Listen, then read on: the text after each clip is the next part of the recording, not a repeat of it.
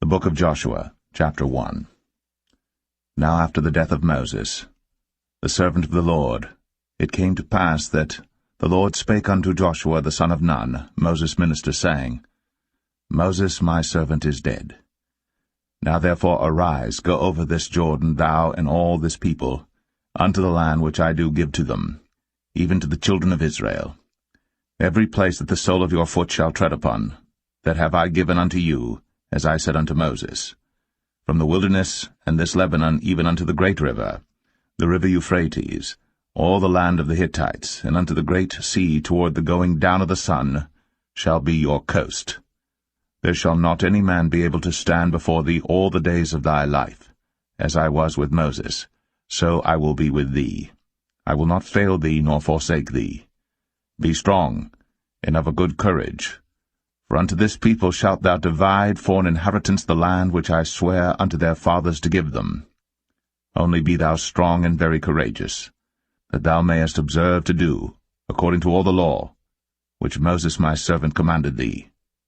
Turn not from it to the right hand or to the left, that thou mayest prosper whithersoever thou goest. This book of the law shall not depart out of thy mouth, but thou shalt meditate therein day and night, that thou mayest observe to do according to all that is written therein. For then thou shalt make thy way prosperous, and then thou shalt have good success. Have not I commanded thee? Be strong, and of a good courage. Be not afraid, neither be thou dismayed. For the Lord thy God is with thee whithersoever thou goest. Then Joshua commanded the officers of the people, saying, Pass through the host, and command the people, saying, Prepare you victuals, for within 3 days ye shall pass over this Jordan to go in to possess the land, which the Lord your God giveth you to possess it. And to the Reubenites, and to the Gadites, and to half the tribe of Manasseh spake Joshua, saying, Remember the word which Moses the servant of the Lord commanded you, saying, The Lord your God hath given you rest, and hath given you this land. Your wives, your little ones, and your cattle shall remain in the land which Moses gave you on this side Jordan. But ye shall pass before your brethren armed, all the mighty men of valor, and help them, until the Lord have given your brethren rest, as he hath given you. And they also have possessed the land which the Lord your God giveth them. Then ye shall return unto the land of your possession, and enjoy it, which Moses the Lord's servant gave you on this side Jordan toward the sunrising. And they answered Joshua, saying, All that thou commandest us we will do, and whithersoever thou sendest us we will go, according as we hearkened unto Moses in all things, so will we hearken unto thee. Only the Lord thy God be with thee, as he was with Moses. Whosoever he be that doth rebel against thy commandment, and will not hearken unto thy words in all that thou commandest him, he shall be put to death. Only be strong, and of a good courage.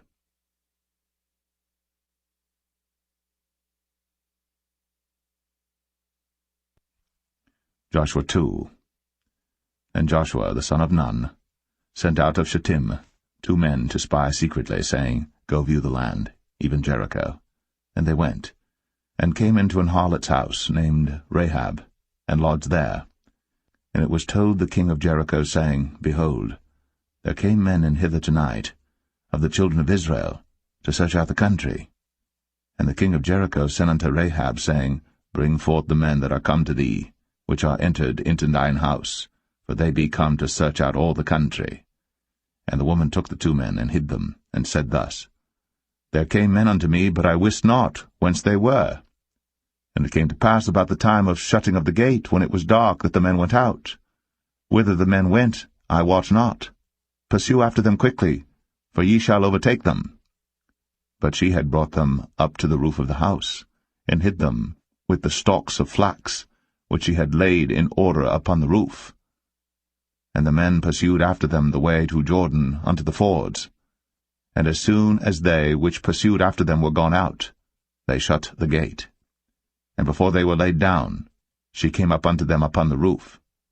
And she said unto the men, I know that the Lord hath given you the land, and that your terror is fallen upon us, and that all the inhabitants of the land faint because of you. For we have heard how the Lord dried up the water of the Red Sea for you, when ye came out of Egypt, and what ye did unto the 2 kings of the Amorites that were on the other side Jordan, Sihon and Og, whom ye utterly destroyed. And as soon as we had heard these things, our hearts did melt. Neither did there remain any more courage in any man, because of you. For the Lord your God, he is God in heaven above, and in earth beneath. Now therefore, I pray you, swear unto me by the Lord, since I have shown you kindness, that ye will also show kindness unto my father's house, and give me a true token, and that ye will save alive my father, and my mother, and my brethren, and my sisters, and all that they have, and deliver our lives from death. And the men answered her, Our life for yours, if ye utter not this our business. And it shall be, when the Lord hath given us the land, that we will deal kindly and truly with thee. Then she let them down by a cord through the window, for her house was upon the town wall, and she dwelt upon the wall. And she said unto them, Get you to the mountain, lest the pursuers meet you, and hide yourselves there 3 days, until the pursuers be returned, and afterward may ye go your way. And the men said unto her, We will be blameless of this thine oath, which thou hast made us swear. Behold, when we come into the land, thou shalt bind this line of scarlet thread in the window which thou didst let us down by, and thou shalt bring thy father, and thy mother, and thy brethren, and all thy father's household home unto thee.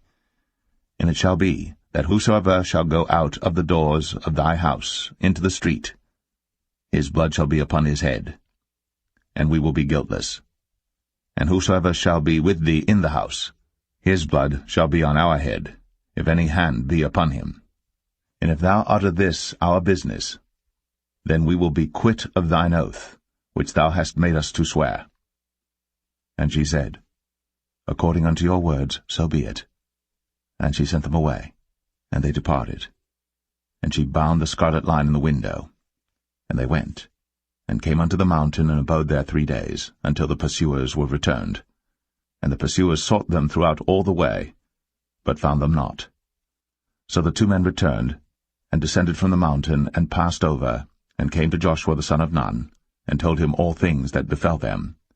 And they said unto Joshua, Truly, the Lord hath delivered into our hands all the land, for even all the inhabitants of the country do faint because of us.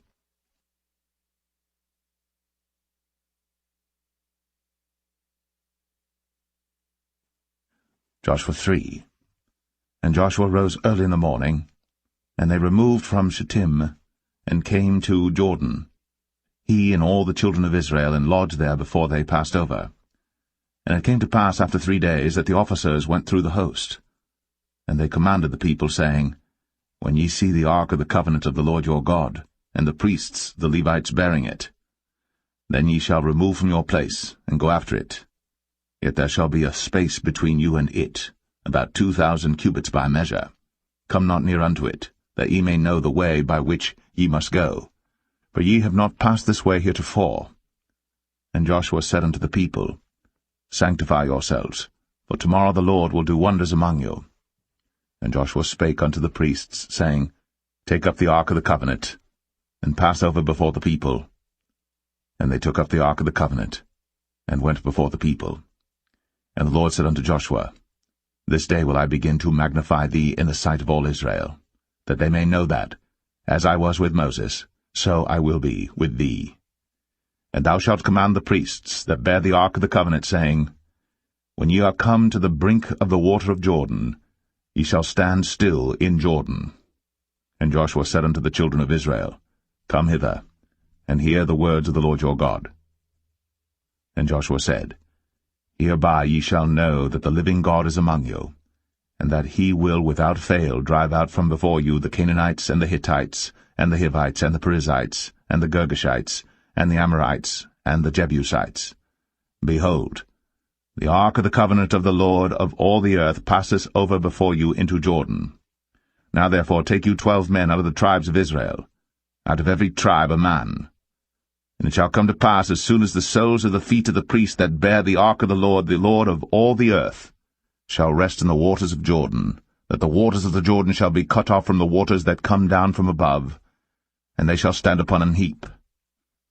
And it came to pass, when the people removed from their tents, to pass over Jordan, and the priests, bearing the ark of the covenant before the people, and as they that bear the ark were come unto Jordan, and the feet of the priests that bear the ark were dipped in the brim of the water, for Jordan overfloweth all his banks all the time of harvest, that the waters which came down from above stood and rose up upon an heap very far from the city Adam, that is beside Zaratan, and those that came down toward the sea of the plain, even the salt sea, failed, and were cut off, and the people passed over right against Jericho.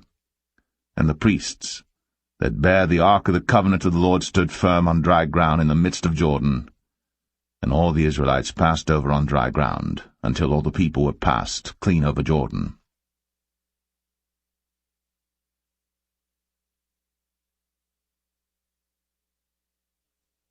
Joshua 4. And it came to pass, when all the people were clean passed over Jordan, that the Lord spake unto Joshua, saying, Take you 12 men out of the people, out of every tribe a man, and command ye them, saying, Take you hence out of the midst of Jordan, out of the place where the priests' feet stood firm, 12 stones, and ye shall carry them over with you, and leave them in the lodging place, where ye shall lodge this night. Then Joshua called the 12 men, whom he had prepared of the children of Israel, out of every tribe a man. And Joshua said unto them, Pass over before the ark of the Lord your God into the midst of Jordan, and take you up every man of you a stone upon his shoulder, according unto the number of the tribes of the children of Israel, that this may be a sign among you, that when your children ask their fathers in time to come, saying, What mean ye by these stones?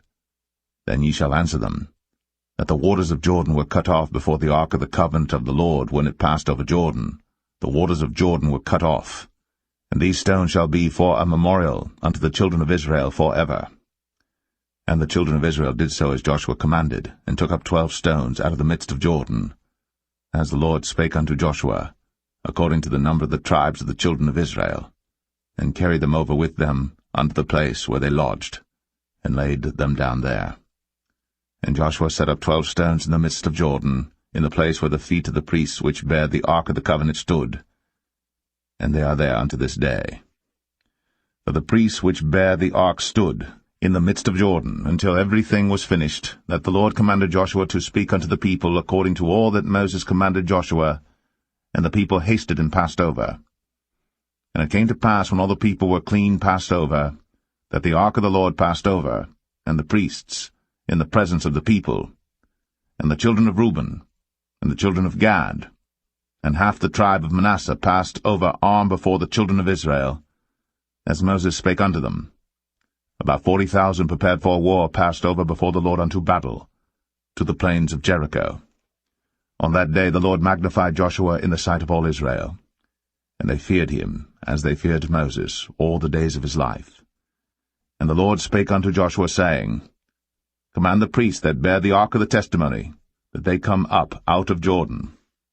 Joshua therefore commanded the priests, saying, Come ye up out of Jordan. And it came to pass, when the priests that bear the ark of the covenant of the Lord were come up out of the midst of Jordan, and the soles of the priests' feet were lifted up unto the dry land, that the waters of Jordan returned unto their place, and flowed over all his banks as they did before. And the people came up out of Jordan on the 10th day of the first month, and encamped in Gilgal, in the east border of Jericho. And those 12 stones which they took out of Jordan did Joshua pitch in Gilgal. And he spake unto the children of Israel, saying, When your children shall ask their fathers in time to come, saying, What mean these stones? Then ye shall let your children know, saying, Israel came over this Jordan on dry land.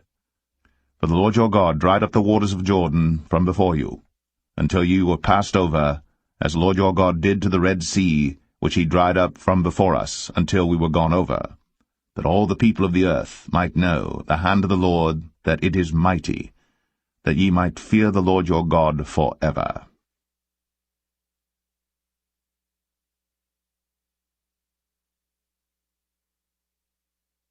Joshua 5.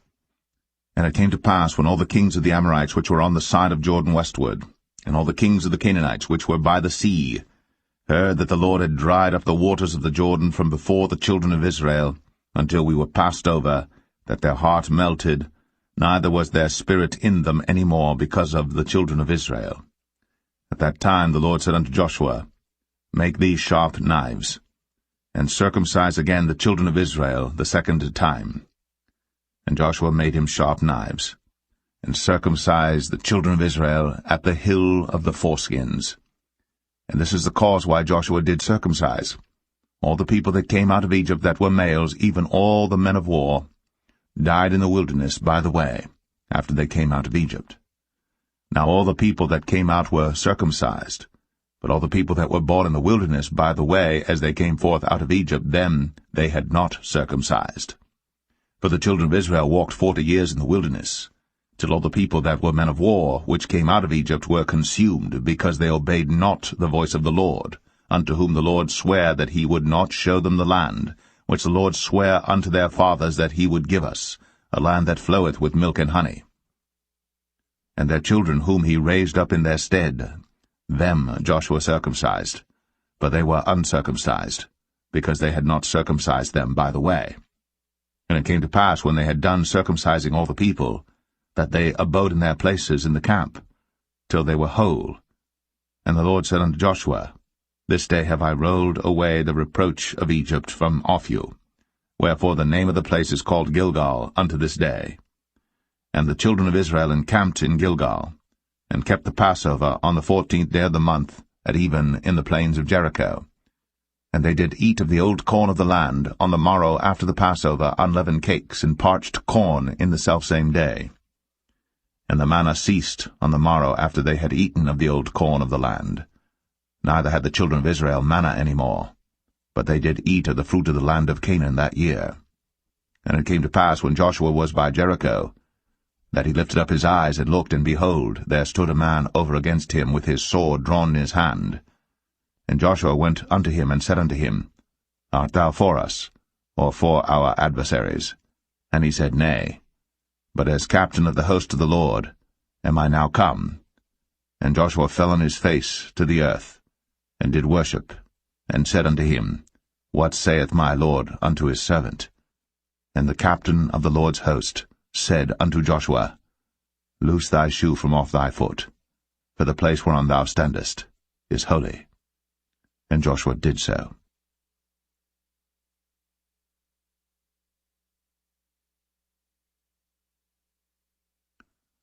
Joshua 6.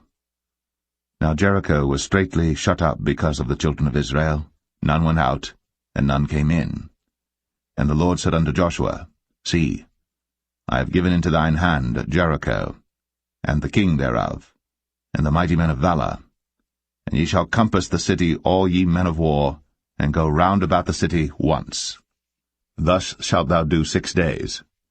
And 7 priests shall bear before the ark 7 trumpets of ram's horns.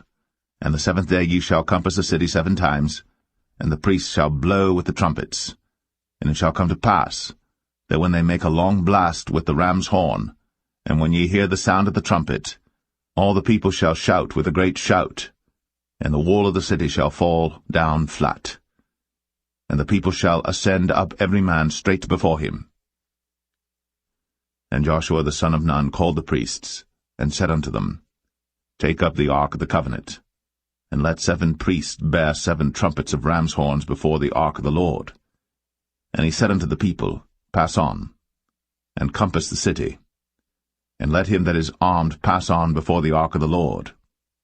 And it came to pass, when Joshua had spoken unto the people, that the 7 priests bearing the 7 trumpets of ram's horns passed on before the Lord, and blew with the trumpets, and the ark of the covenant of the Lord followed them. And the armed men went before the priests that blew with the trumpets, and the rearward came after the ark, the priests going on, and blowing with the trumpets. And Joshua had commanded the people, saying, Ye shall not shout, nor make any noise with your voice, neither shall any word proceed out of your mouth until the day I bid you shout. Then shall ye shout. So the ark of the Lord compassed the city, going about it once. And they came into the camp, and lodge in the camp. And Joshua rose early in the morning, and the priests took up the ark of the Lord. And 7 priests bearing 7 trumpets of ram's horns before the ark of the Lord went on continually, and blew with the trumpets. And the armed men went before them. But the rearward came after the ark of the Lord, the priests going on and blowing with the trumpets. And the 2nd day they compassed the city once, and returned into the camp. So they did 6 days. And it came to pass on the 7th day that they rose early about the dawning of the day, and compassed the city after the same manner 7 times. Only on that day they compassed the city 7 times. And it came to pass at the 7th time, when the priests blew with the trumpets, Joshua said unto the people, Shout, for the Lord hath given you the city. And the city shall be accursed, even it, and all that are therein to the Lord. Only Rahab the harlot shall live, she and all that are with her in the house, because she hid the messengers that we sent. And ye, in any wise, keep yourselves from the accursed thing, lest ye make yourselves accursed, when ye take of the accursed thing, and make the camp of Israel a curse, and trouble it. But all the silver and gold and vessels of brass and iron are consecrated unto the Lord, they shall come into the treasury of the Lord. So the people shouted when the priests blew with the trumpets. And it came to pass, when the people heard the sound of the trumpet, and the people shouted with a great shout, that the wall fell down flat, so that the people went up into the city, every man straight before him, and they took the city. And they utterly destroyed all that was in the city, both man and woman, young and old, and ox and sheep and ass, with the edge of the sword. But Joshua had said unto the 2 men that had spied out the country, Go into the harlot's house, and bring out thence the woman, and all that she hath, as ye swear unto her. And the young men that were spies went in, and brought out Rahab, and her father, and her mother, and her brethren, and all that she had. And they brought out all her kindred, and left them without the camp of Israel. And they burnt the city with fire, and all that was therein, only the silver and the gold, and the vessels of brass and of iron, they put into the treasury of the house of the Lord. And Joshua saved Rahab the harlot alive, and her father's household, and all that she had. And she dwelleth in Israel even unto this day, because she hid the messengers which Joshua sent to spy out Jericho. And Joshua adjured them at that time, saying, Cursed be the man before the Lord that riseth up and buildeth this city Jericho. He shall lay the foundation thereof in his firstborn, and in his youngest son shall he set up the gates of it. So the Lord was with Joshua, and his fame was noised throughout all the country.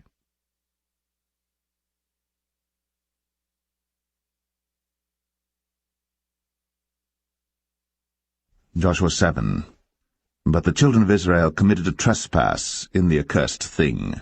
For Achan the son of Carmi, the son of Zabdi, the son of Zerah, of the tribe of Judah, took of the accursed thing, and the anger of the Lord was kindled against the children of Israel. And Joshua sent men from Jericho to Ai, which is beside Bethaven, on the east side of Bethel, and spake unto them, saying, Go up, and view the country. And the men went up and viewed Ai. And they returned to Joshua, and said unto him, Let not all the people go up, but let about 2,000 or 3,000 men go up and smite Ai. And make not all the people to labor thither, for they are but few. So there went up thither, of the people about 3,000 men, and they fled before the men of Ai. And the men of Ai smote of them about 36 men, for they chased them from before the gate even unto Shebarim, and smote them in the going down, wherefore the hearts of the people melted, and became as water. And Joshua rent his clothes, and fell to the earth upon his face before the ark of the Lord until the eventide, he and the elders of Israel, and put dust upon their heads. And Joshua said, Alas, O Lord God, wherefore hast thou at all brought this people over Jordan to deliver us into the hand of the Amorites to destroy us? Would to God we had been content, and dwelt on the other side Jordan. O Lord, what shall I say when Israel turneth their backs before their enemies? For the Canaanites and all the inhabitants of the land shall hear of it, and shall environ us round, and cut off our name from the earth. And what wilt thou do unto thy great name? And the Lord said unto Joshua, Get thee up. Wherefore liest thou thus upon thy face? Israel hath sinned, and they have also transgressed my covenant which I commanded them. For they have even taken of the accursed thing, and have also stolen, and dissembled also, and they have put it even among their own stuff. Therefore the children of Israel could not stand before their enemies, but turned their backs before their enemies, because they were accursed. Neither will I be with you any more, except ye destroy the accursed from among you. Up, sanctify the people, and say, Sanctify yourselves against tomorrow. For thus saith the Lord God of Israel, There is an accursed thing in the midst of thee, O Israel. Thou canst not stand before thine enemies, until ye take away the accursed thing from among you. In the morning therefore ye shall be brought according to your tribes. And it shall be, that the tribe which the Lord taketh shall come according to the families thereof. And the family which the Lord shall take shall come by households, and the household which the Lord shall take shall come man by man. And it shall be that he that is taken with the accursed thing shall be burnt with fire, he and all that he hath, because he hath transgressed the covenant of the Lord, and because he hath wrought folly in Israel. So Joshua rose up early in the morning, and brought Israel by their tribes, and the tribe of Judah was taken. And he brought the family of Judah, and he took the family of the Zarhites, and he brought the family of the Zarhites man by man, and Zabdi was taken, and he brought his household man by man, and Achan the son of Carmi, the son of Zabdi, the son of Zerah, of the tribe of Judah was taken.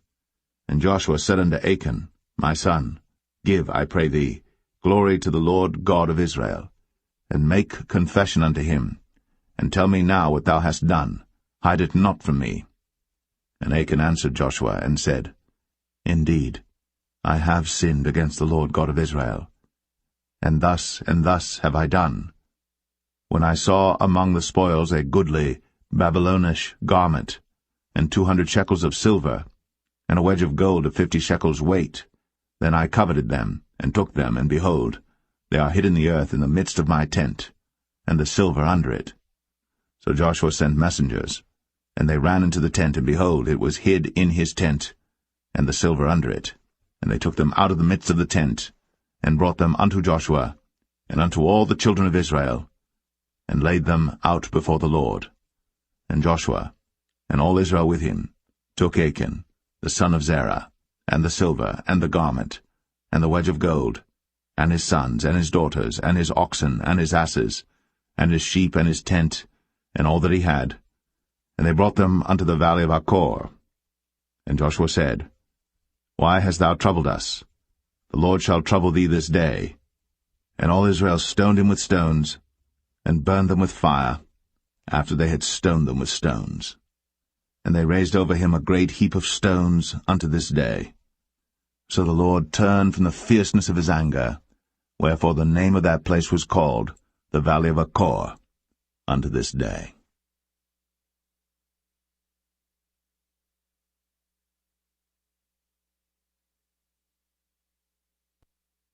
Joshua 8. And the Lord said unto Joshua, Fear not, neither be thou dismayed. Take all the people of war with thee, and arise, go up to Ai. See, I have given into thy hand the king of Ai, and his people, and his city, and his land. And thou shalt do to Ai and her king, as thou didst unto Jericho and her king. Only the spoil thereof, and the cattle thereof shall ye take for a prey unto yourselves. Lay thee an ambush for the city behind it. So Joshua rose, and all the people of war, to go up against Ai. And Joshua chose out 30,000 mighty men of valor, and sent them away by night. And he commanded them, saying, Behold, ye shall lie in wait against the city, even behind the city. Go not very far from the city, but be ye all ready. And I, and all the people that are with me, will approach unto the city. And it shall come to pass, when they come out against us, as at the first, that we will flee before them. For they will come out after us, till we have drawn them from the city. But they will say, They flee before us, as at the first. Therefore we will flee before them. Then ye shall rise up from the ambush, and seize upon the city. For the Lord your God will deliver it into your hand. And it shall be, when ye have taken the city, that ye shall set the city on fire. According to the commandment of the Lord shall ye do. See, I have commanded you. Joshua therefore sent them forth.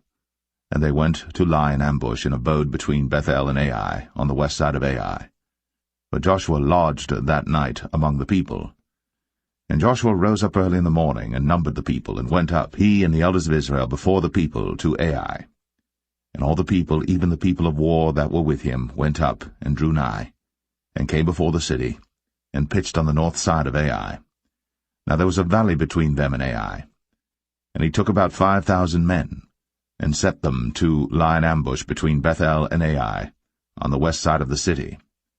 And when they had set the people, even all the host that was on the north of the city, and their liers in wait on the west of the city, Joshua went that night into the midst of the valley.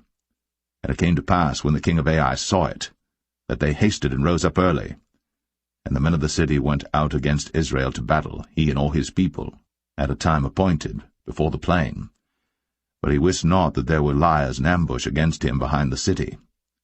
And Joshua and all Israel made as if they were beaten before them, and fled by the way of the wilderness. And all the people that were in Ai were called together to pursue after them. And they pursued after Joshua, and were drawn away from the city. And there was not a man left in Ai or Bethel that went not out after Israel. And they left the city open, and pursued after Israel. And the Lord said unto Joshua, Stretch out the spear that is in thy hand toward Ai, for I will give it into thine hand. And Joshua stretched out the spear that he had in his hand toward the city. And the ambush arose quickly out of their place. And they ran as soon as he had stretched out his hand. And they entered into the city, and took it, and hasted, and set the city on fire. And when the men of Ai looked behind them, they saw, and behold, the smoke of the city ascended up to heaven. And they had no power to flee this way or that way. And the people that fled to the wilderness turned back upon the pursuers. And when Joshua and all Israel saw that the ambush had taken the city, and that the smoke of the city ascended, then they turned again and slew the men of Ai. And the other issued out of the city against them, so they were in the midst of Israel, some on this side and some on that side. And they smote them, so that they let none of them remain or escape. And the king of Ai they took alive, and brought him to Joshua. And it came to pass, when Israel had made an end of slaying all the inhabitants of Ai in the field, in the wilderness wherein they chased them, and when they were all fallen on the edge of the sword until they were consumed, that all the Israelites returned unto Ai, and smote it with the edge of the sword. And so it was that all that fell that day, both of men and women, were 12,000, even all the men of Ai. For Joshua drew not his hand back, wherewith he stretched out the spear, until he had utterly destroyed all the inhabitants of Ai. Only the cattle and the spoil of that city Israel took for a prey unto themselves, according unto the word of the Lord which he commanded Joshua. And Joshua burnt Ai, and made it an heap for ever, even a desolation unto this day. And the king of Ai he hanged on a tree until eventide, and as soon as the sun was down, Joshua commanded that they should take his carcass down from the tree, and cast it at the entering of the gate of the city, and raise thereon a great heap of stones that remaineth unto this day.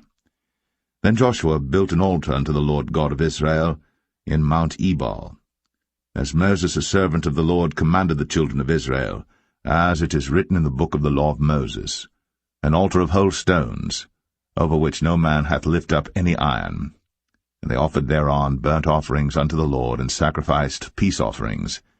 And he wrote there upon the stones a copy of the law of Moses, which he wrote in the presence of the children of Israel. And all Israel and their elders and officers and their judges stood on this side the ark, and on that side before the priests the Levites, which bear the ark of the covenant of the Lord, as well the stranger, as he that was born among them, half of them over against Mount Gerizim, and half of them over against Mount Ebal, as Moses the servant of the Lord had commanded before, that they should bless the people of Israel. And afterward he read all the words of the law, the blessings and cursings, according to all that is written in the book of the law. There was not a word of all that Moses commanded which Joshua read not before all the congregation of Israel, with the women and the little ones, and the strangers that were conversant among them.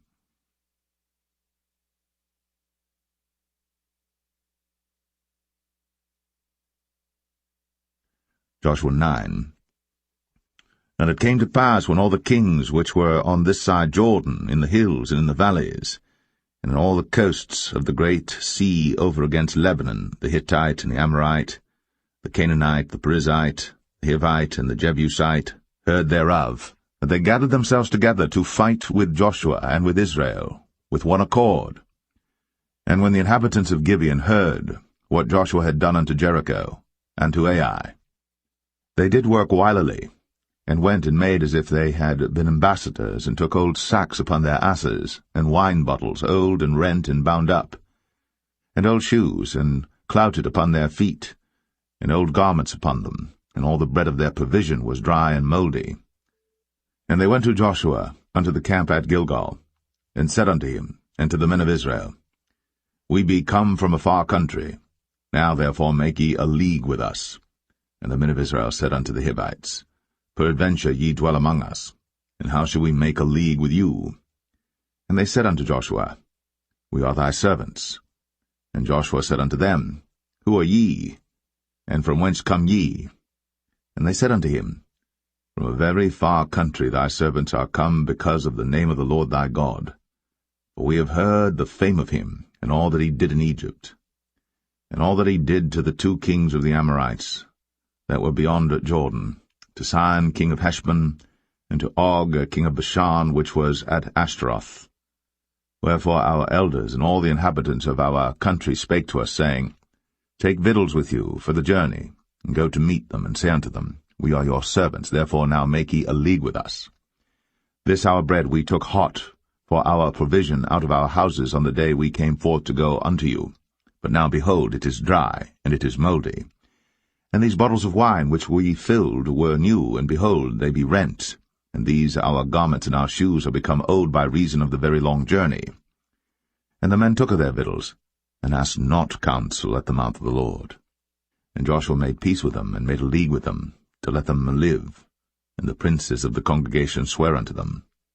And it came to pass at the end of 3 days, after they had made a league with them, that they heard that they were their neighbors, and that they dwelt among them.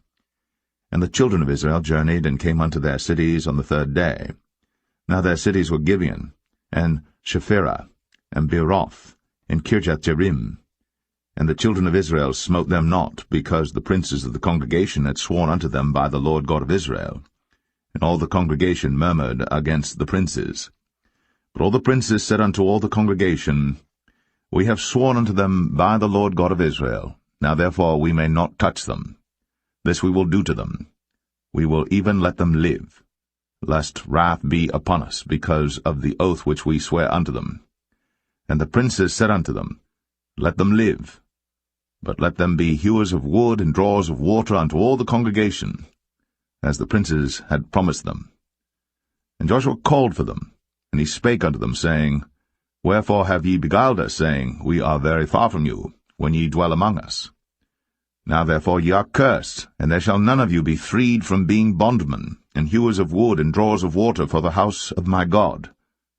And they answered Joshua and said, Because it was certainly told thy servants how that the Lord thy God commanded his servant Moses to give you all the land, and to destroy all the inhabitants of the land from before you. Therefore we were sore afraid of our lives because of you, and have done this thing. And now behold, we are in thine hand, as it seemeth good and right unto thee to do unto us, do. And so did he unto them, and delivered them out of the hand of the children of Israel, that they slew them not. And Joshua made them that day hewers of wood, and drawers of water for the congregation, and for the altar of the Lord, even unto this day, in the place which he should choose.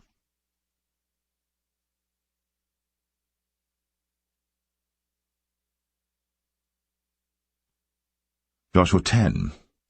Now it came to pass, when Adonizedek, king of Jerusalem, had heard how Joshua had taken Ai, and had utterly destroyed it, as he had done to Jericho and her king, so he had done to Ai and her king, and how the inhabitants of Gibeon had made peace with Israel, and were among them, that they feared greatly, because Gibeon was a great city, as one of the royal cities, and because it was greater than Ai, and all the men thereof were mighty. Wherefore Adonizedek, king of Jerusalem, sent unto Hoam, king of Hebron, and unto Piram, king of Jarmuth, and unto Japhia, king of Lachish, and unto Debir, king of Eglon, saying, Come up unto me, and help me, that we may smite Gibeon, for it hath made peace with Joshua and with the children of Israel. Therefore the 5 kings of the Amorites, the king of Jerusalem, the king of Hebron, the king of Jarmuth, the king of Lachish, the king of Eglon, gathered themselves together, and went up, they and all their hosts, and encamped before Gibeon, and made war against it. And the men of Gibeon sent unto Joshua to the camp to Gilgal, saying, Slack not thy hand from thy servants. Come up to us quickly, and save us and help us, for all the kings of the Amorites that dwell in the mountains are gathered together against us. So Joshua ascended from Gilgal, he and all the people of war with him, and all the mighty men of valor.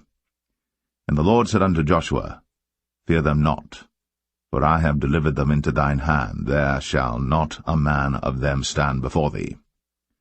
Joshua therefore came unto them suddenly, and went up from Gilgal all night. And the Lord discomfited them before Israel, and slew them with a great slaughter at Gibeon, and chased them along the way that goeth up to Beth-horon, and smote them to Azekah and unto Makkedah. And it came to pass, as they fled from before Israel, and were in the going down to Beth-horon, that the Lord cast down great stones from heaven upon them unto Azekah, and they died. There were more which died with hailstones than they whom the children of Israel slew with the sword. Then spake Joshua to the Lord in the day when the Lord delivered up the Amorites before the children of Israel. And he said in the sight of Israel, Sun, stand thou still upon Gibeon, and thou, moon, in the valley of Ajalon.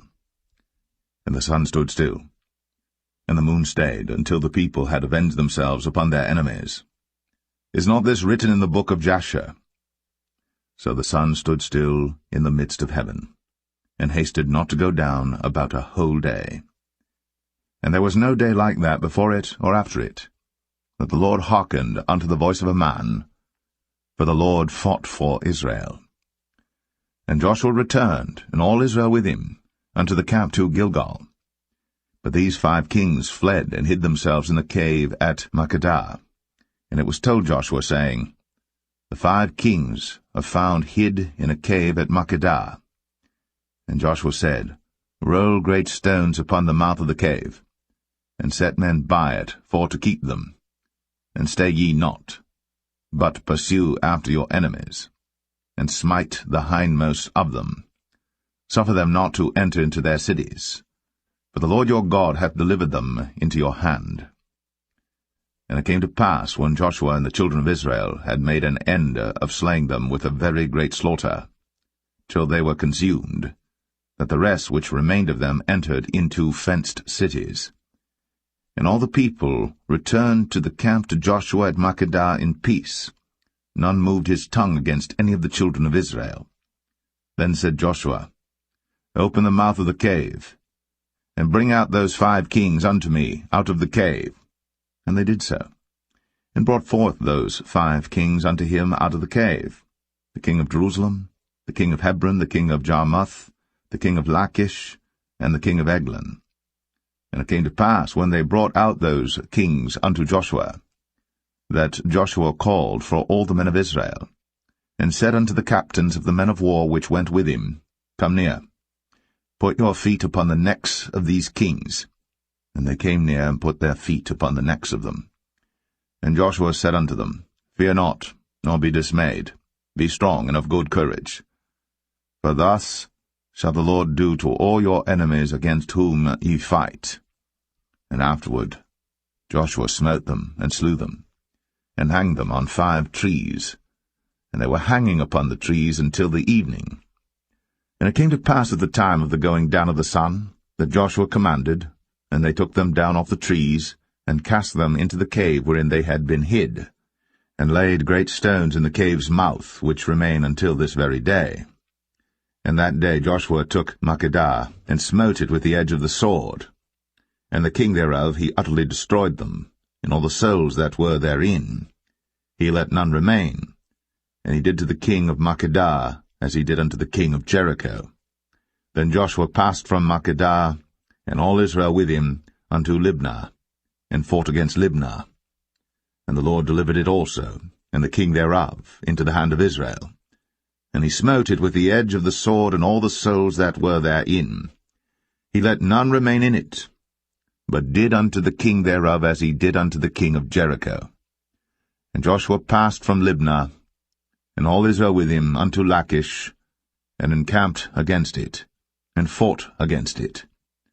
And the Lord delivered Lachish into the hand of Israel, which took it on the second day, and smote it with the edge of the sword, and all the souls that were therein, according to all that he had done to Libnah. Then Oram, king of Gezer, came up to help Lachish. And Joshua smote him and his people until he had left him none remaining. And from Lachish Joshua passed unto Eglon, and all Israel with him, and they encamped against it, and fought against it. And they took it on that day, and smote it with the edge of the sword, and all the souls that were therein he utterly destroyed that day, according to all that he had done to Lachish. And Joshua went up from Eglon, and all Israel with him, unto Hebron, and they fought against it. And they took it, and smote it with the edge of the sword, and the king thereof, and all the cities thereof. And all the souls that were therein he left none remaining, according to all that he had done to Eglon, but destroyed it utterly, and all the souls that were therein. And Joshua returned, and all Israel with him, to Debir, and fought against it. And he took it, and the king thereof, and all the cities thereof, and they smote them with the edge of the sword, and utterly destroyed all the souls that were therein. He left none remaining, as he had done to Hebron, so he did to Debir, and to the king thereof, as he had done also to Libnah, and to her king. So Joshua smote all the country of the hills, and of the south, and of the vale, and of the springs, and all their kings. He left none remaining, but utterly destroyed all that breathed, as the Lord God of Israel commanded. And Joshua smote them from Kadesh-barnea, even unto Gaza, and all the country of Goshen, even unto Gibeon. And all these kings and their land did Joshua take at one time, because the Lord God of Israel fought for Israel. And Joshua returned, and all Israel with him, unto the camp to Gilgal.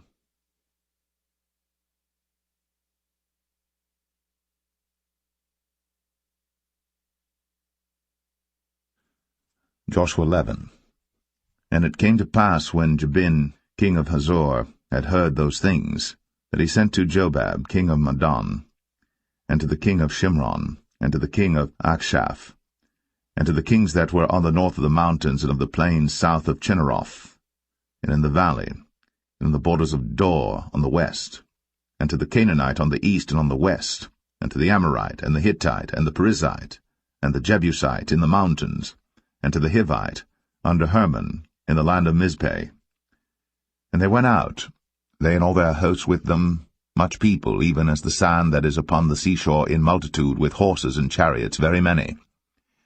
And when all these kings were met together, they came and pitched together at the waters of Merom, to fight against Israel. And the Lord said unto Joshua, Be not afraid because of them, for tomorrow about this time I will deliver them up all slain before Israel. Thou shalt hock their horses, and burn their chariots with fire. So Joshua came, and all the people of war with him, against them by the waters of Merom, suddenly, and they fell upon them. And the Lord delivered them into the hand of Israel, who smote them, and chased them unto great Zidon, and unto Mizraphoth-maim, and unto the valley of Mizpeh eastward, and they smote them until they left them none remaining. And Joshua did unto them as the Lord bade him. He hocked their horses, and burned their chariots with fire. And Joshua at that time turned back, and took Hazor, and smote the king thereof with the sword, for Hazor beforetime was the head of all those kingdoms. And they smote all the souls that were therein with the edge of the sword, utterly destroying them. There was not any left to breathe, and he burnt Hazor with fire. And all the cities of those kings, and all the kings of them did Joshua take, and smote them with the edge of the sword, and he utterly destroyed them, as Moses the servant of the Lord commanded. But as for the cities that stood still in their strength, Israel burned none of them, save Hazor only. That did Joshua burn. And all the spoil of these cities, and the cattle, the children of Israel took for a prey unto themselves. But every man they smote with the edge of the sword until they had destroyed them, neither left they any to breathe, as the Lord commanded Moses his servant. So did Moses command Joshua, and so did Joshua. He left nothing undone of all that the Lord commanded Moses. So Joshua took all that land, the hills, and all the south country, and all the land of Goshen, and the valley, and the plain, and the mountain of Israel, and the valley the same, even from the Mount Halak, that goeth up to Sire, even unto Baal-Gad, in the valley of Lebanon, under Mount Hermon, and all their kings he took, and smote them, and slew them. Joshua made war a long time with all those kings. There was not a city that made peace with the children of Israel, save the Hivites, the inhabitants of Gibeon. All other they took in battle. For it was of the Lord to harden their hearts, that they should come against Israel in battle, that he might destroy them utterly, and that they might have no favor, but that he might destroy them as the Lord commanded Moses. And at that time came Joshua, and cut off the Anakims, from the mountains, from Hebron, from Debir, from Anab, and from all the mountains of Judah, and from all the mountains of Israel. Joshua destroyed them utterly with their cities. There was none of the Anakims left in the land of the children of Israel. Only in Gaza and Gath and in Ashdod there remained. So Joshua took the whole land, according to all that the Lord said unto Moses, and Joshua gave it for an inheritance unto Israel according to their divisions by their tribes. And the land rested from war.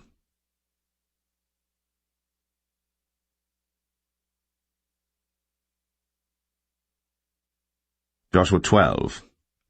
Now these are the kings of the land which the children of Israel smote, and possessed their land on the other side Jordan toward the rising of the sun, from the river Arnon unto Mount Hermon, and all the plain on the east. Sihon king of the Amorites, who dwelt in Heshbon, and ruled from Aroer, which is upon the bank of the river Arnon, and from the middle of the river, and from half Gilead even unto the river Jabbok, which is the border of the children of Ammon, and from the plain of the sea of Chinneroth on the east, and unto the sea of the plain, even the salt sea on the east, the way to Beth Jeshemeth, and from the south under Ashtath Pisgah, and the coast of Og king of Bashan, which was of the remnant of the giants that dwelt in Ashtaroth, and at Edrei, and reigned in Mount Hermon, and in Salcah, and in all Bashan, unto the border of the Geshurites, and the Maacathites, and half Gilead, the border of Sihon king of Heshbon. Them did Moses the servant of the Lord, and the children of Israel smite. And Moses the servant of the Lord gave it for a possession unto the Reubenites, and the Gadites, and the half-tribe of Manasseh. And these are the kings of the country which Joshua and the children of Israel smote on this side Jordan on the west, from Baal-Gad in the valley of Lebanon even unto the Mount Halak, that goeth up to Sire, which Joshua gave unto the tribes of Israel for possession according to their divisions, in the mountains, and in the valleys, and in the plains, and in the springs, and in the wilderness, and in the south country, the Hittites, the Amorites, and the Canaanites, the Perizzites, the Hivites, and the Jebusites. The king of Jericho won, the king of Ai, which is beside Bethel, won.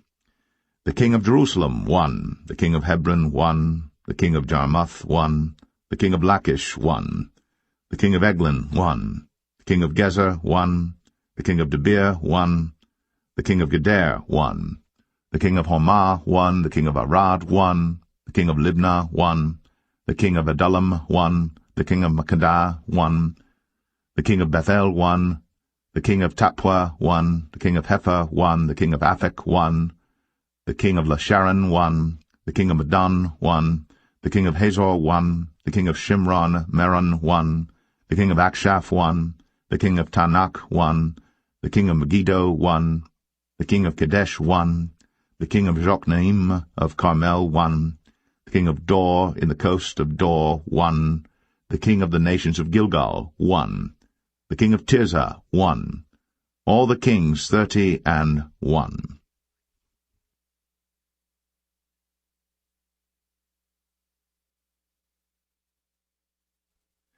Joshua 13.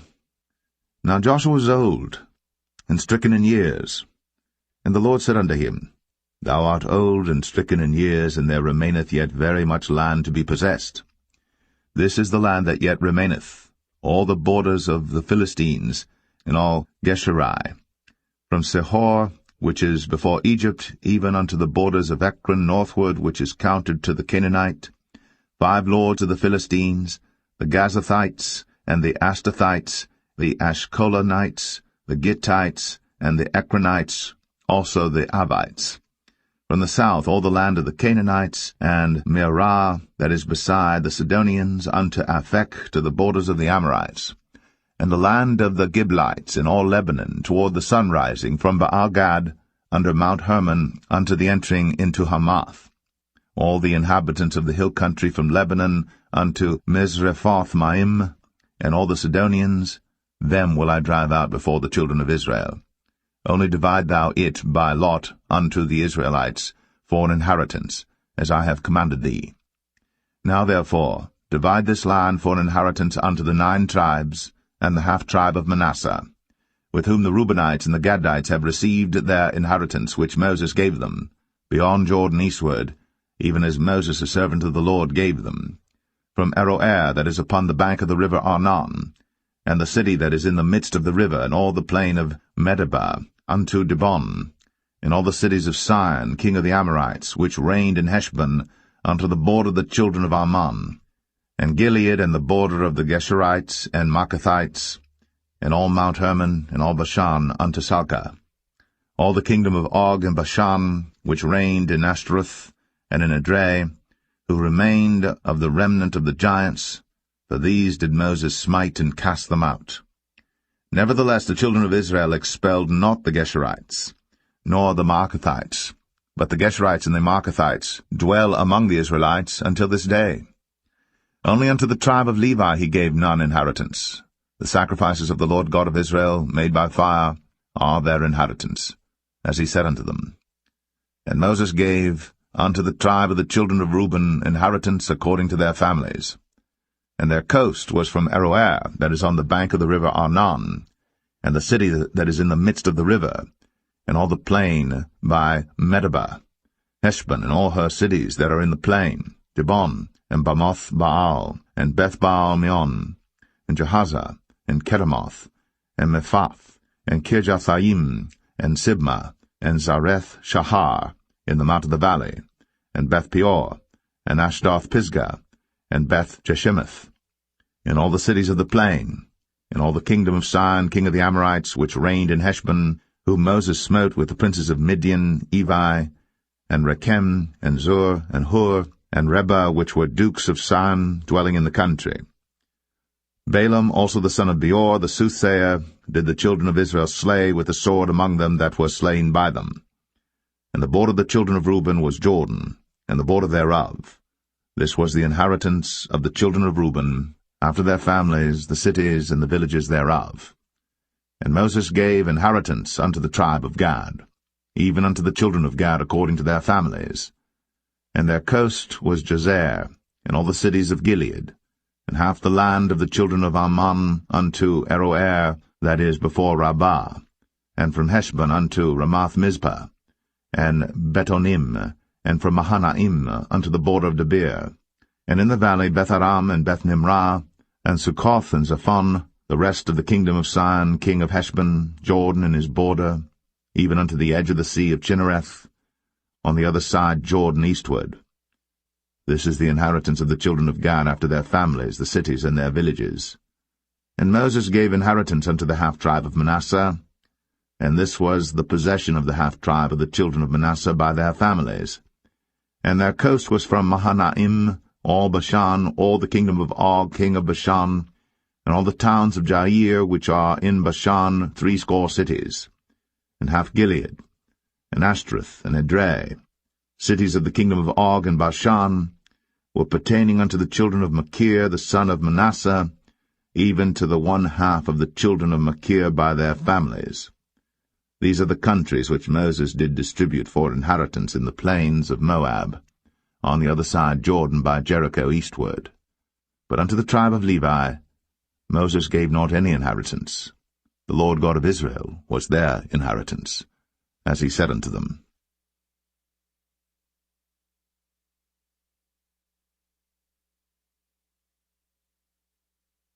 Joshua 14. And these are the countries which the children of Israel inherited in the land of Canaan, which Eleazar the priest, and Joshua the son of Nun, and the heads of the fathers of the tribes of the children of Israel, distributed for inheritance to them. By lot was their inheritance, as the Lord commanded by the hand of Moses, for the 9 tribes and for the half-tribe.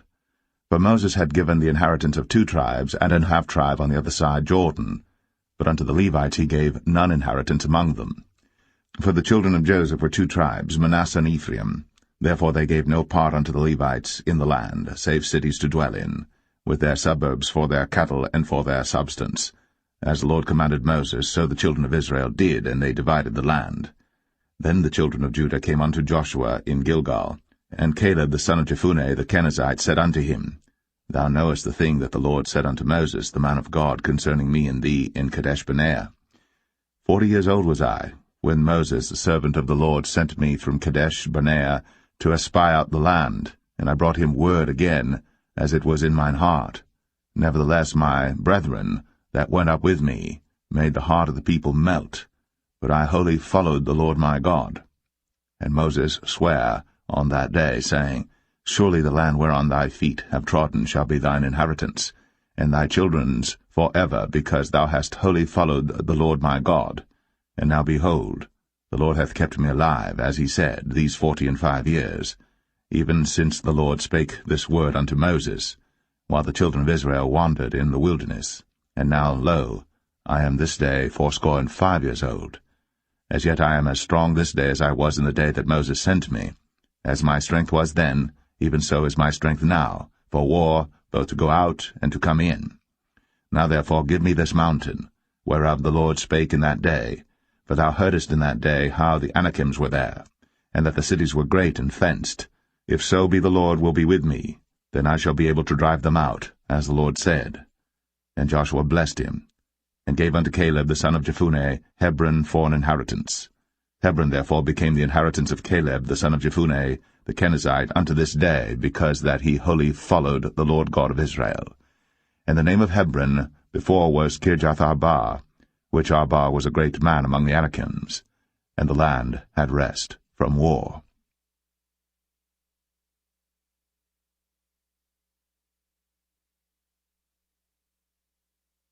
Joshua 15. This then was the lot of the tribe of the children of Judah by their families, even to the border of Edom, the wilderness of Zin. Southward was the uttermost part of the south coast. And their south border was from the shore of the salt sea, from the bay that looketh southward. And it went out to the south side to Male Akrabim, and passed along to Zin, and ascended up on the south side unto Kadesh-barnea, and passed along to Hezron, and went up to Adar, and fenced a compass to Karkah. From thence it passed toward Asman, and went out unto the river of Egypt, and the goings out of that coast were at the sea. This shall be your south coast. And the east border was the salt sea, even unto the end of Jordan, and their border in the north quarter was from the bay of the sea at the uttermost part of Jordan. And the border went up to Beth-hoglah, and passed along by the north by Beth-arabah. And the border went up to the stone of Bohan the son of Reuben. And the border went up toward Debir from the valley of Achor, and so northward, looking toward Gilgal, that is, before the going up to Adamim, which is on the south side of the river. And the border passed toward the waters of En-shemesh, and the goings out thereof were at En-rogel. And the border went up by the valley of the son of Hinnom, unto the south side of the Jebusite, the same as Jerusalem. And the border went up to the top of the mountain that lieth before the valley of Hinnom, westward, which is at the end of the valley of the giants northward. And the border was drawn from the top of the hill unto the fountain of the water of Nephtoah, and went out to the cities of Mount Ephron, and the border was drawn to Baal-ah, which is Kirjath-jearim, and the border compassed from Baal-ah westward unto Mount Seir, and passed along unto the side of Mount Jearim, which is Chesalon, on the north side, and went down to Beth-shemesh, and passed on to Timnah. And the border went out unto the side of Ekron northward, and the border was drawn to Shikron, and passed along to Mount Baalah, and went out unto Jabneel, and the goings out of the border were at the sea. And the west border was to the great sea, and the coast thereof. This is the coast of the children of Judah, round about according to their families. And unto Caleb the son of Jephunneh he gave a part among the children of Judah, according to the commandment of the Lord to Joshua, even the city of Arba, the father of Anak, which city is Hebron. And Caleb drove thence the 3 sons of Anak, Sheshai, and Ahiman, and Talmai, the children of Anak. And he went up thence to the inhabitants of Debir, and the name of Debir before was Kirjath-sepher. And Caleb said, He that smiteth Kirjath-sepher, and taketh it, to him will I give Achsah my daughter to wife. And Othniel, the son of Kenaz, the brother of Caleb, took it, and he gave him Achsah his daughter to wife. And it came to pass, as she came unto him, that she moved him to ask of her father a field. And she lighted off her ass. And Caleb said unto her, What wouldest thou? Who answered, Give me a blessing, for thou hast given me a south land, give me also springs of water. And he gave her the upper springs, and the nether springs. This is the inheritance of the tribe of the children of Judah according to their families.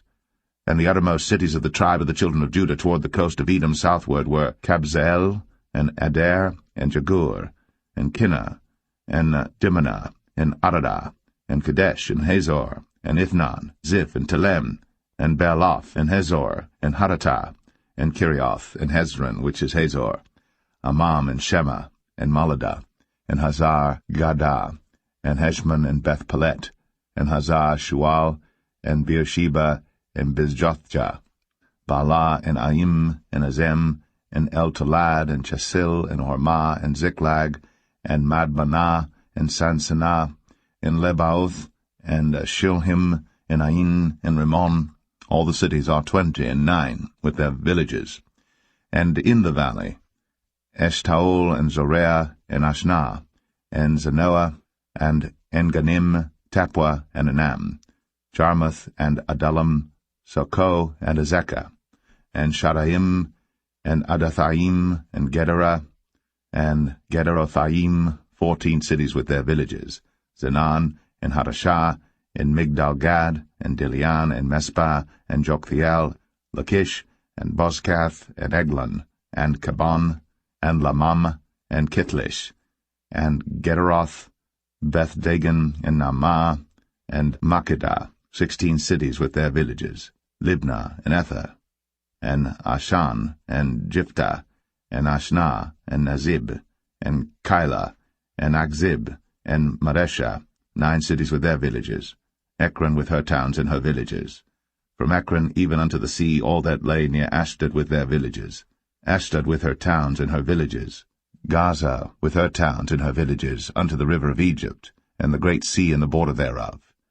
And in the mountains Shamir, and Jatir, and Succoth, and Danah, and Kirjath-sanah, which is Debir, and Anab, and Eshtema, and Anim, and Goshen, and Holon, and Gilo, 11 cities with their villages, Arab, and Dumah, and Eshan, and Janum, and Beth-Tapua, and Aphekah, and Humtah, and Kirjath-arba, which is Hebron, and Zior, 9 cities with their villages, Maon, Carmel, and Ziph, and Juttah, and Jezreel, and Jokdeam, and Zanoah, Cain, Gibeah, and Timnah, 10 cities with their villages, Halhal, Beth-zur, and Gedor, and Marath, and Beth-anoth, and El-Tekon, 6 cities with their villages, Kirjath-baal, which is Kirjath-jearim, and Rabbah, 2 cities with their villages. In the wilderness, Beth-arabah, Medin, and Sekaka, and Nibshan, and the city of Salt, and En-gedi, 6 cities with their villages. As for the Jebusites, the inhabitants of Jerusalem, the children of Judah could not drive them out, but the Jebusites dwell with the children of Judah at Jerusalem unto this day.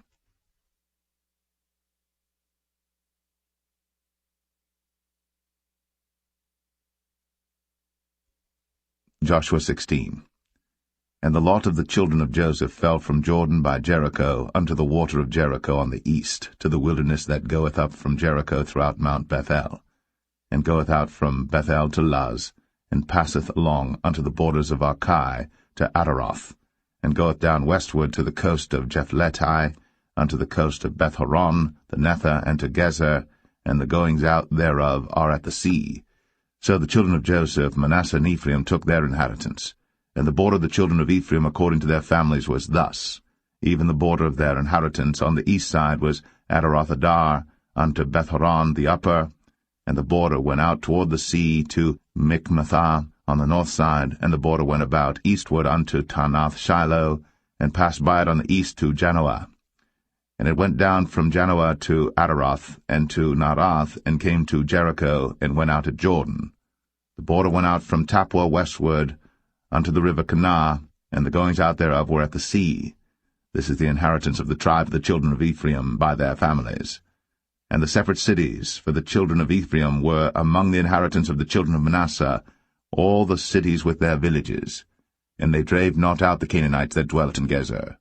But the Canaanites dwell among the Ephraimites unto this day, and serve under tribute.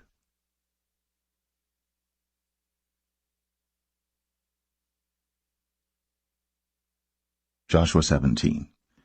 There was also a lot for the tribe of Manasseh, for he was the firstborn of Joseph, to wit, for Machir, the firstborn of Manasseh, the father of Gilead, because he was a man of war. Therefore he had Gilead and Bashan. There was also a lot for the rest of the children of Manasseh by their families, for the children of Abiezer, and for the children of Helek, and for the children of Azriel, and for the children of Shechem, and for the children of Hepher, and for the children of Shemida. These were the male children of Manasseh, the son of Joseph, by their families. But Zelophehad, the son of Hepher, the son of Gilead, the son of Machir, the son of Manasseh, had no sons, but daughters, and these are the names of his daughters, Mahlah and Noah, Hoglah, Milcah, and Tirzah. And they came near before Eleazar the priest, and before Joshua the son of Nun, and before the princes, saying, The Lord commanded Moses to give us an inheritance among our brethren. Therefore, according to the commandment of the Lord, he gave them an inheritance among the brethren of their father.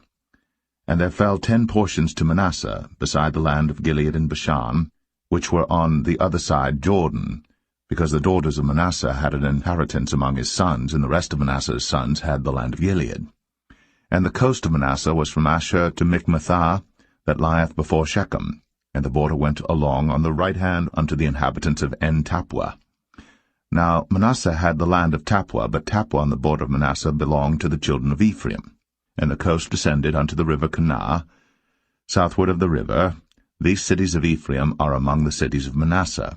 The coast of Manasseh also was on the north side of the river, and the outgoings of it were at the sea. Southward it was Ephraim's, and northward it was Manasseh's, and the sea is his border. And they met together in Asher on the north, and in Issachar on the east. And Manasseh had in Issachar and in Asher Beth-shean and her towns, and Ibleam and her towns, and the inhabitants of Dor and her towns, and the inhabitants of Endor and her towns, and the inhabitants of Taanach and her towns, and the inhabitants of Megiddo and her towns, even 3 countries. Yet the children of Manasseh could not drive out the inhabitants of those cities, but the Canaanites would dwell in that land. Yet it came to pass, when the children of Israel were waxen strong, that they put the Canaanites to tribute, but did not utterly drive them out. And the children of Joseph spake unto Joshua, saying, Why hast thou given me but 1 lot, and 1 portion to inherit, seeing I am a great people, forasmuch as the Lord hath blessed me hitherto? And Joshua answered them, If thou be a great people, then get thee up to the wood country, and cut down for thyself there in the land of the Perizzites, and of the giants, if Mount Ephraim be too narrow for thee. And the children of Joseph said, The hill is not enough for us. And all the Canaanites that dwell in the land of the valley have chariots of iron, both they who are of Beth-shean and her towns, and they who are of the valley of Jezreel. And Joshua spake unto the house of Joseph, even to Ephraim and to Manasseh, saying, Thou art a great people, and hast great power. Thou shalt not have 1 lot only. But the mountain shall be thine, for it is a wood, and thou shalt cut it down, and the outgoings of it shall be thine. For thou shalt drive out the Canaanites, though they have iron chariots, and though they be strong.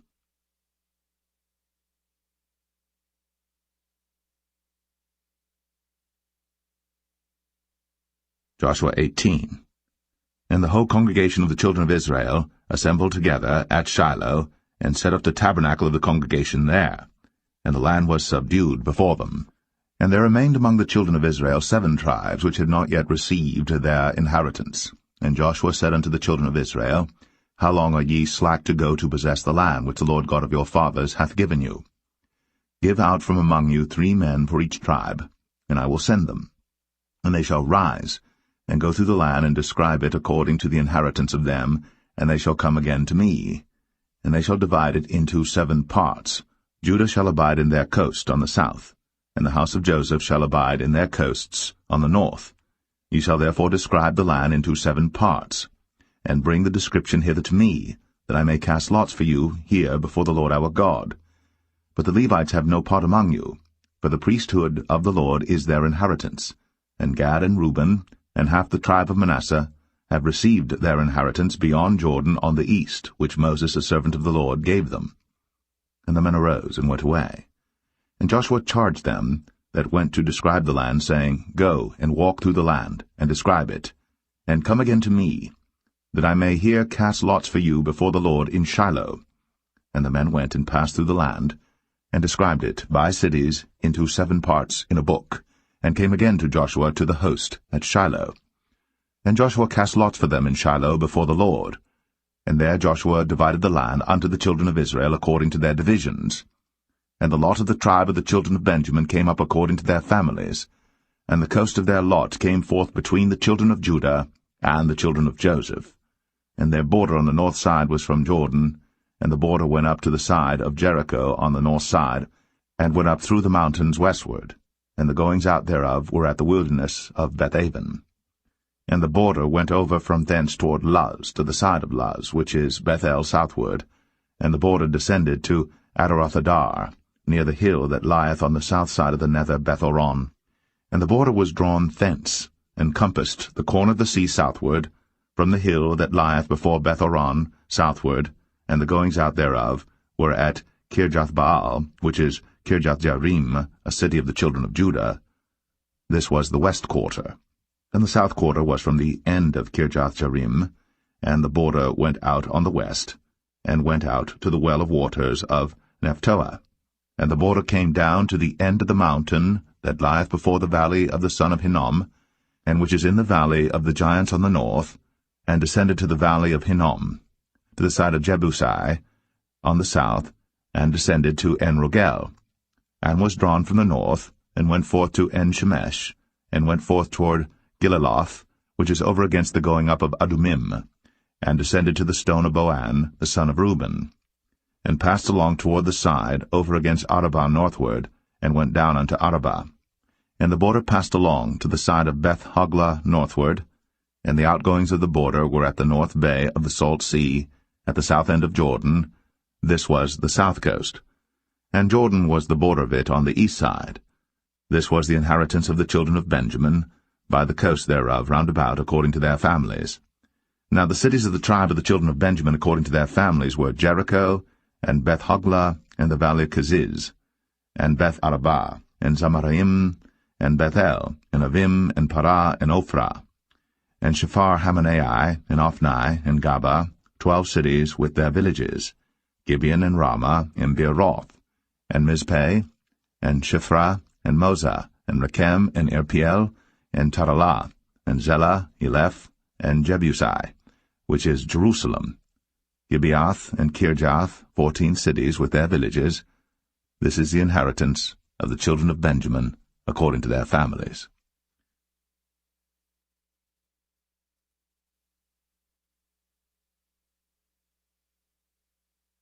Joshua 19. And the second lot came forth to Simeon, even for the tribe of the children of Simeon according to their families, and their inheritance was within the inheritance of the children of Judah.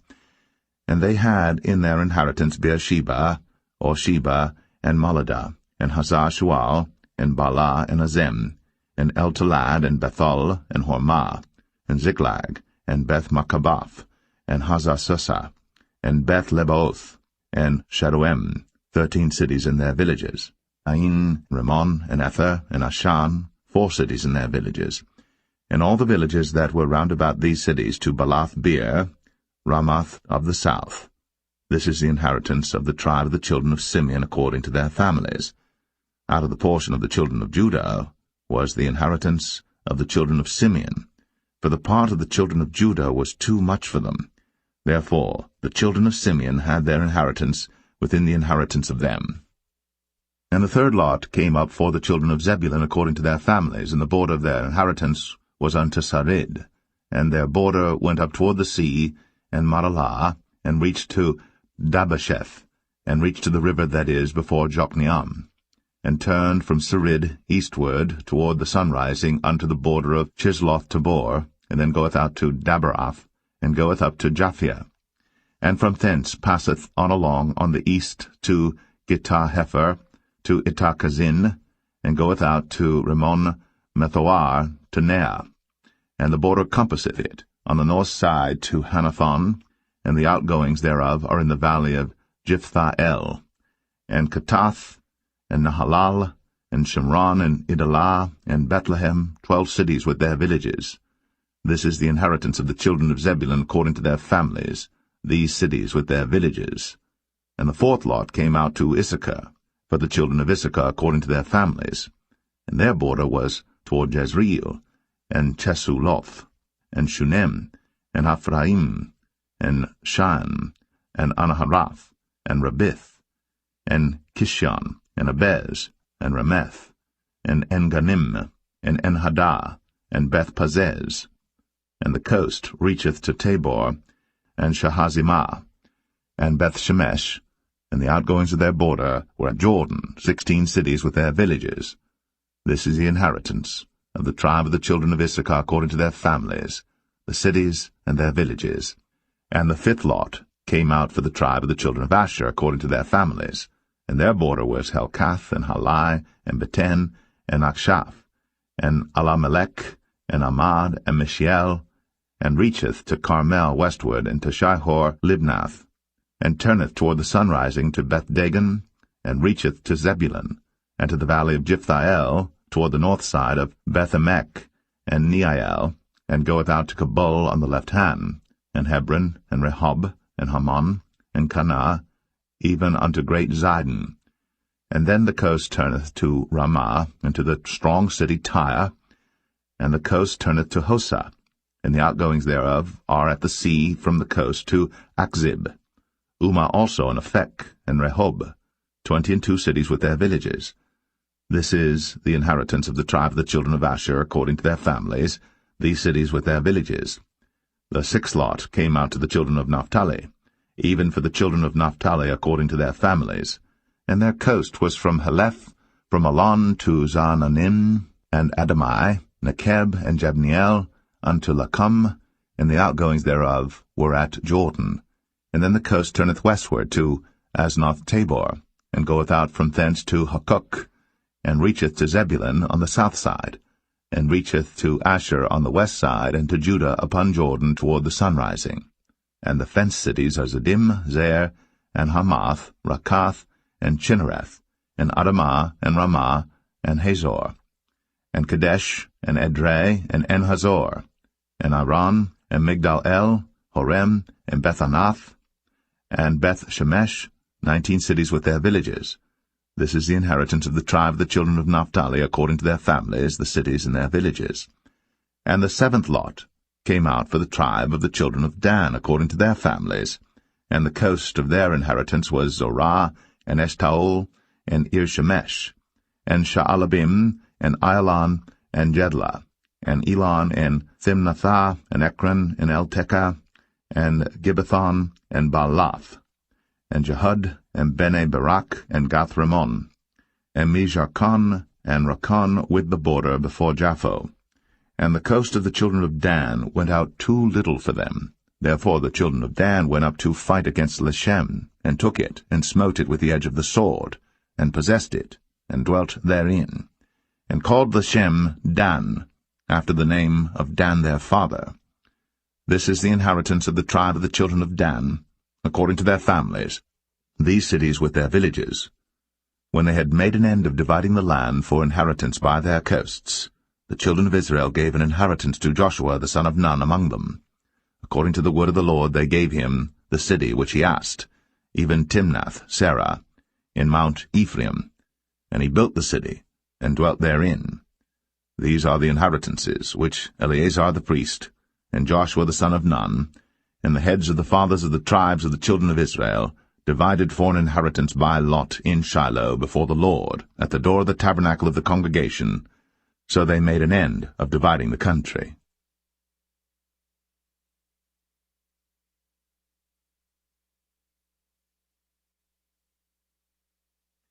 Joshua 20. The Lord also spake unto Joshua, saying, Speak to the children of Israel, saying, Appoint out for you cities of refuge, whereof I spake unto you by the hand of Moses, that the slayer that killeth any person unawares, and unwittingly, may flee thither, and they shall be your refuge from the avenger of blood. And when he that doth flee unto one of those cities shall stand at the entering of the gate of the city, and shall declare his cause in the ears of the elders of that city, they shall take him into the city unto them, and give him a place that he may dwell among them. And if the avenger of blood pursue after him, then they shall not deliver the slayer up into his hand, because he smote his neighbor unwittingly, and hated him not beforetime.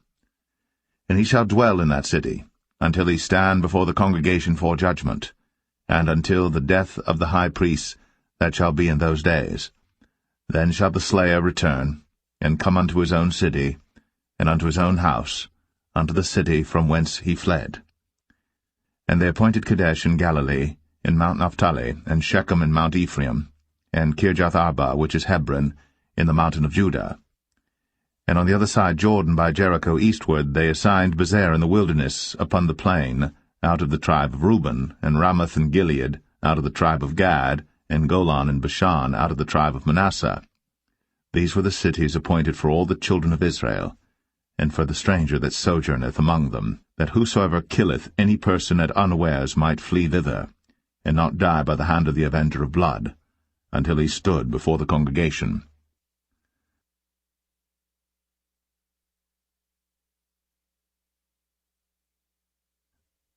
Joshua 21. Then came near the heads of the fathers of the Levites unto Eleazar the priest, and unto Joshua the son of Nun, and unto the heads of the fathers of the tribes of the children of Israel. And they spake unto them at Shiloh in the land of Canaan, saying, The Lord commanded by the hand of Moses to give us cities to dwell in, with the suburbs thereof for our cattle.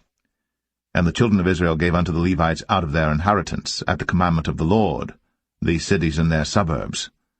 And the lot came out for the families of the Kohathites, and the children of Aaron the priest, which were of the Levites, had by lot out of the tribe of Judah, and out of the tribe of Simeon, and out of the tribe of Benjamin 13 cities.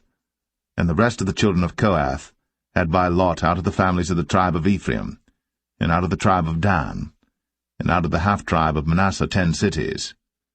And the children of Gershon had by lot out of the families of the tribe of Issachar, and out of the tribe of Asher, and out of the tribe of Naphtali, and out of the half-tribe of Manasseh and Bashan 13 cities. The children of Merari by their families had out of the tribe of Reuben, and out of the tribe of Gad, and out of the tribe of Zebulun 12 cities. And the children of Israel gave by lot unto the Levites these cities with their suburbs, as the Lord commanded by the hand of Moses. And they gave out of the tribe of the children of Judah, and out of the tribe of the children of Simeon, these cities which are here mentioned by name, which the children of Aaron, being of the families of the Kohathites, who were of the children of Levi, had, for theirs was the first lot. And they gave them the city of Arba, the father of Anak, which city is Hebron in the hill country of Judah, with the suburbs thereof round about it. But the fields of the city and the villages thereof gave they to Caleb the son of Jephunneh for his possession. Thus they gave to the children of Aaron the priest Hebron with her suburbs, to be a city of refuge for the slayer, and Libnah with her suburbs, and Jatir with her suburbs, and Eshtemoa with her suburbs, and Holon with her suburbs, and Debir with her suburbs, and Ain with her suburbs, and Jutah with her suburbs, and Beth-Shemesh with her suburbs, 9 cities out of those 2 tribes. And out of the tribe of Benjamin, Gibeon with her suburbs, Geba with her suburbs, Anathoth with her suburbs, and Almon with her suburbs, 4 cities. All the cities of the children of Aaron, the priests, were 13 cities with their suburbs. And the families of the children of Kohath, the Levites which remained of the children of Kohath, even they had the cities of their lot out of the tribe of Ephraim. For they gave them Shechem with her suburbs in Mount Ephraim, to be a city of refuge for the slayer, and Gezer with her suburbs. and Kibzaim with her suburbs, and Beth-horon with her suburbs, 4 cities. And out of the tribe of Dan, Eltekeh with her suburbs, Gibbethon with her suburbs, Ayalon with her suburbs, Gath-rimmon with her suburbs, 4 cities. And out of the half-tribe of Manasseh, Tanakh with her suburbs, and Gath-rimmon with her suburbs, 2 cities. All the cities were 10 with their suburbs for the families of the children of Kohath that remained. And unto the children of Gershon of the families of the Levites, out of the other half-tribe of Manasseh, they gave Golan in Bashan with her suburbs to be a city of refuge for the slayer, and Besh-terah with her suburbs, 2 cities. And out of the tribe of Issachar, Kishon with her suburbs, Dabarah with her suburbs, Jarmuth with her suburbs, En-gannim with her suburbs, 4 cities. And out of the tribe of Asher, Mishal with her suburbs, Abdon with her suburbs, Helkath with her suburbs, and Rehob with her suburbs, 4 cities. And out of the tribe of Naphtali, Kadesh in Galilee with her suburbs, to be a city of refuge for the slayer, and Hamath-dor with her suburbs, and Kartan with her suburbs, 3 cities. All the cities of the Gershonites according to their families, were 13 cities with their suburbs. And unto the families of the children of Merari, the rest of the Levites, out of the tribe of Zebulun, Jokneam with her suburbs, and Kartar with her suburbs, Dimnah with her suburbs, Nahalal with her suburbs, 4 cities. And out of the tribe of Reuben, Bezer with her suburbs, and Jahazah with her suburbs, Kedemoth with her suburbs, Mephaath with her suburbs, 4 cities. And out of the tribe of Gad, Ramoth and Gilead with her suburbs, to be a city of refuge for the slayer, and Mahanaim with her suburbs, Heshbon with her suburbs, Jazer with her suburbs, 4 cities in all. So all the cities for the children of Merari by their families, which were remaining of the families of the Levites, were by their lot 12 cities. All the cities of the Levites within the possession of the children of Israel were 40, and 8 cities with their suburbs. These cities were every one with their suburbs round about them. Thus were all these cities. And the Lord gave unto Israel all the land which he sware to give unto their fathers, and they possessed it, and dwelt therein. And the Lord gave them rest round about, according to all that he sware unto their fathers, and there stood not a man of all their enemies before them. The Lord delivered all their enemies into their hand. There failed not aught of any good thing which the Lord had spoken unto the house of Israel. All came to pass.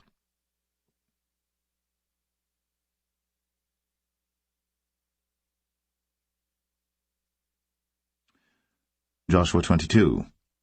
Then Joshua called the Reubenites, and the Gadites, and the half-tribe of Manasseh, and said unto them, Ye have kept all that Moses the servant of the Lord commanded you, and have obeyed my voice in all that I commanded you.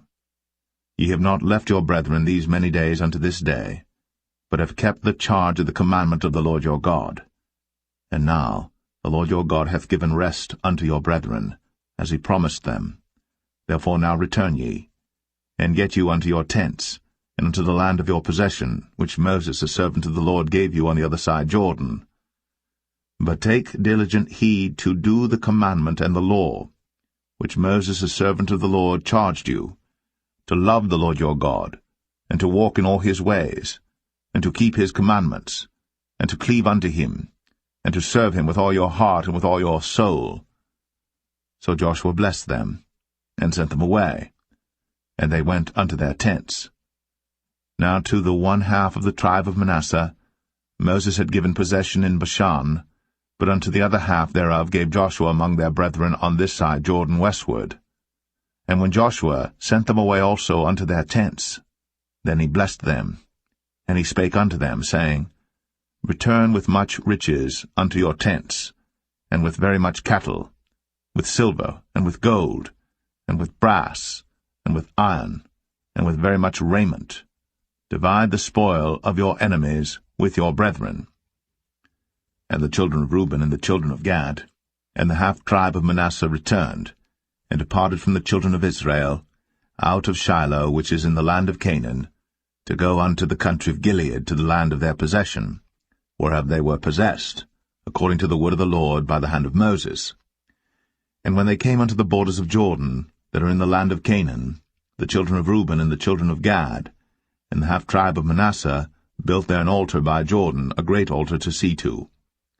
And the children of Israel heard say, Behold, The children of Reuben and the children of Gad, and the half-tribe of Manasseh, have built an altar over against the land of Canaan, in the borders of Jordan, at the passage of the children of Israel.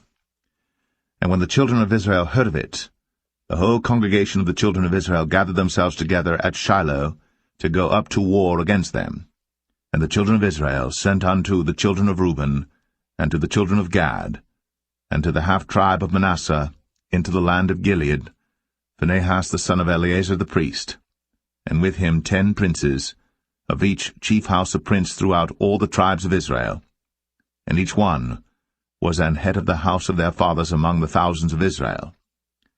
And they came unto the children of Reuben, and to the children of Gad, and to the half-tribe of Manasseh, unto the land of Gilead. And they spake with them, saying, Thus saith the whole congregation of the Lord, What trespass is this that ye have committed against the God of Israel, to turn away this day from following the Lord, in that ye have builded you an altar, that ye might rebel this day against the Lord? Is the iniquity of Peor too little for us, from which we are not cleansed until this day, although there was a plague in the congregation of the Lord, but that ye must turn away this day from following the Lord? And it will be, seeing ye rebel today against the Lord, that tomorrow he will be wroth with the whole congregation of Israel. Notwithstanding, if the land of your possession be unclean, then pass ye over unto the land of the possession of the Lord, wherein the Lord's tabernacle dwelleth, and take possession among us. But rebel not against the Lord, nor rebel against us, in building you an altar beside the altar of the Lord our God. Did not Achan the son of Zerah commit a trespass in the accursed thing, and wrath fell on all the congregation of Israel? And that man perished not alone in his iniquity. Then the children of Reuben, and the children of Gad, and the half-tribe of Manasseh answered and said unto the heads of the thousands of Israel, The Lord God of gods, the Lord God of gods, he knoweth, and Israel he shall know, if it be in rebellion, or if in transgression against the Lord, save us not this day, that we have built us an altar to turn from following the Lord, or if to offer thereon burnt offering, or meat offering, or if to offer peace offerings thereon. Let the Lord himself require it. And if we have not rather done it for fear of this thing, saying, In time to come your children might speak unto our children, saying, What have ye to do with the Lord God of Israel? For the Lord hath made Jordan a border between us and you. Ye children of Reuben, and children of Gad, ye have no part in the Lord. So shall your children make our children cease from fearing the Lord.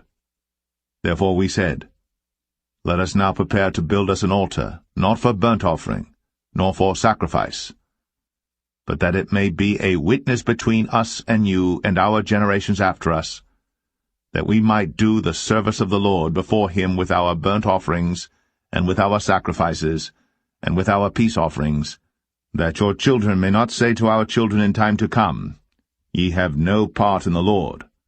Therefore said we that it shall be, when they should so say to us, or to our generations in time to come, that we may say again, Behold, the pattern of the altar of the Lord, which our fathers made, not for burnt offerings, nor for sacrifices, but it is a witness between us and you. God forbid that we should rebel against the Lord, and turn this day from following the Lord, to build an altar for burnt offerings, for meat offerings, or for sacrifices beside the altar of the Lord our God, that is before his tabernacle. And when Phinehas the priest, and the princes of the congregation, and heads of the thousands of Israel which were with him, heard the words that the children of Reuben, and the children of Gad, and the children of Manasseh spake, it pleased them. And Phinehas the son of Eleazar the priest said unto the children of Reuben, and to the children of Gad, and to the children of Manasseh, This day we perceive that the Lord is among us, because ye have not committed this trespass against the Lord. Now ye have delivered the children of Israel out of the hand of the Lord. And Phinehas the son of Eleazar the priest, and the princes, returned from the children of Reuben, and from the children of Gad, out of the land of Gilead, unto the land of Canaan, to the children of Israel, and brought them word again. And the thing pleased the children of Israel. And the children of Israel blessed God, and did not intend to go up against them in battle, to destroy the land wherein the children of Reuben and Gad dwelt.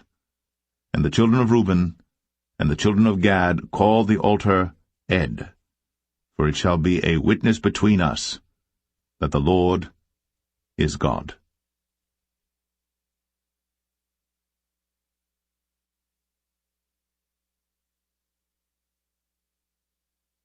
Joshua 23. And it came to pass a long time after that the Lord had given rest unto Israel from all their enemies round about, that Joshua waxed old and stricken in age. And Joshua called for all Israel, and for their elders, and for their heads, and for their judges, and for their officers, and said unto them, I am old and stricken in age. And ye have seen all that the Lord your God hath done unto all these nations because of you. For the Lord your God is he that hath fought for you. Behold, I have divided unto you by lot these nations that remain to be an inheritance for your tribes, from Jordan with all the nations that I have cut off, even unto the great sea westward. And the Lord your God, he shall expel them from before you, and drive them from out of your sight. And ye shall possess their land, as the Lord your God hath promised unto you. Be ye therefore very courageous to keep and to do all that is written in the book of the law of Moses, that ye turn not aside therefrom to the right hand or to the left, that ye come not among these nations, these that remain among you, neither make mention of the name of their gods, nor cause to swear by them, neither serve them, nor bow yourselves unto them, but cleave unto the Lord your God as ye have done unto this day. For the Lord hath driven out from before you great nations and strong. But as for you, no man hath been able to stand before you unto this day. One man of you shall chase 1,000, for the Lord your God, he it is that fighteth for you, as he hath promised you. Take good heed therefore unto yourselves that ye love the Lord your God. Else, if ye do in any wise go back, and cleave unto the remnant of these nations, even these that remain among you, and shall make marriages with them, and go in unto them, and they to you, know for a certainty that the Lord your God will no more drive out any of these nations from before you, but they shall be snares and traps unto you, and scourges in your sides, and thorns in your eyes, until ye perish from off this good land which the Lord your God hath given you. And behold, this day I am going the way of all the earth, and ye know in all your hearts and in all your souls that not one thing hath failed of all the good things which the Lord your God spake concerning you. All are come to pass unto you, and not one thing hath failed thereof. Therefore it shall come to pass, that as all good things are come upon you, which the Lord your God promised you, so shall the Lord bring upon you all evil things, until he have destroyed you from off this good land which the Lord your God hath given you. When ye have transgressed the covenant of the Lord your God, which he commanded you, and have gone and served other gods, and bowed yourselves to them, then shall the anger of the Lord be kindled against you, and ye shall perish quickly from off the good land which he hath given unto you.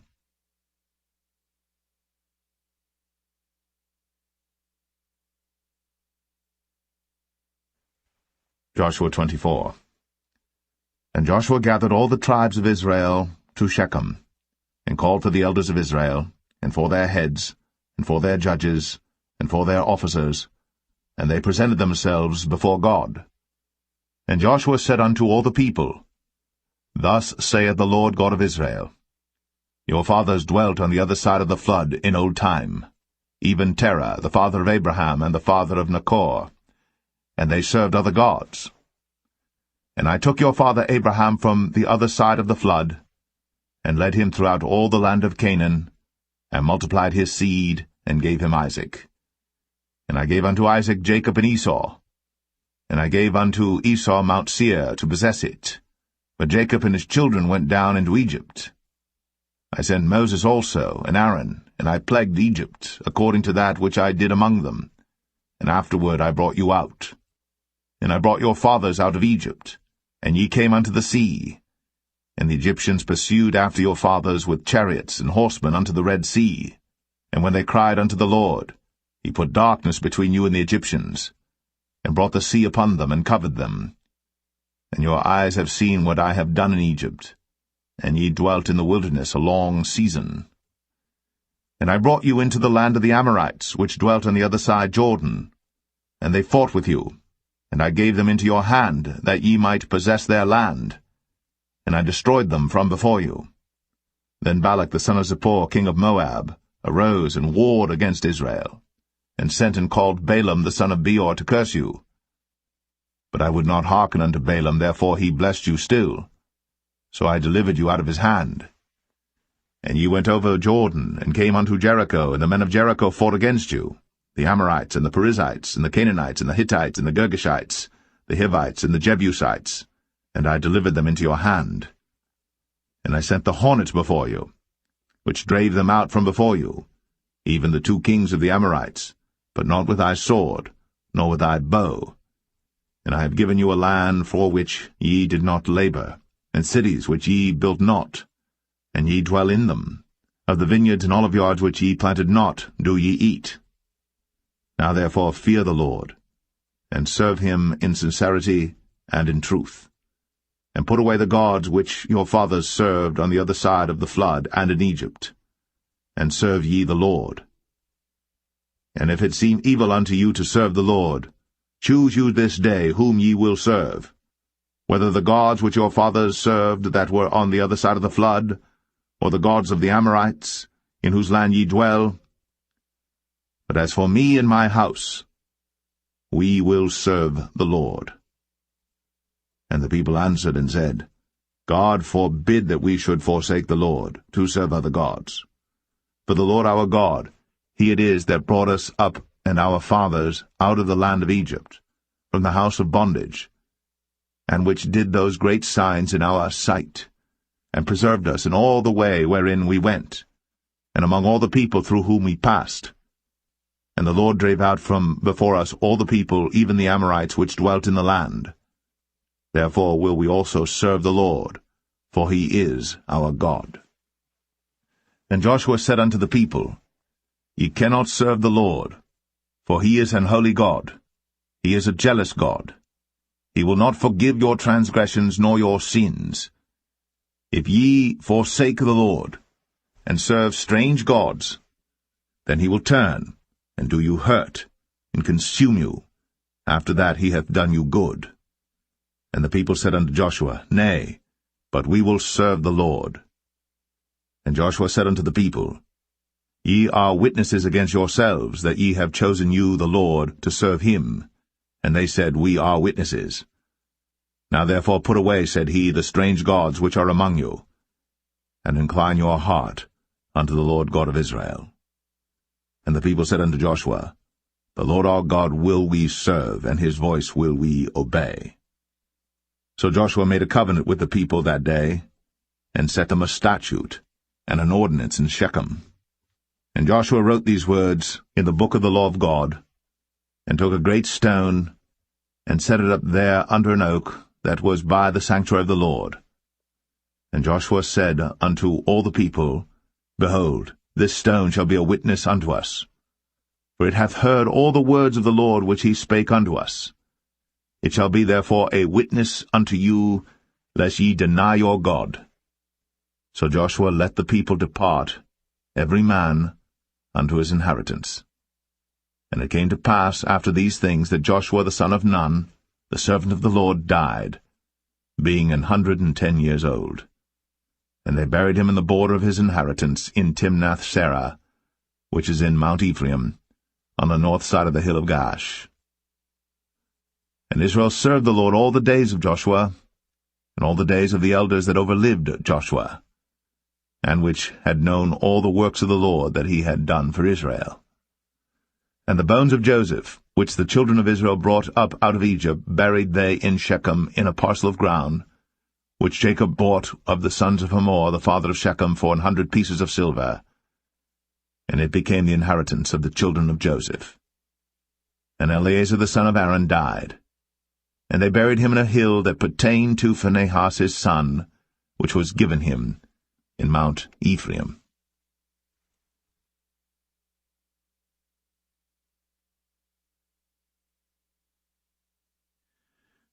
The Book of Judges, chapter 1. Now after the death of Joshua, it came to pass that the children of Israel asked the Lord, saying, Who shall go up for us against the Canaanites first, to fight against them? And the Lord said, Judah shall go up. Behold, I have delivered the land into his hand. And Judah said unto Simeon his brother, Come up with me into my lot, that we may fight against the Canaanites, and I likewise will go with thee into thy lot. So Simeon went with him, and Judah went up, and the Lord delivered the Canaanites and the Perizzites into their hand, and they slew of them in Bezek 10,000 men. And they found Adoni-Bezek in Bezek, and they fought against him, and they slew the Canaanites and the Perizzites. But Adoni-Bezek fled, and they pursued after him, and caught him, and cut off his thumbs and his great toes. And Adoni-Bezek said, 70 kings, having their thumbs and their great toes cut off, gathered their meat under my table, as I have done, so God hath requited me. And they brought him to Jerusalem, and there he died.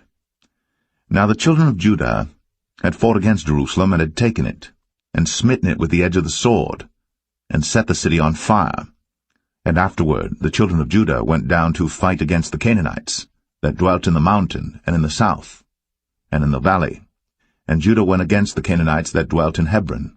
Now the name of Hebron before was Kirjath-Arba. And they slew Sheshai, and Ahiman, and Talmai. And from thence he went against the inhabitants of Debir. And the name of Debir before was Kirjath-Sepher. And Caleb said, He that smiteth Kirjath-Sepher, and taketh it, to him will I give Achsah my daughter to wife. And Othniel the son of Kenaz, Caleb's younger brother, took it. And he gave him Achsah his daughter to wife. And it came to pass, when she came to him, that she moved him to ask of her father a field. And she lighted from off her ass. And Caleb said unto her, What wilt thou? And she said unto him, Give me a blessing, for thou hast given me a southland. Give me also springs of water. And Caleb gave her the upper springs and the nether springs. And the children of the Kenite, Moses' father-in-law, went up out of the city of palm trees, with the children of Judah into the wilderness of Judah, which lieth in the south of Arad. And they went and dwelt among the people. And Judah went with Simeon his brother, and they slew the Canaanites that inhabited Zephath, and utterly destroyed it. And the name of the city was called Hormah. Also Judah took Gaza with the coast thereof, and Askelon with the coast thereof, and Ekron with the coast thereof. And the Lord was with Judah, and he drave out the inhabitants of the mountain, but could not drive out the inhabitants of the valley, because they had chariots of iron. And they gave Hebron unto Caleb, as Moses said. And he expelled thence the 3 sons of Anak. And the children of Benjamin did not drive out the Jebusites that inhabited Jerusalem, but the Jebusites dwell with the children of Benjamin in Jerusalem unto this day. And the house of Joseph, they also went up against Bethel, and the Lord was with them. And the house of Joseph sent to describe Bethel. Now the name of the city before was Luz. And the spies saw a man come forth out of the city, and they said unto him, Show us, we pray thee, the entrance into the city, and we will show thee mercy. And when he showed them the entrance into the city, they smote the city with the edge of the sword, but they let go the man and all his family. And the man went into the land of the Hittites, and built a city, and called the name thereof Luz, which is the name thereof unto this day.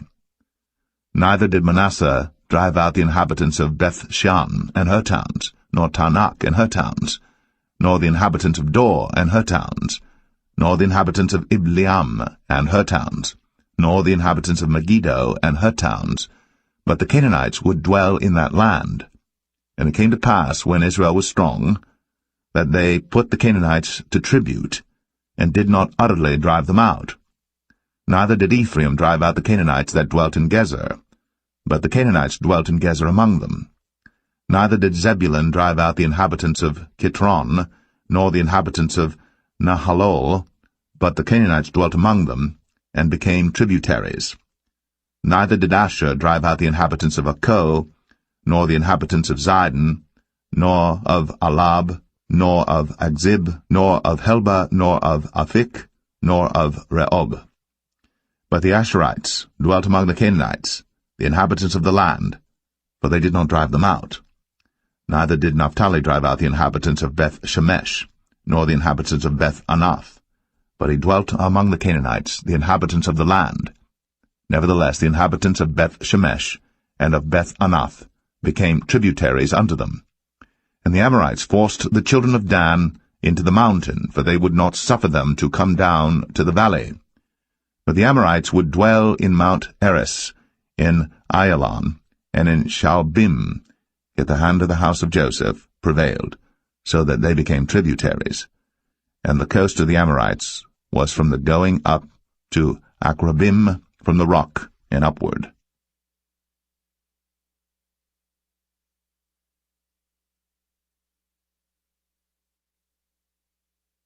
Judges 2. And an angel of the Lord came up from Gilgal to Bochim, and said, I made you to go up out of Egypt, and have brought you unto the land which I swear unto your fathers. And I said, I will never break my covenant with you. And ye shall make no league with the inhabitants of this land, ye shall throw down their altars. But ye have not obeyed my voice. Why have ye done this? Wherefore I also said, I will not drive them out from before you, but they shall be as thorns in your sides, and their gods shall be a snare unto you. And it came to pass, when the angel of the Lord spake these words unto all the children of Israel, that the people lifted up their voice, and wept. And they called the name of that place Bochim, and they sacrificed there unto the Lord.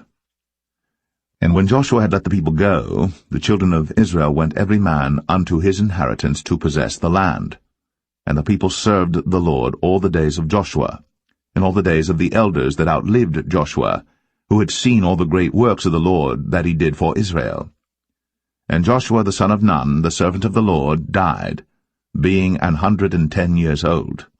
And they buried him in the border of his inheritance, in Timnath-Eres, in the mount of Ephraim, on the north side of the hill Gaash. And also all that generation were gathered unto their fathers. And there arose another generation after them, which knew not the Lord, nor yet the works which he had done for Israel. And the children of Israel did evil in the sight of the Lord, and served Baalim. And they forsook the Lord God of their fathers, which brought them out of the land of Egypt, and followed other gods of the people that were round about them, and bowed themselves unto them, and provoked the Lord to anger. And they forsook the Lord, and served Baal and Ashtoreth. And the anger of the Lord was hot against Israel, and he delivered them into the hands of spoilers that spoiled them, and he sold them into the hands of their enemies round about, so that they could not any longer stand before their enemies.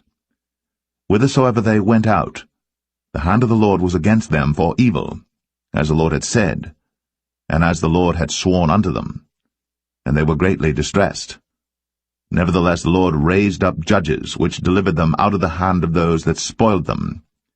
And yet they would not hearken unto their judges, but they went a-whoring after other gods, and bowed themselves unto them. They turned quickly out of the way which their fathers walked in, obeying the commandments of the Lord. But they did not so. And when the Lord raised them up judges, then the Lord was with the judge, and delivered them out of the hand of their enemies all the days of the judge. For it repented the Lord because of their groanings by reason of them that oppressed them and vexed them. And it came to pass, when the judge was dead, that they returned and corrupted themselves more than their fathers, in following other gods to serve them, and to bow down unto them. They ceased not from their own doings, nor from their stubborn way. And the anger of the Lord was hot against Israel, and he said, Because that this people hath transgressed my covenant which I commanded their fathers, and have not hearkened unto my voice, I also will not henceforth drive out any from before them of the nations which Joshua left when he died, that through them I may prove Israel, whether they will keep the way of the Lord to walk therein, as their fathers did keep it, or not. Therefore the Lord left those nations without driving them out hastily, neither delivered he them into the hand of Joshua.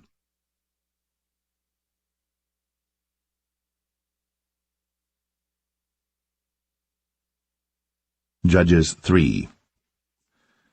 Now these are the nations which the Lord left, to prove Israel by them, even as many of Israel as had not known all the wars of Canaan, only that the generations of the children of Israel might know, to teach them war, at the least such as before knew nothing thereof. Namely, 5 lords of the Philistines, and all the Canaanites, and the Sidonians, and the Hivites, that dwelt in Mount Lebanon, from Mount Baal-Hermon unto the entering in of Hamath. And they were to prove Israel by them, to know whether they would hearken unto the commandments of the Lord, which he commanded their fathers by the hand of Moses. And the children of Israel dwelt among the Canaanites, Hittites, and Amorites, and Perizzites, and Hivites, and Jebusites. And they took their daughters to be their wives, and gave their daughters to their sons, and served their gods. And the children of Israel did evil in the sight of the Lord, and forgat the Lord their God, and served Baalim and the groves. Therefore the anger of the Lord was hot against Israel, and he sold them into the hand of Shushan-Rishathaim, king of Mesopotamia. And the children of Israel served Shushan-Rishathaim 8 years. And when the children of Israel cried unto the Lord raised up a deliverer to the children of Israel, who delivered them, even Othniel, the son of Kenaz, Caleb's younger brother. And the Spirit of the Lord came upon him, and he judged Israel, and went out to war. And the Lord delivered Shushan-Rishathaim, king of Mesopotamia, into his hand. And his hand prevailed against Shushan-Rishathaim. And the land had rest 40 years. And Othniel, the son of Kenaz, died. And the children of Israel did evil again in the sight of the Lord. And the Lord strengthened Eglon, the king of Moab, against Israel, because they had done evil in the sight of the Lord. And he gathered unto him the children of Ammon and Amalek, and went and smote Israel, and possessed the city of palm trees. So the children of Israel served Eglon the king of Moab 18 years. But when the children of Israel cried unto the Lord raised them up a deliverer, Ehud the son of Gera, a Benjamite, a man left-handed. And by him the children of Israel sent a present unto Eglon the king of Moab. But Ehud made him a dagger, which had 2 edges of a cubit length, and he did gird it under his raiment, upon his right thigh. And he brought the present unto Eglon king of Moab. And Eglon was a very fat man. And when he had made an end to offer the present, he sent away the people that bare the present. But he himself turned again from the quarries that were by Gilgal, and said, I have a secret errand unto thee, O king, who said, Keep silence. And all that stood by him went out from him. And Ehud came unto him, and he was sitting in a summer parlor, which he had for himself alone. And Ehud said, I have a message from God unto thee. And he rose out of his seat. And Ehud put forth his left hand, and took the dagger from his right thigh, and thrust it into his belly. And the haft also went in after the blade, and the fat closed upon the blade, so that he could not draw the dagger out of his belly. And the dirt came out. Then Ehud went forth through the porch, and shut the doors of the parlor upon him, and locked them. When he was gone out, his servants came, and when they saw that, behold, the doors of the parlor were locked, they said, Surely he covereth his feet in his summer chamber. And they tarried till they were ashamed, and behold, he opened not the doors of the parlor. Therefore they took a key, and opened them, and behold, their lord was fallen down dead on the earth. And Ehud escaped while they tarried, and passed beyond the quarries, and escaped unto Seirath. And it came to pass, when he was come, that he blew a trumpet in the mountain of Ephraim, and the children of Israel went down with him from the mount, and he before them. And he said unto them, Follow after me, for the Lord hath delivered your enemies the Moabites into your hand. And they went down after him, and took the fords of Jordan toward Moab, and suffered not a man to pass over. And they slew of Moab at that time about 10,000 men, all lusty, and all men of valor, and there escaped not a man. So Moab was subdued that day under the hand of Israel, and the land had rest 80 years. And after him was Shamgar the son of Anath, which slew the Philistines, 600 men with an ox goad, and he also delivered Israel.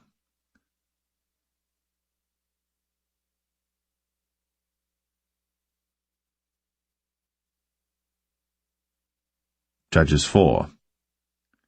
And the children of Israel again did evil in the sight of the Lord, when Ehud was dead. And the Lord sold them into the hand of Jabin, king of Canaan, that reigned in Hazor, the captain of whose host was Sisera, which dwelt in Harosheth of the Gentiles.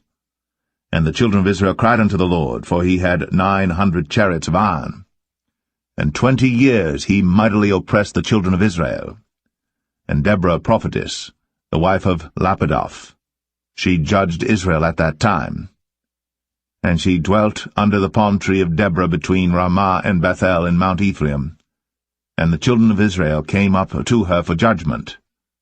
And she sent and called Barak, the son of Abinoam, out of Kadesh Naphtali, and said unto him, Hath not the Lord God of Israel commanded, saying, Go and draw toward Mount Tabor, and take with thee 10,000 men of the children of Naphtali and of the children of Zebulun?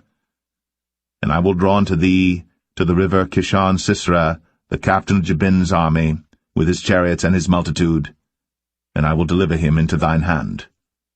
And Barak said unto her, If thou wilt go with me, then I will go. But if thou wilt not go with me, then I will not go. And she said, I will surely go with thee. Notwithstanding the journey that thou takest shall not be for thine honour, for the Lord shall sell Sisera into the hand of a woman.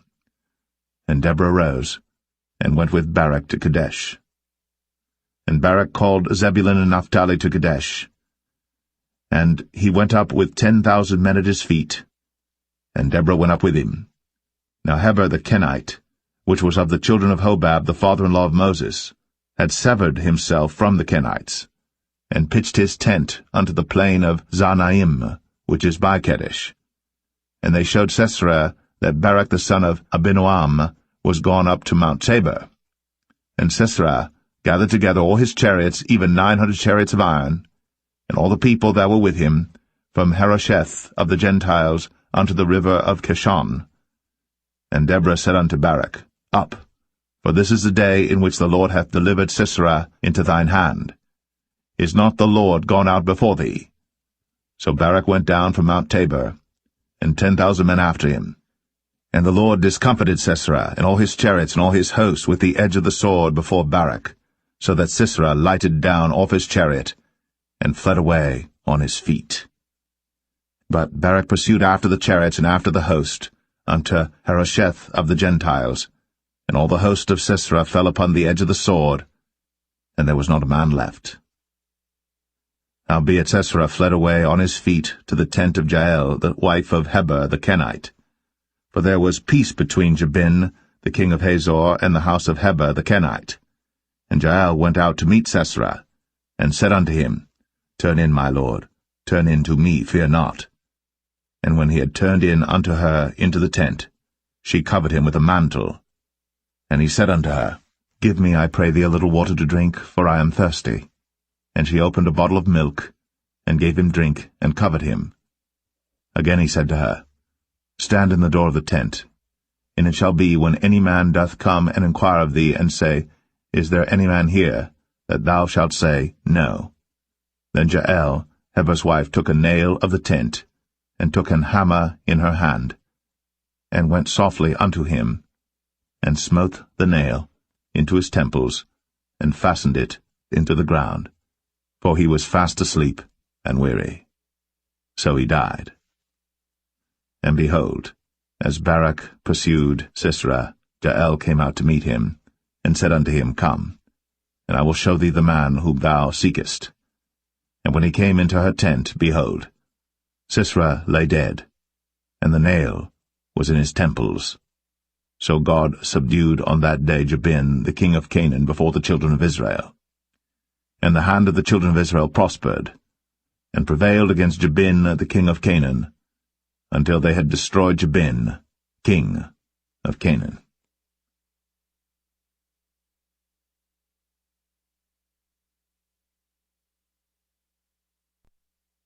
Judges 5. Then sang Deborah and Barak, the son of Abinoam, on that day, saying, Praise ye the Lord for the avenging of Israel, when the people willingly offered themselves. Hear, O ye kings, give ear, O ye princes.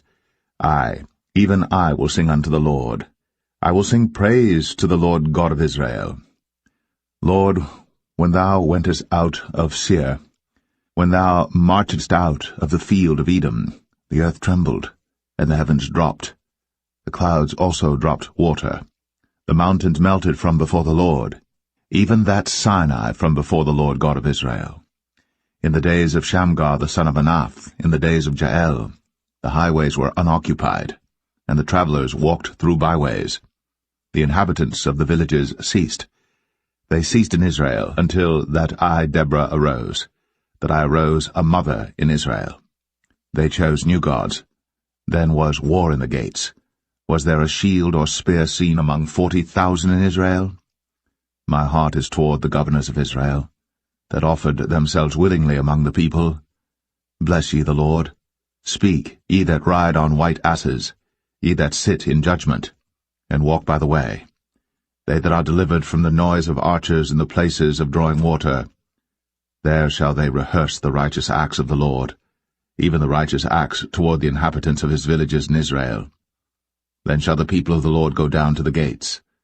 Awake, awake, Deborah. Awake, awake, utter a song, arise, Barak, and lead thy captivity captive, thou son of Abinoam. Then he made him that remaineth have dominion over the nobles among the people. The Lord made me have dominion over the mighty. Out of Ephraim was there a root of them against Amalek, after thee Benjamin among thy people. Out of Machir came down governors, and out of Zebulun they that handle the pen of the writer. And the princes of Issachar were with Deborah, even Issachar, and also Barak. He was sent on foot into the valley. For the divisions of Reuben there were great thoughts of heart. Why abodest thou among the sheepfolds, to hear the bleatings of the flocks? For the divisions of Reuben there were great searchings of heart. Gilead abode beyond Jordan. And why did Dan remain in ships? Asher continued on the seashore, and abode in his breaches. Zebulun and Naphtali were a people that jeoparded their lives unto the death in the high places of the field. The kings came and fought. Then fought the kings of Canaan in Tanakh by the waters of Megiddo. They took no gain of money. They fought from heaven. The stars in their courses fought against Sisera. The river of Kishon swept them away, that ancient river, the river Kishon. O my soul, thou hast trodden down strength. Then were the horse hoofs broken by the means of the prancings of their mighty ones. Curse ye Maros, said the angel of the Lord. Curse ye bitterly the inhabitants thereof, because they came not to the help of the Lord against the mighty. Blessed above women shall Jael the wife of Heber the Kenite be. Blessed shall she be above women in the tent. He asked water, and she gave him milk. She brought forth butter in a lordly dish. She put her hand to the nail, and her right hand to the workman's hammer. And with the hammer she smote Sisera. She smote off his head, when she had pierced and stricken through his temples. At her feet he bowed, he fell, he lay down. At her feet he bowed, he fell. Where he bowed, there he fell down dead. The mother of Sisera looked out at a window, and cried through the lattice, Why is his chariot so long in coming? Why tarry the wheels of his chariot? Her wise ladies answered her, yea, she returned, answered to herself. Have they not sped? Have they not divided the prey? To every man a damsel or two?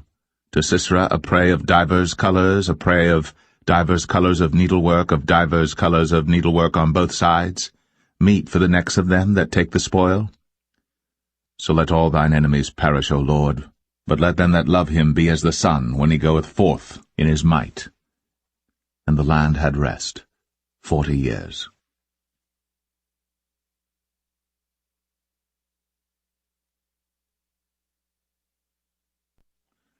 Judges 6. And the children of Israel did evil in the sight of the Lord, and the Lord delivered them into the hand of Midian 7 years. And the hand of Midian prevailed against Israel, and because of the Midianites, the children of Israel made them the dens which are in the mountains and caves and strongholds. And so it was, when Israel had sown, that the Midianites came up, and the Amalekites and the children of the east, even they came up against them, and they encamped against them, and destroyed the increase of the earth, till thou come unto Gaza, and left no sustenance for Israel, neither sheep, nor ox, nor ass. For they came up with their cattle and their tents, and they came as grasshoppers for multitude, for both they and their camels were without number. And they entered into the land to destroy it. And Israel was greatly impoverished because of the Midianites, and the children of Israel cried unto the Lord. And it came to pass, when the children of Israel cried unto the Lord because of the Midianites, that the Lord sent a prophet unto the children of Israel, which said unto them, Thus saith the Lord God of Israel, I brought you up from Egypt, and brought you forth out of the house of bondage.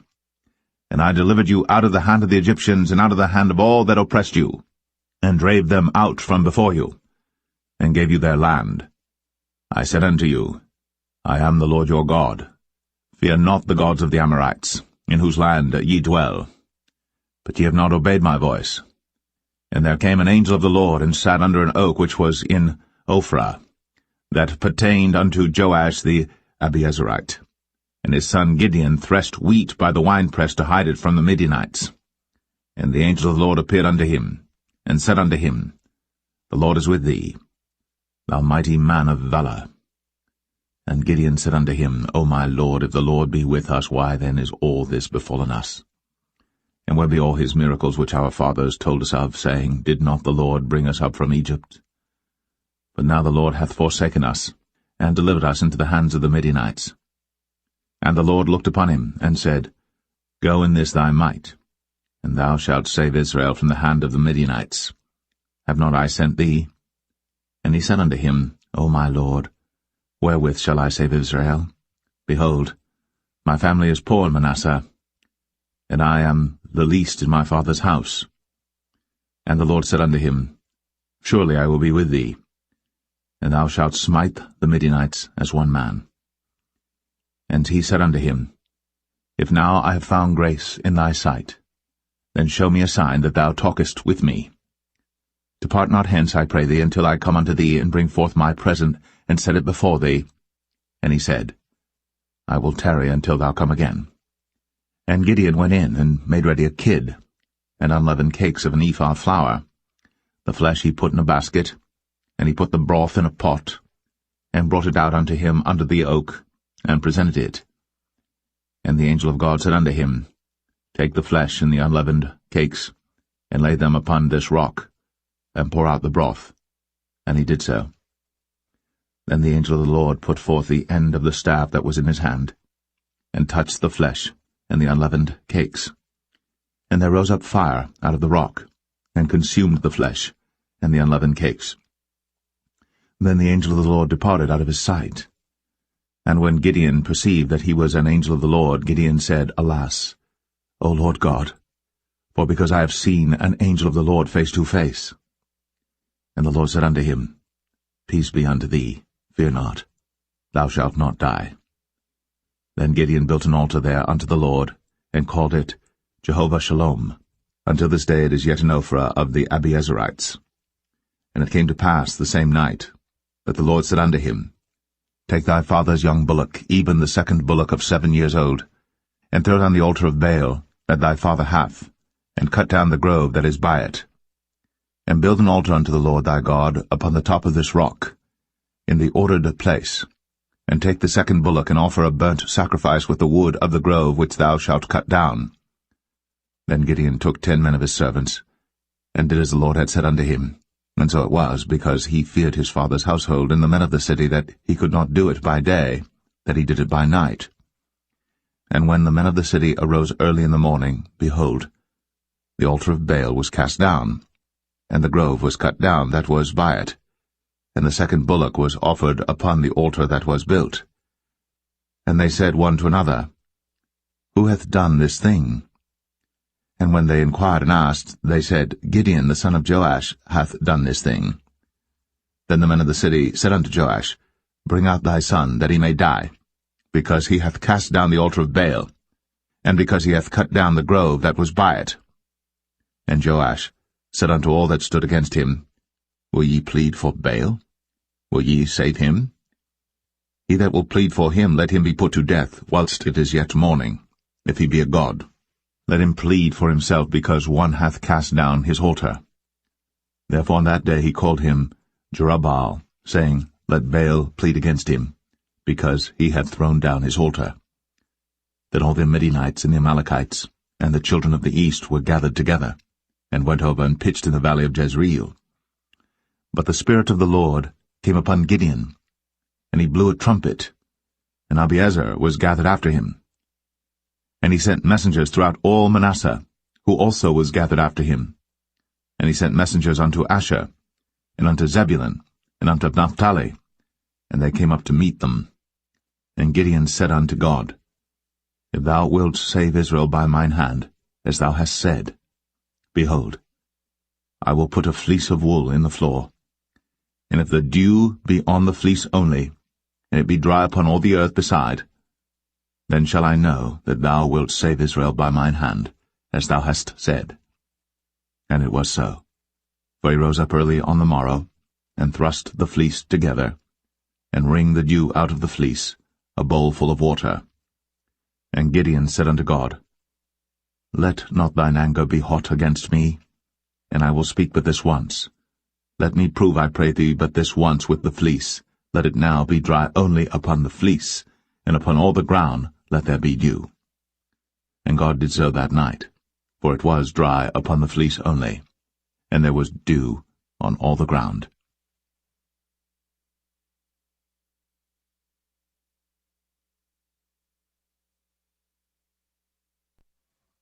Judges 7. Then Jerubbaal, who is Gideon, and all the people that were with him, rose up early, and pitched beside the well of Harad, so that the host of the Midianites were on the north side of them, by the hill of Moreh in the valley. And the Lord said unto Gideon, The people that are with thee are too many for me to give the Midianites into their hands, lest Israel vaunt themselves against me, saying, Mine own hand hath saved me. Now therefore go to, proclaim in the ears of the people, saying, Whosoever is fearful and afraid, let him return and depart early from Mount Gilead. And there returned to the people 22,000, and there remained 10,000. And the Lord said unto Gideon, The people are yet too many. Bring them down unto the water, and I will try them for thee there. And it shall be that of whom I say unto thee, This shall go with thee, the same shall go with thee. And of whomsoever I say unto thee, This shall not go with thee, the same shall not go. So he brought down the people unto the water. And the Lord said unto Gideon, Every one that lappeth of the water with his tongue, as a dog lappeth, him shalt thou set by himself, likewise every one that boweth down upon his knees to drink. And the number of them that lapped, putting their hand to their mouth, were 300 men. But all the rest of the people bowed down upon their knees to drink water. And the Lord said unto Gideon, By the 300 men that lapped will I save you, and deliver the Midianites into thine hand, and let all the other people go every man unto his place. So the people took victuals in their hand, and their trumpets, and he sent all the rest of Israel every man unto his tent, and retained those 300 men, and the host of Midian was beneath him in the valley.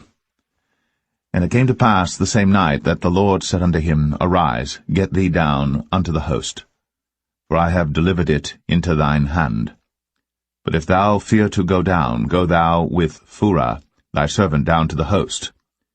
And thou shalt hear what they say, and afterward shall thine hands be strengthened to go down unto the host. Then went he down with Phurah his servant unto the outside of the armed men that were in the host. And the Midianites, and the Amalekites, and all the children of the east lay along in the valley like grasshoppers for multitude, and their camels were without number, as the sand by the seaside for multitude. And when Gideon was come, behold, there was a man that told a dream unto his fellow, and said, Behold, I dreamed a dream, and lo, a cake of barley bread tumbled into the host of Midian, and came unto a tent, and smote it, that it fell, and overturned it, that the tent lay along. And his fellow answered and said, This is nothing else save the sword of Gideon the son of Joash, a man of Israel. For into his hand hath God delivered Midian, and all the host. And it was so. When Gideon heard the telling of the dream and the interpretation thereof, that he worshipped and returned into the host of Israel, and said, Arise, for the Lord hath delivered into your hand the host of Midian. And he divided the 300 men into 3 companies, and he put a trumpet in every man's hand, with empty pitchers and lamps within the pitchers. And he said unto them, Look on me, and do likewise, and behold, when I come to the outside of the camp, it shall be that as I do, so shall ye do. When I blow with the trumpet, I and all that are with me, then blow ye the trumpets also on every side of all the camp, and say, The sword of the Lord and of Gideon. So Gideon and the 100 men that were with him came unto the outside of the camp in the beginning of the middle watch. And they had but newly set the watch, and they blew the trumpets, and brake the pitchers that were in their hands. And the 3 companies blew the trumpets, and brake the pitchers, and held the lamps in their left hands, and the trumpets in their right hands, to blow withal.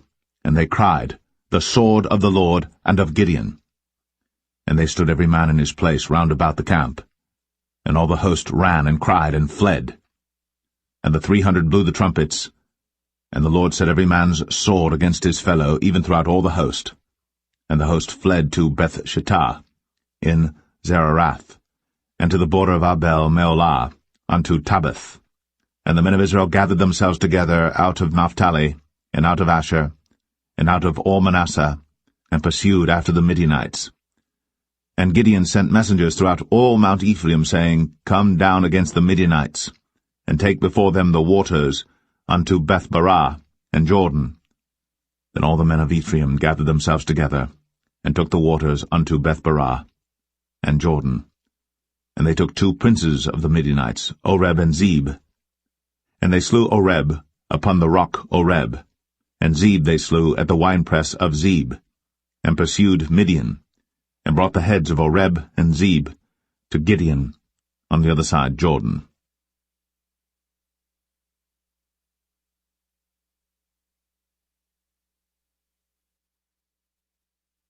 Judges 8. And the men of Ephraim said unto him, Why hast thou served us thus, that thou callest us not, when thou wentest to fight with the Midianites? And they did chide with him sharply.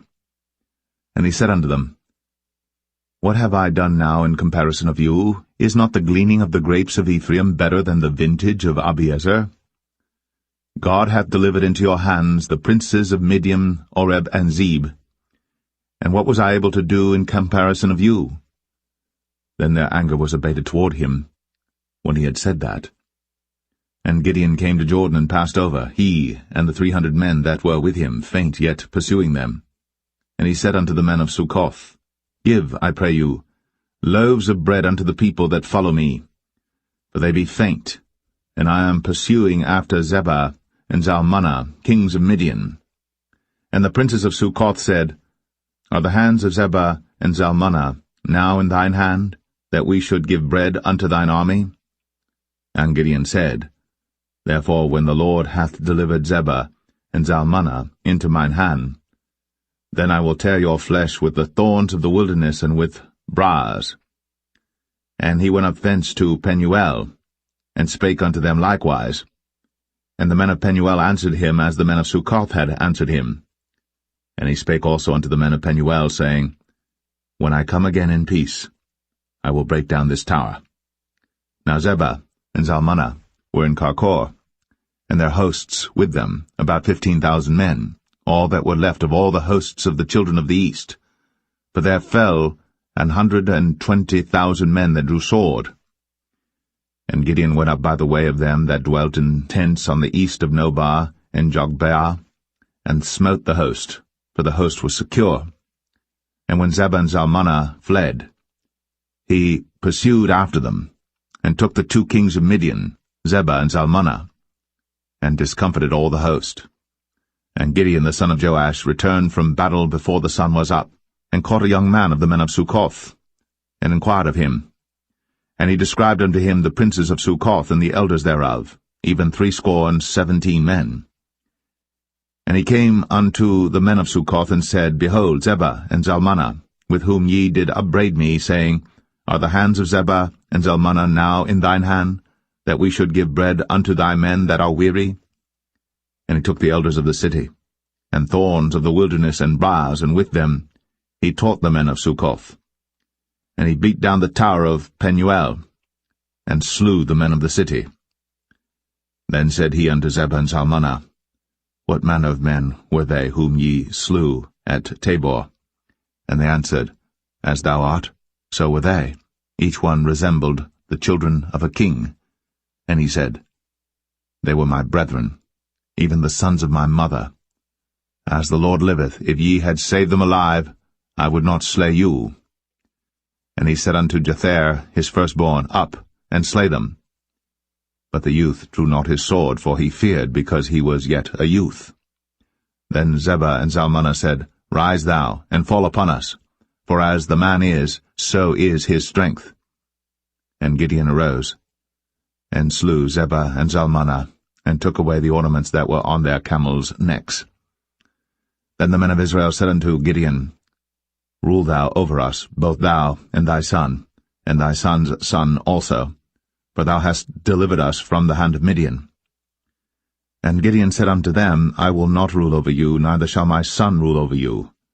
The Lord shall rule over you. And Gideon said unto them, I would desire a request of you, that ye would give me every man the earrings of his prey. For they had golden earrings, because they were Ishmaelites. And they answered, We will willingly give them. And they spread a garment, and did cast therein every man the earrings of his prey. And the weight of the golden earrings that he requested was 1,700 shekels of gold, beside ornaments and collars and purple raiment that was on the king of Midian, and beside the chains that were about their camels' necks. And Gideon made an ephod thereof, and put it in his city, even in Ophrah. And all Israel went thither a-whoring after it, which thing became a snare unto Gideon and to his house. Thus was Midian subdued before the children of Israel, so that they lifted up their heads no more. And the country was in quietness 40 years in the days of Gideon. And Jerubbaal the son of Joash went and dwelt in his own house. And Gideon had 70 sons of his body begotten, for he had many wives. And his concubine that was in Shechem, she also bare him a son, whose name he called Abimelech. And Gideon the son of Joash died in a good old age, and was buried in the sepulchre of Joash his father, in Ophrah of the Abiezerites. And it came to pass, as soon as Gideon was dead, that the children of Israel turned again, and went a-whoring after Baalim, and made Baal-berith their god. And the children of Israel remembered not the Lord their God, who had delivered them out of the hands of all their enemies on every side. Neither showed they kindness to the house of Jerubbaal, namely Gideon, according to all the goodness which he had shown unto Israel.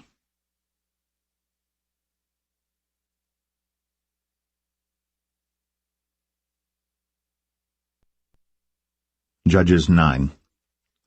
And Abimelech the son of Jerubbaal went to Shechem unto his mother's brethren, and communed with them and with all the family of the house of his mother's father, saying, Speak, I pray you, in the ears of all the men of Shechem, whether is better for you either that all the sons of Jerubbaal, which are 70 persons, reign over you, or that one reign over you?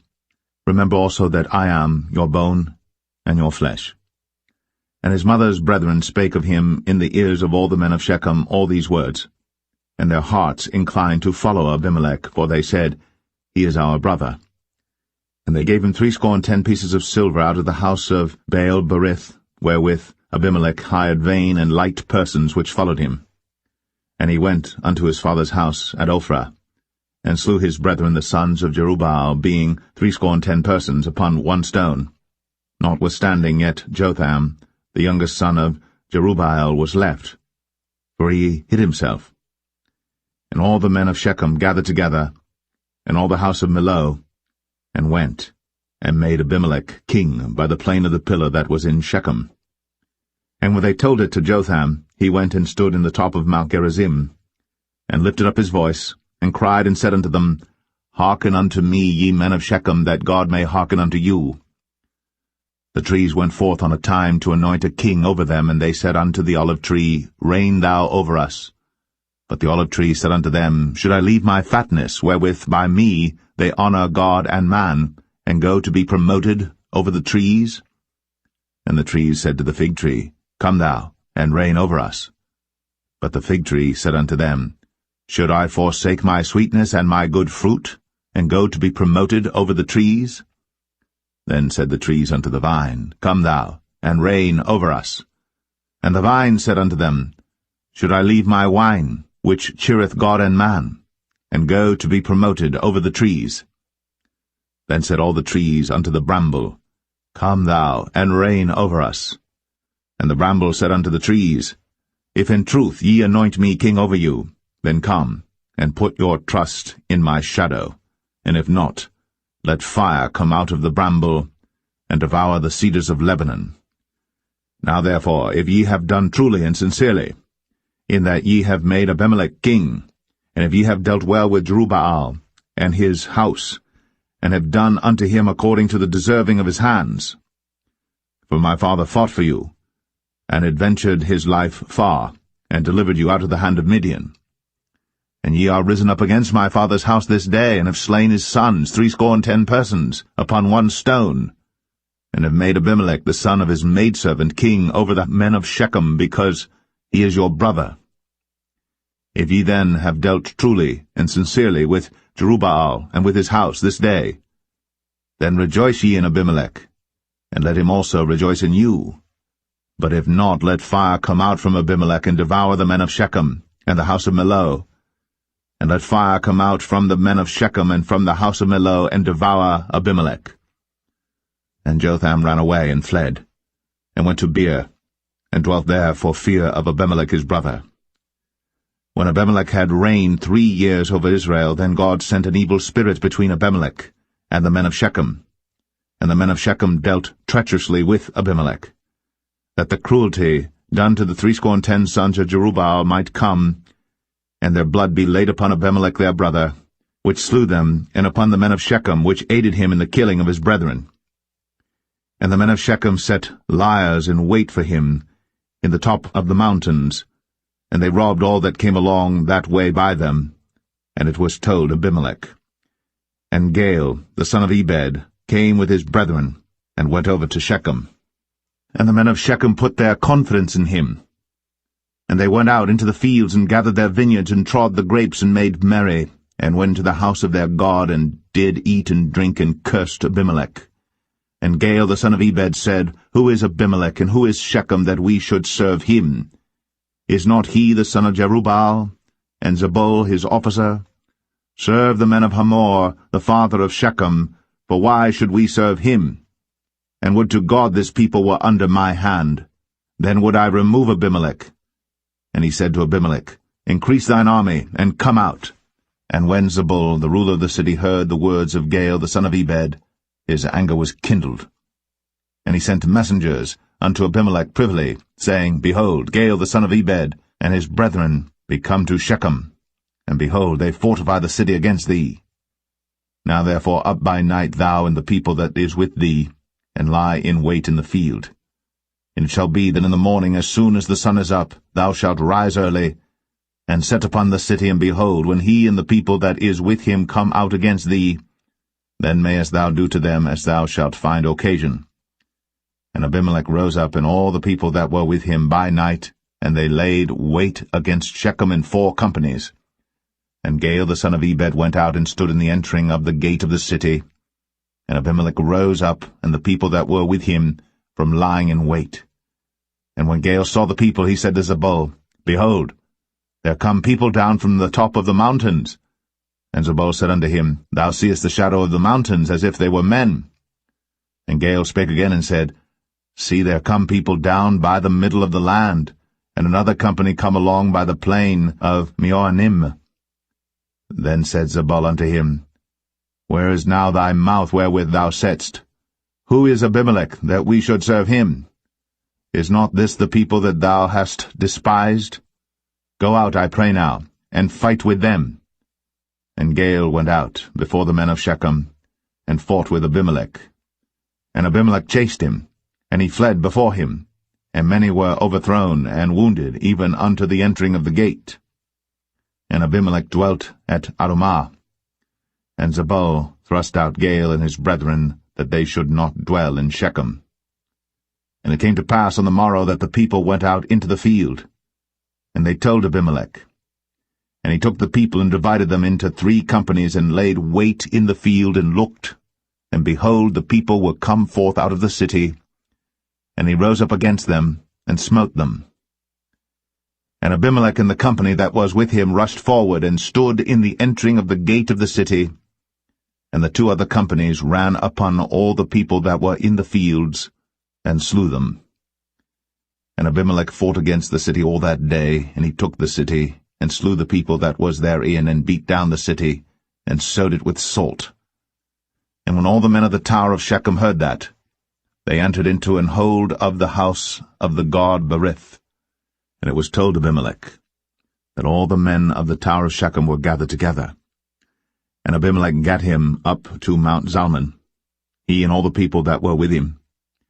And Abimelech took an axe in his hand, and cut down a bough from the trees, and took it, and laid it on his shoulder, and said unto the people that were with him, What ye have seen me do, make haste, and do as I have done. And all the people likewise cut down every man his bough, and followed Abimelech, and put them to the hold, and set the hold on fire upon them, so that all the men of the tower of Shechem died also, about 1,000 men and women.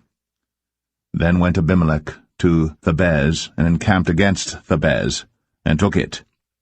But there was a strong tower within the city, and thither fled all the men and women, and all they of the city, and shut it to them, and gat them up to the top of the tower. And Abimelech came unto the tower, and fought against it, and went hard unto the door of the tower to burn it with fire.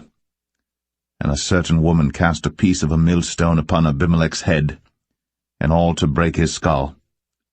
Then he called hastily unto the young man his armor-bearer, and said unto him, Draw thy sword, and slay me, that men say not of me, A woman slew him. And his young man thrust him through, and he died. And when the men of Israel saw that Abimelech was dead, they departed every man unto his place. Thus God rendered the wickedness of Abimelech, which he did unto his father, in slaying his 70 brethren. And all the evil of the men of Shechem did God render upon their heads, and upon them came the curse of Jotham, the son of Jerubbaal.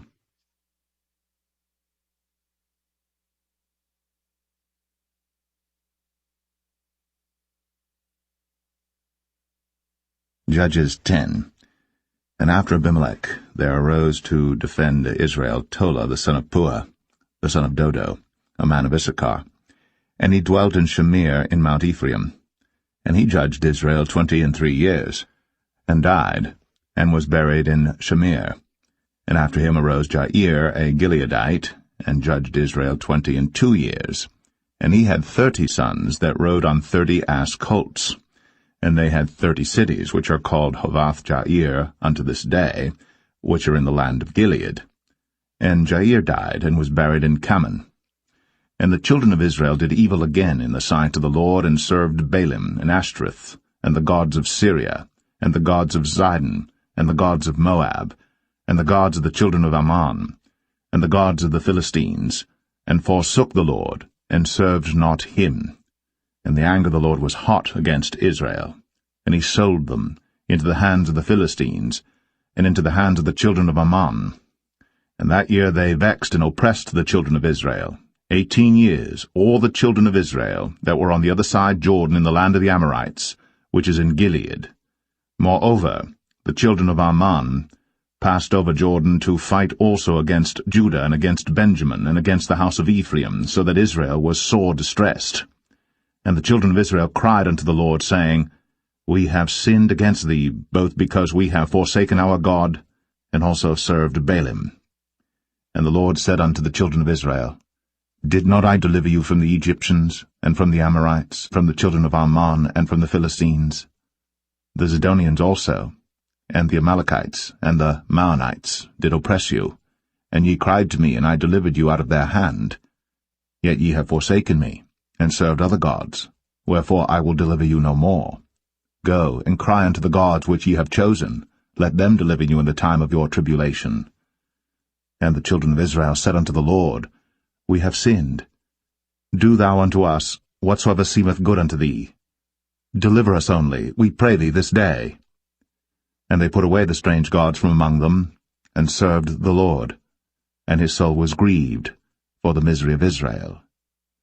Then the children of Ammon were gathered together, and encamped in Gilead. And the children of Israel assembled themselves together, and encamped in Mizpeh. And the people and princes of Gilead said one to another, What man is he that will begin to fight against the children of Ammon? He shall be head over all the inhabitants of Gilead.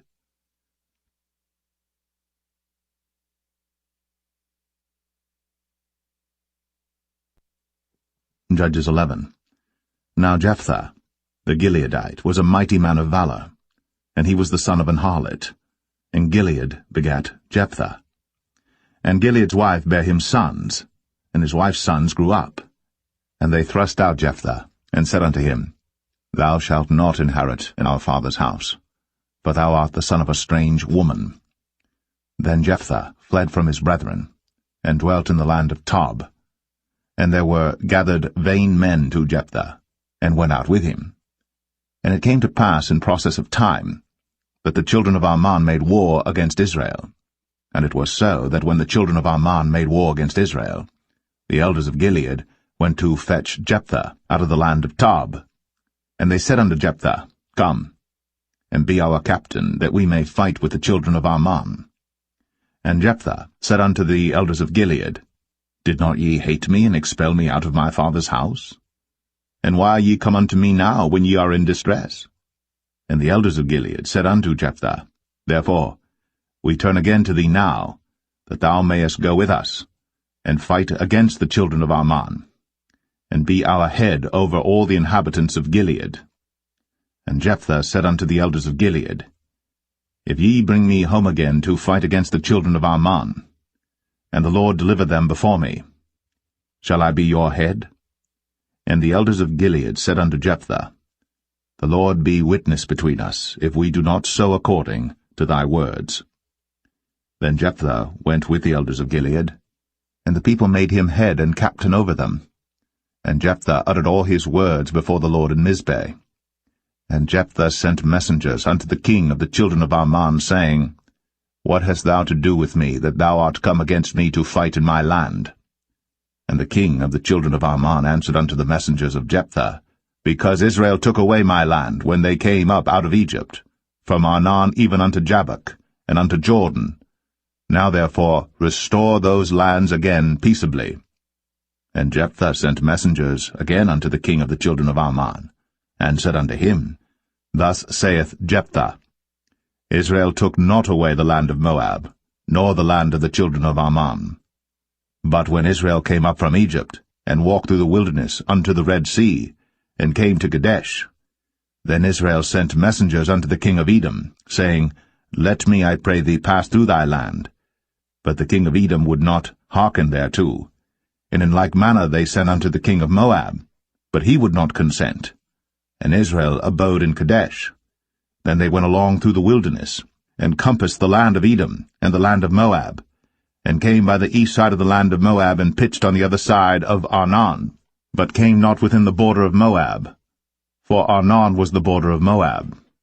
And Israel sent messengers unto Sihon, king of the Amorites, the king of Heshbon. And Israel said unto him, Let us pass, we pray thee, through thy land into my place. But Sihon trusted not Israel to pass through his coast. But Sihon gathered all his people together, and pitched in Jahaz, and fought against Israel. And the Lord God of Israel delivered Sihon and all his people into the hand of Israel, and they smote them. So Israel possessed all the land of the Amorites, the inhabitants of that country. and they possessed all the coasts of the Amorites, from Arnon even unto Jabbok, and from the wilderness even unto Jordan. So now the Lord God of Israel hath dispossessed the Amorites from before his people Israel. And shouldst thou possess it? Wilt not thou possess that which Chemosh thy God giveth thee to possess? So, whomsoever the Lord our God shall drive out from before us, then will we possess. And now, art thou anything better than Balak the son of Zippor, king of Moab? Did he ever strive against Israel, or did he ever fight against them? While Israel dwelt in Heshbon and her towns, and in Aroer and her towns, and in all the cities that be along by the coasts of Arnon, 300 years? Why therefore did ye not recover them within that time? Wherefore I have not sinned against thee, but thou dost me wrong to war against me. The Lord, the judge, be judged this day between the children of Israel and the children of Ammon.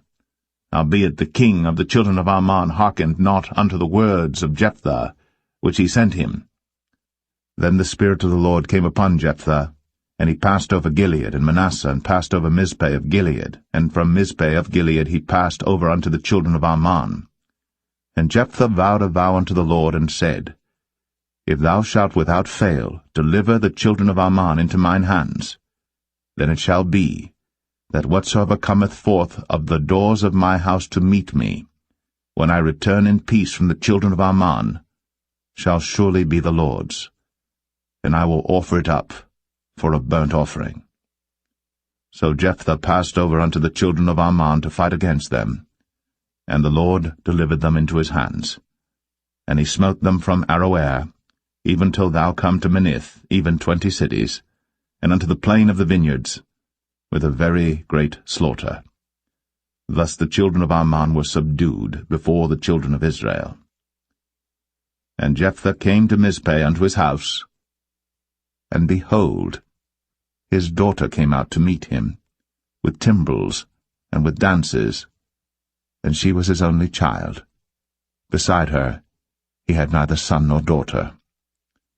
And it came to pass, when he saw her, that he rent his clothes, and said, Alas, my daughter, thou hast brought me very low, and thou art one of them that trouble me. For I have opened my mouth unto the Lord, and I cannot go back. And she said unto him, My father, if thou hast opened thy mouth unto the Lord, do to me according to that which hath proceeded out of thy mouth. For as much as the Lord hath taken vengeance for thee of thine enemies, even of the children of Ammon. And she said unto her father, Let this thing be done for me. Let me alone 2 months, that I may go up and down upon the mountains and bewail my virginity, I and my fellows. And he said, Go. And he sent her away for 2 months. And she went with her companions, and bewailed her virginity upon the mountains. And it came to pass at the end of 2 months, that she returned unto her father, who did with her according to his vow which he had vowed. And she knew no man. And it was a custom in Israel, that the daughters of Israel went yearly to lament the daughter of Jephthah the Gileadite, 4 days in a year.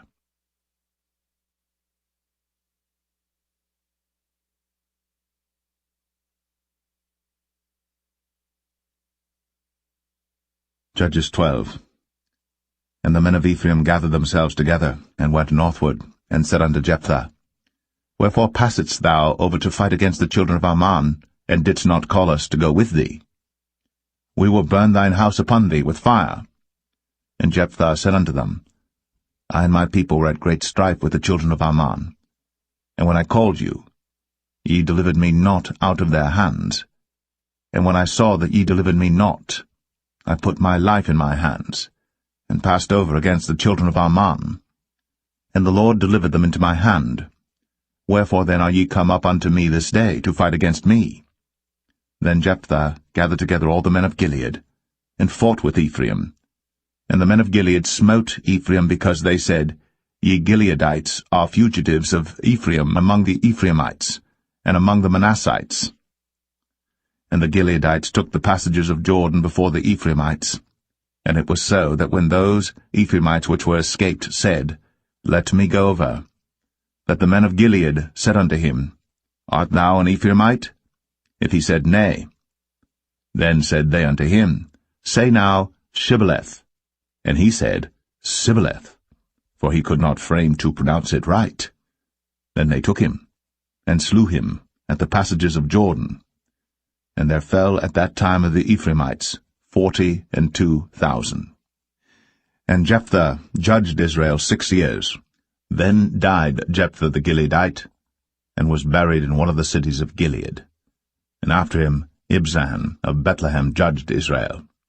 And he had 30 sons, and 30 daughters, whom he sent abroad, and took in 30 daughters from abroad for his sons. And he judged Israel 7 years. Then died Ibzan, and was buried at Bethlehem. And after him Elon, a Zebulunite, judged Israel. And he judged Israel 10 years. And Elon the Zebulunite died, and was buried in Ailon in the country of Zebulun. And after him Abdon, the son of Hillel, a Pirathonite, judged Israel. And he had 40 sons and 30 nephews, that rode on 60 ass colts. And he judged Israel 8 years. And Abdon, the son of Hillel, the Pirathonite, died, and was buried in Pirathon, in the land of Ephraim, in the mount of the Amalekites.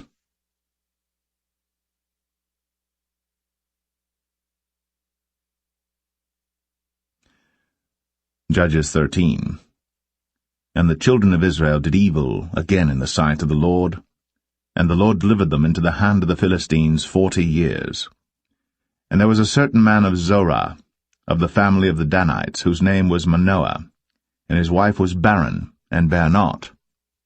And the angel of the Lord appeared unto the woman, and said unto her, Behold now, thou art barren, and bearest not, but thou shalt conceive, and bear a son. Now therefore beware, I pray thee, and drink not wine nor strong drink, and eat not any unclean thing.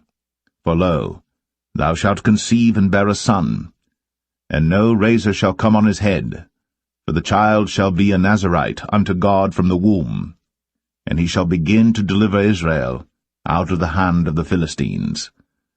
Then the woman came and told her husband, saying, A man of God came unto me, and his countenance was like the countenance of an angel of God, very terrible. But I asked him not whence he was, neither told he me his name. But he said unto me, Behold, thou shalt conceive and bear a son.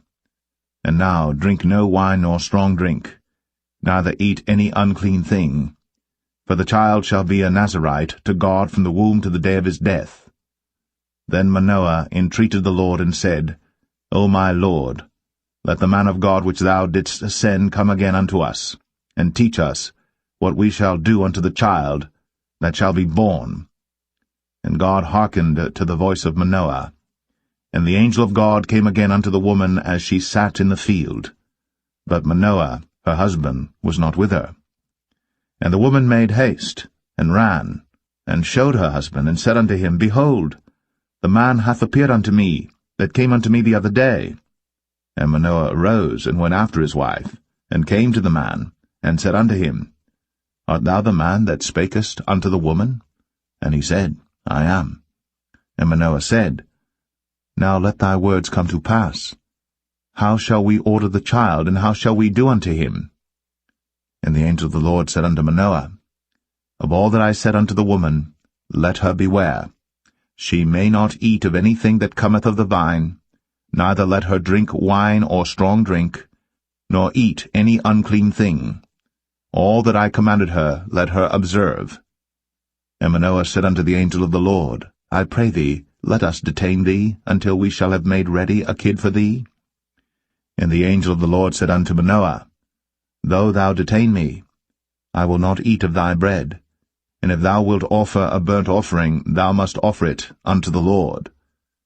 For Manoah knew not that he was an angel of the Lord. And Manoah said unto the angel of the Lord, What is thy name, that when thy sayings come to pass, we may do thee honor? And the angel of the Lord said unto him, Why askest thou thus after my name, seeing it is secret? So Manoah took a kid with a meat offering, and offered it upon a rock unto the Lord. And the angel did wondrously. And Manoah and his wife looked on.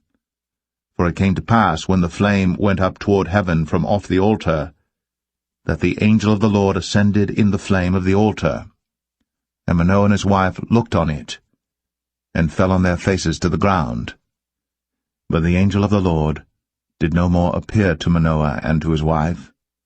Then Manoah knew that he was an angel of the Lord.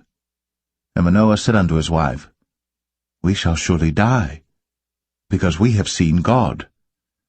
But his wife said unto him, If the Lord were pleased to kill us, he would not have received a burnt offering and a meat offering at our hands, neither would he have shown us all these things, nor would as at this time have told us such things as these.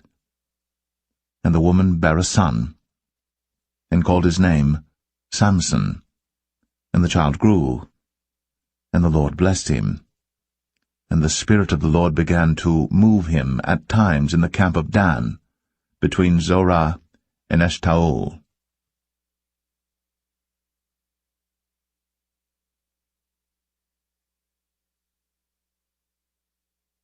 Judges 14.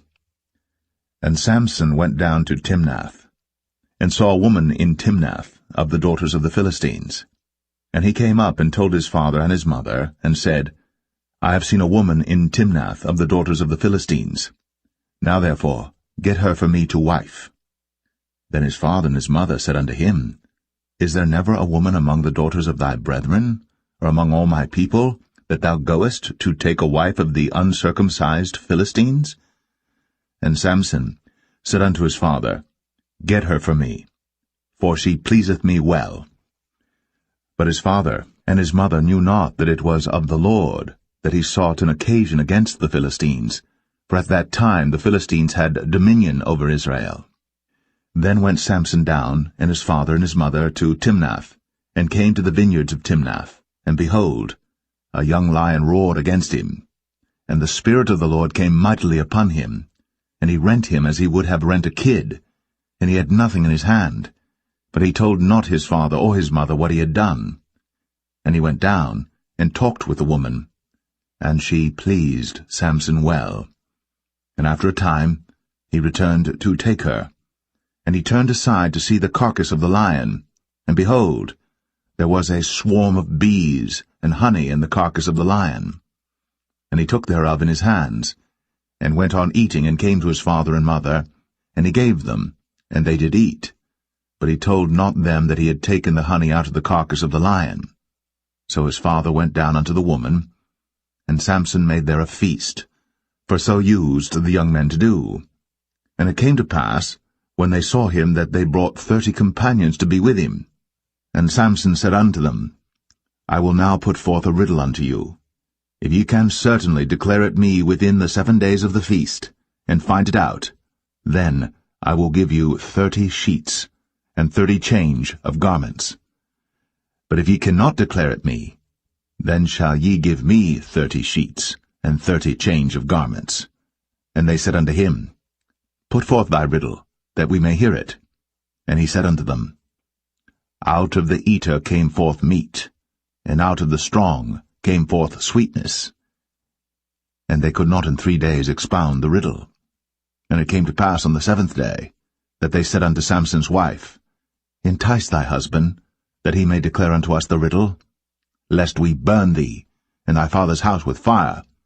Have ye called us to take that we have? Is it not so?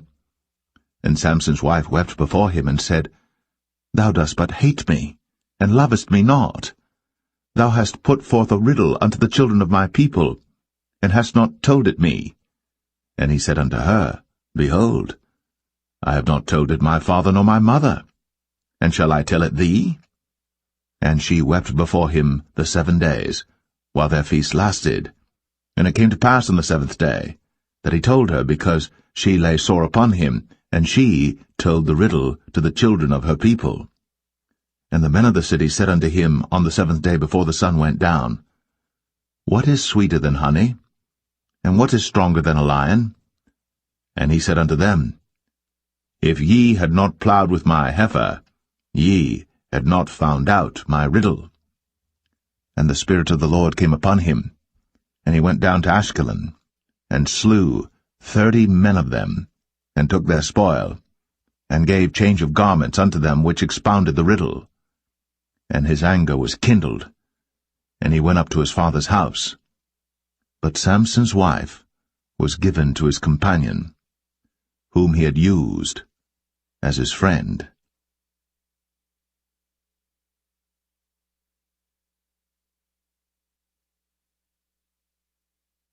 Judges 15.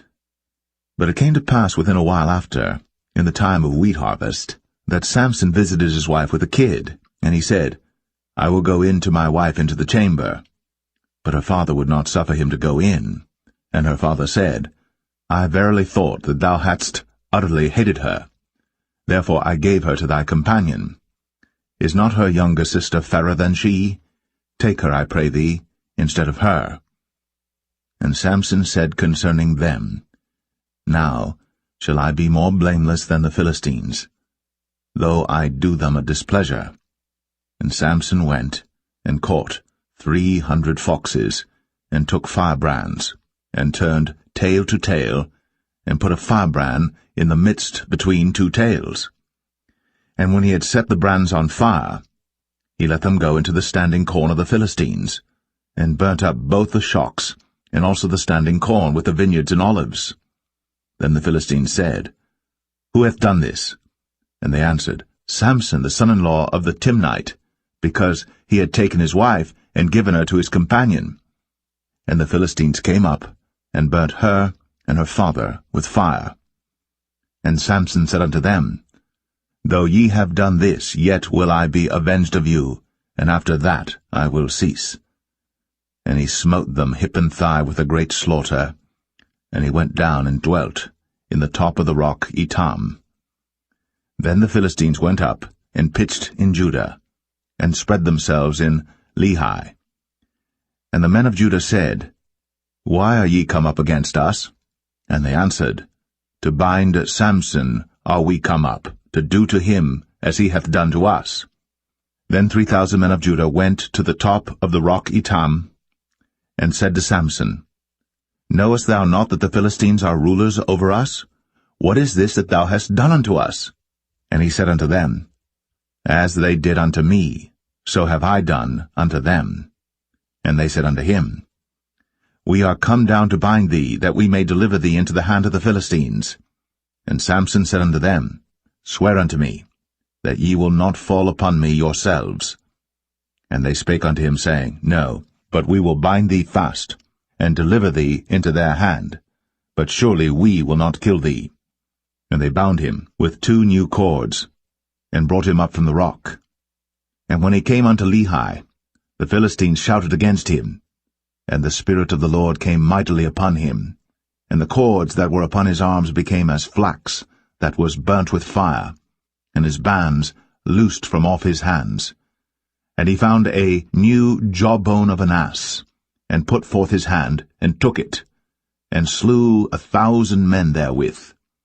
And Samson said, With the jawbone of an ass, heaps upon heaps, with the jaw of an ass have I slain 1,000 men. And it came to pass, when he had made an end of speaking, that he cast away the jawbone out of his hand, and called that place Ramath Lehi. And he was sore athirst, and called on the Lord, and said, Thou hast given this great deliverance into the hand of thy servant, and now shall I die for thirst, and fall into the hand of the uncircumcised? But God clave an hollow place that was in the jaw, and there came water thereout. And when he had drunk, his spirit came again, and he revived, wherefore he called the name thereof En-Hakkore, which is in Lehi unto this day. And he judged Israel in the days of the Philistines 20 years.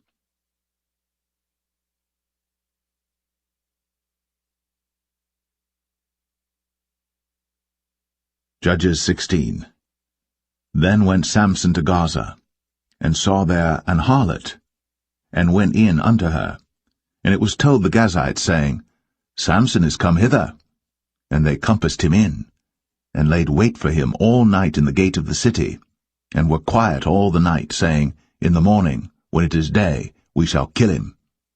And Samson lay till midnight, and arose at midnight, and took the doors of the gate of the city, and the 2 posts, and went away with them, bar and all, and put them upon his shoulders, and carried them up to the top of an hill that is before Hebron. And it came to pass afterward, that he loved a woman in the valley of Sorek, whose name was Delilah. And the lords of the Philistines came up unto her, and said unto her, Entice him, and see wherein his great strength lieth, and by what means we may prevail against him, that we may bind him to afflict him. And we will give thee every one of us 1,100 pieces of silver. And Delilah said to Samson, Tell me, I pray thee, wherein thy great strength lieth, and wherewith thou mightest be bound to afflict thee? And Samson said unto her, If they bind me with 7 green withs that were never dried, then shall I be weak, and be as another man. Then the lords of the Philistines brought up to her 7 green withs, which had not been dried, and she bound him with them. Now there were men lying in wait, abiding with her in the chamber. And she said unto him, The Philistines be upon thee, Samson. And he brake the withs, as a thread of tow is broken when it toucheth the fire. So his strength was not known. And Delilah said unto Samson, Behold, thou hast mocked me, and told me lies. Now tell me, I pray thee, wherewith thou mightest be bound. And he said unto her, If they bind me fast with new ropes, that never were occupied, then shall I be weak, and be as another man. Delilah therefore took new ropes, and bound him therewith, and said unto him, The Philistines be upon thee, Samson. And there were liers in wait, abiding in the chamber. And he brake them from off his arms like a thread. And Delilah said unto Samson, Hitherto thou hast mocked me, and told me lies. Tell me wherewith thou mightest be bound. And he said unto her, If thou weavest the 7 locks of my head with the web. And she fastened it with the pin, and said unto him, The Philistines be upon thee, Samson. And he awaked out of his sleep, and went away with the pin of the beam, and with the web. And she said unto him, How canst thou say, I love thee, when thine heart is not with me? Thou hast mocked me these 3 times, and hast not told me wherein thy great strength lieth. And it came to pass, when she pressed him daily with her words, and urged him, so that his soul was vexed unto death, that he told her all his heart, and said unto her, There hath not come a razor upon mine head, for I have been a Nazarite unto God from my mother's womb. If I be shaven, then my strength will go from me, and I shall become weak, and be like any other man. And when Delilah saw that he had told her all his heart, she sent and called for the lords of the Philistines, saying, Come up this once, for he hath shown me all his heart. Then the lords of the Philistines came up unto her, and brought money in their hand. And she made him sleep upon her knees, and she called for a man, and she caused him to shave off the 7 locks of his head, and she began to afflict him, and his strength went from him. And she said, The Philistines be upon thee, Samson. And he awoke out of his sleep, and said, I will go out as at other times before, and shake myself. And he wist not that the Lord was departed from him. But the Philistines took him, and put out his eyes, and brought him down to Gaza, and bound him with fetters of brass, and he did grind in the prison house. Howbeit, the hair of his head began to grow again after he was shaven. Then the lords of the Philistines gathered them together, for to offer a great sacrifice unto Dagon their god, and to rejoice, for they said, Our God hath delivered Samson our enemy into our hand. And when the people saw him, they praised their God, for they said, Our God hath delivered into our hands our enemy, and the destroyer of our country, which slew many of us. And it came to pass, when their hearts were merry, that they said, Call for Samson, that he may make us sport. And they called for Samson out of the prison house, and he made them sport, and they set him between the pillars. And Samson said unto the lad that held him by the hand, Suffer me, that I may feel the pillars whereupon the house standeth, that I may lean upon them. Now the house was full of men and women, and all the lords of the Philistines were there. And there were upon the roof about 3,000 men and women that beheld, while Samson made sport. And Samson called unto the Lord, and said, O Lord God, remember me, I pray thee, and strengthen me, I pray thee, only this once, O God, that I may be at once avenged of the Philistines for my 2 eyes. And Samson took hold of the 2 middle pillars upon which the house stood, and on which it was borne up, of the one with his right hand, and of the other with his left. And Samson said, Let me die with the Philistines. And he bowed himself with all his might. And the house fell upon the lords, and upon all the people that were therein. So the dead which he slew at his death were more than they which he slew in his life. Then his brethren and all the house of his father came down, and took him, and brought him up, and buried him between Zorah and Eshtaol, in the burying place of Manoah his father. And he judged Israel 20 years.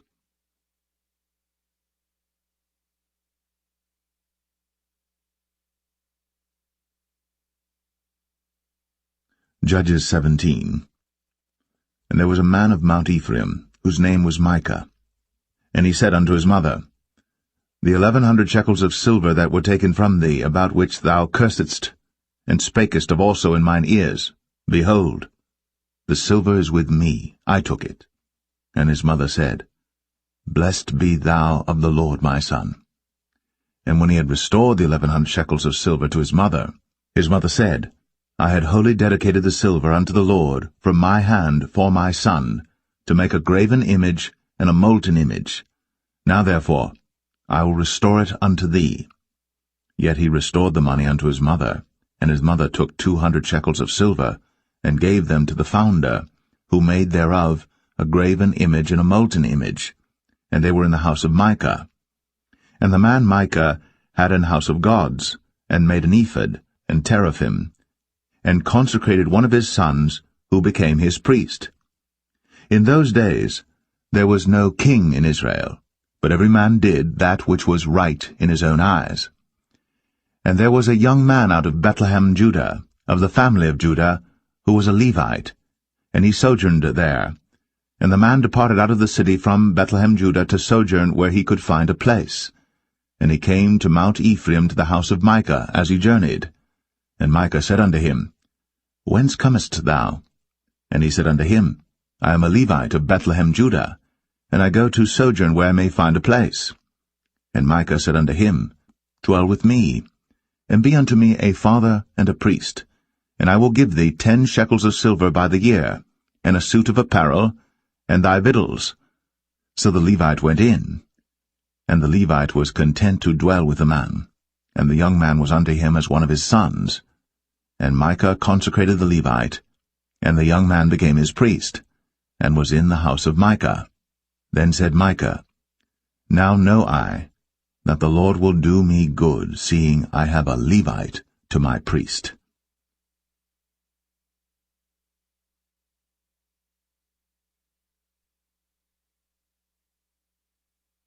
Judges 18. In those days there was no king in Israel, and in those days the tribe of the Danites sought them an inheritance to dwell in. For unto that day all their inheritance had not fallen unto them among the tribes of Israel. And the children of Dan sent of their family 5 men from their coasts, men of valor, from Zorah and from Eshtaol, to spy out the land, and to search it. And they said unto them, Go, search the land. Who, when they came to Mount Ephraim, to the house of Micah, they lodged there. When they were by the house of Micah, they knew the voice of the young man, the Levite, And they turned in thither, and said unto him, Who brought thee hither? And what makest thou in this place? And what hast thou here? And he said unto them, Thus and thus dealeth Micah with me, and hath hired me, and I am his priest. And they said unto him, Ask counsel, we pray thee, of God, that we may know whether our way which we go shall be prosperous. And the priest said unto them, Go in peace. Before the Lord is your way wherein ye go. Then the 5 men departed, and came to Laish, and saw the people that were therein, how they dwelt careless, after the manner of the Zidonians, quiet and secure, and there was no magistrate in the land that might put them to shame in any thing, and they were far from the Zidonians, and had no business with any man. And they came unto their brethren to Zoar and Eshtaol, and their brethren said unto them, What say ye? And they said, Arise, that we may go up against them, for we have seen the land, and behold, it is very good. And are ye still? Be not slothful to go, and to enter to possess the land. When ye go, ye shall come unto a people secure, and to a large land, for God hath given it into your hands, a place where there is no want of anything that is in the earth. And there went from thence of the family of the Danites, out of Zorah and out of Eshtaol, 600 men appointed with weapons of war. And they went up and pitched in Kirjath-jearim, in Judah, wherefore they call that place Mahane Dan unto this day. Behold, it is behind Kirjath-jearim. And they passed thence unto Mount Ephraim, and came unto the house of Micah. Then answered the 5 men that went to spy out the country of Laish, and said unto their brethren, Do ye know that there is in these houses an ephod, and teraphim, and a graven image, and a molten image? Now therefore consider what ye have to do. And they turned thitherward, and came to the house of the young man the Levite, even unto the house of Micah, and saluted him. And the 600 men appointed with their weapons of war, which were of the children of Dan, stood by the entering of the gate. And the 5 men that went to spy out the land went up, and came in thither, and took the graven image, and the ephod, and the teraphim, and the molten image. And the priest stood in the entering of the gate with the 600 men that were appointed with weapons of war. And these went into Micah's house, and fetched the carved image, the ephod, and the teraphim, and the molten image. Then said the priest unto them, What do ye? And they said unto him, Hold thy peace, lay thine hand upon thy mouth, and go with us, and be to us a father and a priest. Is it better for thee to be a priest unto the house of one man, or that thou be a priest unto a tribe and a family in Israel? And the priest's heart was glad, and he took the ephod, and the teraphim, and the graven image, and went in the midst of the people. So they turned, and departed, and put the little ones and the cattle in the carriage before them. And when they were a good way from the house of Micah, the men that were in the houses near to Micah's house were gathered together, and overtook the children of Dan.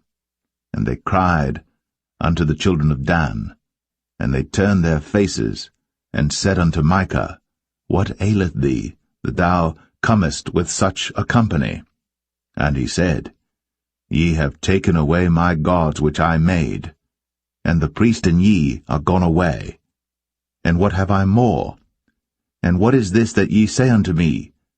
What aileth thee?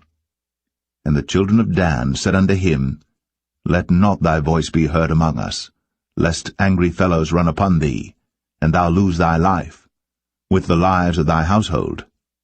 And the children of Dan went their way. And when Micah saw that they were too strong for him, he turned, and went back unto his house. And they took the things which Micah had made, and the priest which he had, and came unto Laish, unto a people that were at quiet and secure. And they smote them with the edge of the sword, and burnt the city with fire. And there was no deliverer, because it was far from Zidon, and they had no business with any man. And it was in the valley that lieth by Beth-rehob, and they built a city, and dwelt therein. And they called the name of the city Dan, after the name of Dan their father, who was born unto Israel, howbeit the name of the city was Laish at the first.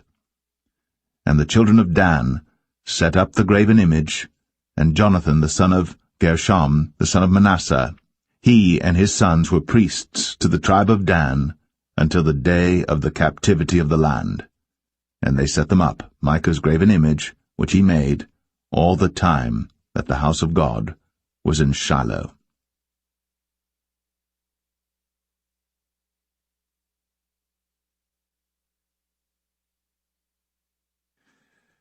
Judges 19. And it came to pass in those days, when there was no king in Israel, that there was a certain Levite sojourning on the side of Mount Ephraim, who took to him a concubine out of Bethlehem Judah. And his concubine played the whore against him, and went away from him unto her father's house to Bethlehem Judah, and was there 4 whole months. And her husband arose, and went after her, to speak friendly unto her, and to bring her again, having his servant with him, and a couple of asses. And she brought him into her father's house. And when the father of the damsel saw him, he rejoiced to meet him. And his father-in-law, the damsel's father, retained him, and he abode with him 3 days. So they did eat and drink and lodged there. And it came to pass on the 4th day, when they arose early in the morning, that he rose up to depart. And the damsel's father said unto his son-in-law, Comfort thine heart with a morsel of bread, and afterward go your way. And they sat down, and did eat and drink both of them together. For the damsel's father had said unto the man, Be content, I pray thee, and tarry all night, and let thine heart be merry. And when the man rose up to depart, his father-in-law urged him, therefore he lodged there again. And he rose early in the morning on the 5th day to depart. And the damsel's father said, Comfort thine heart, I pray thee. And they tarried until afternoon, and they did eat both of them. And when the man rose up to depart, he and his concubine, and his servant, his father-in-law, the damsel's father, said unto him, Behold, now the day draweth toward evening. I pray you, tarry all night. Behold, the day groweth to an end. Lodge here, that thine heart may be merry. And tomorrow get you early on your way, that thou mayest go home. But the man would not tarry that night, but he rose up and departed, and came over against Jebus, which is Jerusalem. And there were with him 2 asses saddled. His concubine also was with him. And when they were by Jebus, the day was far spent. And the servant said unto his master, Come, I pray thee, and let us turn into this city of the Jebusites, and lodge in it. And his master said unto him, We will not turn aside hither into the city of a stranger, that is not of the children of Israel. We will pass over to Gibeah. And he said unto his servant, Come, and let us draw near to one of these places to lodge all night in Gibeah, or in Ramah. And they passed on, and went their way. And the sun went down upon them when they were by Gibeah, which belongeth to Benjamin. And they turned aside thither, to go in and to lodge in Gibeah. And when he went in, he sat him down in a street of the city, for there was no man that took them into his house to lodging. And behold, there came an old man from his work out of the field at even, which was also of Mount Ephraim, and he sojourned in Gibeah. But the men of the place were Benjamites. And when he had lifted up his eyes, he saw a wayfaring man in the street of the city. And the old man said, Whither goest thou? And whence comest thou? And he said unto him, We are passing from Bethlehem Judah toward the side of Mount Ephraim. From thence am I. And I went to Bethlehem Judah, but I am now going to the house of the Lord, and there is no man that receiveth me to house. Yet there is both straw and provender for our asses, and there is bread and wine also for me, and for thy handmaid, and for the young man which is with thy servants. There is no want of anything. And the old man said, Peace be with thee. Howsoever let all thy wants lie upon me, only lodge not in the street. So he brought him into his house, and gave provender unto the asses, and they washed their feet, and did eat and drink. Now as they were making their hearts merry, behold, the men of the city, certain sons of Belial, beset the house round about, and beat at the door, and spake to the master of the house, the old man, saying, Bring forth the man that came into thine house, that we may know him. And the man, the master of the house, went out unto them, and said unto them, Nay, my brethren, nay, I pray you, do not so wickedly, seeing that this man is come into mine house. Do not this folly. Behold, here is my daughter, a maiden, and his concubine. Them I will bring out now, and humble ye them, and do with them what seemeth good unto you. But unto this man do not so vile a thing. But the men would not hearken to him. So the man took his concubine, and brought her forth unto them. And they knew her, and abused her all the night until the morning. And when the day began to spring, they let her go. Then came the woman in the dawning of the day, and fell down at the door of the man's house, where her lord was, till it was light.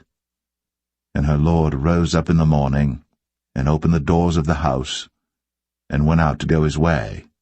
And behold, the woman, his concubine, was fallen down at the door of the house, and her hands were upon the threshold. And he said unto her, Up, and let us be going. But none answered. Then the man took her up upon an ass. And the man rose up, and gat him unto his place.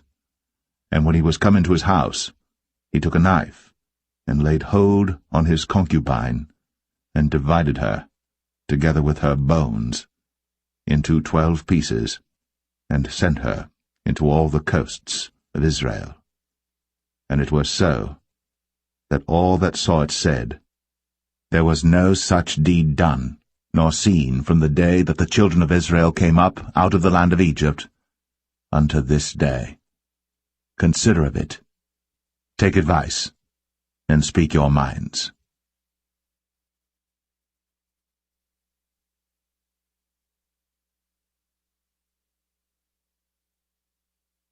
Judges 20. Then all the children of Israel went out, and the congregation was gathered together as one man, from Dan even to Beersheba with the land of Gilead unto the Lord in Mizpeh. And the chief of all the people, even of all the tribes of Israel, presented themselves in the assembly of the people of God, 400,000 footmen that drew sword. Now the children of Benjamin heard that the children of Israel were gone up to Mizpeh. Then said the children of Israel, Tell us, how was this wickedness? And the Levite, the husband of the woman that was slain, answered and said, I came into Gibeah, that belongeth to Benjamin, I and my concubine, to lodge. And the men of Gibeah rose against me, and beset the house round about upon me by night, and thought to have slain me, and my concubine have they forced, that she is dead. And I took my concubine, and cut her in pieces, and sent her throughout all the country of the inheritance of Israel, for they have committed lewdness and folly in Israel. Behold, ye are all children of Israel, give here your advice and counsel. And all the people arose as one man, saying, We will not any of us go to his tent, neither will we any of us turn into his house. But now this shall be the thing which we will do to Gibeah. We will go up by lot against it.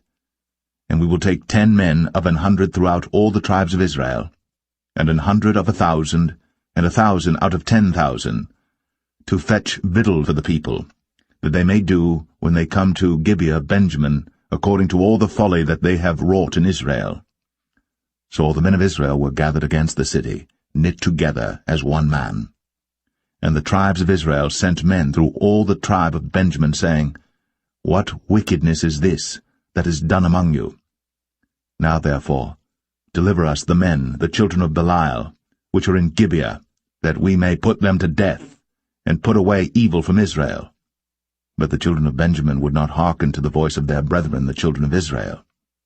But the children of Benjamin gathered themselves together out of the cities unto Gibeah, to go out to battle against the children of Israel. And the children of Benjamin were numbered at that time out of the cities 26,000 men that drew sword, beside the inhabitants of Gibeah, which were numbered 700 chosen men. Among all this people there were 700 chosen men left-handed. Every one could sling stones at an hairbreadth, and not miss. And the men of Israel beside Benjamin were numbered 400,000 men that drew sword. All these were men of war. And the children of Israel arose, and went up to the house of God, and asked counsel of God, and said, Which of us shall go up first to the battle against the children of Benjamin? And the Lord said, Judah shall go up first. And the children of Israel rose up in the morning, and encamped against Gibeah. And the men of Israel went out to battle against Benjamin. And the men of Israel put themselves in array to fight against them at Gibeah.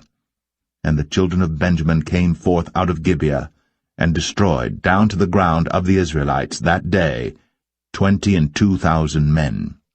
And the people, the men of Israel, encouraged themselves, and set their battle again in array in the place where they put themselves in array the first day. And the children of Israel went up and wept before the Lord until even, and asked counsel of the Lord, saying, Shall I go up again to battle against the children of Benjamin my brother? And the Lord said, Go up against him. And the children of Israel came near against the children of Benjamin the second day. And Benjamin went forth against them out of Gibeah the second day, and destroyed down to the ground of the children of Israel again 18,000 men. All these drew the sword. Then all the children of Israel and all the people went up, and came unto the house of God, and wept, and sat there before the Lord, and fasted that day until even, and offered burnt offerings and peace offerings before the Lord. And the children of Israel inquired of the Lord, for the ark of the covenant of God was there in those days.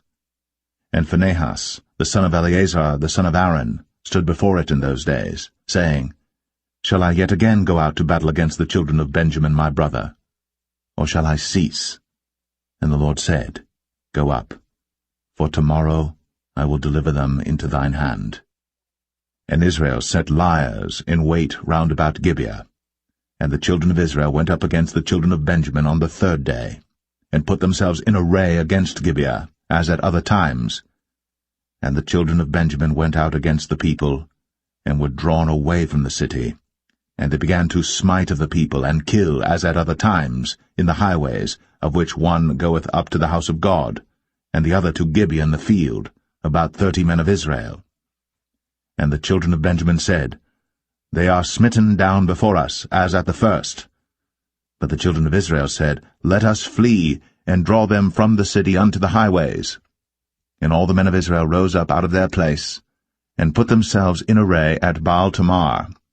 And the liers in wait of Israel came forth out of their places, even out of the meadows of Gibeah. And there came against Gibeah 10,000 chosen men out of all Israel. And the battle was sore, but they knew not that evil was near them. And the Lord smote Benjamin before Israel. And the children of Israel destroyed of the Benjamites that day 25,100 men. All these drew the sword. So the children of Benjamin saw that they were smitten, for the men of Israel gave place to the Benjamites, because they trusted unto the liers in wait, which they had set beside Gibeah. And the liers in wait hasted, and rushed upon Gibeah. And the liers in wait drew themselves along, and smote all the city with the edge of the sword. Now there was an appointed sign between the men of Israel and the liers in wait, that they should make a great flame with smoke rise up out of the city.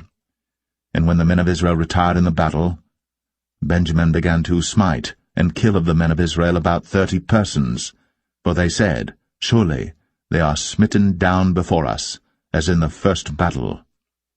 But when the flame began to arise up out of the city with a pillar of smoke, the Benjamites looked behind them, and behold, the flame of the city ascended up to heaven. And when the men of Israel turned again, the men of Benjamin were amazed, for they saw that evil was come upon them. Therefore they turned their backs before the men of Israel unto the way of the wilderness. But the battle overtook them, and them which came out of the cities they destroyed in the midst of them. Thus they enclosed the Benjamites round about, and chased them, and trod them down with ease over against Gibeah toward the sunrising. And there fell of Benjamin 18,000 men. All these were men of valor. And they turned and fled toward the wilderness, unto the rock of Rimmon. And they gleaned of them in the highways 5,000 men, and pursued hard after them unto Kidom, and slew 2,000 men of them. So that all which fell that day of Benjamin were 25,000 men that drew the sword. All these were men of valor. But 600 men turned and fled to the wilderness unto the rock Rimmon, and abode in the rock Rimmon 4 months. And the men of Israel turned again upon the children of Benjamin, and smote them with the edge of the sword, as well the men of every city as the beast, and all that came to hand. Also they set on fire all the cities that they came to.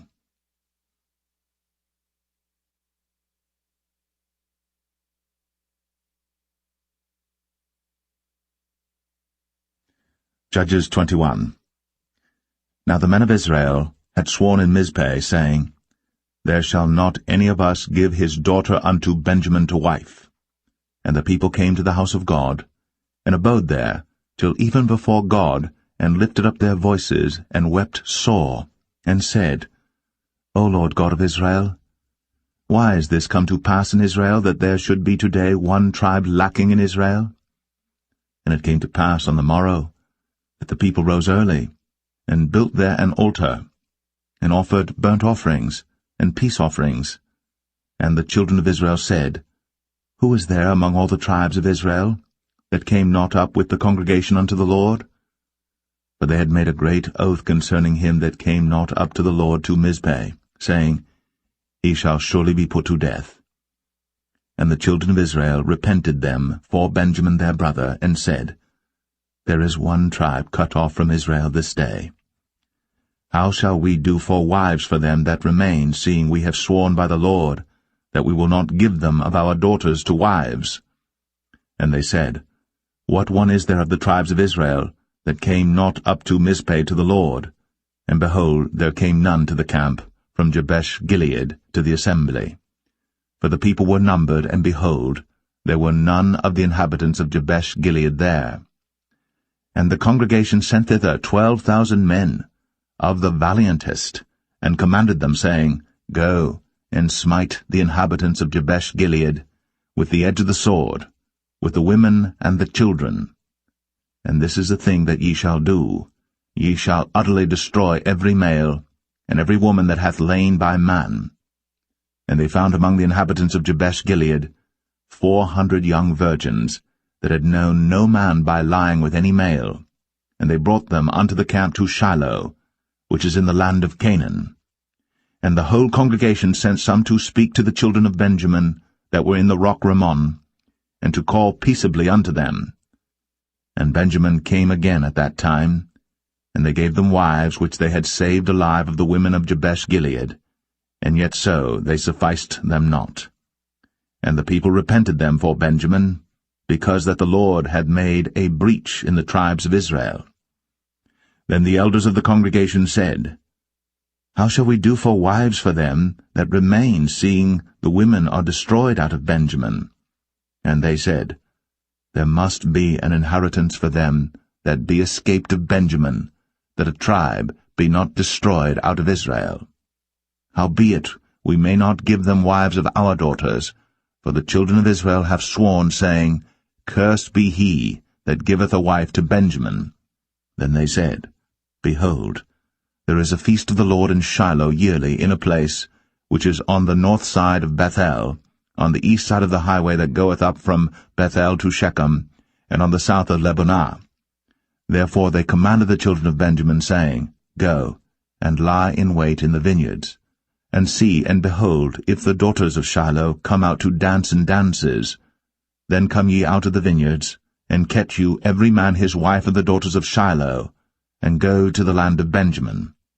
And it shall be, when their fathers or their brethren come unto us to complain, that we will say unto them, Be favorable unto them for our sakes, because we reserved not to each man his wife in the war, for ye did not give unto them at this time, that ye should be guilty.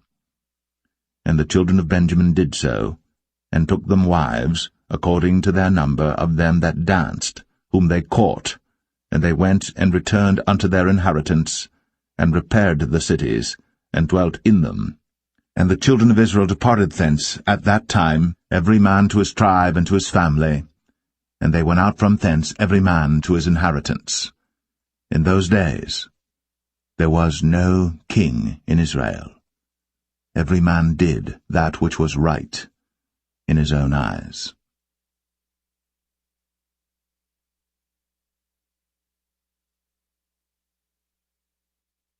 The Book of Ruth, Chapter 1.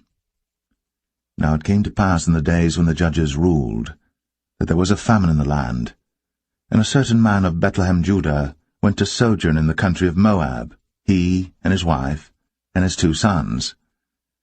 And the name of the man was Elimelech, and the name of his wife Naomi, and the name of his 2 sons Mahlon and Chilion, Ephrathites of Bethlehem, Judah. And they came into the country of Moab, and continued there. And Elimelech, Naomi's husband, died, and she was left, and her 2 sons. And they took them wives of the women of Moab. The name of the one was Orpah, and the name of the other Ruth. And they dwelled there about 10 years. And Mahlon and Chilion died also, both of them. And the woman was left of her 2 sons and her husband.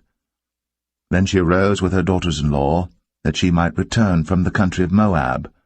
For she had heard in the country of Moab how that the Lord had visited his people in giving them bread. Wherefore she went forth out of the place where she was, and her 2 daughters-in-law with her. And they went on the way to return unto the land of Judah. And Naomi said unto her 2 daughters-in-law, Go, return each to her mother's house. The Lord deal kindly with you, as ye have dealt with the dead, and with me. The Lord grant you that ye may find rest, each of you, in the house of her husband. Then she kissed them, and they lifted up their voice, and wept. And they said unto her, Surely we will return with thee unto thy people. And Naomi said, Turn again, my daughters, why will ye go with me? Are there yet any more sons in my womb, that they may be your husbands? Turn again, my daughters, go your way. For I am too old to have an husband. If I should say I have hope, if I should have an husband also tonight, and should also bear sons, would ye tarry for them till they were grown? Would ye stay for them from having husbands? Nay, my daughters, for it grieveth me much for your sakes that the hand of the Lord is gone out against me. And they lifted up their voice, and wept again. And Orpah kissed her mother-in-law. But Ruth clave unto her, and she said, Behold, thy sister-in-law is gone back unto her people, and unto her gods. Return thou after thy sister-in-law. And Ruth said, Entreat me not to leave thee, or to return from following after thee, for whither thou goest, I will go, and where thou lodgest, I will lodge. Thy people shall be my people, and thy God, my God. Where thou diest, will I die, and there will I be buried. The Lord do so to me, and more also, if aught but death part thee and me. When she saw that she was steadfastly minded to go with her, then she left speaking unto her. So they 2 went until they came to Bethlehem. And it came to pass, when they were come to Bethlehem, that all the city was moved about them, and they said, Is this Naomi? And she said unto them, Call me not Naomi, call me Mara, for the Almighty hath dealt very bitterly with me. I went out full, and the Lord hath brought me home again empty. Why then call ye me Naomi, seeing the Lord hath testified against me, and the Almighty hath afflicted me? So Naomi returned, and Ruth the Moabitess her daughter-in-law with her, which returned out of the country of Moab, and they came to Bethlehem in the beginning of barley harvest.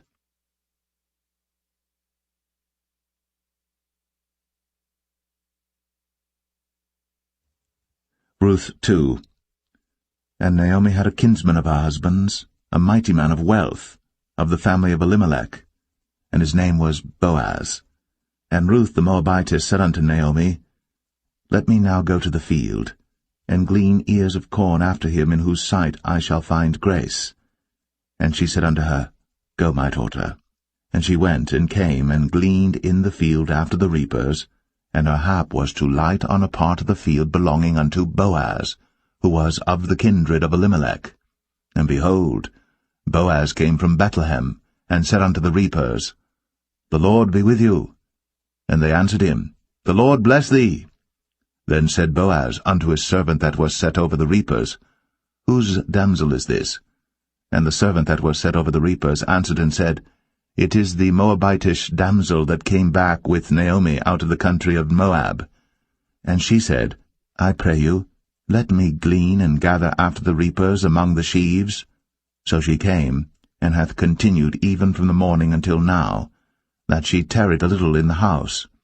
Then said Boaz unto Ruth, Hearest thou not, my daughter? Go not to glean in another field, neither go from hence, but abide here fast by my maidens. Let thine eyes be on the field that they do reap, and go thou after them. Have I not charged the young men that they shall not touch thee? And when thou art athirst, go unto the vessels, and drink of that which the young men have drawn. Then she fell on her face, and bowed herself to the ground, and said unto him, Why have I found grace in thine eyes, that thou shouldst take knowledge of me, seeing I am a stranger?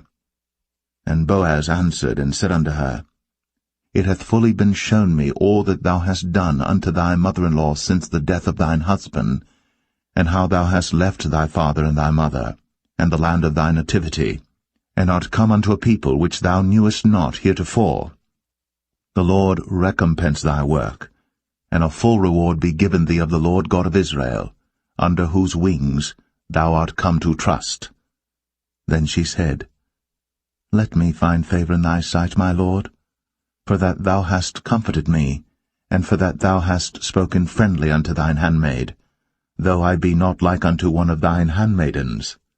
And Boaz said unto her, At mealtime come thou hither, and eat of the bread, and dip thy morsel in the vinegar. And she sat beside the reapers, and he reached her parched corn, and she did eat, and was sufficed, and left. And when she was risen up to glean, Boaz commanded his young men, saying, Let her glean even among the sheaves, and reproach her not. And let fall also some of the handfuls of purpose for her, and leave them, that she may glean them, and rebuke her not. So she gleaned in the field until even, and beat out that she had gleaned, and it was about an ephah of barley. And she took it up, and went into the city, and her mother-in-law saw what she had gleaned, and she brought forth, and gave to her that she had reserved after she was sufficed. And her mother-in-law said unto her, Where hast thou gleaned today? And where wroughtest thou? Blessed be he that did take knowledge of thee. And she showed her mother-in-law with whom she had wrought, and said, The man's name with whom I wrought today is Boaz. And Naomi said unto her daughter-in-law, Blessed be he of the Lord, who hath not left off his kindness to the living and to the dead. And Naomi said unto her, The man is near of kin unto us, one of our next kinsmen. And Ruth, the Moabitess, said, He said unto me also, Thou shalt keep fast by my young men, until they have ended all my harvest. And Naomi said unto Ruth her daughter-in-law, It is good, my daughter, that thou go out with his maidens, that they meet thee not in any other field. So she kept fast by the maidens of Boaz to glean unto the end of barley harvest and of wheat harvest, and dwelt with her mother-in-law.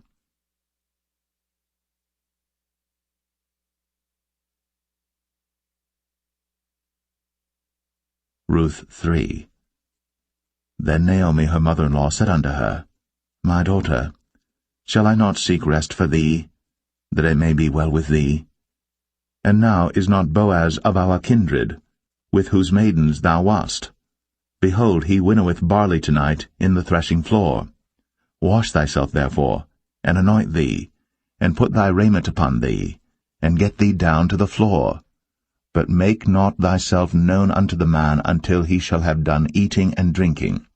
And it shall be, when he lieth down, that thou shalt mark the place where he shall lie, and thou shalt go in, and uncover his feet, and lay thee down. And he will tell thee what thou shalt do. And she said unto her, All that thou sayest unto me, I will do. And she went down unto the floor, and did according to all that her mother-in-law bade her. And when Boaz had eaten and drunk, and his heart was merry, he went to lie down at the end of the heap of corn. And she came softly, and uncovered his feet, and laid her down. And it came to pass at midnight, that the man was afraid, and turned himself, and behold, a woman lay at his feet. And he said, Who art thou? And she answered, I am Ruth thine handmaid.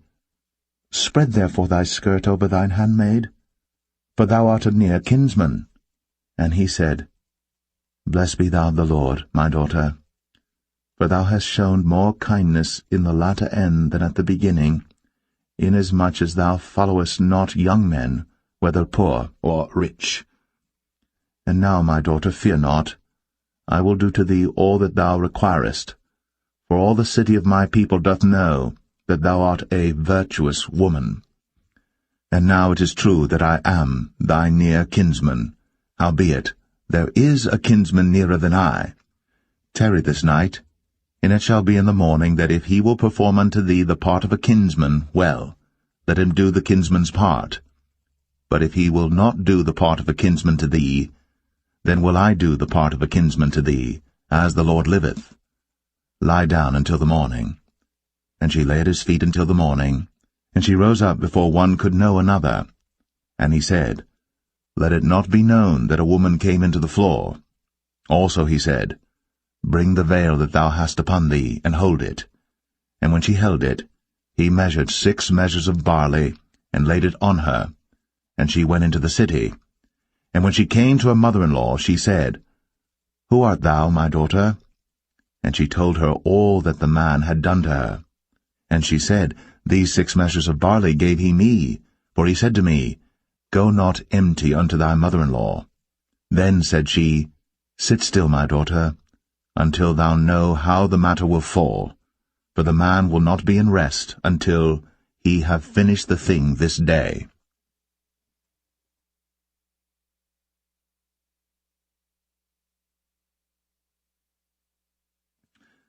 Ruth 4.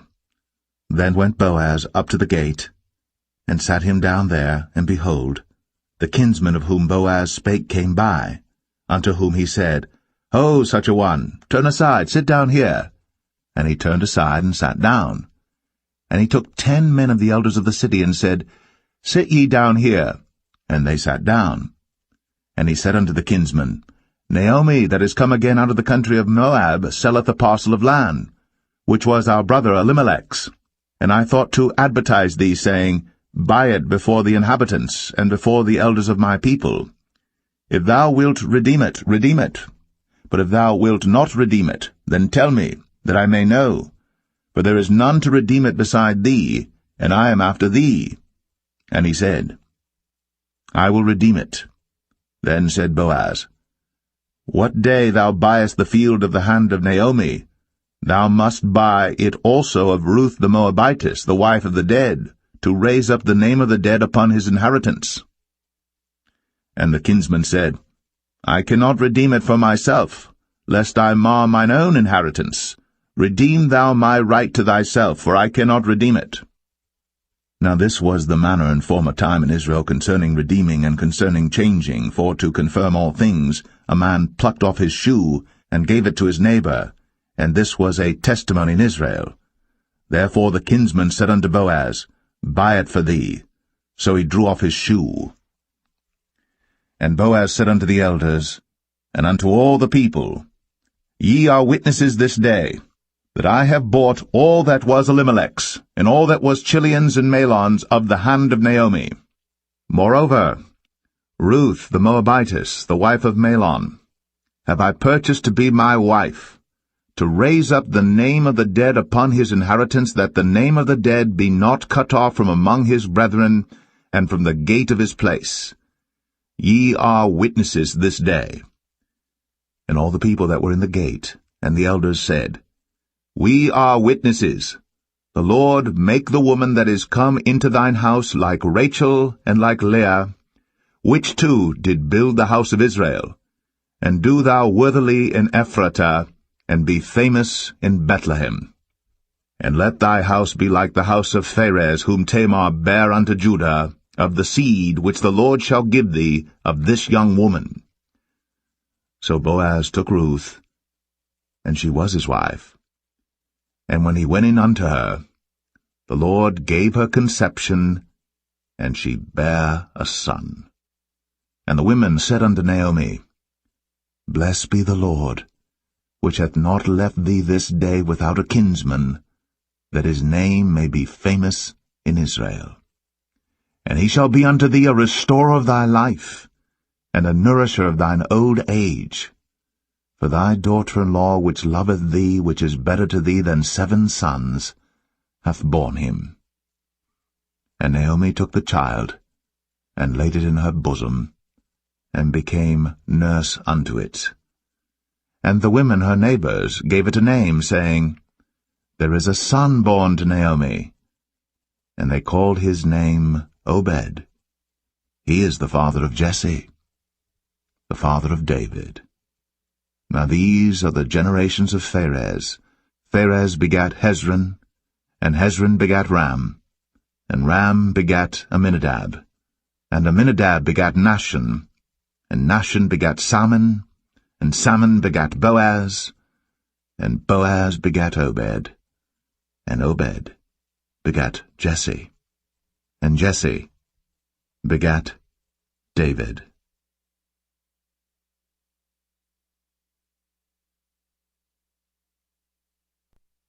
The first book of Samuel, chapter 1. Now there was a certain man of Ramathaim Zophim of Mount Ephraim, and his name was Elkanah, the son of Jeroham, the son of Elihu, the son of Tohu, the son of Zoph, an Ephrathite. And he had 2 wives. The name of the one was Hannah, and the name of the other was Peninnah. And Peninnah had children, but Hannah had no children. And this man went up out of his city yearly to worship and to sacrifice unto the Lord of hosts in Shiloh. And the 2 sons of Eli, Hophni and Phinehas, the priests of the Lord, were there. And when the time was that Elkanah offered, he gave to Peninnah his wife and to all her sons and her daughters portions. But unto Hannah he gave a worthy portion, for he loved Hannah. But the Lord had shut up her womb. And her adversary also provoked her sore, for to make her fret, because the Lord had shut up her womb. And as he did so year by year, when she went up to the house of the Lord, so she provoked her. Therefore she wept, and did not eat. Then said Elkanah her husband to her, Hannah, why weepest thou? And why eatest thou not? And why is thy heart grieved? Am not I better to thee than 10 sons? So Hannah rose up after they had eaten in Shiloh, and after they had drunk. Now Eli the priest sat upon a seat by a post of the temple of the Lord. And she was in bitterness of soul, and prayed unto the Lord, and wept sore. And she vowed a vow, and said, O Lord of hosts, if thou wilt indeed look on the affliction of thine handmaid, and remember me, and not forget thine handmaid, but wilt give unto thine handmaid a man-child, then I will give him unto the Lord all the days of his life, and there shall no razor come upon his head. And it came to pass, as she continued praying before the Lord, that Eli marked her mouth. Now Hannah, she spake in her heart, only her lips moved, but her voice was not heard. Therefore Eli thought she had been drunken. And Eli said unto her, How long wilt thou be drunken? Put away thy wine from thee. And Hannah answered and said, No, my lord, I am a woman of a sorrowful spirit.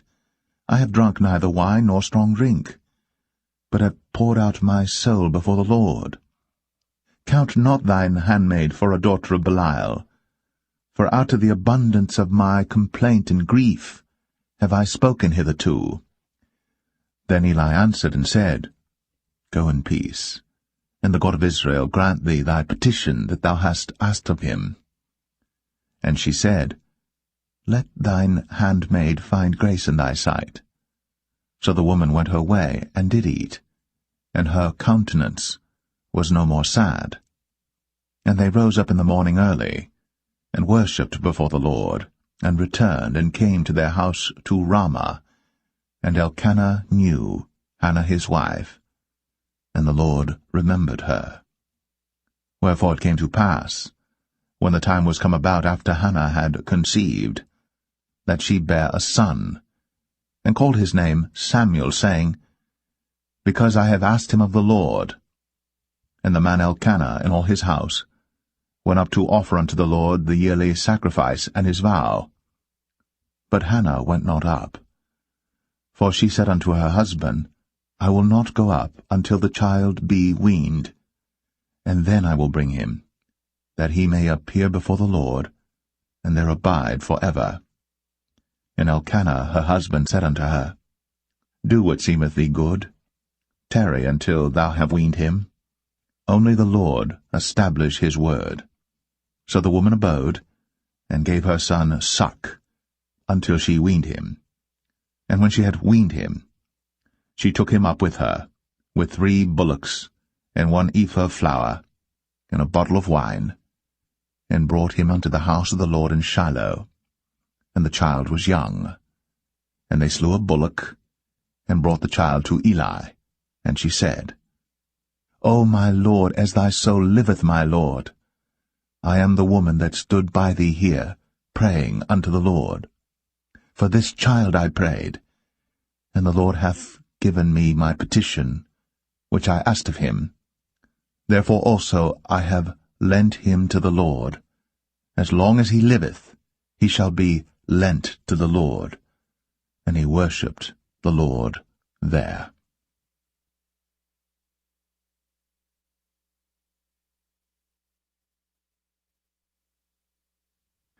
1 Samuel chapter 2.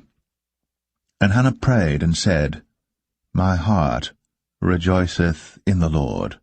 Mine horn is exalted in the Lord. My mouth is enlarged over mine enemies, because I rejoice in thy salvation. There is none holy as the Lord, for there is none beside thee, neither is there any rock like our God. Talk no more so exceeding proudly. Let not arrogancy come out of your mouth. For the Lord is a God of knowledge, and by him actions are weighed. The bows of the mighty men are broken, and they that stumbled are girded with strength. They that were full have hired out themselves for bread, and they that were hungry ceased, so that the barren hath borne 7, and she that hath many children is waxed feeble. The Lord killeth, and maketh alive. He bringeth down to the grave, and bringeth up. The Lord maketh poor, and maketh rich. He bringeth low, and lifteth up. He raiseth up the poor out of the dust, and lifteth up the beggar from the dunghill, to set them among princes, and to make them inherit the throne of glory. For the pillars of the earth are the Lord's, and he hath set the world upon them.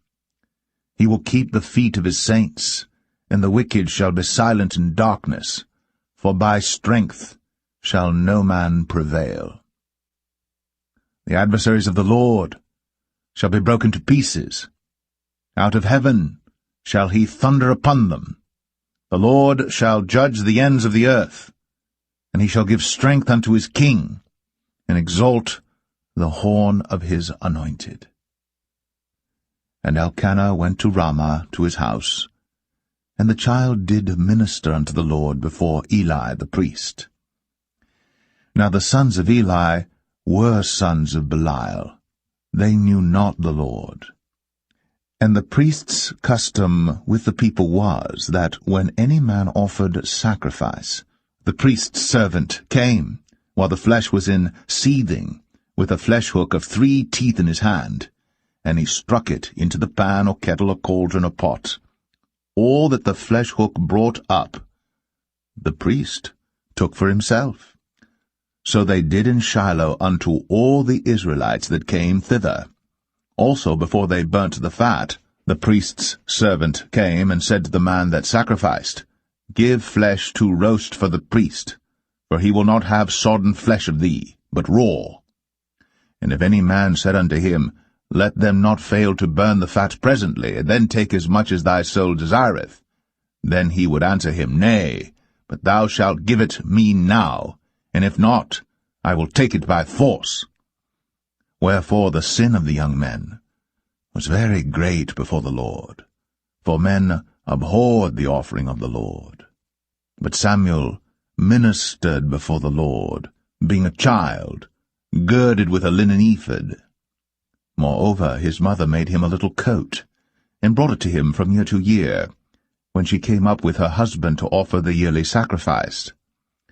And Eli blessed Elkanah and his wife, and said, The Lord give thee seed of this woman for the loan which is lent to the Lord.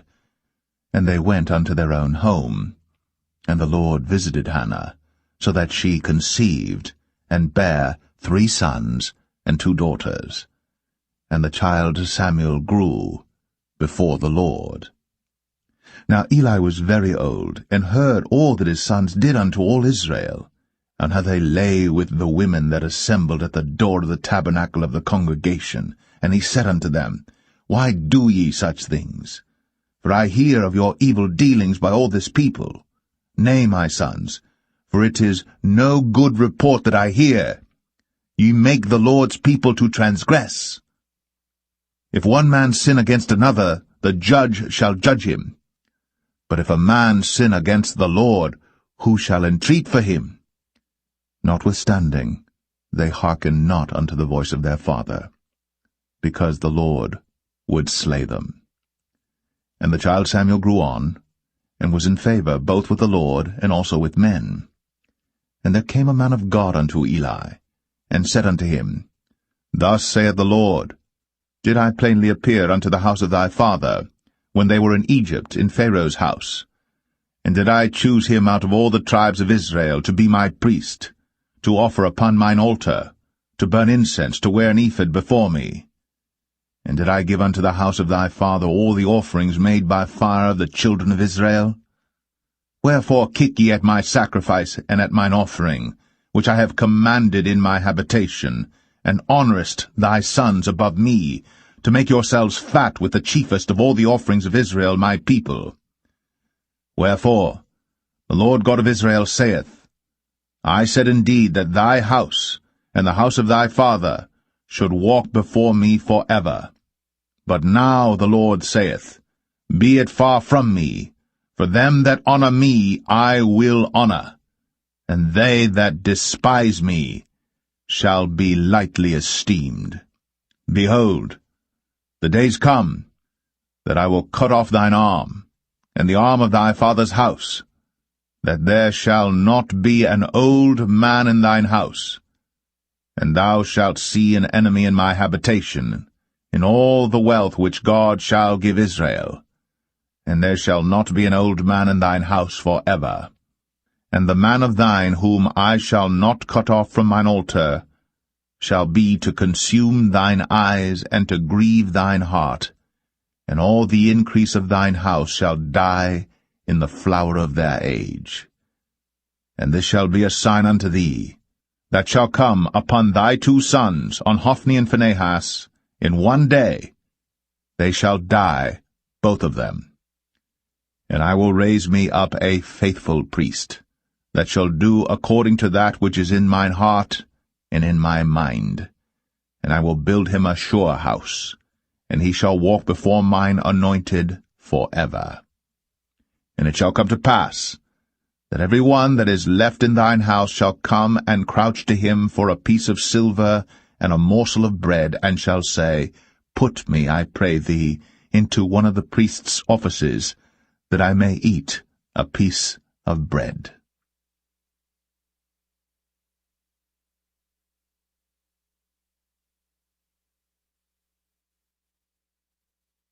1 Samuel 3. And the child Samuel ministered unto the Lord before Eli. And the word of the Lord was precious in those days. There was no open vision.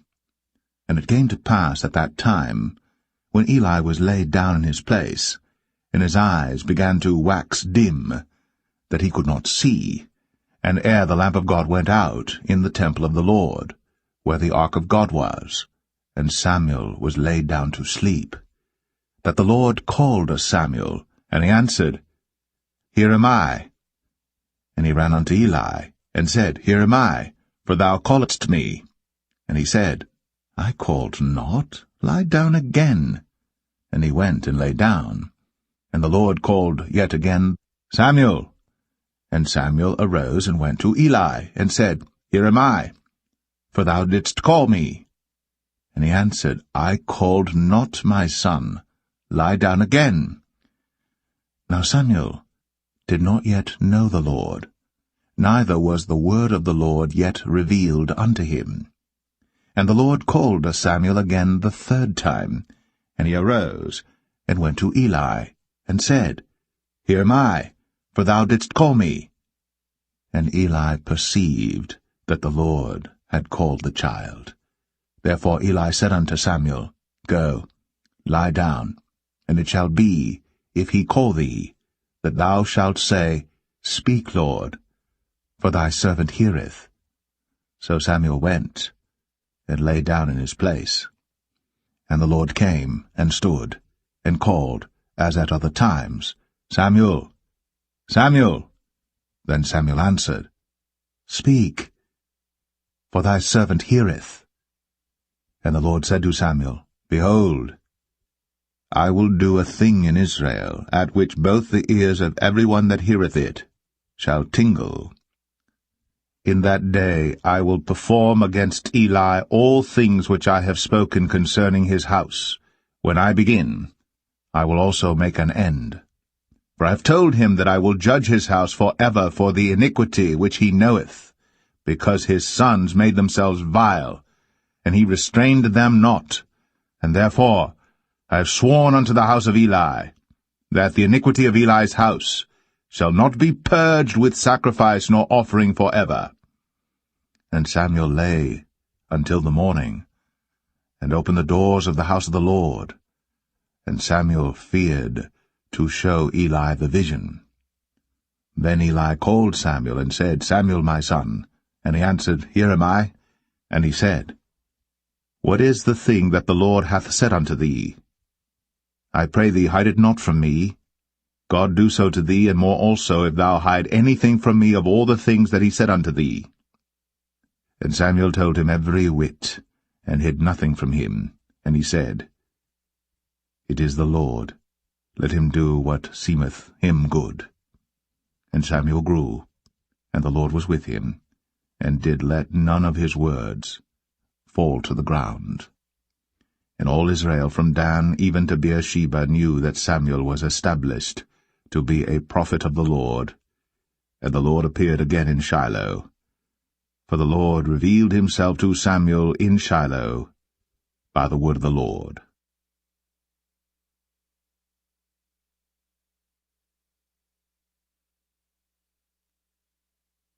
1 Samuel 4.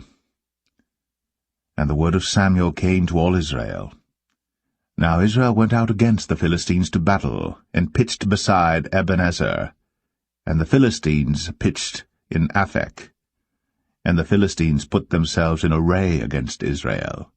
And when they joined battle, Israel was smitten before the Philistines, and they slew of the army in the field about 4,000 men. And when the people were come into the camp, the elders of Israel said, Wherefore hath the Lord smitten us today before the Philistines? Let us fetch the ark of the covenant of the Lord out of Shiloh unto us, that, when it cometh among us, it may save us out of the hand of our enemies. So the people sent to Shiloh, that they might bring from thence the ark of the covenant of the Lord of hosts, which dwelleth between the cherubims. And the two sons of Eli, Hophni and Phinehas, were there with the ark of the covenant of God.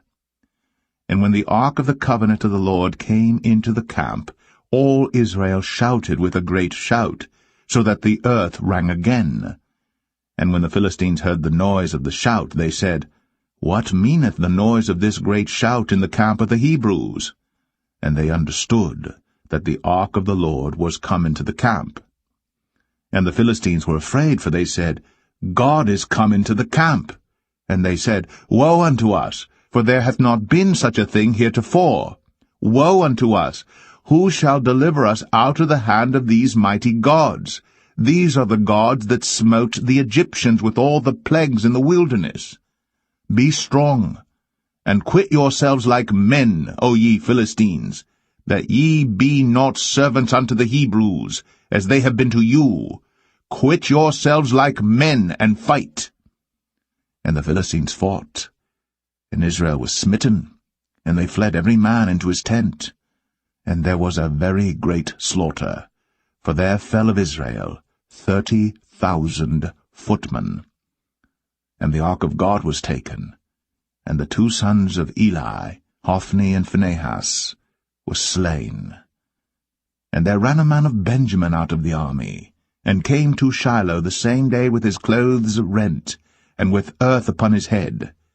And when he came, lo, Eli sat upon a seat by the wayside, watching, for his heart trembled for the ark of God. And when the man came into the city and told it, all the city cried out. And when Eli heard the noise of the crying, he said, What meaneth the noise of this tumult? And the man came in hastily, and told Eli. Now Eli was 98 years old, and his eyes were dim, that he could not see.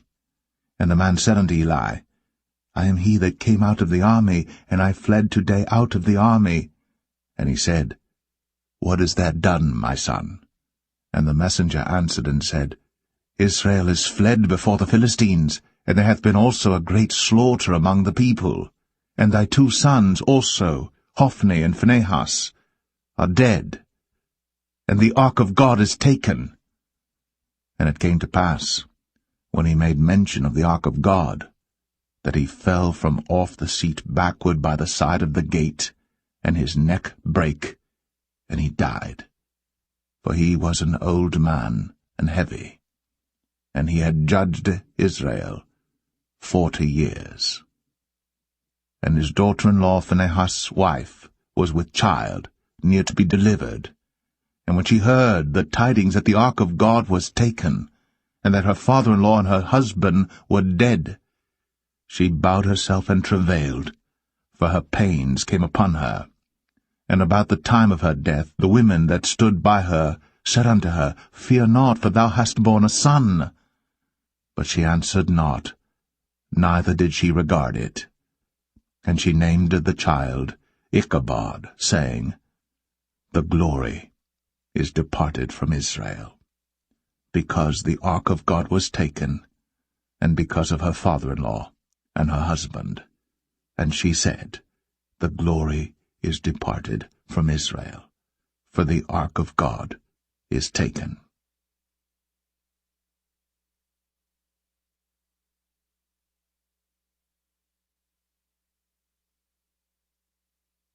First Samuel 5. And the Philistines took the ark of God, and brought it from Ebenezer unto Ashdod. When the Philistines took the ark of God, they brought it into the house of Dagon, and set it by Dagon. And when they of Ashdod arose early on the morrow, behold, Dagon was fallen upon his face to the earth before the ark of the Lord. And they took Dagon, and set him in his place again. And when they arose early on the morrow morning, behold, Dagon was fallen upon his face to the ground before the ark of the Lord, and the head of Dagon, and both the palms of his hands were cut off upon the threshold. Only the stump of Dagon was left to him. Therefore neither the priests of Dagon, nor any that come into Dagon's house, tread on the threshold of Dagon in Ashdod unto this day. But the hand of the Lord was heavy upon them of Ashdod, and he destroyed them, and smote them with emerods, even Ashdod, and the coast thereof. And when the men of Ashdod saw that it was so, they said, The ark of the God of Israel shall not abide with us, for his hand is sore upon us, and upon Dagon our God. They sent therefore, and gathered all the lords of the Philistines unto them, and said, What shall we do with the ark of the God of Israel? And they answered, Let the ark of the God of Israel be carried about unto Gath. And they carried the ark of the God of Israel about thither. And it was so, that after they had carried it about, the hand of the Lord was against the city with a very great destruction, and he smote the men of the city, both small and great, and they had emerods in their secret parts. Therefore they sent the ark of God to Ekron, and it came to pass, as the ark of God came to Ekron, that the Ekronites cried out, saying, They have brought about the ark of the God of Israel to us, to slay us and our people.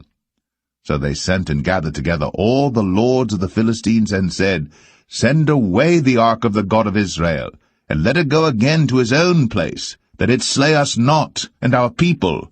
For there was a deadly destruction throughout all the city. The hand of God was very heavy there. And the men that died not were smitten with the emerods, and the cry of the city went up to heaven.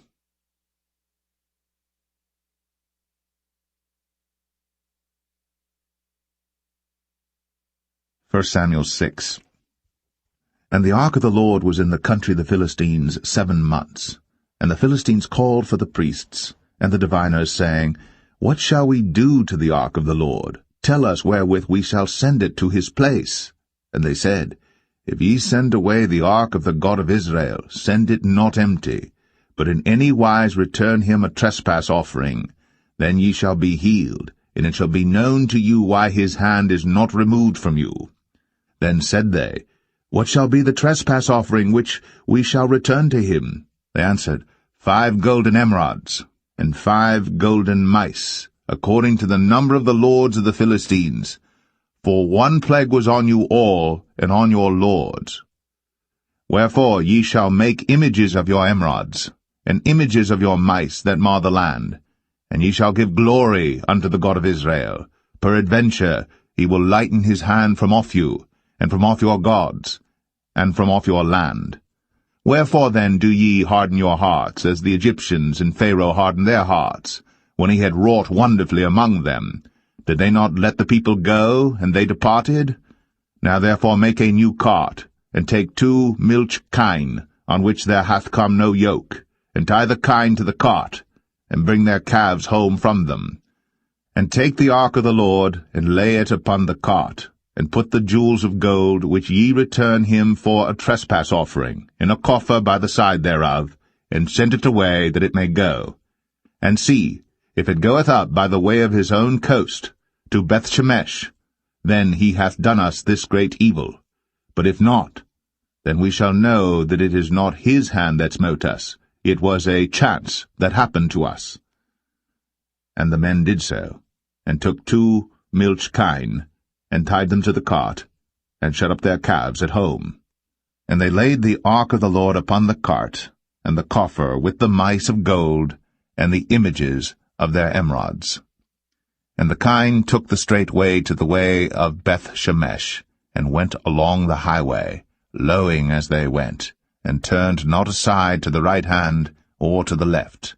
And the lords of the Philistines went after them unto the border of Bethshemesh. And they of Bethshemesh were reaping their wheat harvest in the valley. And they lifted up their eyes, and saw the ark, and rejoiced to see it. And the cart came into the field of Joshua, a Bethshemite, and stood there, where there was a great stone. And they clave the wood of the cart, and offered the kine a burnt offering unto the Lord. And the Levites took down the ark of the Lord, and the coffer that was with it, wherein the jewels of gold were, and put them on the great stone. And the men of Bethshemesh offered burnt offerings, and sacrificed sacrifices the same day unto the Lord. And when the 5 lords of the Philistines had seen it, they returned to Ekron the same day.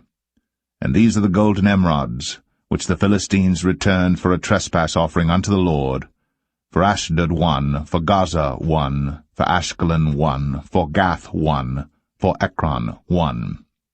And the golden mice, according to the number of all the cities of the Philistines, belonging to the 5 lords, both of fenced cities and of country villages, even unto the great stone of Abel, whereon they set down the ark of the Lord, which stone remaineth unto this day in the field of Joshua the Bethshemite. And he smote the men of Bethshemesh, because they had looked into the ark of the Lord. Even he smote of the people 50,060 men. And the people lamented, because the Lord had smitten many of the people with a great slaughter. And the men of Bethshemesh said, Who is able to stand before this holy Lord God? And to whom shall he go up from us? And they sent messengers to the inhabitants of Kirjath-jearim, saying, The Philistines have brought again the ark of the Lord. Come ye down, and fetch it up to you.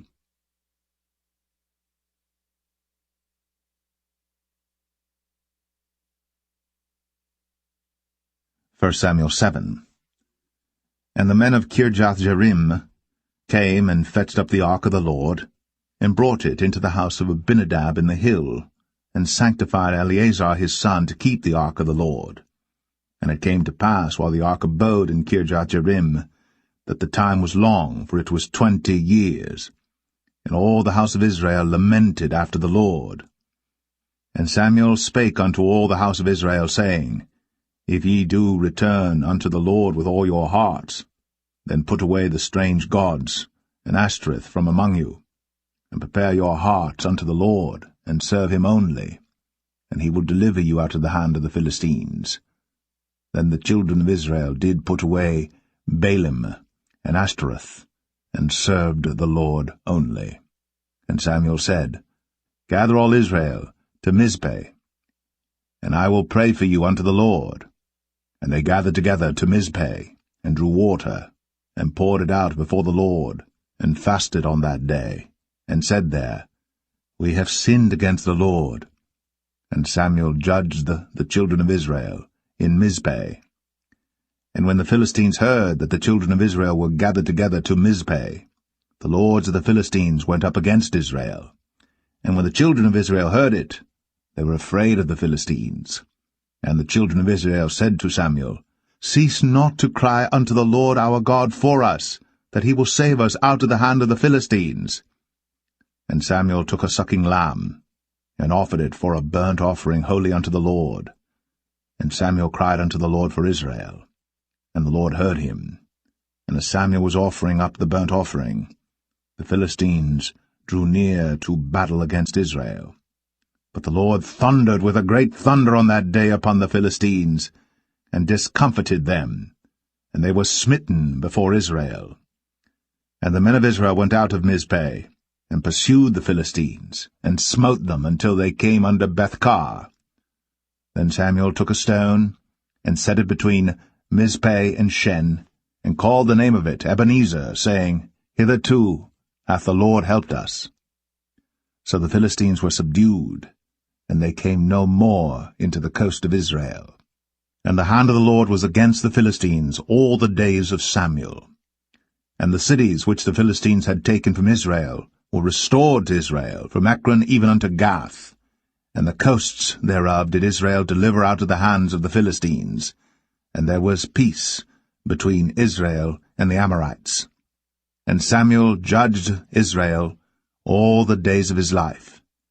And he went from year to year in circuit to Bethel, and Gilgal, and Mizpeh, and judged Israel in all those places. And his return was to Ramah, for there was his house, and there he judged Israel, and there he built an altar unto the Lord.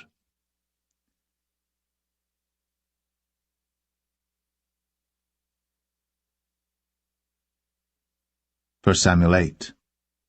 And it came to pass, when Samuel was old, that he made his sons judges over Israel. Now the name of his firstborn was Joel, and the name of his second Abiah. They were judges in Beersheba. And his sons walked not in his ways, but turned aside after lucre, and took bribes, and perverted judgment. And all the elders of Israel gathered themselves together, and came to Samuel unto Ramah, and said unto him, Behold, thou art old, and thy sons walk not in thy ways. Now make us a king to judge us like all the nations. But the thing displeased Samuel, when they said, Give us a king to judge us. And Samuel prayed unto the Lord. And the Lord said unto Samuel, Hearken unto the voice of the people in all that they say unto thee.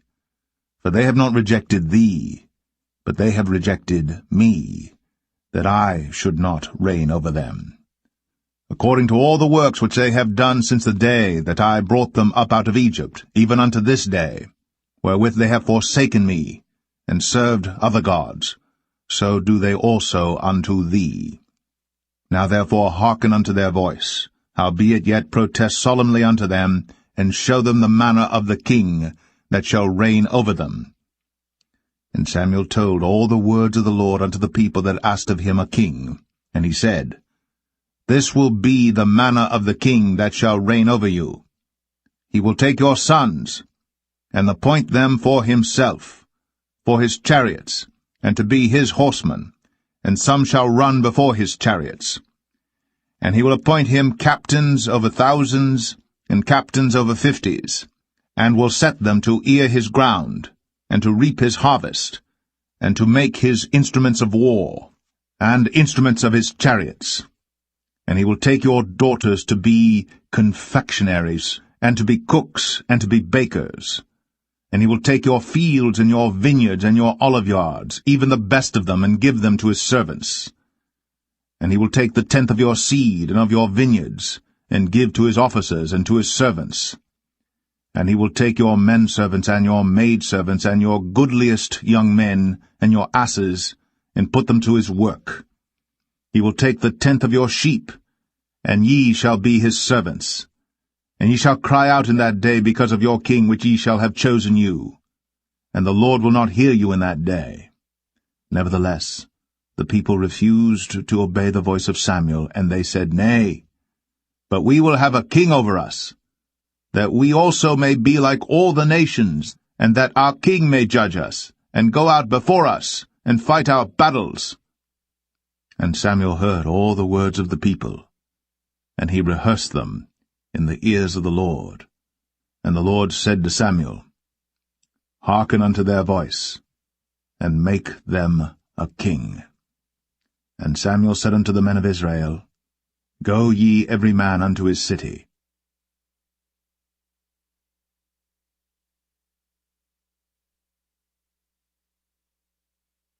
1 Samuel 9. Now there was a man of Benjamin, whose name was Kish, the son of Abiel, the son of Zeror, the son of Bechorath, the son of Aphiah, a Benjamite, a mighty man of power. And he had a son whose name was Saul, a choice young man, and a goodly. And there was not among the children of Israel a goodlier person than he. From his shoulders and upward he was higher than any of the people. And the asses of Kish, Saul's father, were lost. And Kish said to Saul his son, Take now one of the servants with thee, and arise, go seek the asses. And he passed through Mount Ephraim, and passed through the land of Shalisha. But they found them not. Then they passed through the land of Shalim, and there they were not. And he passed through the land of the Benjamites, but they found them not. And when they were come to the land of Zuph, Saul said to his servant that was with him, Come, and let us return, lest my father leave caring for the asses, and take thought for us. And he said unto him, Behold now, there is in this city a man of God, and he is an honorable man. All that he saith cometh surely to pass. Now let us go thither. Peradventure he can show us our way that we should go. Then said Saul to his servant, But behold, if we go, what shall we bring the man? For the bread is spent in our vessels, and there is not a present to bring to the man of God. What have we? And the servant answered Saul again, and said, Behold, I have here at hand the 4th part of a shekel of silver. That will I give to the man of God, to tell us our way. Before time in Israel, when a man went to inquire of God, thus he spake, Come, and let us go to the seer. For he that is now called a prophet was before time called a seer. Then said Saul to his servant, Well said, Come, let us go. So they went unto the city where the man of God was. And as they went up the hill to the city, they found young maidens going out to draw water, and said unto them, Is the seer here? And they answered them, and said, He is, behold, he is before you. Make haste now, for he came today to the city, for there is a sacrifice of the people today in the high place. As soon as ye be come into the city, ye shall straightway find him, before he go up to the high place to eat. For the people will not eat until he come, because he doth bless the sacrifice, and afterwards they eat that be bidden. Now therefore get you up, for about this time ye shall find him. And they went up into the city. And when they were come into the city, behold, Samuel came out against them, for to go up to the high place. Now the Lord had told Samuel in his ear a day before Saul came, saying, Tomorrow, about this time, I will send thee a man out of the land of Benjamin, and thou shalt anoint him to be captain over my people Israel, that he may save my people out of the hand of the Philistines. For I have looked upon my people, because their cry is come unto me. And when Samuel saw Saul, the Lord said unto him, Behold the man whom I spake to thee of. This same shall reign over my people. Then Saul drew near to Samuel in the gate, and said, Tell me, I pray thee, where the seer's house is. And Samuel answered Saul, and said, I am the seer. Go up before me unto the high place.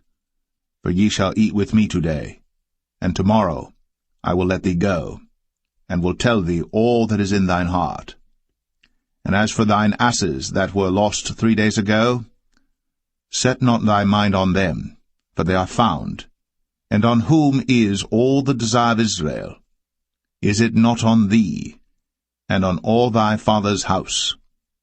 And Saul answered and said, Am not I a Benjamite, of the smallest of the tribes of Israel, and my family the least of all the families of the tribe of Benjamin?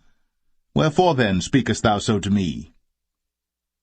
And Samuel took Saul and his servant, and brought them into the parlour, and made them sit in the chiefest place among them that were bidden, which were about 30 persons. And Samuel said unto the cook, Bring the portion which I gave thee, of which I said unto thee, Set it by thee. And the cook took up the shoulder, and that which was upon it, and set it before Saul. And Samuel said, Behold that which is left, set it before thee, and eat. For unto this time hath it been kept for thee, since I said, I have invited the people. So Saul did eat with Samuel that day. And when they were come down from the high place into the city, Samuel communed with Saul upon the top of the house. And they arose early. And it came to pass about the spring of the day that Samuel called Saul to the top of the house, saying, Up, that I may send thee away. And Saul arose. And they went out, both of them, he and Samuel, abroad. And as they were going down to the end of the city, Samuel said to Saul, Bid the servant pass on before us. And he passed on. But stand thou still a while, that I may show thee the word of God.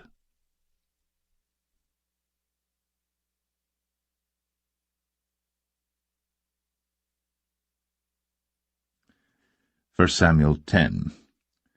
Then Samuel took a vial of oil, and poured it upon his head, and kissed him, and said, Is it not because the Lord hath anointed thee to be captain over his inheritance?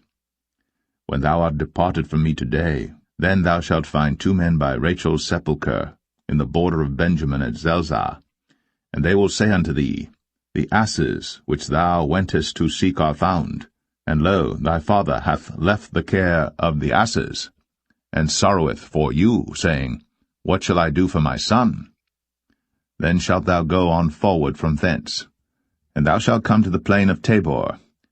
And there shall meet thee 3 men going up to God to Bethel, one carrying 3 kids, and another carrying 3 loaves of bread, and another carrying a bottle of wine. And they will salute thee, and give thee 2 loaves of bread, which thou shalt receive of their hands. After that thou shalt come to the hill of God, where is the garrison of the Philistines. And it shall come to pass, when thou art come thither to the city, that thou shalt meet a company of prophets coming down from the high place, with a psaltery, and a tabret, and a pipe, and a harp before them, and they shall prophesy. And the Spirit of the Lord will come upon thee, and thou shalt prophesy with them, and shalt be turned into another man. And let it be, when these signs are come unto thee, that thou do as occasion serve thee, for God is with thee. And thou shalt go down before me to Gilgal, and behold, I will come down unto thee to offer burnt offerings, and to sacrifice sacrifices of peace offerings. 7 days shalt thou tarry, till I come to thee, and show thee what thou shalt do. And it was so that when he had turned his back to go from Samuel, God gave him another heart. And all those signs came to pass that day. And when they came thither to the hill, behold, a company of prophets met him, and the Spirit of God came upon him, and he prophesied among them. And it came to pass, when all that knew him beforetime saw that, behold, he prophesied among the prophets, then the people said one to another, What is this that is come unto the son of Kish? Is Saul also among the prophets? And one of the same place answered and said, But who is their father? Therefore it became a proverb, Is Saul also among the prophets? And when he had made an end of prophesying, he came to the high place. And Saul's uncle said unto him and to his servant, Whither went ye? And he said, To seek the asses. And when we saw that they were nowhere, we came to Samuel. And Saul's uncle said, Tell me, I pray thee, what Samuel said unto you. And Saul said unto his uncle, He told us plainly that the asses were found. But of the matter of the kingdom whereof Samuel spake, he told him not. And Samuel called the people together unto the Lord to Mizpeh, and said unto the children of Israel, Thus saith the Lord God of Israel, I brought up Israel out of Egypt, and delivered you out of the hand of the Egyptians, and out of the hand of all kingdoms, and of them that oppressed you. And ye have this day rejected your God, who himself saved you out of all your adversities and your tribulations. And ye have said unto him, Nay, but set a king over us. Now therefore present yourselves before the Lord by your tribes and by your thousands. And when Samuel had caused all the tribes of Israel to come near, the tribe of Benjamin was taken. When he had caused the tribe of Benjamin to come near by their families, the family of Matri was taken. And Saul the son of Kish was taken. And when they sought him, he could not be found. Therefore they inquired of the Lord further, if the man should yet come thither. And the Lord answered, Behold, he hath hid himself among the stuff. And they ran and fetched him thence. And when he stood among the people, he was higher than any of the people, from his shoulders and upward. And Samuel said to all the people, See ye him, whom the Lord hath chosen, that there is none like him among all the people? And all the people shouted and said, God save the king. Then Samuel told the people the manner of the kingdom, and wrote it in a book, and laid it up before the Lord. And Samuel sent all the people away, every man to his house. And Saul also went home to Gibeah, and there went with him a band of men, whose hearts God had touched. But the children of Belial said, How shall this man save us? And they despised him, and brought him no presents. But he held his peace.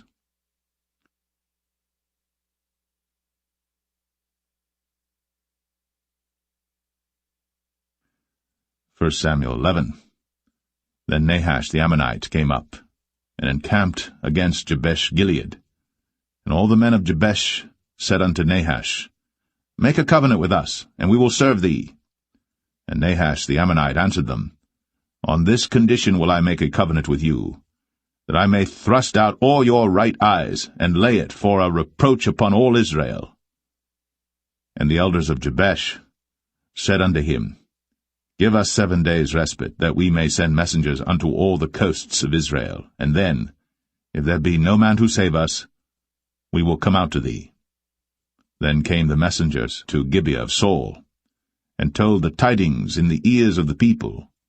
And all the people lifted up their voices and wept. And behold, Saul came after the herd out of the field, and Saul said, What aileth the people that they weep? And they told him the tidings of the men of Jabesh. And the Spirit of God came upon Saul when he heard those tidings, and his anger was kindled greatly.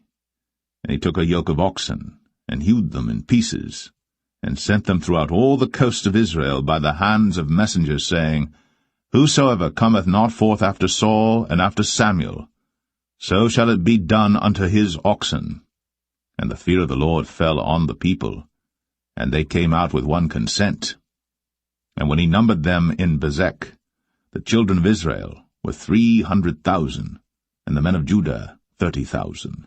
And they said unto the messengers that came, Thus shall ye say unto the men of Jabesh Gilead, Tomorrow by that time the sun be hot, ye shall have help. And the messengers came and showed it to the men of Jabesh, and they were glad. Therefore the men of Jabesh said, Tomorrow we will come out unto you, and ye shall do with us all that seemeth good unto you. And it was so in the morrow, that Saul put the people in 3 companies, and they came into the midst of the host in the morning watch, and slew the Ammonites until the heat of the day. And it came to pass, that they which remained were scattered, so that 2 of them were not left together. And the people said unto Samuel, Who is he that said, Shall Saul reign over us? Bring the men, that we may put them to death. And Saul said, There shall not a man be put to death this day, for today the Lord hath wrought salvation in Israel. Then said Samuel to the people, Come, and let us go to Gilgal, and renew the kingdom there. And all the people went to Gilgal, and there they made Saul king before the Lord in Gilgal, and there they sacrificed sacrifices of peace offerings before the Lord. And there Saul and all the men of Israel rejoiced greatly.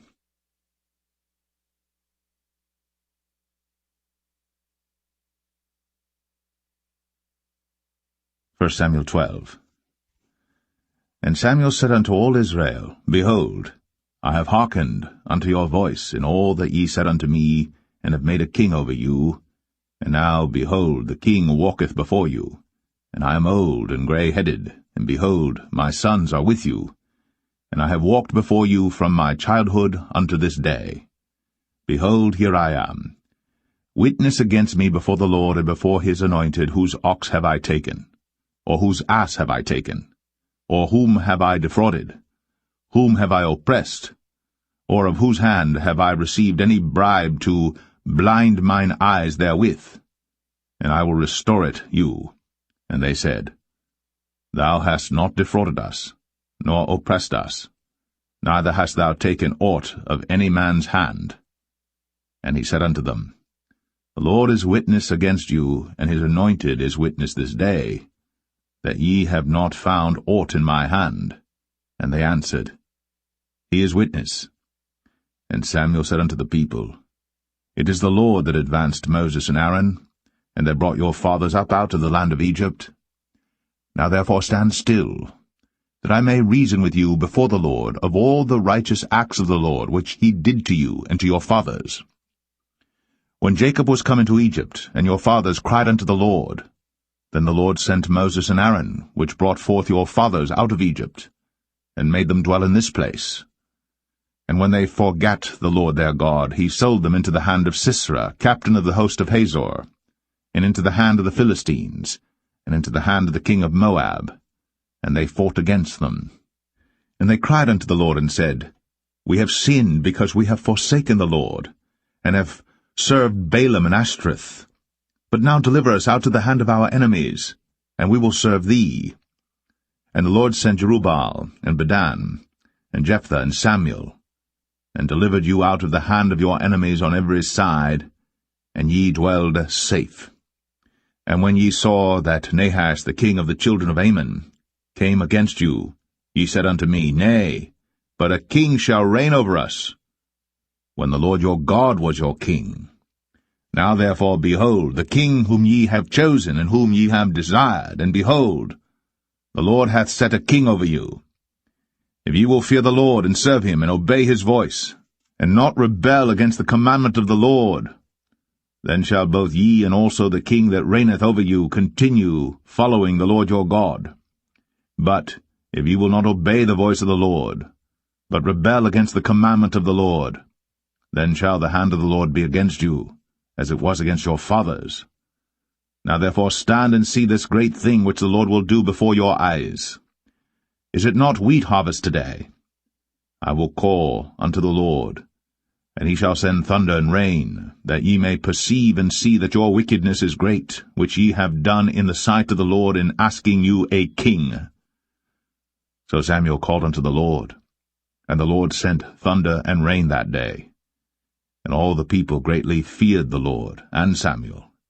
And all the people said unto Samuel, Pray for thy servants unto the Lord thy God, that we die not. For we have added unto all our sins this evil, to ask us a king. And Samuel said unto the people, Fear not. Ye have done all this wickedness. Yet turn not aside from following the Lord, but serve the Lord with all your heart. And turn ye not aside. For then should ye go after vain things which cannot profit nor deliver, for they are vain. For the Lord will not forsake his people for his great name's sake, because it hath pleased the Lord to make you his people. Moreover, as for me, God forbid that I should sin against the Lord in ceasing to pray for you. But I will teach you the good and the right way. Only fear the Lord, and serve him in truth with all your heart. For consider how great things he hath done for you. But if ye shall still do wickedly, ye shall be consumed, both ye and your king.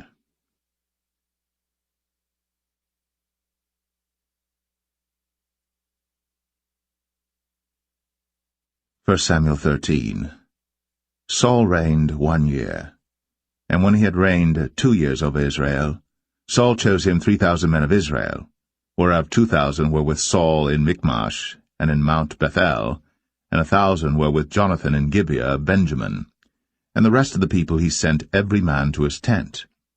And Jonathan smote the garrison of the Philistines that was in Geba. And the Philistines heard of it. And Saul blew the trumpet throughout all the land, saying, Let the Hebrews hear. And all Israel heard say that Saul had smitten a garrison of the Philistines, and that Israel also was had in abomination with the Philistines. And the people were called together after Saul to Gilgal.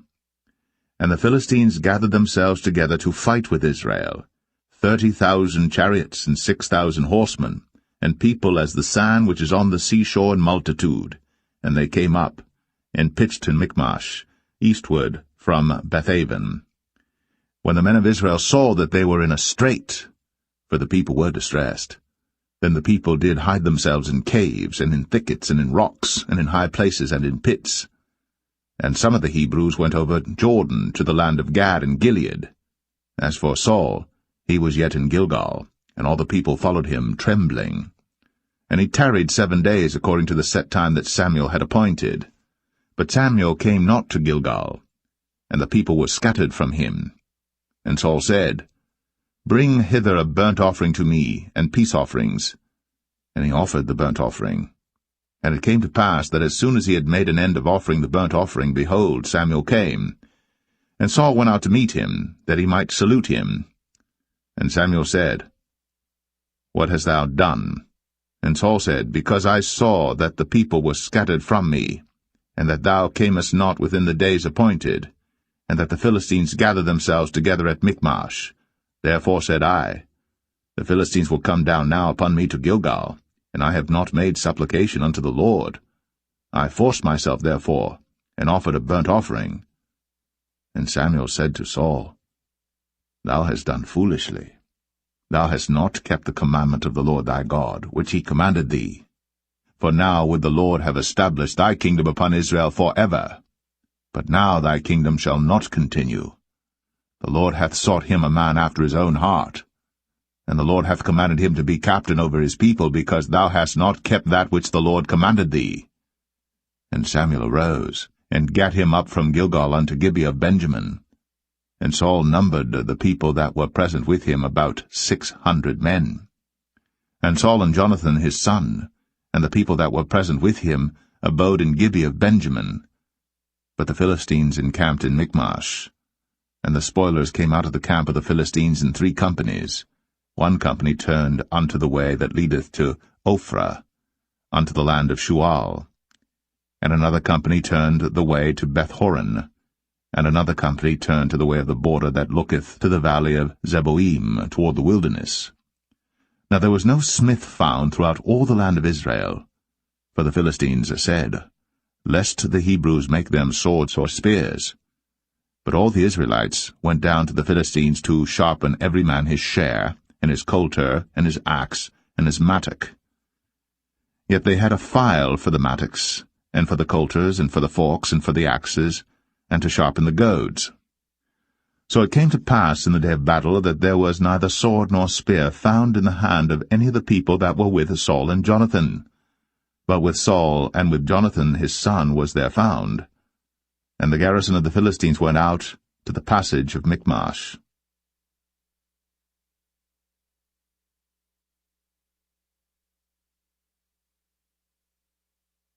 1 Samuel 14.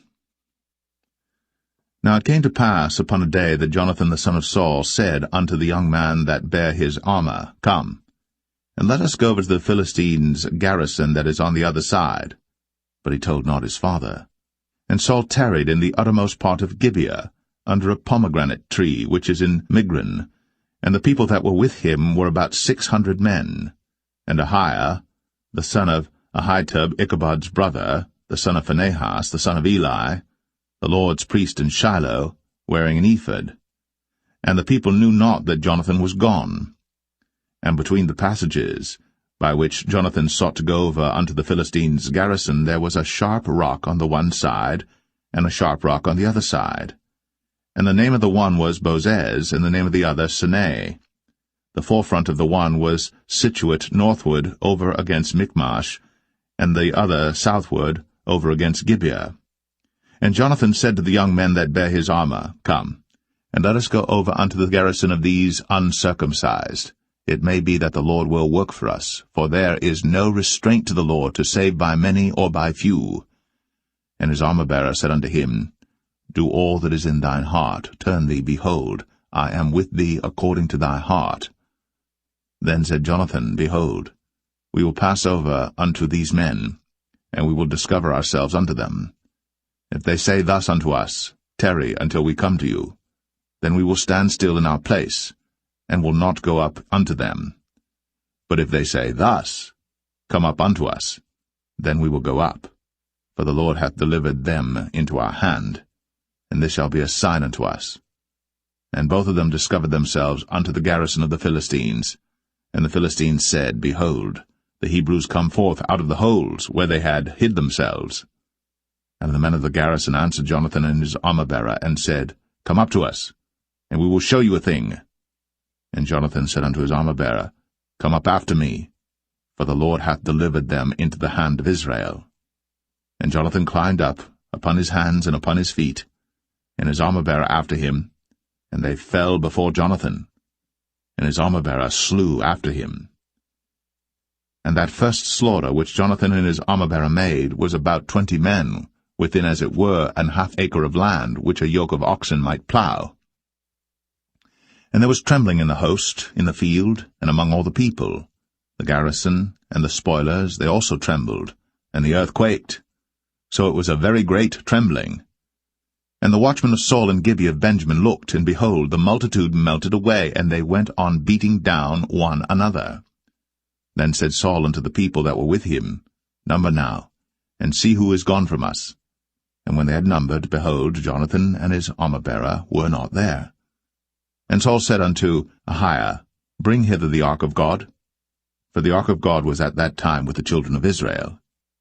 And it came to pass, while Saul talked unto the priest, that the noise that was in the host of the Philistines went on and increased. And Saul said unto the priest, Withdraw thine hand. And Saul and all the people that were with him assembled themselves. And they came to the battle. And behold, every man's sword was against his fellow, and there was a very great discomfiture. Moreover, the Hebrews that were with the Philistines before that time, which went up with them into the camp from the country round about, even they also turned to be with the Israelites that were with Saul and Jonathan. Likewise all the men of Israel, which had hid themselves in Mount Ephraim, when they heard that the Philistines fled, even they also followed hard after them in the battle. So the Lord saved Israel that day.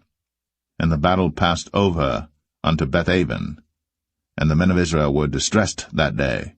For Saul had adjured the people, saying, Cursed be the man that eateth any food until evening. that I may be avenged on mine enemies. So none of the people tasted any food. And all they of the land came to a wood, and there was honey upon the ground. And when the people were come into the wood, behold, the honey dropped. But no man put his hand to his mouth, for the people feared the oath. But Jonathan heard not, when his father charged the people with the oath, wherefore he put forth the end of the rod that was in his hand, and dipped it in an honeycomb, and put his hand to his mouth, and his eyes were enlightened. Then answered one of the people, and said, Thy father straitly charged the people with an oath, saying, Cursed be the man that eateth any food this day. And the people were faint. Then said Jonathan, My father hath troubled the land. See, I pray you, how mine eyes have been enlightened, because I tasted a little of this honey. How much more, if haply the people had eaten freely today of the spoil of their enemies which they found? For had there not been now a much greater slaughter among the Philistines?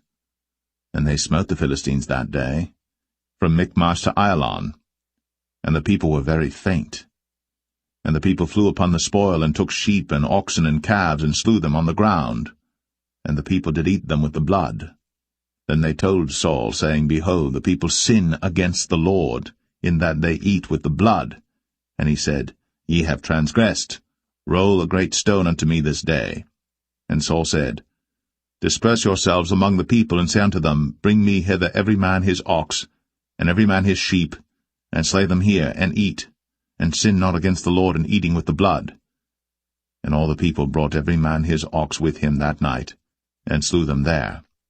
And Saul built an altar unto the Lord. The same was the first altar that he built unto the Lord. And Saul said, Let us go down after the Philistines by night, and spoil them until the morning light, and let us not leave a man of them.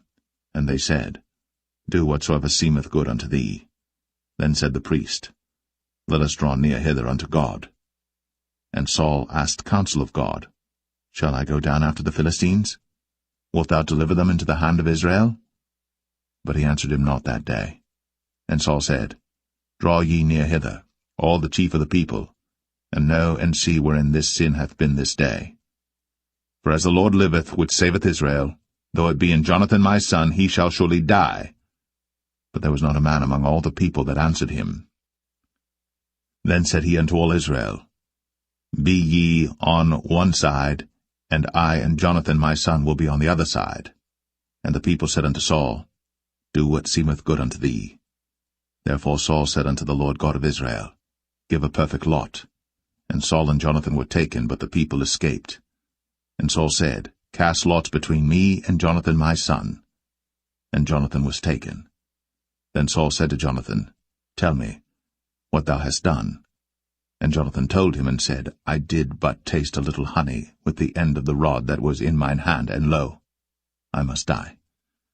And Saul answered, God do so and more also, for thou shalt surely die, Jonathan. And the people said unto Saul, Shall Jonathan die, who hath wrought this great salvation in Israel? God forbid, as the Lord liveth. There shall not one hair of his head fall to the ground, for he hath wrought with God this day. So the people rescued Jonathan, that he died not. Then Saul went up from following the Philistines, and the Philistines went to their own place. So Saul took the kingdom over Israel, and fought against all his enemies on every side, against Moab, and against the children of Ammon, and against Edom, and against the kings of Zobah, and against the Philistines, and whithersoever he turned himself, he vexed them. And he gathered an host, and smote the Amalekites, and delivered Israel out of the hands of them that spoiled them. Now the sons of Saul were Jonathan and Ishui, and Melch-Ishui. And the names of his two daughters were these, the name of the firstborn Merab, and the name of the younger Michal. And the name of Saul's wife was Ahinoam, the daughter of Ahimaaz. And the name of the captain of his host was Abner, the son of Ner, Saul's uncle. And Kish was the father of Saul, and Ner, the father of Abner, was the son of Abiel. And there was sore war against the Philistines all the days of Saul. And when Saul saw any strong man or any valiant man, he took him unto him.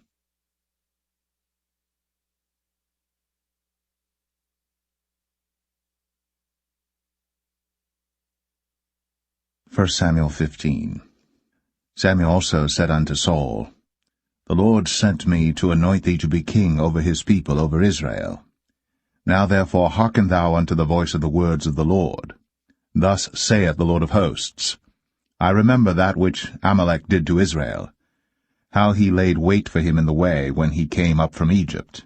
Now go, and smite Amalek, and utterly destroy all that they have, and spare them not, but slay both man and woman, infant and suckling, ox and sheep, camel and ass. And Saul gathered the people together, and numbered them in Telaim 200,000 footmen, and 10,000 men of Judah. And Saul came to a city of Amalek, and laid wait in the valley. And Saul said unto the Kenites, Go, depart, get you down from among the Amalekites, lest I destroy you with them. For ye showed kindness to all the children of Israel when they came up out of Egypt. So the Kenites departed from among the Amalekites. And Saul smote the Amalekites from Havilah until thou comest to Shur, that is over against Egypt. And he took Agag, the king of the Amalekites, alive, and utterly destroyed all the people with the edge of the sword. But Saul and the people spared Agag, and the best of the sheep, and of the oxen, and of the fatlings, and the lambs, and all that was good, and would not utterly destroy them. But everything that was vile and refuse, that they destroyed utterly. Then came the word of the Lord unto Samuel, saying, It repenteth me that I have set up Saul to be king, for he is turned back from following me, and hath not performed my commandments. And it grieved Samuel, and he cried unto the Lord all night. And when Samuel rose early to meet Saul in the morning, it was told Samuel, saying, Saul came to Carmel, and behold, he set him up a place, and is gone about, and passed on, and gone down to Gilgal. And Samuel came to Saul, and Saul said unto him, Blessed be thou of the Lord, I have performed the commandment of the Lord.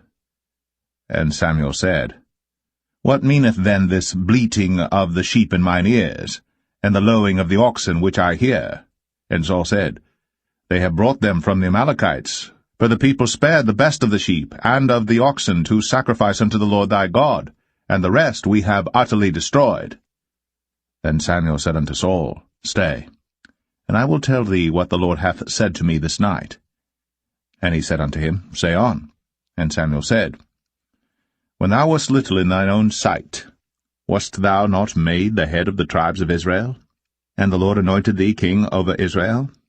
And the Lord sent thee on a journey, and said, Go, and utterly destroy the sinners, the Amalekites, and fight against them until they be consumed. Wherefore then didst thou not obey the voice of the Lord, but didst fly upon the spoil, and didst evil in the sight of the Lord? And Saul said unto Samuel, Yea, I have obeyed the voice of the Lord, and have gone the way which the Lord sent me, and have brought Agag, the king of Amalek, and have utterly destroyed the Amalekites. But the people took of the spoil sheep and oxen, the chief of the things which should have been utterly destroyed, to sacrifice unto the Lord thy God in Gilgal. And Samuel said, Hath the Lord as great delight in burnt offerings and sacrifices as in obeying the voice of the Lord? Behold, to obey is better than sacrifice, and to hearken than the fat of rams. For rebellion is as the sin of witchcraft, and stubbornness is as iniquity and idolatry, because thou hast rejected the word of the Lord. He hath also rejected thee from being king.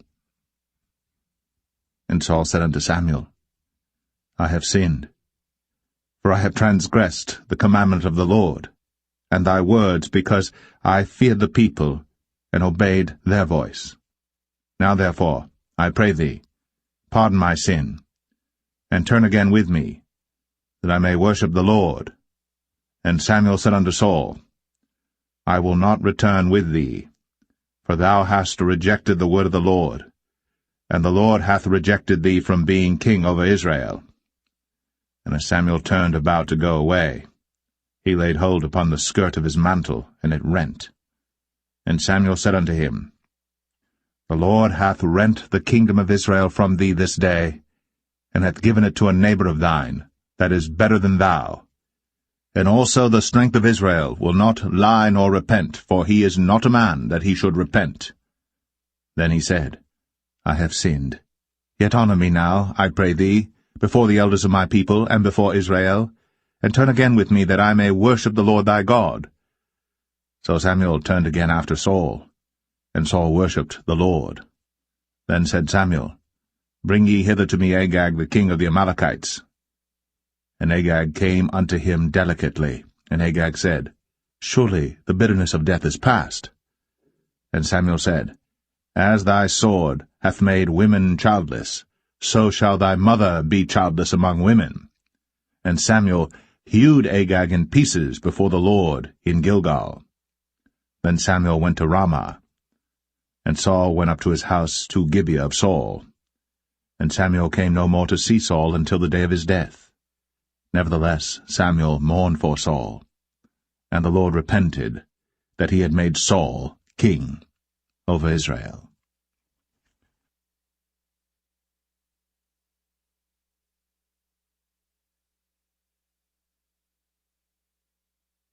First Samuel 16. And the Lord said unto Samuel, How long wilt thou mourn for Saul, seeing I have rejected him from reigning over Israel? Fill thine horn with oil, and go. I will send thee to Jesse the Bethlehemite, for I have provided me a king among his sons. And Samuel said, How can I go? If Saul hear it, he will kill me. And the Lord said, Take an heifer with thee, and say, I am come to sacrifice to the Lord. And call Jesse to the sacrifice. And I will show thee what thou shalt do, and thou shalt anoint unto me him whom I name unto thee. And Samuel did that which the Lord spake, and came to Bethlehem. And the elders of the town trembled at his coming, and said, Comest thou peaceably? And he said, Peaceably. I am come to sacrifice unto the Lord. Sanctify yourselves, and come with me to the sacrifice. And he sanctified Jesse and his sons, and called them to the sacrifice. And it came to pass, when they were come, that he looked on Eliab, and said, Surely the Lord's anointed is before him. But the Lord said unto Samuel, Look not on his countenance, or on the height of his stature, because I have refused him. For the Lord seeth not as man seeth. For man looketh on the outward appearance, but the Lord looketh on the heart. Then Jesse called Abinadab, and made him pass before Samuel, and he said, Neither hath the Lord chosen this. Then Jesse made Shammah to pass by, and he said, Neither hath the Lord chosen this. Again Jesse made 7 of his sons to pass before Samuel. And Samuel said unto Jesse, The Lord hath not chosen these. And Samuel said unto Jesse, Are here all thy children? And he said, There remaineth yet the youngest, and behold, he keepeth the sheep. And Samuel said unto Jesse, Send and fetch him, for we will not sit down till he come hither. And he sent and brought him in. Now he was ruddy, and withal of a beautiful countenance, and goodly to look to. And the Lord said, Arise, anoint him, for this is he. Then Samuel took the horn of oil, and anointed him in the midst of his brethren. And the Spirit of the Lord came upon David from that day forward. So Samuel rose up, and went to Ramah. But the Spirit of the Lord departed from Saul, and an evil spirit from the Lord troubled him. And Saul's servant said unto him, Behold now, an evil spirit from God troubleth thee.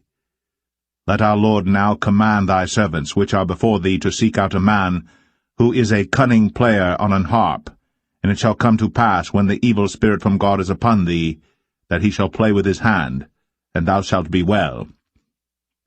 And Saul said unto his servants, Provide me now a man that can play well, and bring him to me.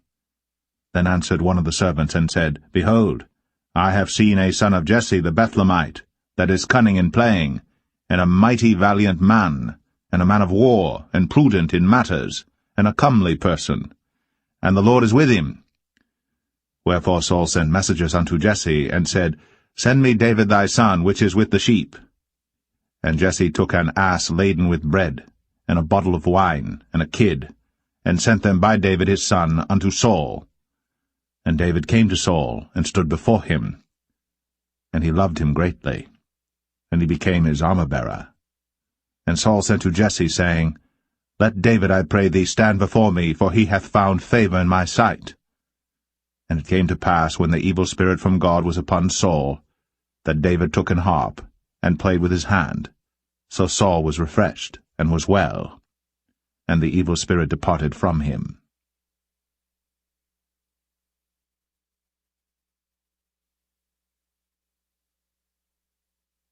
1 Samuel 17. Now the Philistines gathered together their armies to battle, and were gathered together at Shochoh, which belongeth to Judah, and pitched between Shochoh and Azekah in Ephes-dammim. And Saul and the men of Israel were gathered together and pitched by the valley of Elah, and set the battle in array against the Philistines. And the Philistines stood on a mountain on the one side, and Israel stood on a mountain on the other side, and there was a valley between them. And there went out a champion out of the camp of the Philistines, named Goliath of Gath, whose height was 6 cubits and a span.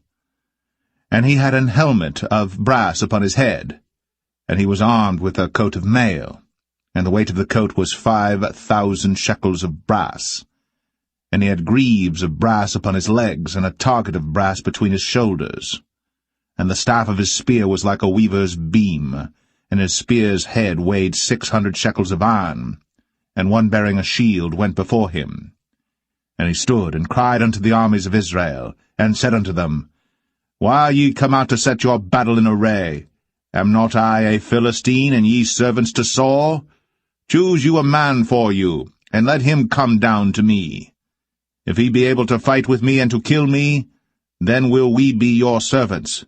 But if I prevail against him, and kill him, then shall ye be our servants, and serve us. And the Philistine said, I defy the armies of Israel this day. Give me a man, that we may fight together. When Saul and all Israel heard those words of the Philistine, they were dismayed, and greatly afraid. Now David was the son of that Ephrathite of Bethlehem, Judah, whose name was Jesse, and he had 8 sons. And the man went among men, for an old man, in the days of Saul. And the 3 eldest sons of Jesse went and followed Saul to the battle. And the names of his 3 sons that went to the battle were Eliab the firstborn, and next unto him Abinadab, and the third Shammah. And David was the youngest, and the 3 eldest followed Saul. But David went and returned from Saul to feed his father's sheep at Bethlehem. And the Philistine drew near morning and evening, and presented himself 40 days. And Jesse said unto David his son, Take now for thy brethren an ephah of this parched corn, and these 10 loaves, and run to the camp to thy brethren. And carry these 10 cheeses unto the captain of their 1,000, and look how thy brethren fare, and take their pledge. Now Saul and they, and all the men of Israel, were in the valley of Elah, fighting with the Philistines. And David rose up early in the morning, and left the sheep with a keeper, and took and went, as Jesse had commanded him. And he came to the trench, as the host was going forth to the fight, and shouted for the battle. For Israel and the Philistines had put the battle in array, army against army. And David left his carriage in the hand of the keeper of the carriage, and ran into the army, and came and saluted his brethren. And as he talked with them, behold, there came up the champion, the Philistine of Gath, Goliath by name, out of the armies of the Philistines, and spake according to the same words, and David heard them. And all the men of Israel, when they saw the man, fled from him, and were sore afraid. And the men of Israel said, Have ye seen this man that is come up? Surely to defy Israel is he come up. And it shall be that the man who killeth him, the king will enrich him with great riches, and will give him his daughter, and make his father's house free in Israel.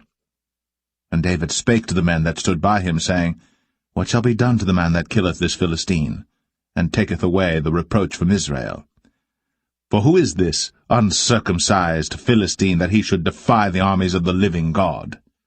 And the people answered him after this manner, saying, So shall it be done to the man that killeth him. And Eliab, his eldest brother, heard when he spake unto the men. And Eliab's anger was kindled against David, and he said, Why camest thou down hither? And with whom hast thou left those few sheep in the wilderness? I know thy pride, and the naughtiness of thine heart, for thou art come down that thou mightest see the battle. And David said, What have I now done? Is there not a cause? And he turned from him toward another, and spake after the same manner. And the people answered him again after the former manner. And when the words were heard which David spake, they rehearsed them before Saul. And he sent for him. And David said to Saul, Let no man's heart fail because of him. Thy servant will go and fight with this Philistine. And Saul said to David, Thou art not able to go against this Philistine to fight with him, for thou art but a youth, and he a man of war from his youth. And David said unto Saul, Thy servant kept his father's sheep, and there came a lion and a bear, and took a lamb out of the flock. And I went out after him, and smote him, and delivered it out of his mouth. And when he arose against me, I caught him by his beard, and smote him, and slew him. Thy servant slew both the lion and the bear, and this uncircumcised Philistine shall be as one of them, seeing he hath defied the armies of the living God. David said, moreover, The Lord that delivered me out of the paw of the lion, and out of the paw of the bear, he will deliver me out of the hand of this Philistine. And Saul said unto David, Go, and the Lord be with thee. And Saul armed David with his armor, and he put an helmet of brass upon his head. Also he armed him with a coat of mail. And David girded his sword upon his armor, and he essayed to go, for he had not proved it. And David said unto Saul, I cannot go with these, for I have not proved them. And David put them off him. And he took his staff in his hand, and chose him 5 smooth stones out of the brook, and put them in a shepherd's bag which he had, even in a scrip, and his sling was in his hand. And he drew near to the Philistine. And the Philistine came on and drew near unto David. And the man that bare the shield went before him. And when the Philistine looked about and saw David, he disdained him, for he was but a youth, and ruddy, and of a fair countenance. And the Philistine said unto David, Am I a dog that thou comest to me with staves? And the Philistine cursed David by his gods. And the Philistine said to David, Come to me, and I will give thy flesh unto the fowls of the air, and to the beasts of the field. Then said David to the Philistine, Thou comest to me with a sword, and with a spear, and with a shield. But I come to thee in the name of the Lord of hosts, the God of the armies of Israel, whom thou hast defied. This day will the Lord deliver thee into mine hand, and I will smite thee, and take thine head from thee. And I will give the carcasses of the host of the Philistines this day unto the fowls of the air, and to the wild beasts of the earth, that all the earth may know that there is a God in Israel. And all this assembly shall know that the Lord saveth not with sword and spear, for the battle is the Lord's, and he will give you into our hands. And it came to pass, when the Philistine arose, and came and drew nigh to meet David, that David hasted, and ran toward the army to meet the Philistine. And David put his hand in his bag, and took thence a stone, and slang it, and smote the Philistine in his forehead, that the stone sunk into his forehead, and he fell upon his face to the earth. So David prevailed over the Philistine with a sling and with a stone, and smote the Philistine, and slew him. But there was no sword in the hand of David. Therefore David ran, and stood upon the Philistine, and took his sword, and drew it out of the sheath thereof, and slew him, and cut off his head therewith. And when the Philistines saw their champion was dead, they fled. And the men of Israel and of Judah arose, and shouted, and pursued the Philistines until thou come to the valley, and to the gates of Ekron. And the wounded of the Philistines fell down by the way to Sharaim, even unto Gath and unto Ekron. And the children of Israel returned from chasing after the Philistines, and they spoiled their tents. And David took the head of the Philistine, and brought it to Jerusalem, but he put his armor in his tent. And when Saul saw David go forth against the Philistines, he said unto Abner, the captain of the host, Abner, whose son is this youth? And Abner said, As thy soul liveth, O king, I cannot tell. And the king said, Inquire thou whose son the stripling is. And as David returned from the slaughter of the Philistine, Abner took him, and brought him before Saul with the head of the Philistine in his hand. And Saul said to him, Whose son art thou, thou young man? And David answered, I am the son of thy servant Jesse, the Bethlehemite.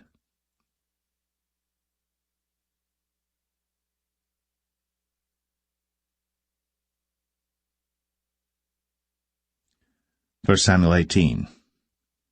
And it came to pass, when he had made an end of speaking unto Saul, that the soul of Jonathan was knit with the soul of David, and Jonathan loved him as his own soul. And Saul took him that day, and would let him go no more home to his father's house. Then Jonathan and David made a covenant, because he loved him as his own soul. And Jonathan stripped himself of the robe that was upon him, and gave it to David, and his garments, even to his sword, and to his bow, and to his girdle. And David went out whithersoever Saul sent him, and behaved himself wisely. And Saul set him over the men of war, and he was accepted in the sight of all the people, and also in the sight of Saul's servants.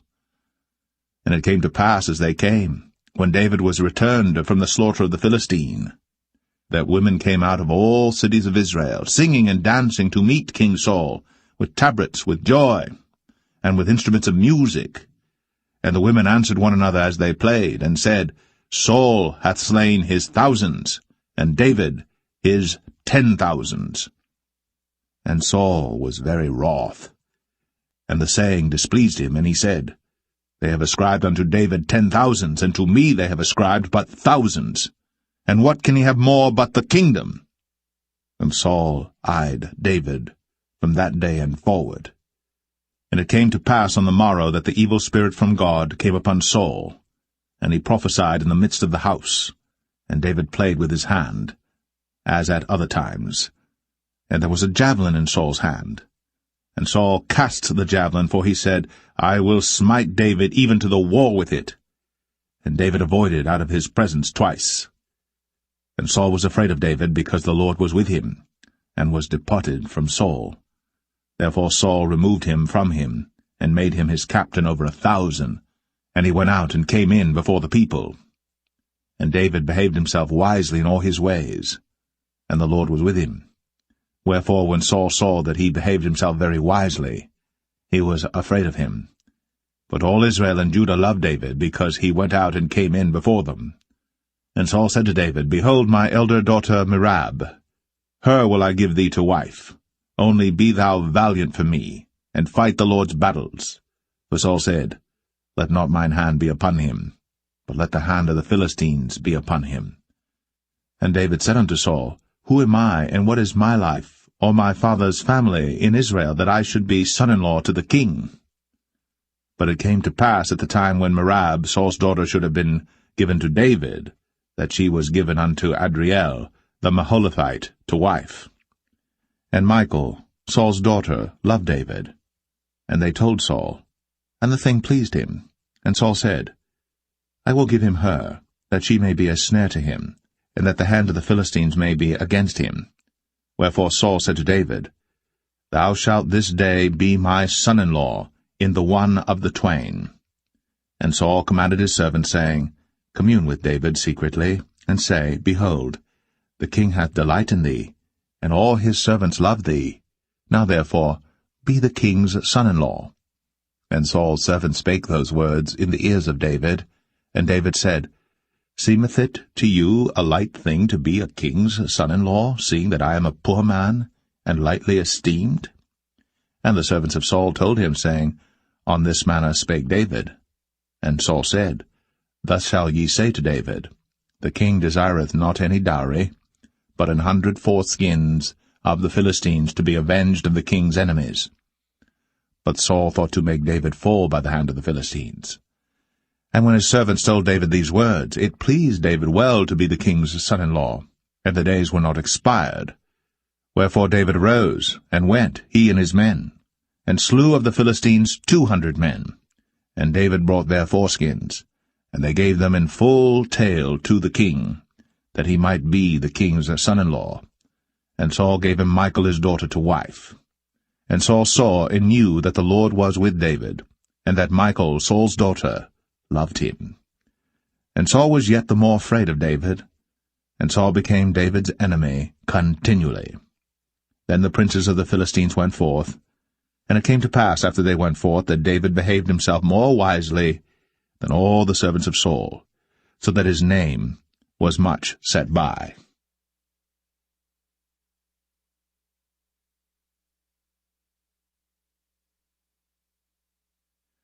1 Samuel 19. And Saul spake to Jonathan his son, and to all his servants, that they should kill David. But Jonathan Saul's son delighted much in David.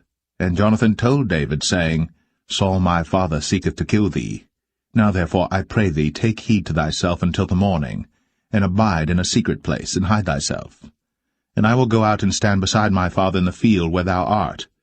And I will commune with my father of thee, and what I see, that I will tell thee.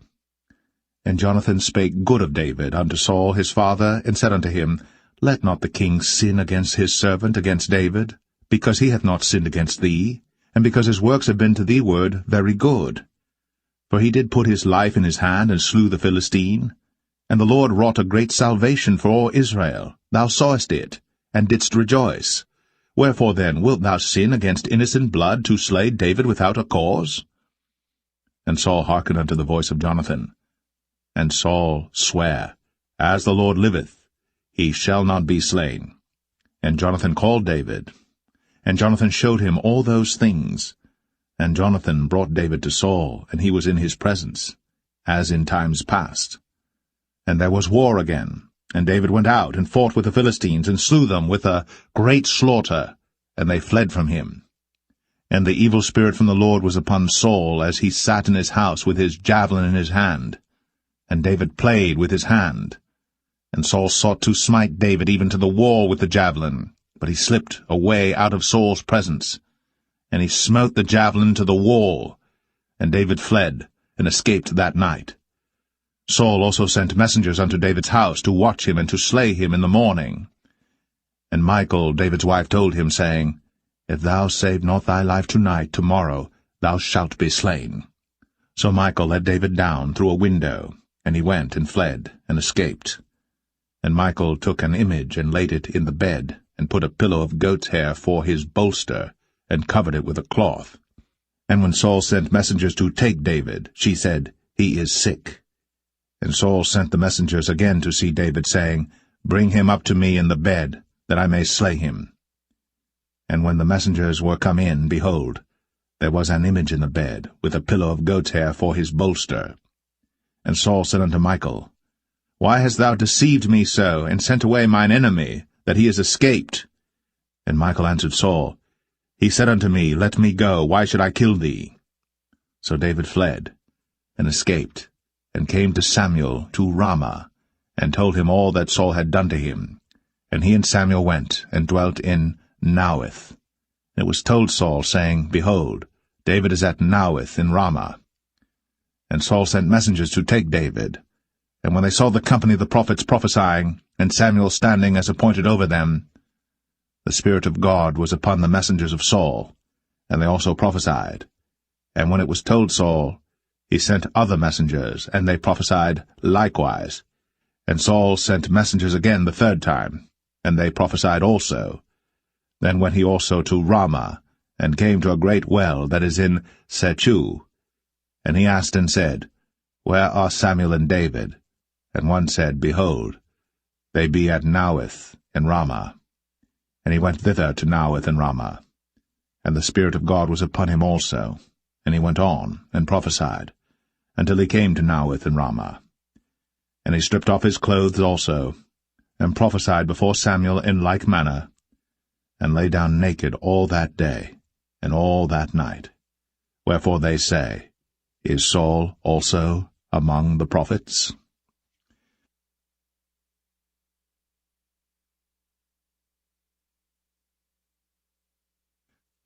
First Samuel 20. And David fled from Naueth in Ramah, and came and said before Jonathan, What have I done? What is mine iniquity? And what is my sin before thy father, that he seeketh my life? And he said unto him, God forbid, thou shalt not die. Behold, My father will do nothing either great or small, but that he will show it me. And why should my father hide this thing from me? It is not so. And David sware moreover, and said, Thy father certainly knoweth that I have found grace in thine eyes. And he saith, Let not Jonathan know this, lest he be grieved. But truly as the Lord liveth, and as thy soul liveth, there is but a step between me and death. Then said Jonathan unto David, Whatsoever thy soul desireth, I will even do it for thee. And David said unto Jonathan, Behold, tomorrow is the new moon, and I should not fail to sit with the king at meat, but let me go, that I may hide myself in the field unto the 3rd day at even. If thy father at all miss me, then say, David earnestly asked leave of me that he might run to Bethlehem his city, for there is a yearly sacrifice there for all the family. If he say thus, it is well, thy servant shall have peace. But if he be very wroth, then be sure that evil is determined by him. Therefore thou shalt deal kindly with thy servant, for thou hast brought thy servant into a covenant of the Lord with thee. Notwithstanding, if there be in me iniquity, slay me thyself. For why shouldest thou bring me to thy father? And Jonathan said, Far be it from thee, for if I knew certainly that evil were determined by my father to come upon thee, then would not I tell it thee? Then said David to Jonathan, Who shall tell me? Or what if thy father answer thee roughly? And Jonathan said unto David, Come, and let us go out into the field. And they went out, both of them, into the field. And Jonathan said unto David, O Lord God of Israel, when I have sounded my father about tomorrow any time, or the 3rd day, and behold, if there be good toward David, and I then send not unto thee, and show it thee, the Lord do so, and much more to Jonathan. But if it please my father to do thee evil, then I will show it thee, and send thee away, that thou mayest go in peace, and the Lord be with thee, as he hath been with my father. And thou shalt not only while yet I live show me the kindness of the Lord, that I die not, but also thou shalt not cut off thy kindness from my house for ever, no, not when the Lord hath cut off the enemies of David every one from the face of the earth. So Jonathan made a covenant with the house of David, saying, Let the Lord even require it at the hand of David's enemies. And Jonathan caused David to swear again, because he loved him, for he loved him as he loved his own soul. Then Jonathan said to David, Tomorrow is the new moon, and thou shalt be missed, because thy seat will be empty. And when thou hast stayed 3 days, then thou shalt go down quickly, and come to the place where thou didst hide thyself when the business was in hand, and shalt remain by the stone Zelle. And I will shoot 3 arrows on the side thereof, as though I shot at a mark, and behold, I will send a lad, saying, Go, find out the arrows. If I expressly say unto the lad, Behold, the arrows are on this side of thee, take them, then come thou. For there is peace to thee, and no hurt, as the Lord liveth. But if I say thus unto the young man, Behold, the arrows are beyond thee, go thy way, for the Lord hath sent thee away. And as touching the matter which thou and I have spoken of, behold, the Lord be between thee and me for ever. So David hid himself in the field. And when the new moon was come, the king sat him down to eat meat. And the king sat upon his seat as at other times, even upon a seat by the wall. And Jonathan arose, and Abner sat by Saul's side, and David's place was empty. Nevertheless Saul spake not anything that day, for he thought, Something hath befallen him. He is not clean. Surely he is not clean. And it came to pass on the morrow, which was the 2nd day of the month, that David's place was empty. And Saul said unto Jonathan his son, Wherefore cometh not the son of Jesse to meat, neither yesterday, nor today? And Jonathan answered Saul, David earnestly asked leave of me to go to Bethlehem. And he said, Let me go, I pray thee. For our family hath a sacrifice in the city, and my brother, he hath commanded me to be there. And now, if I have found favor in thine eyes, let me get away, I pray thee, and see my brethren. therefore he cometh not unto the king's table. Then Saul's anger was kindled against Jonathan. And he said unto him, Thou son of the perverse, rebellious woman, do not I know that thou hast chosen the son of Jesse to thine own confusion and unto the confusion of thy mother's nakedness? For as long as the son of Jesse liveth upon the ground, thou shalt not be established, nor thy kingdom. Wherefore, now send and fetch him unto me, for he shall surely die. And Jonathan answered Saul his father, and said unto him, Wherefore shall he be slain? What hath he done? And Saul cast a javelin at him to smite him, whereby Jonathan knew that it was determined of his father to slay David. So Jonathan arose from the table in fierce anger, and did eat no meat the 2nd day of the month, for he was grieved for David, because his father had done him shame. And it came to pass in the morning that Jonathan went out into the field at the time appointed with David, and a little lad with him. And he said unto his lad, Run, find out now the arrows which I shoot. And as the lad ran, he shot an arrow beyond him. And when the lad was come to the place of the arrow which Jonathan had shot, Jonathan cried after the lad, and said, Is not the arrow beyond thee?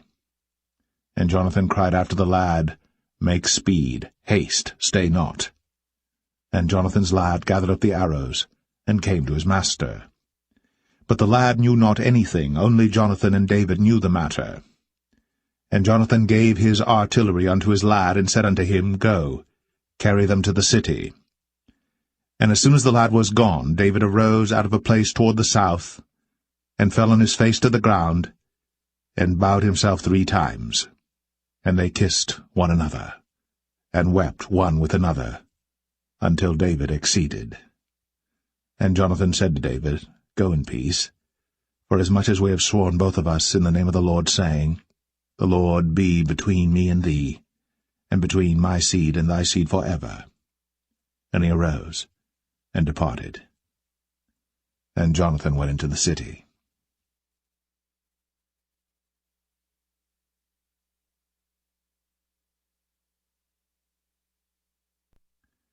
1 Samuel 21. Then came David to Nob, to Ahimelech the priest. And Ahimelech was afraid at the meeting of David, and said unto him, Why art thou alone, and no man with thee? And David said unto Ahimelech the priest, The king hath commanded me a business, and hath said unto me, Let no man know anything of the business whereabout I send thee, and what I have commanded thee. And I have appointed my servants to such and such a place. Now therefore, what is under thine hand? Give me 5 loaves of bread in mine hand, or what there is present. And the priest answered David, and said, There is no common bread under mine hand, but there is hallowed bread, if the young men have kept themselves at least from women. And David answered the priest, and said unto him, Of a truth, women have been kept from us, about these 3 days, since I came out. And the vessels of the young men are holy, and the bread is in a manner common, yea, though it was sanctified this day in the vessel. So the priests gave him hallowed bread, for there was no bread there but the showbread, that was taken from before the Lord, to put hot bread in the day when it was taken away. Now a certain man of the servants of Saul was there that day, detained before the Lord, and his name was Doeg, an Edomite, the chiefest of the herdmen that belonged to Saul. And David said unto Ahimelech, And is there not here under thine hand spear or sword? For I have neither brought my sword nor my weapons with me, because the king's business required haste. And the priest said, The sword of Goliath the Philistine, whom thou slewest in the valley of Elah, behold, it is here, wrapped in a cloth behind the ephod. If thou wilt take that, take it, for there is no other save that here. And David said, There is none like that, give it me. And David arose, and fled that day for fear of Saul, and went to Achish, the king of Gath. And the servants of Achish said unto him, Is not this David the king of the land? Did they not sing one to another of him in dances, saying, Saul hath slain his thousands, and David his 10,000s? And David laid up these words in his heart, and was sore afraid of Achish the king of Gath. And he changed his behaviour before them, and feigned himself mad in their hands, and scrabbled on the doors of the gate, and let his spittle fall down upon his beard. Then said Achish unto his servants, Lo, ye see the man is mad. Wherefore then have ye brought him to me? Have I need of madmen that ye have brought this fellow to play the madman in my presence? Shall this fellow come into my house?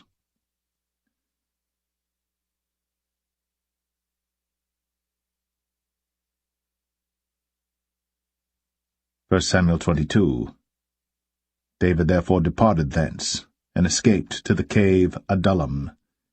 And when his brethren and all his father's house heard it, they went down thither to him.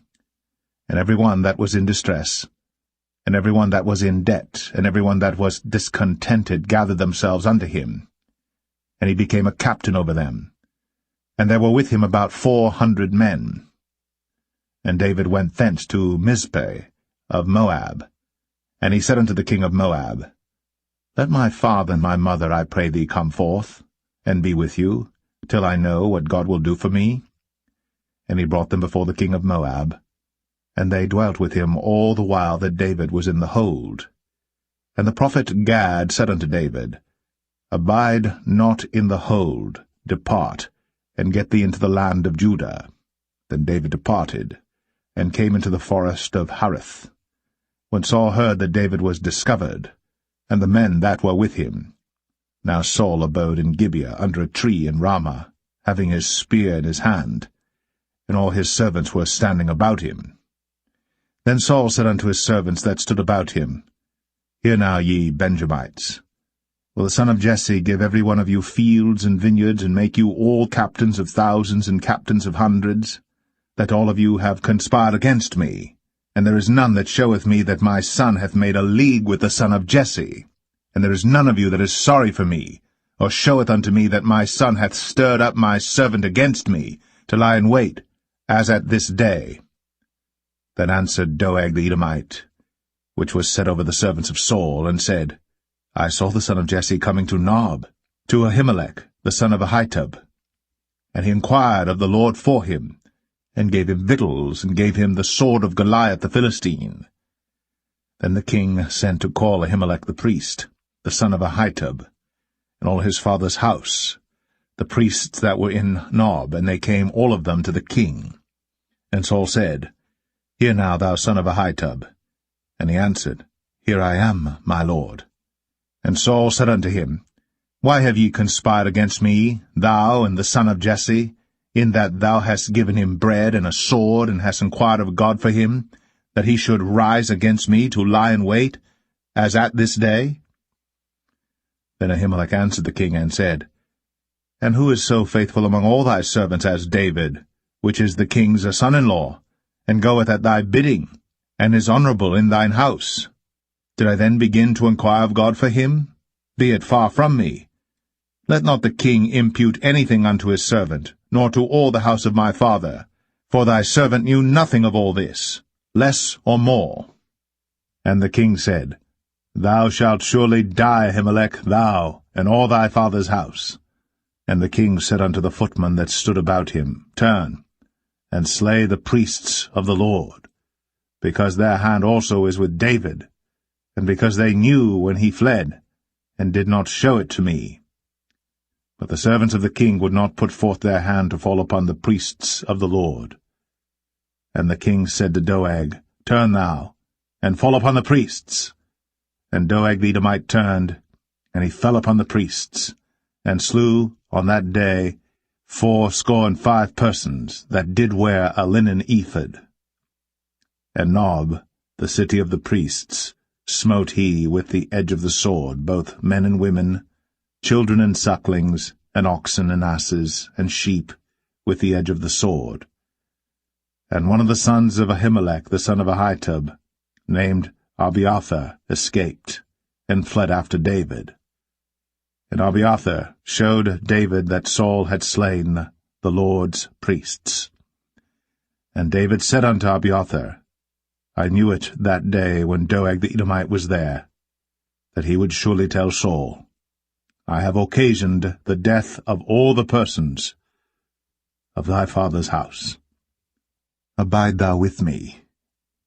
Fear not, for he that seeketh my life seeketh thy life. But with me thou shalt be in safeguard.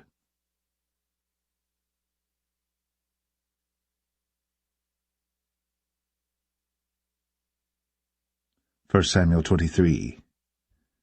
Then they told David, saying, Behold, the Philistines fight against Keilah, and they rob the threshing floors. Therefore David inquired of the Lord, saying, Shall I go and smite these Philistines? And the Lord said unto David, Go, and smite the Philistines, and save Keilah. And David's men said unto him, Behold, we be afraid here in Judah. How much more then if we come to Keilah against the armies of the Philistines? Then David inquired of the Lord yet again. And the Lord answered him and said, Arise, go down to Keilah, for I will deliver the Philistines into thine hand. So David and his men went to Keilah, and fought with the Philistines, and brought away their cattle, and smote them with a great slaughter. So David saved the inhabitants of Keilah. And it came to pass, when Abiathar, the son of Ahimelech, fled to David to Keilah, that he came down with an ephod in his hand. And it was told Saul that David was come to Keilah, and Saul said, God hath delivered him into mine hand, for he is shut in, by entering into a town that hath gates and bars. And Saul called all the people together to war, to go down to Keilah, to besiege David and his men. And David knew that Saul secretly practiced mischief against him. And he said to Abiathar the priest, Bring hither the ephod. Then said David, O Lord God of Israel, Thy servant hath certainly heard that Saul seeketh to come to Keilah, to destroy the city for my sake. Will the men of Keilah deliver me up into his hand? Will Saul come down as thy servant hath heard? O Lord God of Israel, I beseech thee, tell thy servant. And the Lord said, He will come down. Then said David, Will the men of Keilah deliver me and my men into the hand of Saul? And the Lord said, They will deliver thee up. Then David and his men, which were about 600, arose, and departed out of Keilah, and went whithersoever they could go. And it was told Saul that David was escaped from Keilah, and he forbare to go forth. And David abode in the wilderness in strongholds, and remained in a mountain in the wilderness of Ziph. And Saul sought him every day, but God delivered him not into his hand. And David saw that Saul was come out to seek his life. And David was in the wilderness of Ziph in a wood. And Jonathan, Saul's son, arose, and went to David into the wood, and strengthened his hand in God. And he said unto him, Fear not, but the hand of Saul my father shall not find thee, and thou shalt be king over Israel, and I shall be next unto thee, and that also Saul my father knoweth. And they two made a covenant before the Lord. And David abode in the wood, and Jonathan went to his house. Then came up the Ziphites to Saul to Gibeah, saying, Doth not David hide himself with us in strongholds in the wood, in the hill of Hachilah, which is on the south of Jeshimon? Now therefore, O king, come down according to all the desire of thy soul to come down, and our part shall be to deliver him into the king's hand. And Saul said, Blessed be ye of the Lord, for ye have compassion on me. Go, I pray you, prepare yet, and know and see his place where his haunt is, and who hath seen him there. For it is told me that he dealeth very subtly. See therefore, and take knowledge of all the lurking places where he hideth himself, and come ye again to me with the certainty, and I will go with you. And it shall come to pass, if he be in the land, that I will search him out throughout all the thousands of Judah. And they arose, and went to Ziph before Saul. But David and his men were in the wilderness of Maon, in the plain on the south of Jeshimon. Saul also and his men went to seek him, and they told David, wherefore he came down into a rock, and abode in the wilderness of Maon. And when Saul heard that, he pursued after David in the wilderness of Maon. And Saul went on this side of the mountain, and David and his men on that side of the mountain. And David made haste to get away for fear of Saul. For Saul and his men compassed David and his men round about to take them. But there came a messenger unto Saul, saying, Haste thee, and come, for the Philistines have invaded the land. Wherefore Saul returned from pursuing after David, and went against the Philistines. Therefore they called that place Selah Hamalekoth. And David went up from thence, and dwelt in strongholds at En-gedi.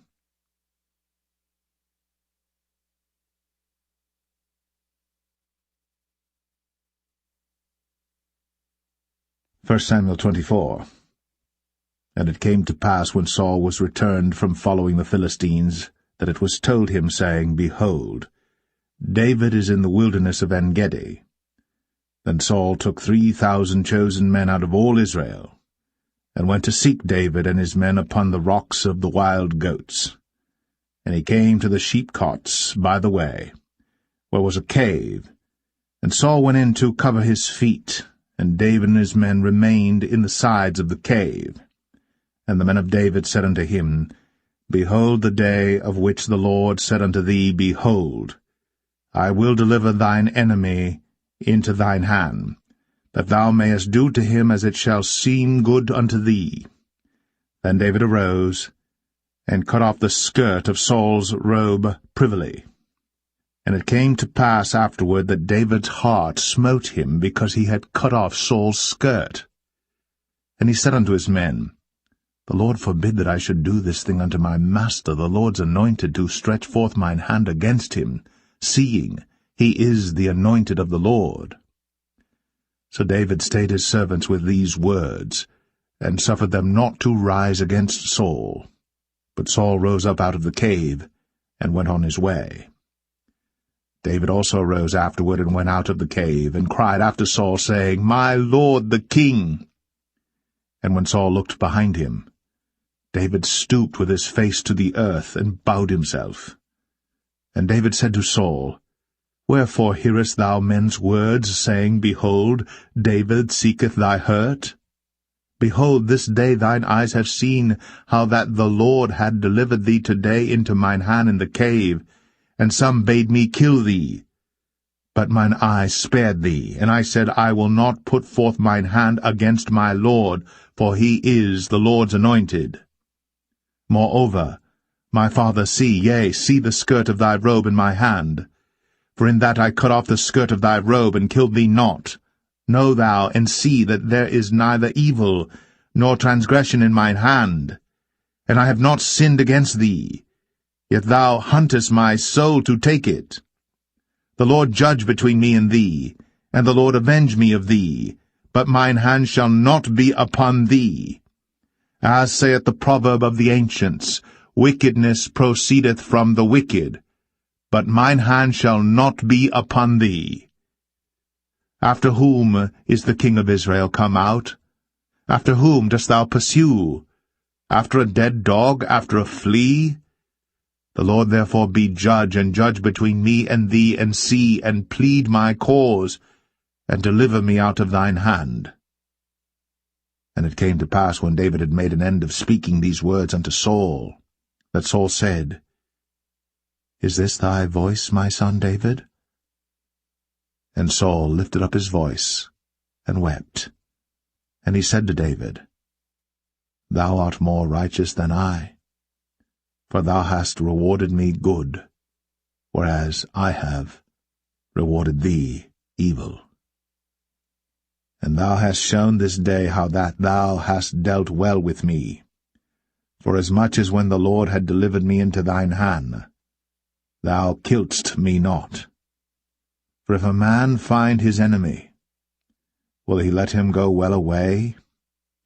Wherefore the Lord reward thee good for that thou hast done unto me this day.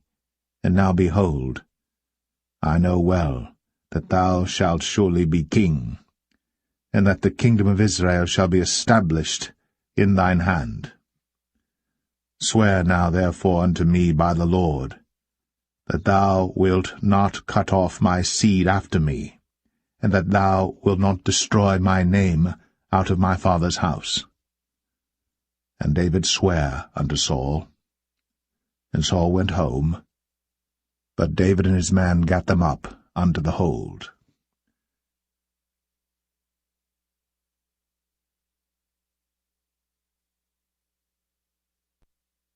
1 Samuel 25. And Samuel died, and all the Israelites were gathered together, and lamented him, and buried him in his house at Ramah. And David arose, and went down to the wilderness of Paran. And there was a man in Maon, whose possessions were in Carmel. And the man was very great, and he had 3,000 sheep and 1,000 goats, and he was shearing his sheep in Carmel. Now the name of the man was Nabal, and the name of his wife Abigail.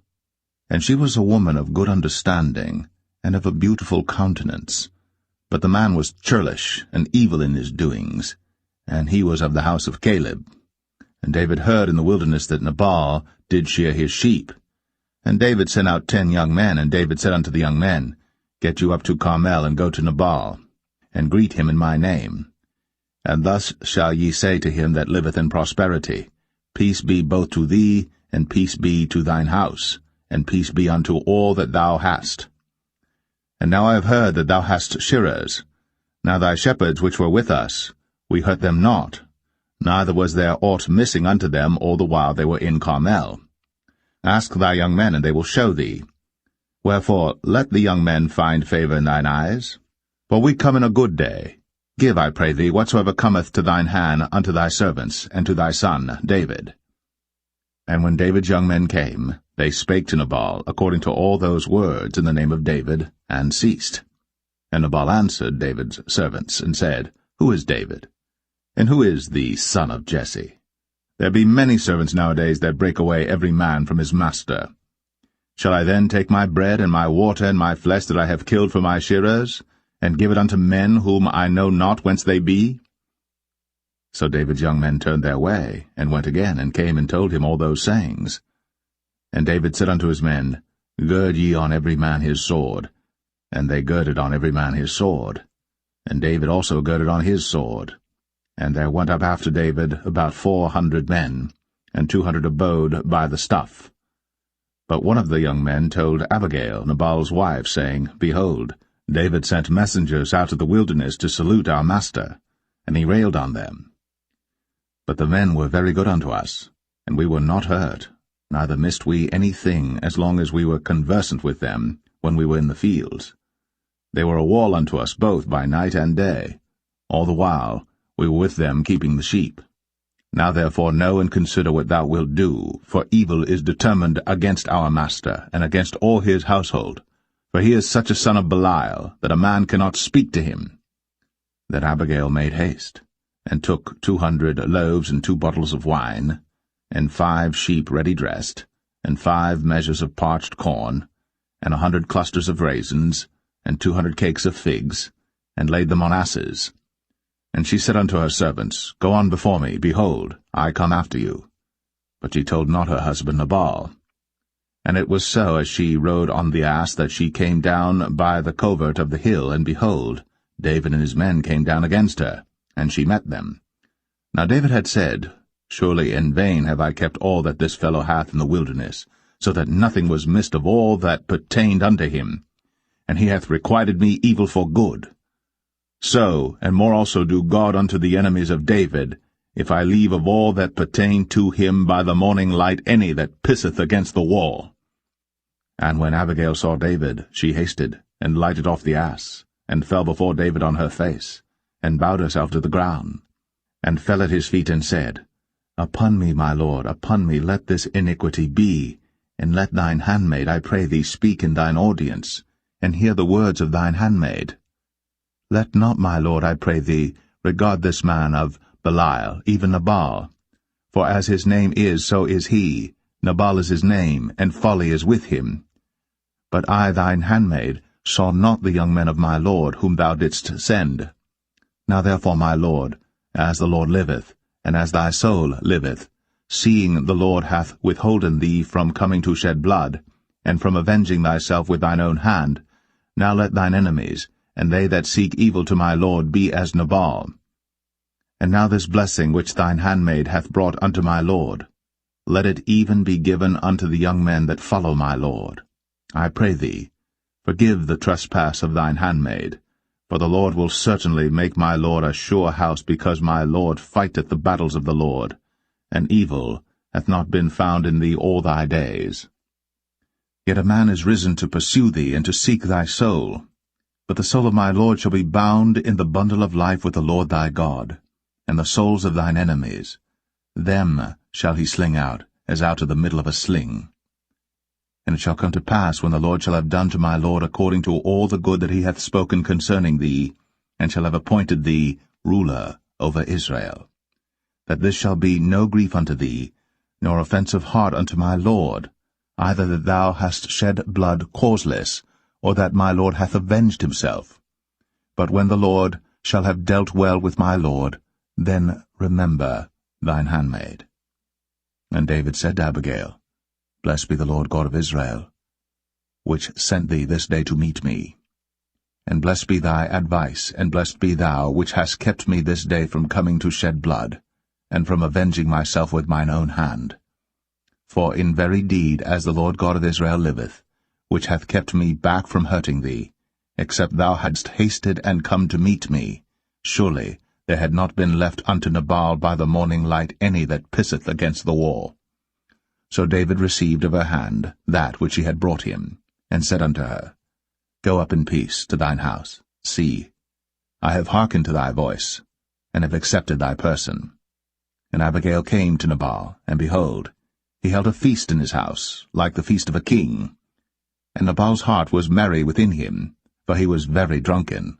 Wherefore she told him nothing, less or more, until the morning light. But it came to pass in the morning, when the wine was gone out of Nabal, and his wife had told him these things, that his heart died within him, and he became as a stone. And it came to pass about 10 days after, that the Lord smote Nabal, that he died. And when David heard that Nabal was dead, he said, Blessed be the Lord, that hath pleaded the cause of my reproach from the hand of Nabal, and hath kept his servant from evil. For the Lord hath returned the wickedness of Nabal upon his own head. And David sent and communed with Abigail, to take her to him to wife. And when the servants of David were come to Abigail to Carmel, they spake unto her, saying, David sent us unto thee, to take thee to him to wife. And she arose, and bowed herself on her face to the earth, and said, Behold, let thine handmaid be a servant to wash the feet of the servants of my lord. And Abigail hasted, and arose, and rode upon an ass, with 5 damsels of hers that went after her. And she went after the messengers of David, and became his wife. David also took Ahinoam of Jezreel, and they were also both of them his wives. But Saul had given Michal his daughter, David's wife, to Phalti, the son of Laish, which was of Galim.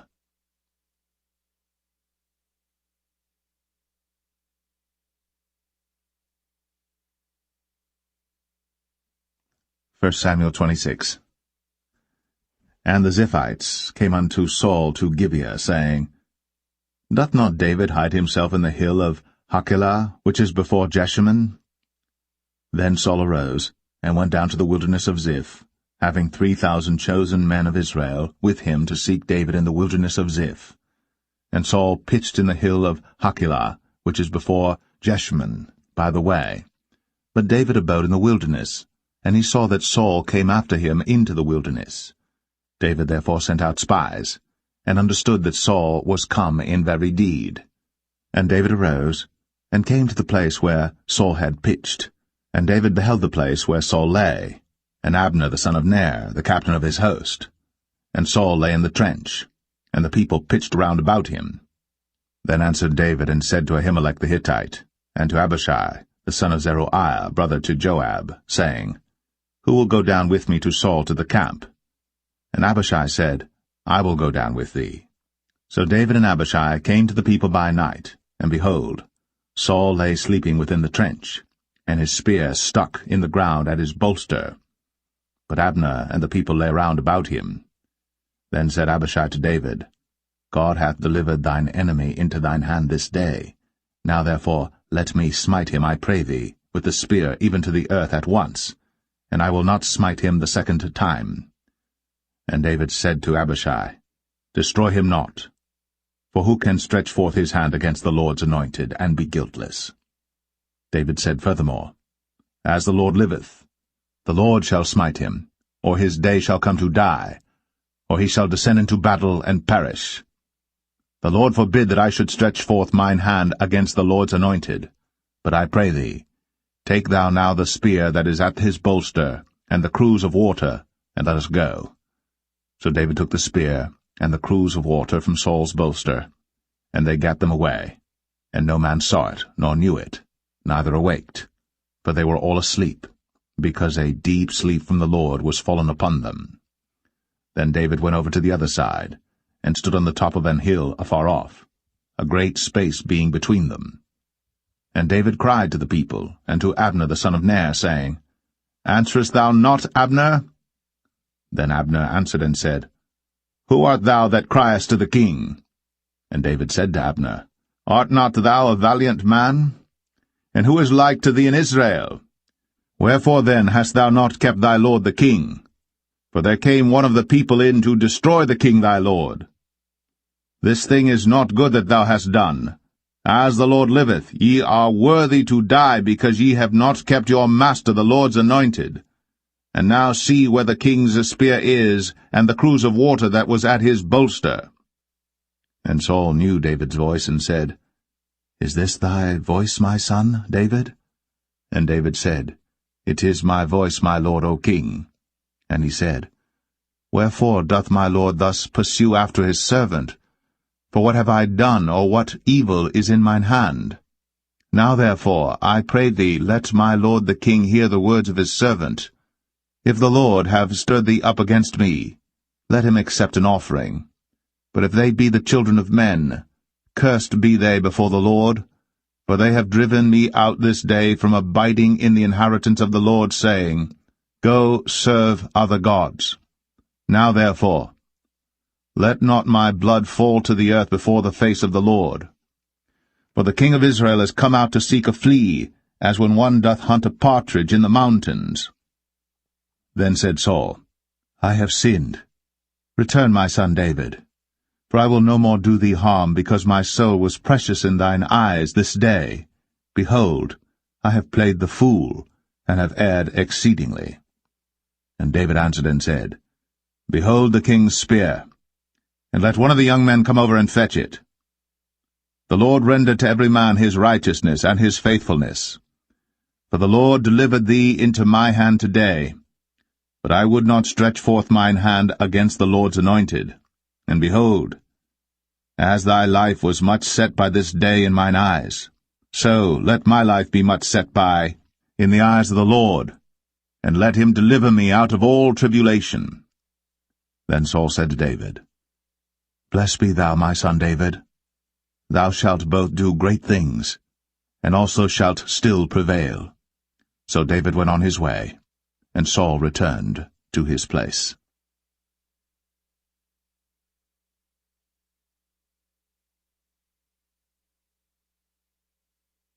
1 Samuel 27. And David said in his heart, I shall now perish one day by the hand of Saul.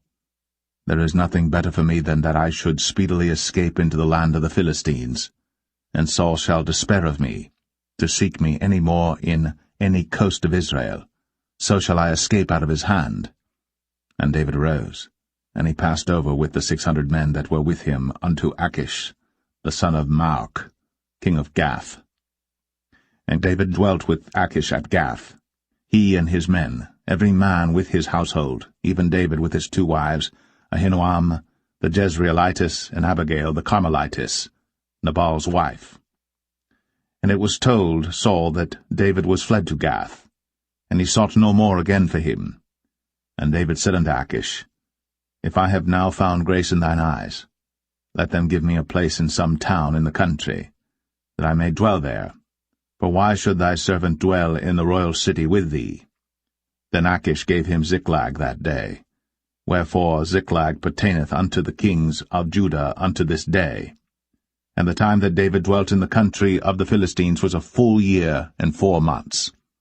And David and his men went up, and invaded the Geshurites, and the Gezrites, and the Amalekites, for those nations were of old the inhabitants of the land, as thou goest to Shur, even unto the land of Egypt. And David smote the land, and left neither man nor woman alive, and took away the sheep and the oxen, and the asses, and the camels, and the apparel, and returned and came to Achish. And Achish said, Whither have ye made a road today? And David said, Against the south of Judah, and against the south of the Jerahmeelites, and against the south of the Kenites. And David saved neither man nor woman alive, to bring tidings to Gath, saying, Lest they should tell on us, saying, So did David, and so will be his manner all the while he dwelleth in the country of the Philistines. And Achish believed David, saying, He hath made his people Israel utterly to abhor him. Therefore he shall be my servant for ever.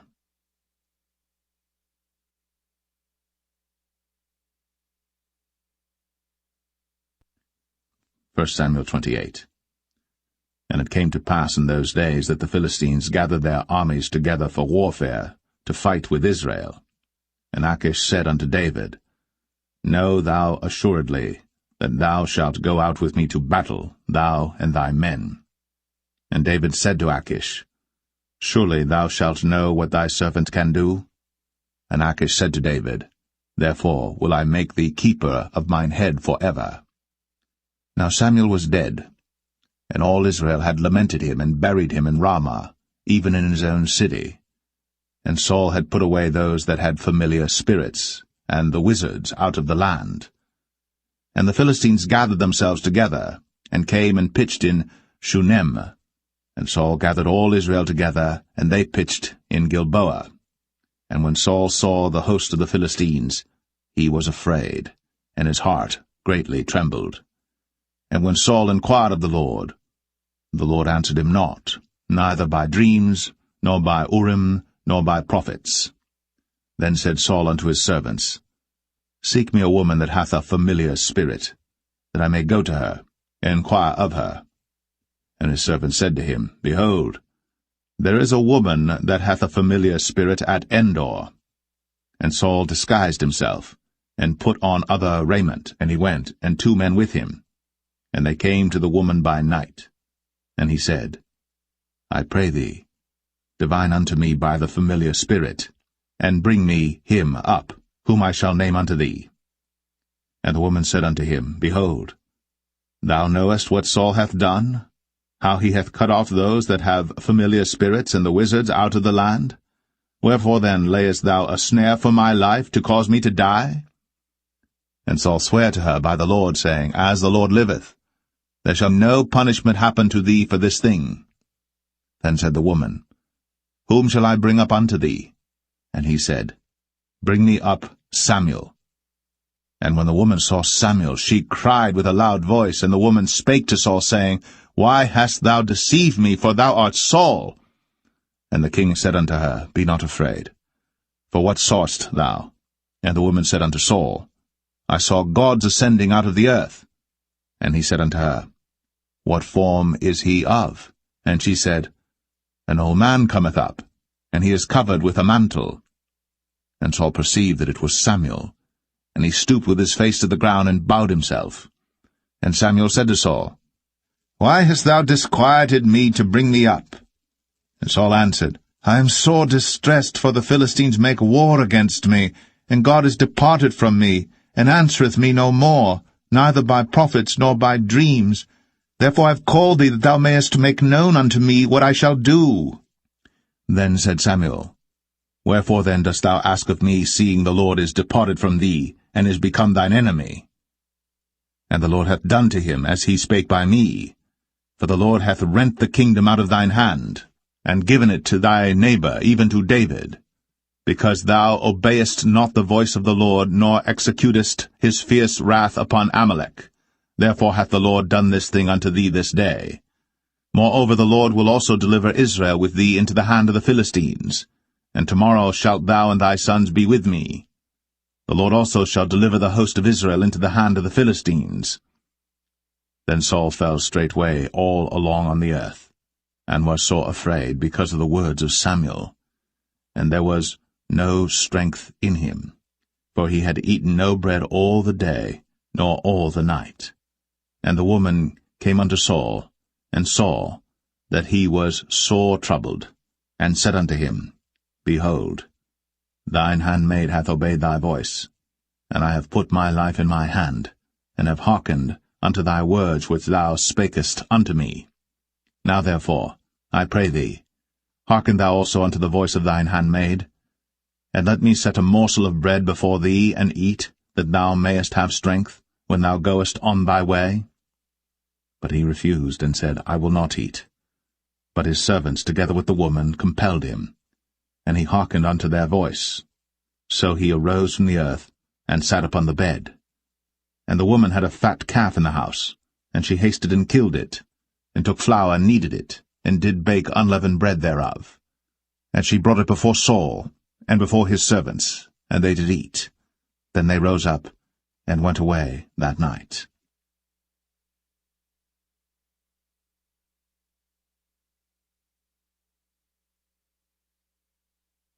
1 Samuel 29. Now the Philistines gathered together all their armies to Aphek, and the Israelites pitched by a fountain which is in Jezreel. And the lords of the Philistines passed on by hundreds and by thousands, but David and his men passed on in the rearward with Achish. Then said the princes of the Philistines, What do these Hebrews here? And Achish said unto the princes of the Philistines, Is not this David the servant of Saul the king of Israel, which hath been with me these days, or these years? And I have found no fault in him since he fell unto me unto this day. And the princes of the Philistines were wroth with him. And the princes of the Philistines said unto him, Make this fellow return, that he may go again to his place which thou hast appointed him. And let him not go down with us to battle, lest in the battle he be an adversary to us. For wherewith should he reconcile himself unto his master? Should it not be with the heads of these men? Is not this David, of whom they sang one to another in dances, saying, Saul slew his thousands, and David his 10,000s? Then Achish called David and said unto him, Surely as the Lord liveth, thou hast been upright, and thy going out and thy coming in with me in the host is good in my sight. For I have not found evil in thee, since the day of thy coming unto me, unto this day. Nevertheless the Lord's favour thee not. Wherefore now return and go in peace, that thou displease not the lords of the Philistines. And David said unto Achish, But what have I done? And what hast thou found in thy servant so long as I have been with thee unto this day, that I may not go fight against the enemies of my lord the king? And Achish answered and said to David, I know that thou art good in my sight, as an angel of God. Notwithstanding the princes of the Philistines have said, He shall not go up with us to the battle. Wherefore now rise up early in the morning with thy master's servants that are come with thee, and as soon as ye be up early in the morning and have light, depart. So David and his men rose up early to depart in the morning, to return into the land of the Philistines. And the Philistines went up to Jezreel.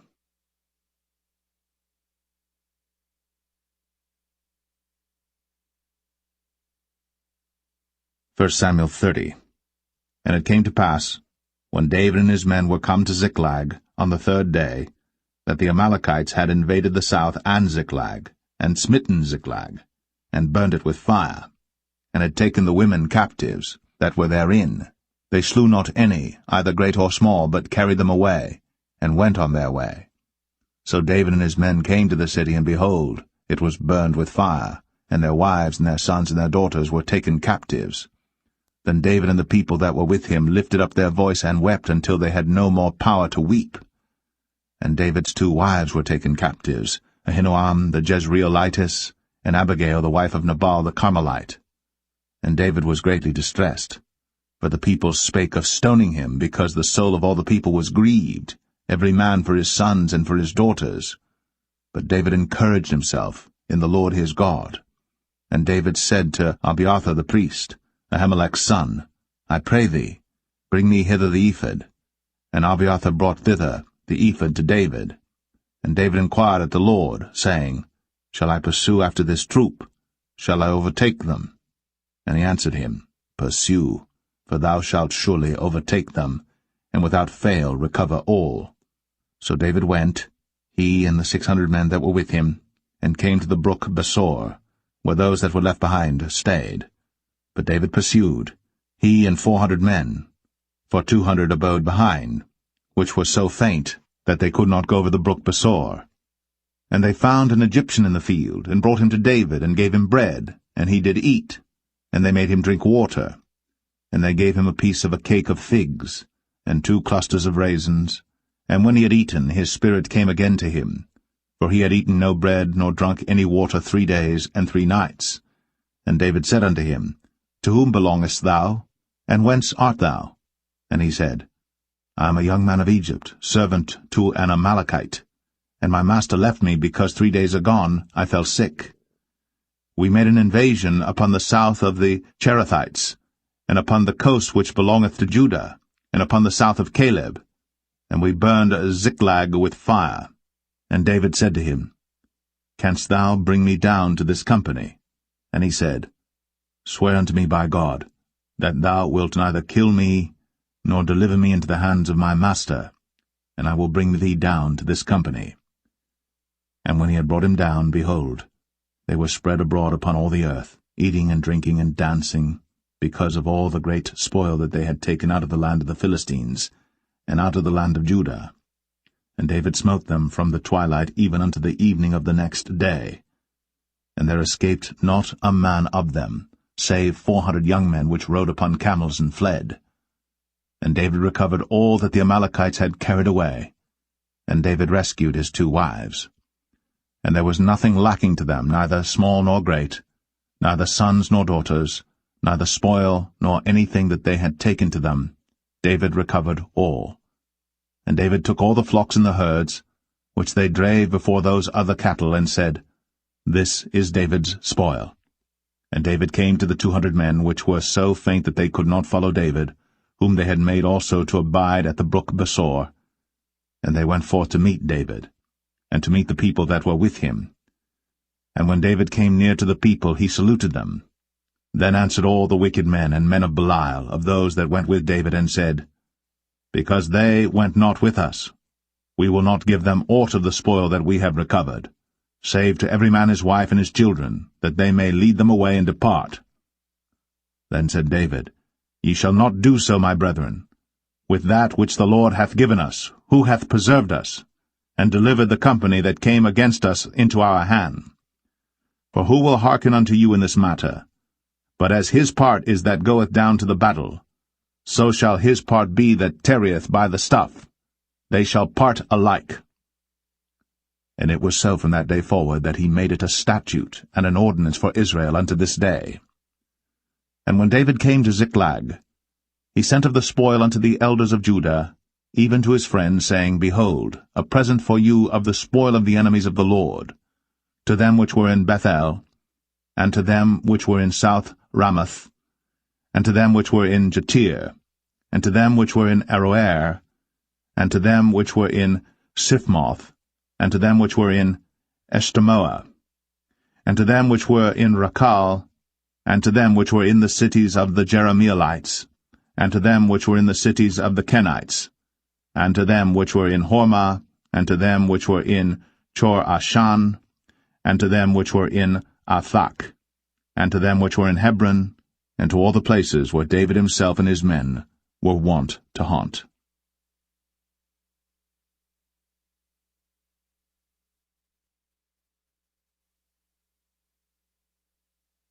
1 Samuel 31. Now the Philistines fought against Israel, and the men of Israel fled from before the Philistines, and fell down slain in Mount Gilboa. And the Philistines followed hard upon Saul and upon his sons. And the Philistines slew Jonathan, and Abinadab, and Malchishua, Saul's sons. And the battle went sore against Saul. and the archers hit him, and he was sore wounded of the archers. Then said Saul unto his armor-bearer, Draw thy sword, and thrust me through therewith, lest these uncircumcised come and thrust me through and abuse me. But his armor-bearer would not, for he was sore afraid. Therefore Saul took a sword, and fell upon it. And when his armor-bearer saw that Saul was dead, he fell likewise upon his sword, and died with him. So Saul died, and his 3 sons, and his armor-bearer, and all his men, that same day together. And when the men of Israel that were on the other side of the valley, and they that were on the other side, Jordan, saw that the men of Israel fled, and that Saul and his sons were dead, they forsook the cities and fled. And the Philistines came and dwelt in them. And it came to pass on the morrow, when the Philistines came to strip the slain, that they found Saul and his 3 sons fallen in Mount Gilboa. And they cut off his head, and stripped off his armor, and sent into the land of the Philistines round about to publish it in the house of their idols, and among the people. And they put his armor in the house of Ashtoreth, and they fastened his body to the wall of Bethshan. And when the inhabitants of Jabesh-Gilead heard of that which the Philistines had done to Saul, all the valiant men arose, and went all night, and took the body of Saul, and the bodies of his sons from the wall of Bethshan, and came to Jabesh, and burnt them there. And they took their bones, and buried them under a tree at Jabesh, and fasted 7 days.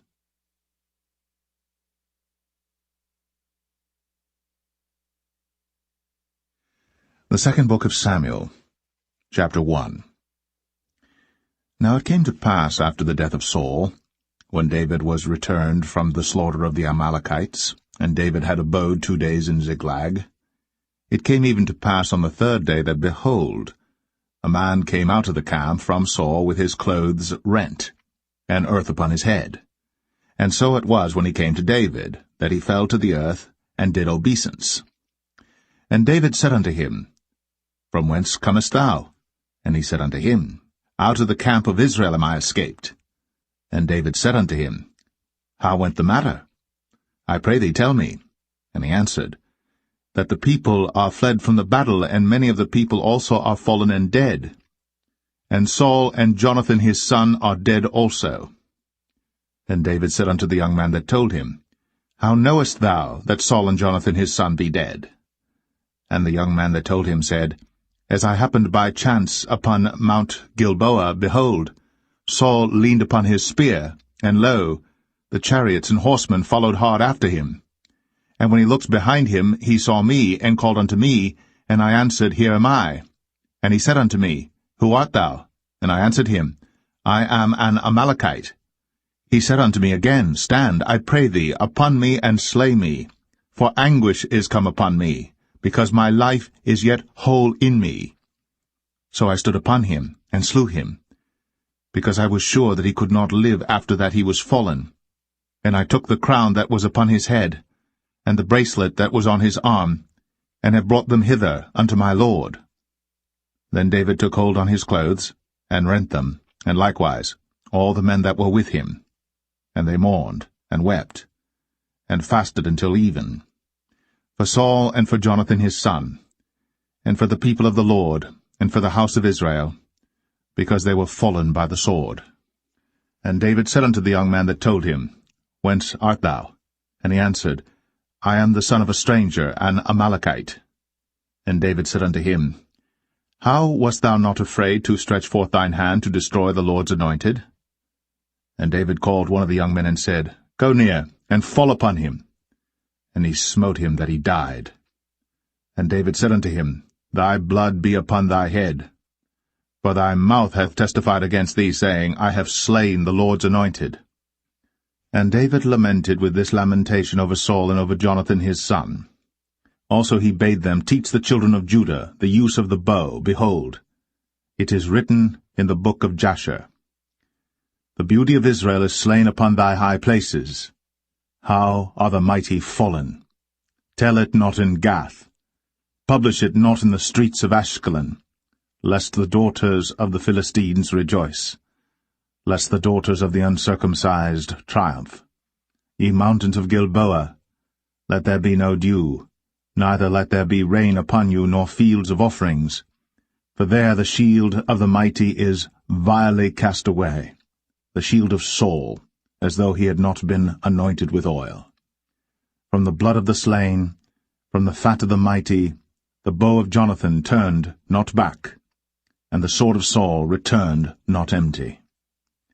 Saul and Jonathan were lovely and pleasant in their lives, and in their death they were not divided. They were swifter than eagles. They were stronger than lions. Ye daughters of Israel, weep over Saul, who clothed you in scarlet, with other delights, who put on ornaments of gold upon your apparel. How are the mighty fallen in the midst of the battle, O Jonathan! Thou wast slain in thine high places. I am distressed for thee, my brother Jonathan. Very pleasant hast thou been unto me. Thy love to me was wonderful, passing the love of women. How are the mighty fallen, and the weapons of war perished.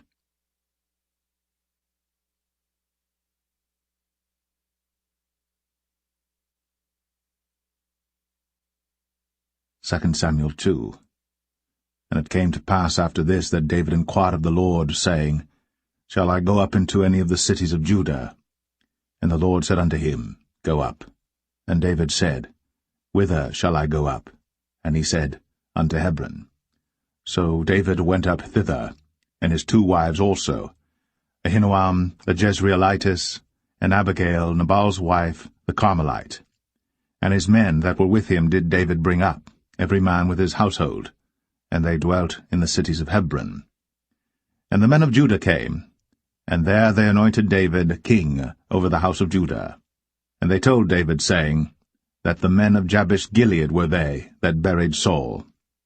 And David sent messengers unto the men of Jabesh-Gilead, and said unto them, Blessed be ye of the Lord, that ye have shown this kindness unto your Lord, even unto Saul, and have buried him. And now the Lord show kindness and truth unto you, and I also will requite you this kindness, because ye have done this thing. Therefore now let your hands be strengthened, and be ye valiant. For your master Saul is dead, and also the house of Judah have anointed me king over them. But Abner, the son of Ner, captain of Saul's host, took Ishbosheth, the son of Saul, and brought him over to Mahanaim, and made him king over Gilead, and over the Asherites, and over Jezreel, and over Ephraim, and over Benjamin, and over all Israel. Ishbosheth, Saul's son, was 40 years old when he began to reign over Israel, and reigned 2 years. But the house of Judah followed David. And the time that David was king in Hebron over the house of Judah was 7 years and 6 months. And Abner the son of Ner, and the servants of Ishbosheth the son of Saul, went out from Mahanaim to Gibeon. And Joab the son of Zeruiah, and the servants of David went out, and met together by the pool of Gibeon. And they sat down, the one on the one side of the pool, and the other on the other side of the pool. And Abner said to Joab, Let the young men now arise, and play before us. And Joab said, Let them arise. Then there arose and went over by number 12 of Benjamin, which pertained to Ishbosheth the son of Saul, and 12 of the servants of David. And they caught every one his fellow by the head, and thrust his sword in his fellow's side, so they fell down together. Wherefore that place was called Helkath Hazurim, which is in Gibeon. And there was a very sore battle that day, and Abner was beaten, and the men of Israel, before the servants of David. And there were 3 sons of Zeruiah there, Joab, and Abishai, and Asahel. And Asahel was as light of foot as a wild roe. And Asahel pursued after Abner, and in going he turned not to the right hand nor to the left from following Abner. Then Abner looked behind him, and said, Art thou Asahel? And he answered, I am. And Abner said to him, Turn thee aside to thy right hand or to thy left, and lay thee hold on one of the young men, and take thee his armor. But Asahel would not turn aside from following of him. And Abner said again to Asahel, Turn thee aside from following me. Wherefore should I smite thee to the ground? How then should I hold up my face to Joab thy brother? Howbeit he refused to turn aside. Wherefore Abner, with the hinder end of the spear, smote him under the 5th rib, that the spear came out behind him. And he fell down there, and died in the same place. And it came to pass, that as many as came to the place where Asahel fell down and died stood still. Joab also and Abishai pursued after Abner. And the sun went down when they were come to the hill of Ammah, that lieth before Giah by the way of the wilderness of Gibeon. And the children of Benjamin gathered themselves together after Abner, and became one troop, and stood on the top of an hill. Then Abner called to Joab and said, Shall the sword devour for ever? Knowest thou not that it will be bitterness in the latter end? How long shall it be then, ere thou bid the people return from following their brethren? And Joab said, As God liveth, unless thou hadst spoken. Surely then in the morning the people had gone up every one from following his brother. So Joab blew a trumpet, and all the people stood still, and pursued after Israel no more, neither fought they any more. And Abner and his men walked all that night through the plain, and passed over Jordan, and went through all Bithron, and they came to Mahanaim. And Joab returned from following Abner. And when he had gathered all the people together, there lacked of David's servants 19 men, and Asahel. But the servants of David had smitten of Benjamin, and of Abner's men, so that 360 men died. And they took up Asahel, and buried him in the sepulchre of his father, which was in Bethlehem. And Joab and his men went all night, and they came to Hebron at break of day.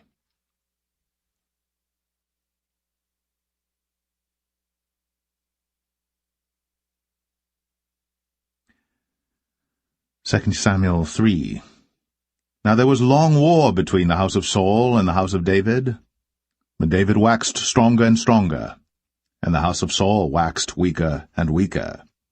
And unto David were sons born in Hebron, and his firstborn was Amnon, of Ahinoam the Jezreelitess, and his second Chileab, of Abigail the wife of Nabal the Carmelite, and the third Absalom the son of Maacah the daughter of Talmai king of Geshur, and the fourth Adonijah the son of Haggith, and the fifth Shephatiah the son of Abital, and the sixth Ithream by Eglah David's wife. These were born to David in Hebron.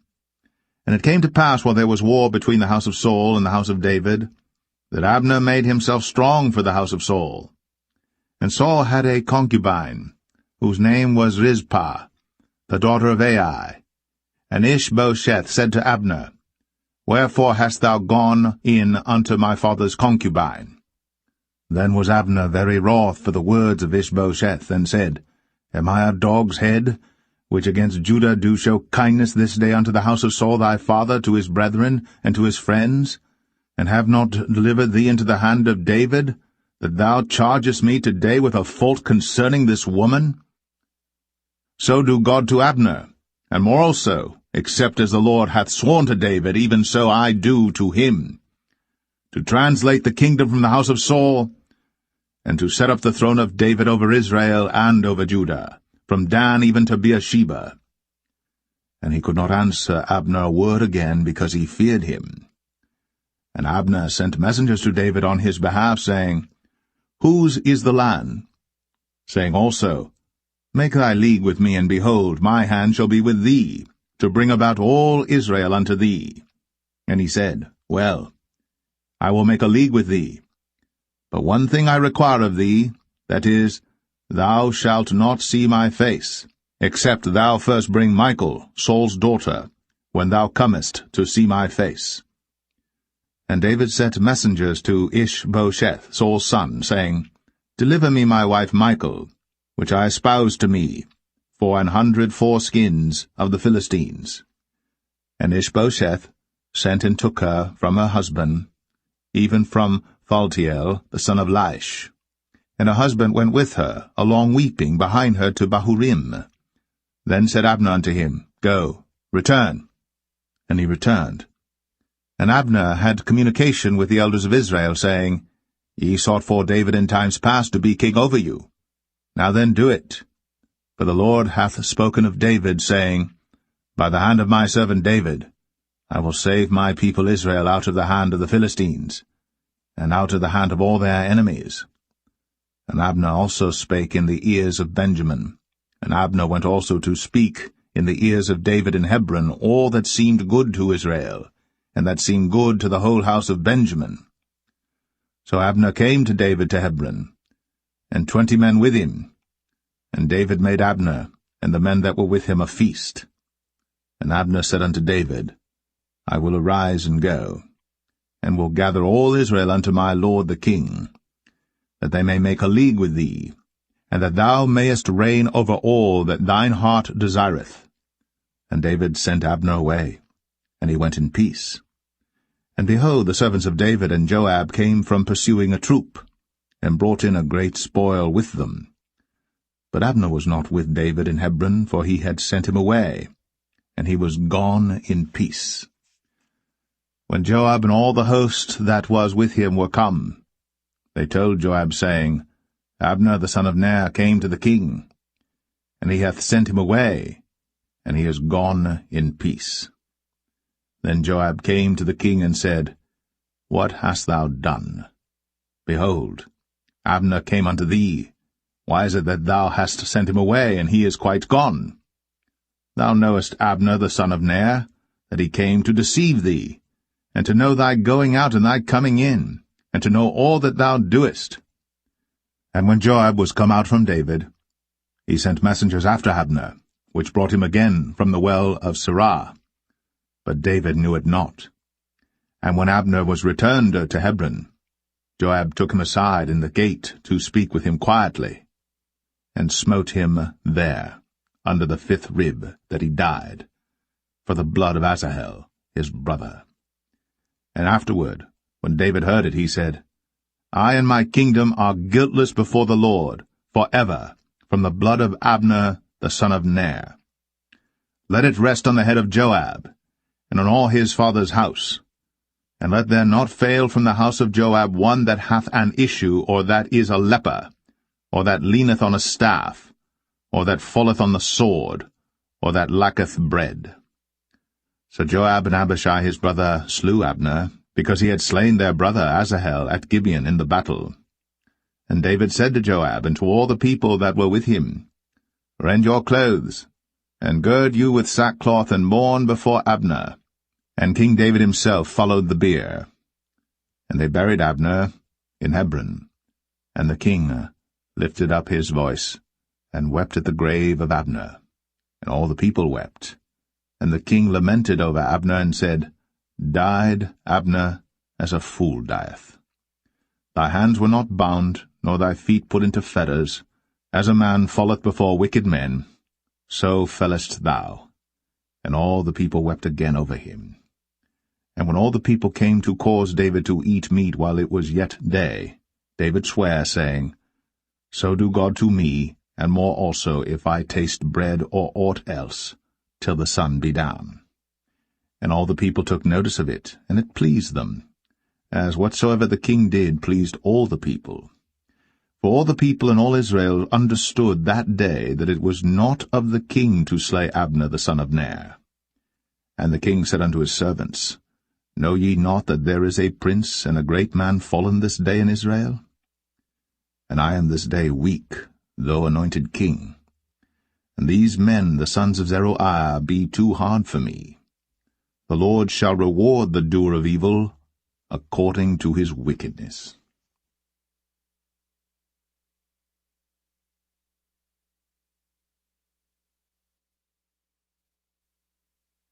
2 Samuel 4.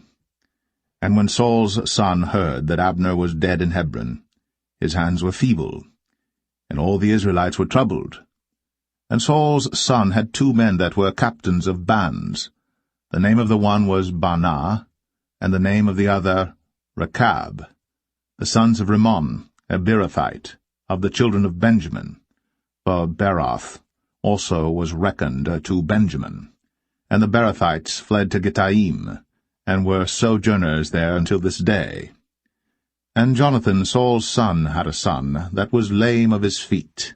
He was 5 years old when the tidings came of Saul and Jonathan out of Jezreel, and his nurse took him up and fled. And it came to pass, as she made haste to flee, that he fell and became lame. And his name was Mephibosheth. And the sons of Rimmon the Beerothite, Rechab and Baanah, went, and came about the heat of the day to the house of Ishbosheth, who lay on a bed at noon. And they came thither into the midst of the house, as though they would have fetched wheat, and they smote him under the 5th rib, and Rechab and Baanah his brother escaped. For when they came into the house, he lay on his bed in his bedchamber, and they smote him, and slew him, and beheaded him, and took his head, and gat them away through the plain all night. And they brought the head of Ishbosheth unto David to Hebron, and said to the king, Behold, the head of Ishbosheth, the son of Saul, thine enemy, which sought thy life. And the Lord hath avenged my lord the king this day of Saul, and of his seed. And David answered Rechab and Baanah his brother, the sons of Rimmon the Beerothite, and said unto them, As the Lord liveth, who hath redeemed my soul out of all adversity? When one told me, saying, Behold, Saul is dead, thinking to have brought good tidings, I took hold of him, and slew him in Ziklag, who thought that I would have given him a reward for his tidings. How much more, when wicked men have slain a righteous person in his own house upon his bed? Shall I not therefore now require his blood of your hand, and take you away from the earth? And David commanded his young men, and they slew them, and cut off their hands and their feet, and hanged them up over the pool in Hebron. But they took the head of Ishbosheth, and buried it in the sepulchre of Abner in Hebron.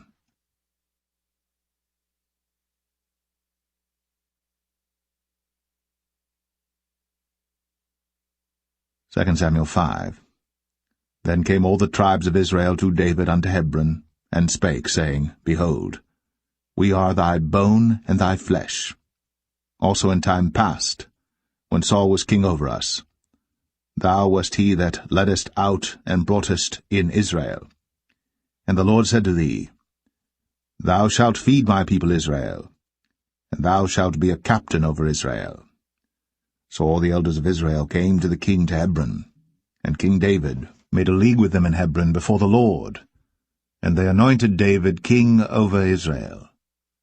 David was 30 years old when he began to reign, and he reigned 40 years. In Hebron he reigned over Judah 7 years and 6 months, and in Jerusalem he reigned 33 years over all Israel and Judah. And the king and his men went to Jerusalem unto the Jebusites, the inhabitants of the land, which spake unto David, saying, Except thou take away the blind and the lame, thou shalt not come in hither, thinking, David cannot come in hither. Nevertheless, David took the stronghold of Zion, the same is the city of David. And David said on that day, Whosoever getteth up to the gutter, and smiteth the Jebusites, and the lame and the blind, that are hated of David's soul, he shall be chief and captain. Wherefore they said, The blind and the lame shall not come into the house. So David dwelt in the fort, and called it the city of David. And David built round about from Millo and inward.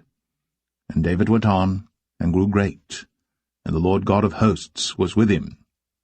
And Hiram king of Tyre sent messengers to David, and cedar trees, and carpenters, and masons, and they built David an house.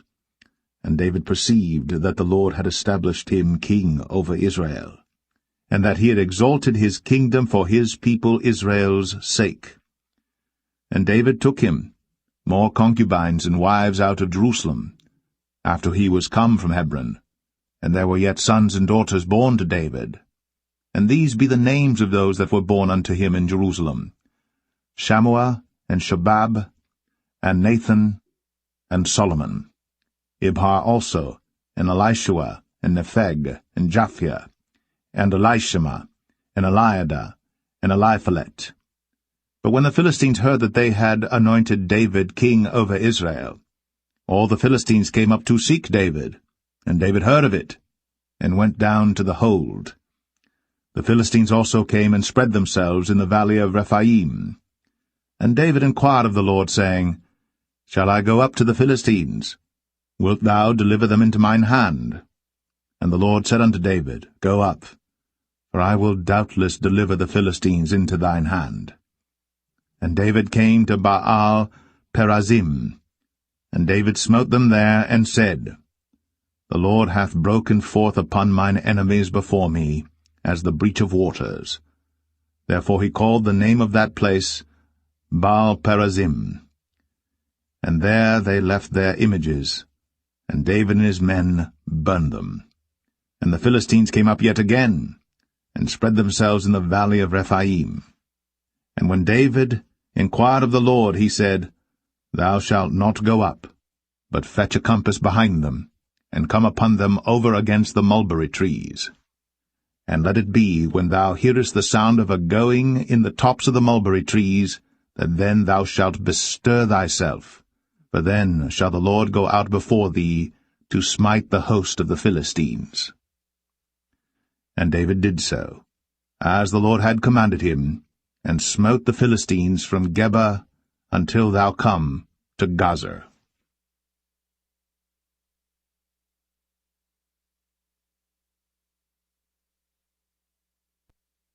2 Samuel 6. Again David gathered together all the chosen men of Israel, 30,000. And David arose and went with all the people that were with him from Baale of Judah, to bring up from thence the ark of God, whose name is called by the name of the Lord of hosts, that dwelleth between the cherubims. And they set the ark of God upon a new cart, and brought it out of the house of Abinadab that was in Gibeah. And Uzzah and Ahio, the sons of Abinadab, drave the new cart. And they brought it out of the house of Abinadab, which was at Gibeah, accompanying the ark of God, and Ahio went before the ark. And David and all the house of Israel played before the Lord in all manner of instruments made of fir wood, even on harps, and on psalteries, and on timbrels, and on cornets, and on cymbals. And when they came to Nachon's threshing floor, Uzzah put forth his hand to the ark of God, and took hold of it, for the oxen shook it. And the anger of the Lord was kindled against Uzzah, and God smote him there for his error. And there he died by the ark of God. And David was displeased, because the Lord had made a breach upon Uzzah, and he called the name of the place Perez Uzzah to this day. And David was afraid of the Lord that day, and said, How shall the ark of the Lord come to me? So David would not remove the ark of the Lord unto him into the city of David, but David carried it aside into the house of Obed-Edom the Gittite. And the ark of the Lord continued in the house of Obed-Edom the Gittite 3 months. And the Lord blessed Obed-Edom and all his household. And it was told King David, saying, The Lord hath blessed the house of Obed-Edom, and all that pertaineth unto him, because of the ark of God. So David went and brought up the ark of God from the house of Obed-Edom into the city of David with gladness. And it was so, that when they that bare the ark of the Lord had gone 6 paces, he sacrificed oxen and fatlings. And David danced before the Lord with all his might, and David was girded with a linen ephod. So David and all the house of Israel brought up the ark of the Lord with shouting, and with the sound of the trumpet. And as the ark of the Lord came into the city of David, Michal, Saul's daughter, looked through a window, and saw King David leaping and dancing before the Lord. And she despised him in her heart. And they brought in the ark of the Lord, and set it in his place in the midst of the tabernacle that David had pitched for it. And David offered burnt offerings and peace offerings before the Lord. And as soon as David had made an end of offering burnt offerings and peace offerings, he blessed the people in the name of the Lord of hosts. And he dealt among all the people, even among the whole multitude of Israel, as well to the women as men, to every one a cake of bread, and a good piece of flesh, and a flagon of wine. So all the people departed every one to his house. Then David returned to bless his household, and Michal, the daughter of Saul, came out to meet David, and said, How glorious was the king of Israel today, who uncovered himself today in the eyes of the handmaids of his servants, as one of the vain fellows shamelessly uncovereth himself. And David said unto Michal, It was before the Lord which chose me before thy father and before all his house, to appoint me ruler over the people of the Lord, over Israel. Therefore will I play before the Lord. And I will yet be more vile than thus, and will be base in mine own sight. And of the maidservants which thou hast spoken of them shall I be had in honor. Therefore Michal, the daughter of Saul, had no child unto the day of her death.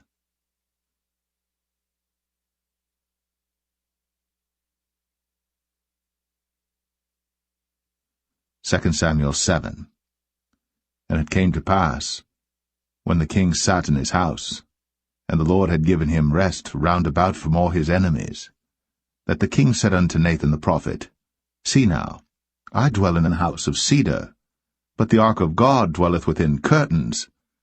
And Nathan said to the king, Go, do all that is in thine heart, for the Lord is with thee. And it came to pass that night that the word of the Lord came unto Nathan, saying, Go and tell my servant David, Thus saith the Lord, Shalt thou build me an house for me to dwell in?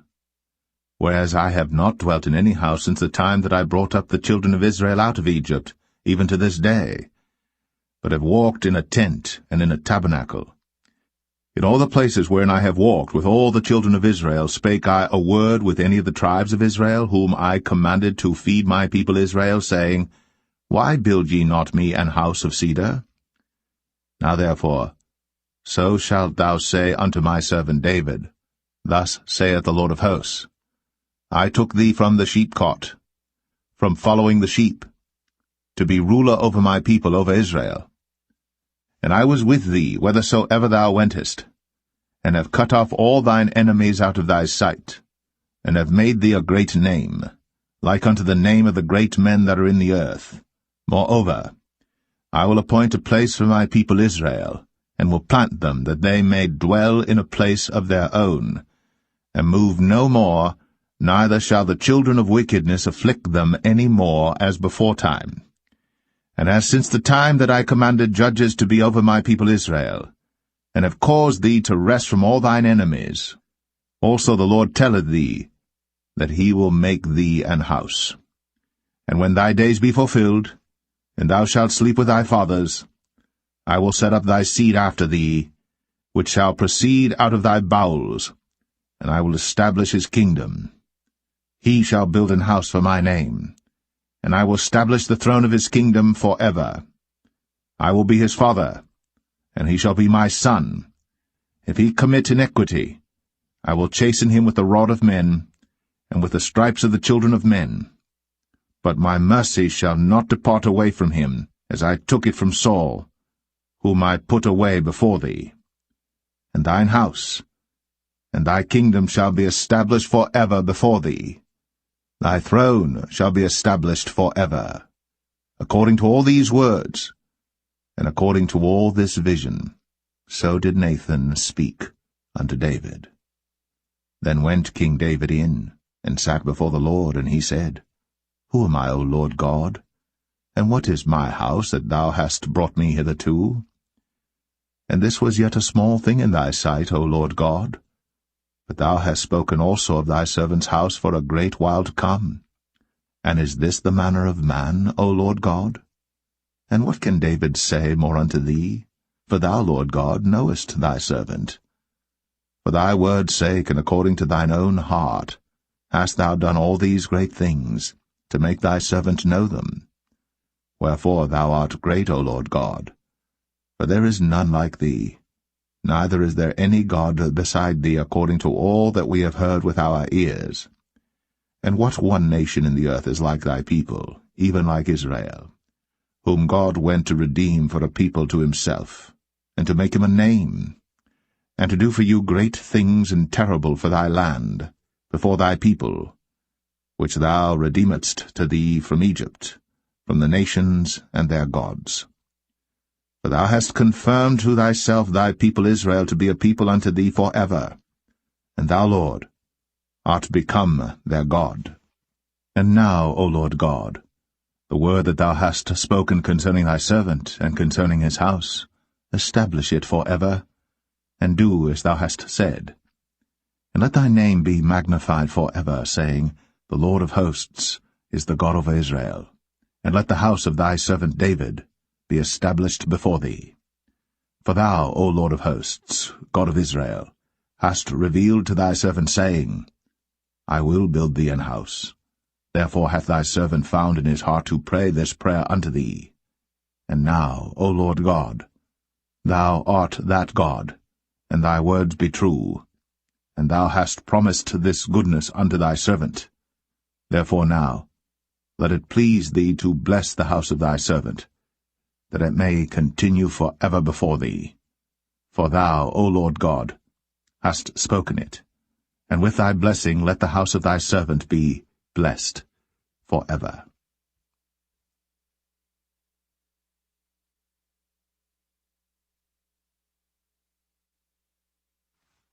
Samuel 8. And after this, it came to pass that David smote the Philistines, and subdued them. And David took Metheg-Ammah out of the hand of the Philistines. And he smote Moab, and measured them with a line, casting them down to the ground.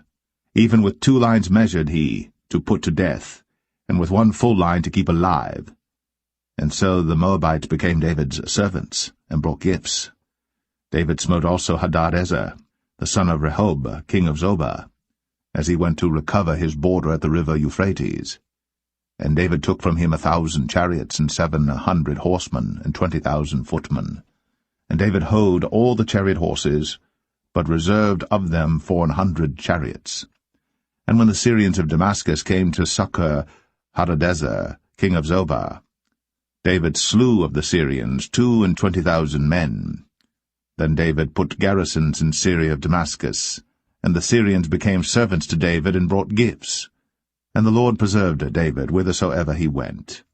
And David took the shields of gold that were on the servants of Hadadezer, and brought them to Jerusalem. And from Betah and from Berothai, cities of Hadadezer, King David took exceeding much brass. When Toi, king of Hamath, heard that David had smitten all the host of Hadadezer, then Toi sent Joram his son unto King David to salute him and to bless him, because he had fought against Hadadezer, and smitten him. For Hadadezer had wars with Toi. And Joram brought with him vessels of silver, and vessels of gold, and vessels of brass, which also King David did dedicate unto the Lord, with the silver and gold that he had dedicated of all nations which he subdued, of Syria, and of Moab, and of the children of Ammon, and of the Philistines, and of Amalek, and of the spoil of Hadadezer, son of Rehob, king of Zobah. And David gat him a name when he returned from smiting of the Syrians in the valley of Salt, being 18,000 men. And he put garrisons in Edom. Throughout all Edom put he garrisons, and all they of Edom became David's servants. And the Lord preserved David whithersoever he went. And David reigned over all Israel. And David executed judgment and justice unto all his people. And Joab the son of Zeruiah was over the host, and Jehoshaphat the son of Ahilud was recorder, and Zadok the son of Ahitub, and Ahimelech the son of Abiathar were the priests, and Seraiah was the scribe, and Benaniah the son of Jehoiada was over both the Cherethites and the Pelethites, and David's sons were chief rulers.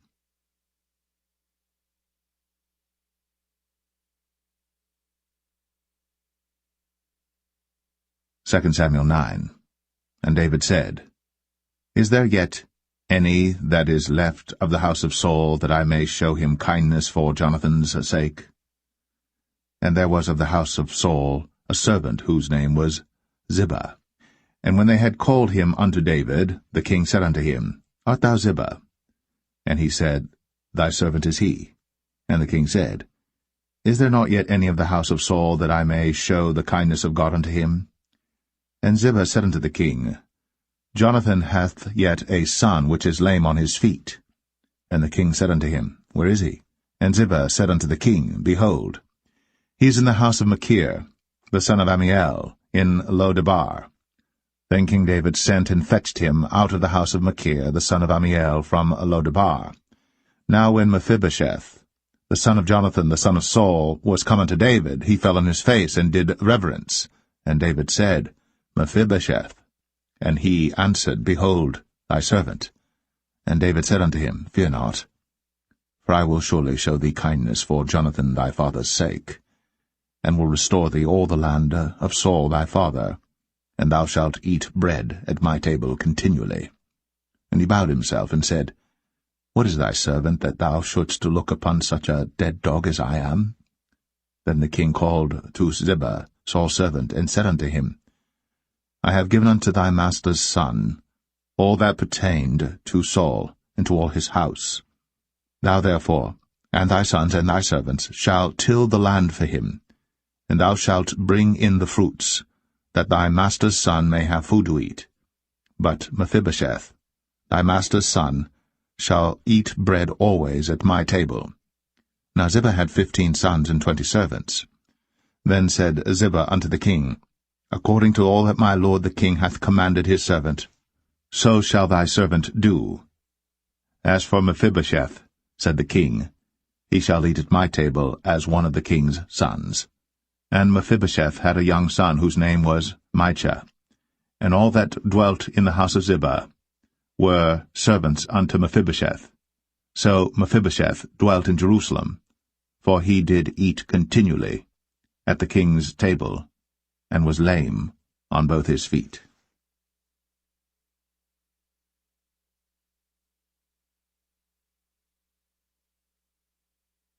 2 Samuel 10.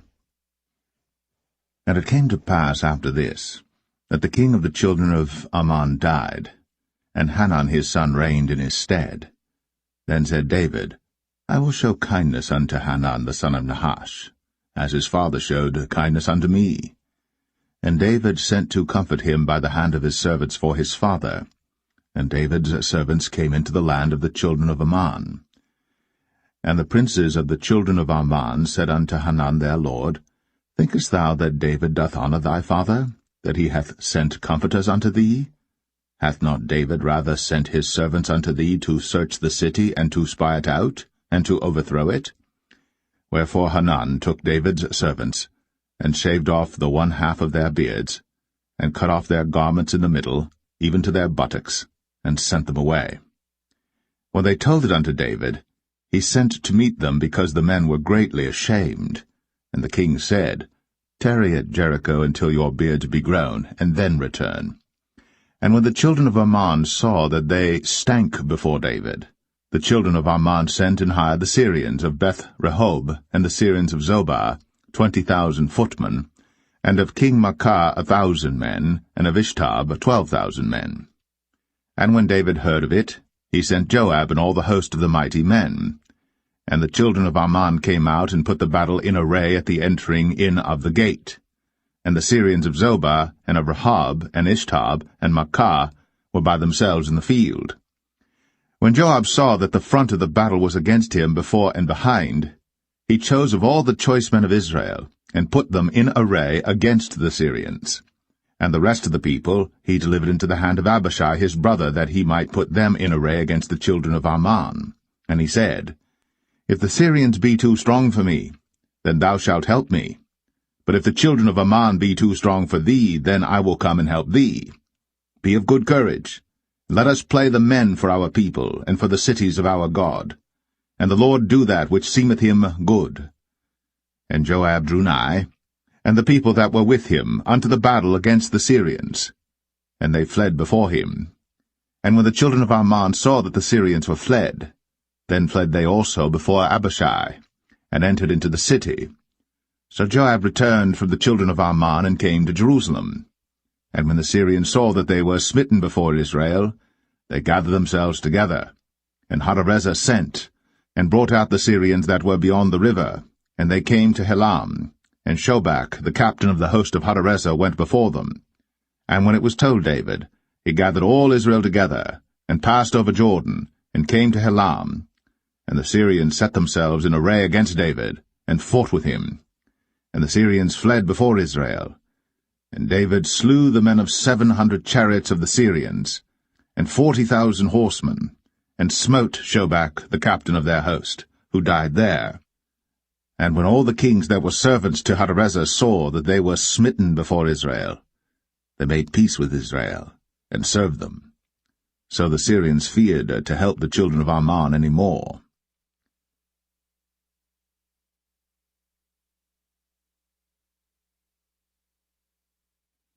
Samuel 11. And it came to pass, after the year was expired, at the time when kings go forth to battle, that David sent Joab and his servants with him, and all Israel. And they destroyed the children of Ammon and besieged Rabbah. But David tarried still at Jerusalem. And it came to pass in an evening tide that David arose from off his bed, and walked upon the roof of the king's house. And from the roof he saw a woman washing herself, and the woman was very beautiful to look upon. And David sent and inquired after the woman. And one said, Is not this Bathsheba, the daughter of Eliam, the wife of Uriah the Hittite? And David sent messengers, and took her. And she came in unto him, and he lay with her, for she was purified from her uncleanness, and she returned unto her house. And the woman conceived, and sent and told David, and said, I am with child. And David sent to Joab, saying, Send me Uriah the Hittite. And Joab sent Uriah to David. And when Uriah was come unto him, David demanded of him how Joab did, and how the people did, and how the war prospered. And David said to Uriah, Go down to thy house, and wash thy feet. And Uriah departed out of the king's house, and there followed him a mess of meat from the king. But Uriah slept at the door of the king's house with all the servants of his lord, and went not down to his house. And when they had told David, saying, Uriah went not down unto his house, David said unto Uriah, Camest thou not from thy journey? Why then didst thou not go down unto thine house? And Uriah said unto David, The ark and Israel and Judah abide in tents, and my lord Joab and the servants of my lord are encamped in the open fields. Shall I then go into mine house, to eat and to drink and to lie with my wife? As thou livest, and as thy soul liveth, I will not do this thing. And David said to Uriah, Tarry here today also, and tomorrow I will let thee depart. So Uriah abode in Jerusalem that day and the morrow. And when David had called him, he did eat and drink before him, and he made him drunk. And at even he went out to lie on his bed with the servants of his lord, but went not down to his house. And it came to pass in the morning that David wrote a letter to Joab, and sent it by the hand of Uriah. And he wrote in the letter, saying, Set ye Uriah in the forefront of the hottest battle, and retire ye from him, that he may be smitten and die. And it came to pass, when Joab observed the city, that he assigned Uriah unto a place where he knew that valiant men were. And the men of the city went out, and fought with Joab. And there fell some of the people of the servants of David, and Uriah the Hittite died also. Then Joab sent and told David all the things concerning the war, and charged the messenger, saying, When thou hast made an end of telling the matters of the war unto the king, and if so be that the king's wrath arise, and he say unto thee, Wherefore approached ye so nigh unto the city when ye did fight? Knew ye not that they would shoot from the wall? Who smote Abimelech, the son of Jerubbesheth? Did not a woman cast a piece of a millstone upon him from the wall, that he died in Thebez? Why went ye nigh the wall? Then say thou, Thy servant Uriah the Hittite is dead also. So the messenger went, and came and showed David all that Joab had sent him for. And the messenger said unto David, Surely the men prevailed against us, and came out unto us into the field, and we were upon them even unto the entering of the gate. And the shooters shot from off the wall upon thy servants, and some of the king's servants be dead, and thy servant Uriah the Hittite is dead also. Then David said unto the messenger, Thus shalt thou say unto Joab, Let not this thing displease thee, for the sword devoureth one as well as another.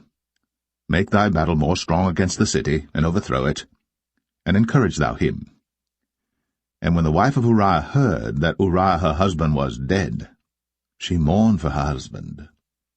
And when the mourning was past, David sent and fetched her to his house, and she became his wife, and bare him a son. But the thing that David had done displeased the Lord.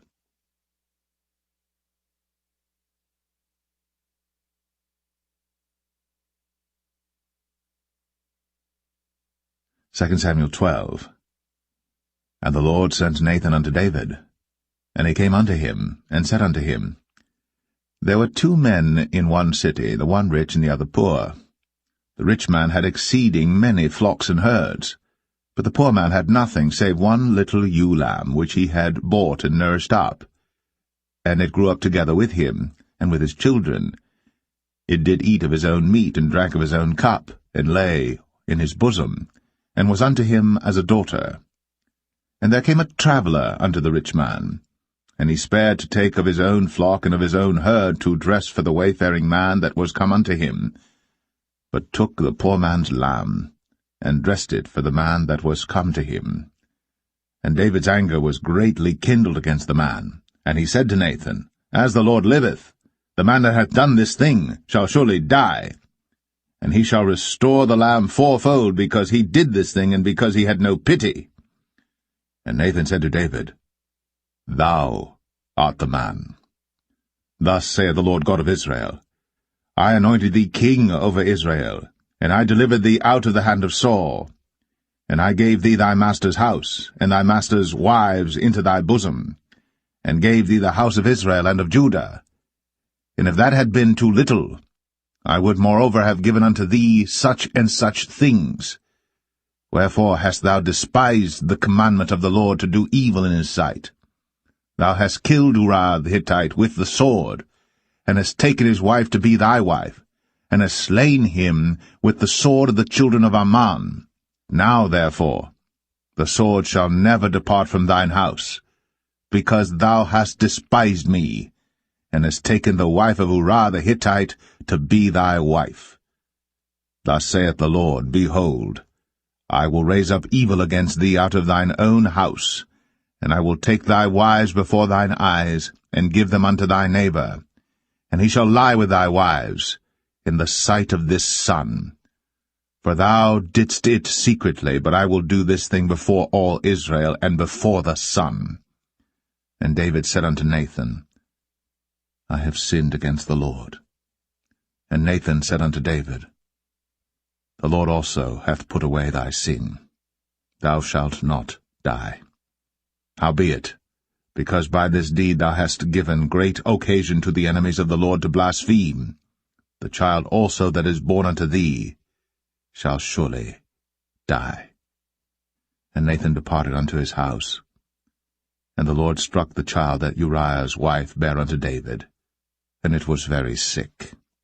David therefore besought God for the child. And David fasted, and went in, and lay all night upon the earth. And the elders of his house arose, and went to him, to raise him up from the earth. But he would not, neither did he eat bread with them. And it came to pass on the 7th day that the child died.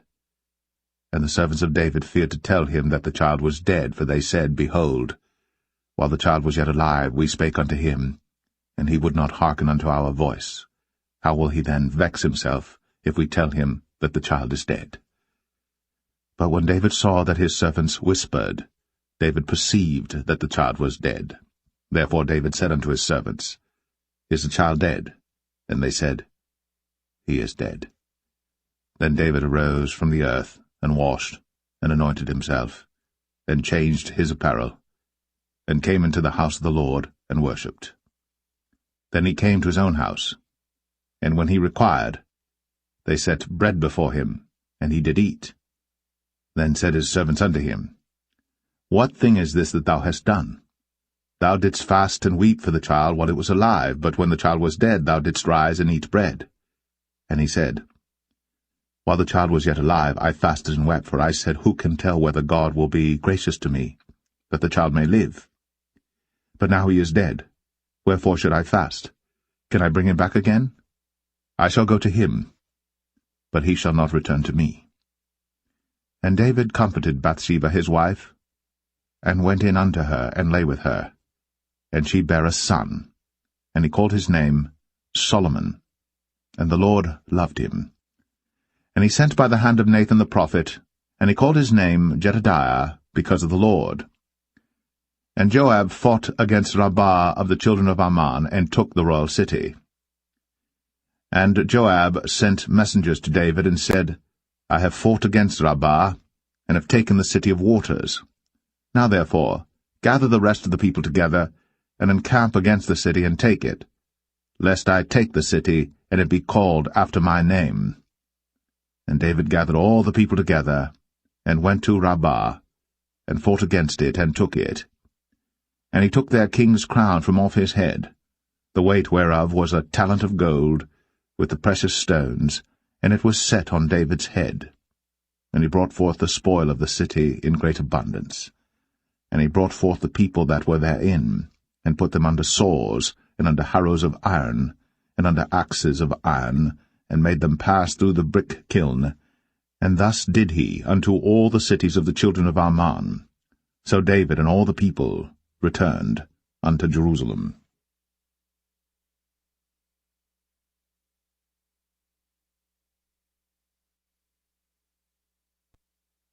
2 Samuel 13. And it came to pass after this, that Absalom the son of David had a fair sister whose name was Tamar, and Amnon the son of David loved her. And Amnon was so vexed that he felt sick for his sister Tamar, for she was a virgin, and Amnon thought it hard for him to do anything to her. But Amnon had a friend whose name was Jonadab, the son of Shimea, David's brother. And Jonadab was a very subtle man. And he said unto him, Why art thou, being the king's son, lean from day to day? Wilt thou not tell me? And Amnon said unto him, I love Tamar, my brother Absalom's sister. And Jonadab said unto him, Lay thee down on thy bed, and make thyself sick. And when thy father cometh to see thee, say unto him, I pray thee, let my sister Tamar come and give me meat, and dress the meat in my sight, that I may see it, and eat it at her hand. So Amnon lay down, and made himself sick. And when the king was come to see him, Amnon said unto the king, I pray thee, let Tamar my sister come, and make me a couple of cakes in my sight, that I may eat at her hand.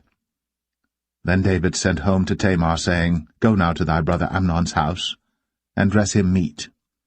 So Tamar went to her brother Amnon's house, and he was laid down. And she took flour, and kneaded it, and made cakes in his sight, and did bake the cakes. And she took a pan, and poured them out before him. But he refused to eat. And Amnon said, Have out all men from me. And they went out every man from him. And Amnon said unto Tamar, Bring the meat into the chamber, that I may eat of thine hand. And Tamar took the cakes which she had made, and brought them into the chamber to Amnon her brother. And when she had brought them unto him to eat, he took hold of her, and said unto her, Come, lie with me, my sister. And she answered him, Nay, my brother, do not force me. For no such thing ought to be done in Israel. Do not thou this folly. And I, whither shall I cause my shame to go? And as for thee, thou shalt be as one of the fools in Israel. Now therefore I pray thee, speak unto the king, for he will not withhold me from thee. Howbeit, he would not hearken unto her voice, but being stronger than she, forced her, and lay with her. Then Amnon hated her exceedingly, so that the hatred wherewith he hated her was greater than the love wherewith he had loved her. And Amnon said unto her, Arise, be gone. And she said unto him, There is no cause. This evil in sending me away is greater than the other that thou didst unto me. But he would not hearken unto her. Then he called his servant that ministered unto him, and said, Put now this woman out from me, and bolt the door after her. And she had a garment of divers colours upon her, for with such robes were the king's daughters that were virgins apparelled. Then his servant brought her out, and bolted the door after her. And Tamar put ashes on her head, and rent her garment of divers colours that was on her, and laid her hand on her head, and went on crying. And Absalom, her brother, said unto her, Hath Amnon thy brother been with thee? But hold now thy peace, my sister. He is thy brother. Regard not this thing. So Tamar remained desolate in her brother Absalom's house. But when King David heard of all these things, he was very wroth. And Absalom spake unto his brother Amnon, neither good nor bad, for Absalom hated Amnon, because he had forced his sister Tamar. And it came to pass after 2 full years, that Absalom had sheep-shearers in Baal-Hazor, which is beside Ephraim. And Absalom invited all the king's sons. And Absalom came to the king and said, Behold now, thy servant hath sheep-shearers. Let the king, I beseech thee, and his servants go with thy servant. And the king said to Absalom, Nay, my son, let us not all now go, lest we be chargeable unto thee. And he pressed him, howbeit he would not go, but blessed him. Then said Absalom, If not, I pray thee, let my brother Amnon go with us. And the king said unto him, Why should he go with thee? But Absalom pressed him that he let Amnon and all the king's sons go with him. Now Absalom had commanded his servant, saying, Mark ye now, when Amnon's heart is merry with wine, and when I say unto you, Smite Amnon, then kill him. Fear not. Have not I commanded you? Be courageous, and be valiant. And the servants of Absalom did unto Amnon, as Absalom had commanded. Then all the king's sons arose, and every man gat him up upon his mule, and fled. And it came to pass, while they were in the way, that tidings came to David, saying, Absalom hath slain all the king's sons, and there is not one of them left. Then the king arose, and tare his garments, and lay on the earth, and all his servants stood by with their clothes rent. And Jonadab, the son of Shemaiah, David's brother, answered and said, Let not my lord suppose that they have slain all the young men, the king's sons, for Amnon only is dead. For by the appointment of Absalom this hath been determined from the day that he forced his sister Tamar. Now therefore, let not my lord the king take the thing to his heart, to think that all the king's sons are dead, for Amnon only is dead. But Absalom fled. And the young man that kept the watch lifted up his eyes, and looked, and behold, there came much people by the way of the hillside behind him. And Jonadab said unto the king, Behold, the king's sons come, as thy servant said, so it is. And it came to pass, as soon as he had made an end of speaking, that, behold, the king's sons came, and lifted up their voice, and wept. And the king also and all his servants wept very sore. But Absalom fled and went to Talmai, the son of Ammihud, king of Geshur. And David mourned for his son every day. So Absalom fled, and went to Geshur, and was there 3 years. And the soul of King David longed to go forth unto Absalom, for he was comforted concerning Amnon, seeing he was dead.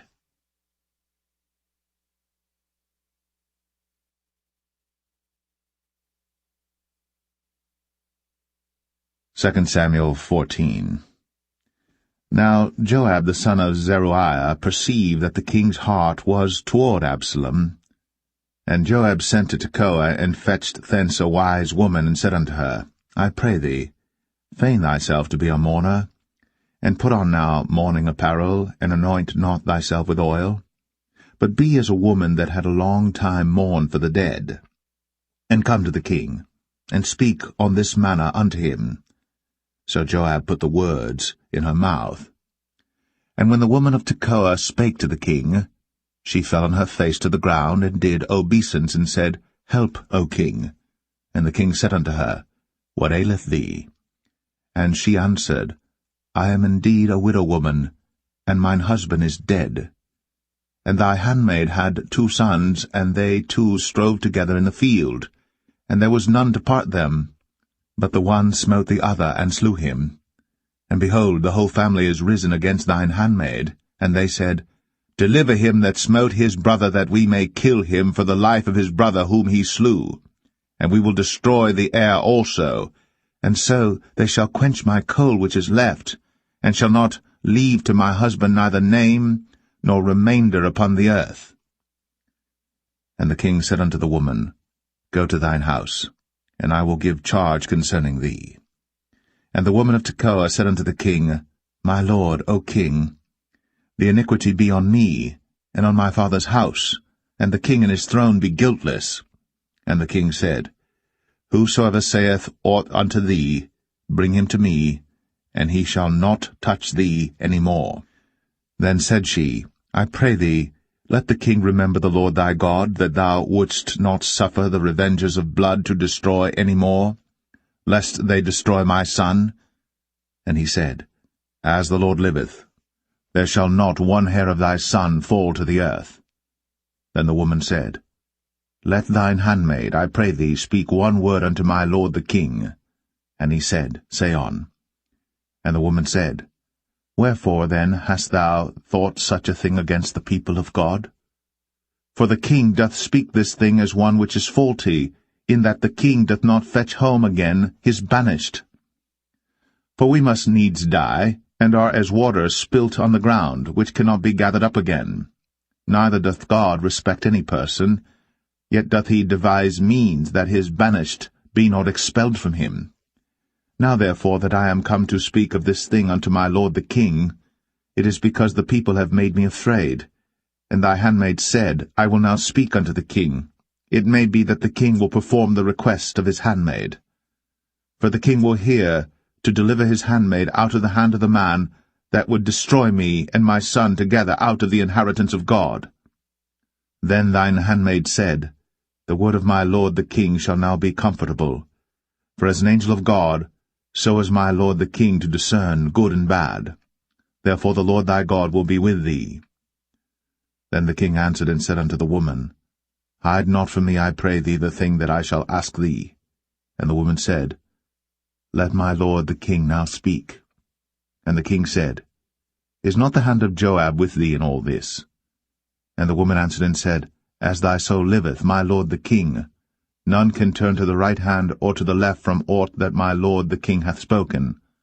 For thy servant Joab, he bade me, and he put all these words in the mouth of thine handmaid. To fetch about this former speech hath thy servant Joab done this thing. And my lord is wise, according to the wisdom of an angel of God, to know all things that are in the earth. And the king said unto Joab, Behold now, I have done this thing. Go therefore, bring the young man Absalom again. And Joab fell to the ground on his face, and bowed himself, and thanked the king. And Joab said, Today thy servant knoweth that I have found grace in thy sight, my lord, O king, in that the king hath fulfilled the request of his servant.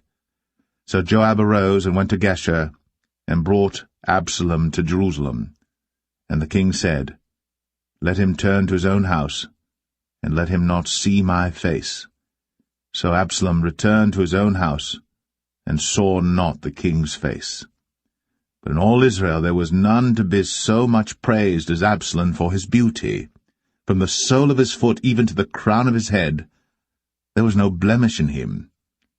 And when he polled his head, for it was at every year's end that he polled it, because the hair was heavy on him, therefore he polled it, he weighed the hair of his head at 200 shekels after the king's weight.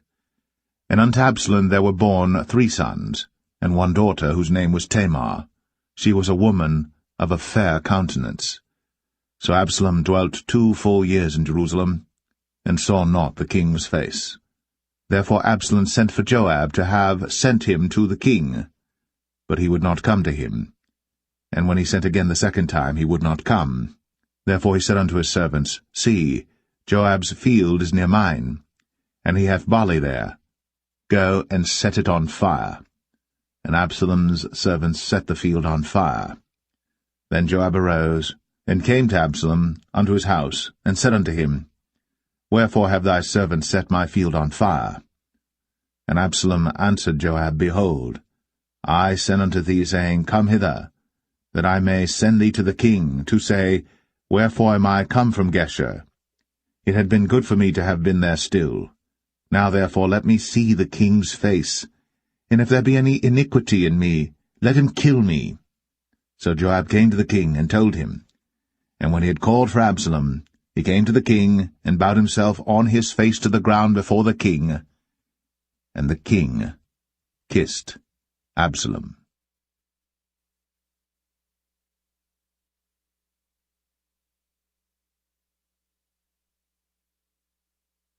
2 Samuel 15. And it came to pass after this, that Absalom prepared him chariots and horses, and 50 men to run before him.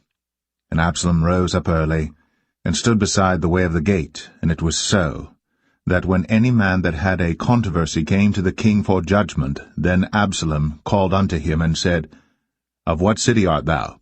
And he said, Thy servant is of one of the tribes of Israel. And Absalom said unto him, See, thy matters are good and right, but there is no man deputed of the king to hear thee. Absalom said moreover, O that I were made judge in the land, that every man which hath any suit or cause might come unto me, and I would do him justice. And it was so, that when any man came nigh to him to do him obeisance, he put forth his hand, and took him, and kissed him. And on this manner did Absalom to all Israel that came to the king for judgment. So Absalom stole the hearts of the men of Israel. And it came to pass after 40 years that Absalom said unto the king, I pray thee, let me go and pay my vow, which I have vowed unto the Lord in Hebron. For thy servant vowed a vow while I abode at Geshur in Syria, saying, If the Lord shall bring me again indeed to Jerusalem, then I will serve the Lord. And the king said unto him, Go in peace. So he arose, and went to Hebron. But Absalom sent spies throughout all the tribes of Israel, saying, As soon as ye hear the sound of the trumpet, then ye shall say, Absalom reigneth in Hebron. And with Absalom went 200 men out of Jerusalem, that were called, and they went in their simplicity, and they knew not anything. And Absalom sent for Ahithophel the Gilonite, David's counselor, from his city, even from Gilo, while he offered sacrifices. And the conspiracy was strong, for the people increased continually with Absalom. And there came a messenger to David, saying, The hearts of the men of Israel are after Absalom. And David said unto all his servants that were with him at Jerusalem, Arise, and let us flee. For we shall not else escape from Absalom. Make speed to depart, lest he overtake us suddenly, and bring evil upon us, and smite the city with the edge of the sword. And the king's servant said unto the king, Behold, thy servants are ready to do whatsoever my lord the king shall appoint. And the king went forth, and all his household after him. And the king left 10 women which were concubines to keep the house. And the king went forth, and all the people after him, and tarried in a place that was far off. And all his servants passed on beside him, and all the Cherethites, and all the Pelethites, and all the Gittites, 600 men which came after him from Gath, passed on before the king. Then said the king to Ittai the Gittite, Wherefore goest thou also with us? Return to thy place, and abide with the king, for thou art a stranger, and also an exile. Whereas thou camest but yesterday, should I this day make thee go up and down with us? Seeing I go whither I may, return thou, and take back thy brethren. Mercy and truth be with thee. And Ittai answered the king, and said, As the Lord liveth, and as my lord the king liveth, surely in what place my lord the king shall be, whether in death or life, even there also will thy servant be. And David said to Ittai, Go and pass over. And Ittai the Gittite passed over, and all his men, and all the little ones that were with him. And all the country wept with a loud voice. And all the people passed over. The king also himself passed over the brook Kidron. And all the people passed over toward the way of the wilderness. And lo, Zadok also, and all the Levites were with him, bearing the ark of the covenant of God. And they set down the ark of God, and Abiathar went up, until all the people had done passing out of the city. And the king said unto Zadok, Carry back the ark of God into the city. If I shall find favor in the eyes of the Lord, he will bring me again, and show me both it and his habitation. But if he thus say, I have no delight in thee, behold, here am I. Let him do to me as seemeth good unto him. The king said also unto Zadok the priest, Art not thou a seer? Return into the city in peace, and your 2 sons with you, Ahimaaz thy son, and Jonathan the son of Abiathar. See, I will tarry in the plain of the wilderness until there come word from you to certify me. Zadok therefore and Abiathar carried the ark of God again to Jerusalem, and they tarried there.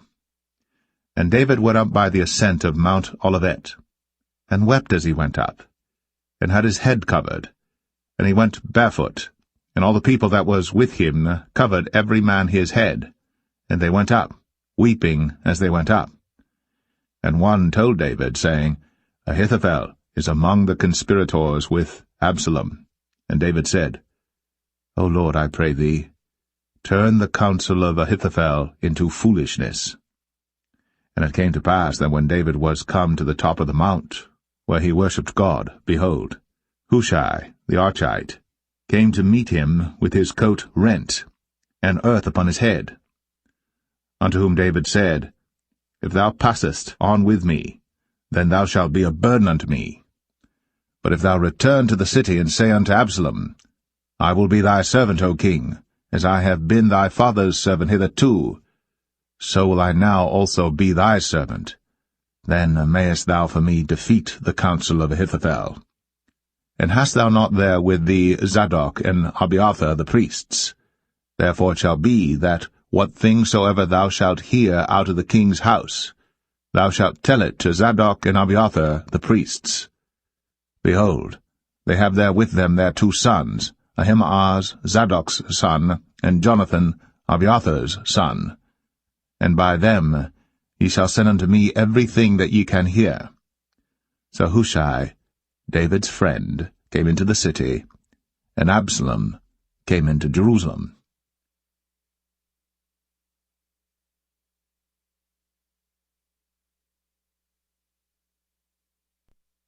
2 Samuel 16. And when David was a little past the top of the hill, behold, Ziba, the servant of Mephibosheth, met him with a couple of asses saddled, and upon them 200 loaves of bread, and 100 bunches of raisins, and 100 of summer fruits, and a bottle of wine. And the king said unto Ziba, What meanest thou by these? And Ziba said, The asses be for the king's household to ride on, and the bread and summer fruit for the young men to eat, and the wine, that such as be faint in the wilderness may drink. And the king said, And where is thy master's son? And Ziba said unto the king, Behold, he abideth at Jerusalem, for he said, Today shall the house of Israel restore me the kingdom of my father. Then said the king to Ziba, Behold, thine are all that pertained unto Mephibosheth. And Ziba said, I humbly beseech thee that I may find grace in thy sight, my lord, O king. And when King David came to Bahurim, behold, thence came out a man of the family of the house of Saul, whose name was Shimei, the son of Gera. He came forth, and cursed still as he came. And he cast stones at David, and at all the servants of King David. And all the people and all the mighty men were on his right hand and on his left. And thus said Shimei, when he cursed, Come out, thou bloody man, and thou man of Belial. The Lord hath returned upon thee all the blood of the house of Saul, in whose stead thou hast reigned. And the Lord hath delivered the kingdom into the hand of Absalom thy son, and behold, thou art taken in thy mischief, because thou art a bloody man. Then said Abishai the son of Zeruiah unto the king, Why should this dead dog curse my lord the king? Let me go over, I pray thee, and take off his head. And the king said, What have I to do with you, ye sons of Zeruiah? So let him curse, because the Lord hath said unto him, Curse David. Who shall then say, Wherefore hast thou done so? And David said to Abishai and to all his servants, Behold, my son, which came forth of my bowels, seeketh my life. How much more now may this Benjamite do it?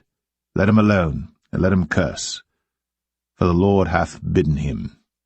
It may be that the Lord will look on mine affliction, and that the Lord will requite me good for his cursing this day. And as David and his men went by the way, Shimei went along on the hills side over against him, and cursed as he went, and threw stones at him, and cast dust. And the king and all the people that were with him came weary, and refreshed themselves there. And Absalom and all the people, the men of Israel, came to Jerusalem, and Ahithophel with him. And it came to pass, when Hushai the Archite, David's friend, was come unto Absalom, that Hushai said unto Absalom, God save the king! God save the king! And Absalom said to Hushai, Is this thy kindness to thy friend? Why wentest thou not with thy friend? And Hushai said unto Absalom, Nay, but whom the Lord and this people, and all the men of Israel choose, his will I be, and with him will I abide. And again, whom should I serve? Should I not serve in the presence of his son?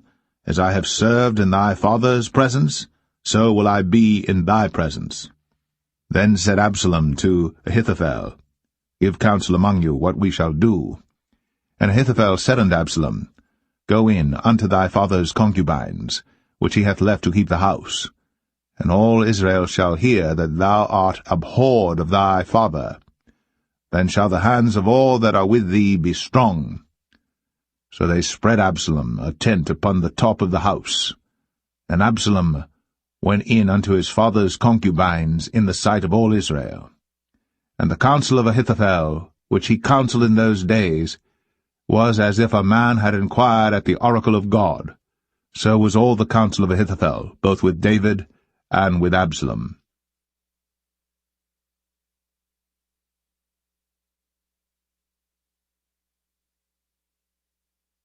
2 Samuel 17.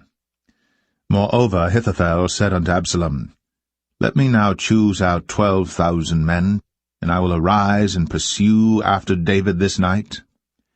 And I will come upon him while he is weary and weak-handed, and will make him afraid, and all the people that are with him shall flee, and I will smite the king only. And I will bring back all the people unto thee. The man whom thou seekest is as if all returned, so all the people shall be in peace. And the saying pleased Absalom well, and all the elders of Israel.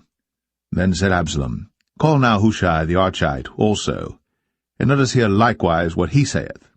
And when Hushai was come to Absalom, Absalom spake unto him, saying, Ahithophel hath spoken after this manner. Shall we do after his saying? If not, speak thou. And Hushai said unto Absalom, The counsel that Ahithophel hath given is not good at this time. For, said Hushai, Thou knowest thy father and his men, that they be mighty men, and they be chafed in their minds, as a bear robbed of her whelps in the field. And thy father is a man of war, and will not lodge with the people. Behold, he is hid now in some pit, or in some other place, and it will come to pass, when some of them be overthrown at the first, that whosoever heareth it will say, There is a slaughter among the people that follow Absalom. And he also that is valiant, whose heart is as the heart of a lion, shall utterly melt. For all Israel knoweth that thy father is a mighty man, and they which be with him are valiant men. Therefore I counsel that all Israel be generally gathered unto thee, from Dan even to Beersheba, as the sand that is by the sea for multitude, and that thou go to battle in thine own person. So shall we come upon him in some place where he shall be found, and we will light upon him, as the dew falleth on the ground, and of him, and of all the men that are with him, there shall not be left so much as one. Moreover, if he be gotten into a city, then shall all Israel bring ropes to that city, and we will draw it into the river, until there be not one small stone found there. And Absalom and all the men of Israel said, The counsel of Hushai the Archite is better than the counsel of Ahithophel. For the Lord had appointed to defeat the good counsel of Ahithophel, to the intent that the Lord might bring evil upon Absalom. Then said Hushai unto Zadok, and to Abiathar the priests, Thus and thus did Ahithophel counsel Absalom and the elders of Israel, and thus have I counselled. Now therefore send quickly, and tell David, saying, Lodge not this night in the plains of the wilderness, but speedily pass over, lest the king be swallowed up, and all the people that are with him. Now Jonathan and Ahimaaz stayed by En-Rogel, for they might not be seen to come into the city. And a wench went and told them, and they went and told King David. Nevertheless a lad saw them and told Absalom. But they went both of them away quickly, and came to a man's house in Bahurim, which had a well in his court, whither they went down. And the woman took and spread a covering over the well's mouth, and spread ground corn thereon, and the thing was not known. And when Absalom's servants came to the woman to the house, they said, Where is Ahimaaz and Jonathan? And the woman said unto them, They be gone over the brook of water. And when they had sought and could not find them, they returned to Jerusalem. And it came to pass, after they were departed, that they came up out of the well, and went and told to King David, and said unto David, Arise, and pass quickly over the water, for thus hath Ahithophel counselled against you. Then David arose, and all the people that were with him, and they passed over Jordan. By the morning light there lacked not one of them that was not gone over Jordan. And when Ahithophel saw that his counsel was not followed, he saddled his ass, and arose, and gat him home to his house, to his city, and put his household in order, and hanged himself, and died, and was buried in the sepulchre of his father. Then David came to Mahanaim, and Absalom passed over Jordan, he and all the men of Israel with him. And Absalom made Amasa captain of the hosts instead of Joab, which Amasa was a man's son, whose name was Ithra, an Israelite, that went in to Abigail the daughter of Nahash, sister to Zeruiah, Joab's mother. So Israel and Absalom pitched in the land of Gilead. And it came to pass, when David was come to Mahanaim, that Shobai the son of Nahash of Rabbah, of the children of Ammon, and Machir the son of Amiel of Lo-debar, and Barzillai the Gileadite of Rogelim, brought beds, and basins, and earthen vessels, and wheat, and barley, and flour, and parched corn, and beans, and lentils, and parched pulse, and honey, and butter, and sheep, and cheese of kine for David and for the people that were with him to eat. For they said, The people is hungry and weary and thirsty in the wilderness.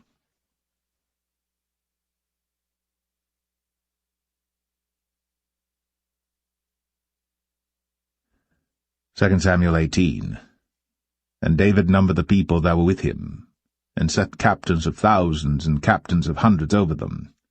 And David sent forth a third part of the people under the hand of Joab, and a third part under the hand of Abishai the son of Zeruiah, Joab's brother, and a third part under the hand of Ittai the Gittite. And the king said unto the people, I will surely go forth with you myself also. But the people answered, Thou shalt not go forth, for if we flee away, they will not care for us, neither, if half of us die, will they care for us. But now thou art worth 10,000 of us. Therefore now it is better that thou succour us out of the city. And the king said unto them, What seemeth you best, I will do. And the king stood by the gate side, and all the people came out by hundreds and by thousands.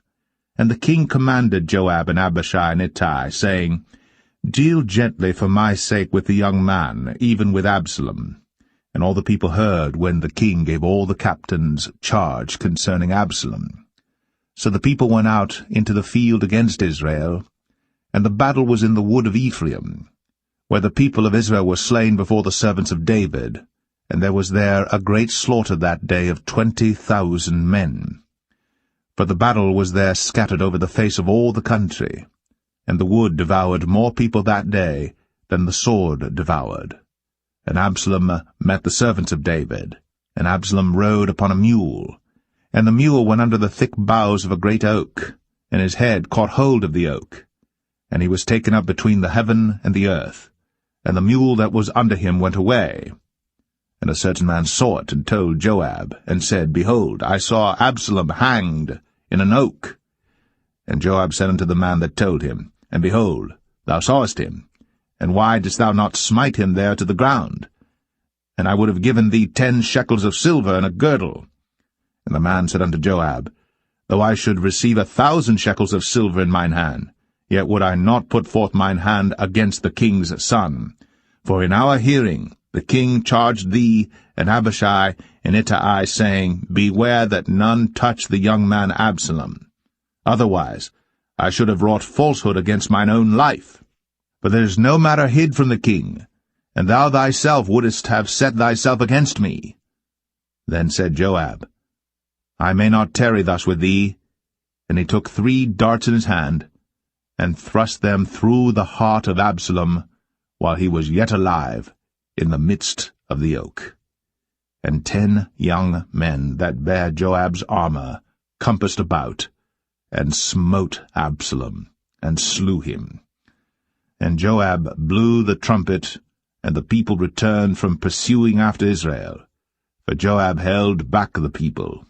And they took Absalom, and cast him into a great pit in the wood, and laid a very great heap of stones upon him. And all Israel fled, every one to his tent. Now Absalom, in his lifetime, had taken and reared up for himself a pillar which is in the king's dale, for he said, I have no son to keep my name in remembrance. And he called the pillar after his own name, and it is called unto this day Absalom's place. Then said Ahimaaz, the son of Zadok, Let me now run, and bear the king tidings, how that the Lord hath avenged him of his enemies. And Joab said unto him, Thou shalt not bear tidings this day, but thou shalt bear tidings another day. But this day thou shalt bear no tidings, because the king's son is dead. Then said Joab to Cushai, Go tell the king what thou hast seen. And Cushai bowed himself unto Joab, and ran. Then said Ahimaaz, the son of Zadok, yet again to Joab, But howsoever let me, I pray thee, also run after Cushai. And Joab said, Wherefore wilt thou run, my son, seeing that thou hast no tidings ready? But howsoever said he, Let me run. And he said unto him, Run. Then Ahimaaz ran by the way of the plain, and overran Cushai. And David sat between the 2 gates, and the watchman went up to the roof over the gate unto the wall, and lifted up his eyes, and looked, and behold, a man running alone. And the watchman cried, and told the king. And the king said, If he be alone, there is tidings in his mouth. And he came apace, and drew near. And the watchman saw another man running. And the watchman called unto the porter, and said, Behold, another man running alone. And the king said, He also bringeth tidings. And the watchman said, Methinketh the running of the foremost is like the running of Ahimaaz the son of Zadok. And the king said, He is a good man, and cometh with good tidings. And Ahimaaz called, and said unto the king, All is well. And he fell down to the earth upon his face before the king, and said, Blessed be the Lord thy God, which hath delivered up the men that lifted up their hand against my lord the king. And the king said, Is the young man Absalom safe? And Ahimaaz answered, When Joab sent the king's servant, and me thy servant, I saw a great tumult, but I knew not what it was. And the king said unto him, Turn aside, and stand here. And he turned aside, and stood still. And behold, Cushai came. And Cushai said, Tidings, my lord the king. For the Lord hath avenged thee this day of all them that rose up against thee. And the king said unto Cushai, Is the young man Absalom safe? And Cushai answered, The enemies of my lord the king, and all that rise against thee to do thee hurt, be as that young man is. And the king was much moved, and went up to the chamber over the gate, and wept. And as he went, thus he said, O my son Absalom, my son Absalom, would God I had died for thee, O Absalom, my son. my son.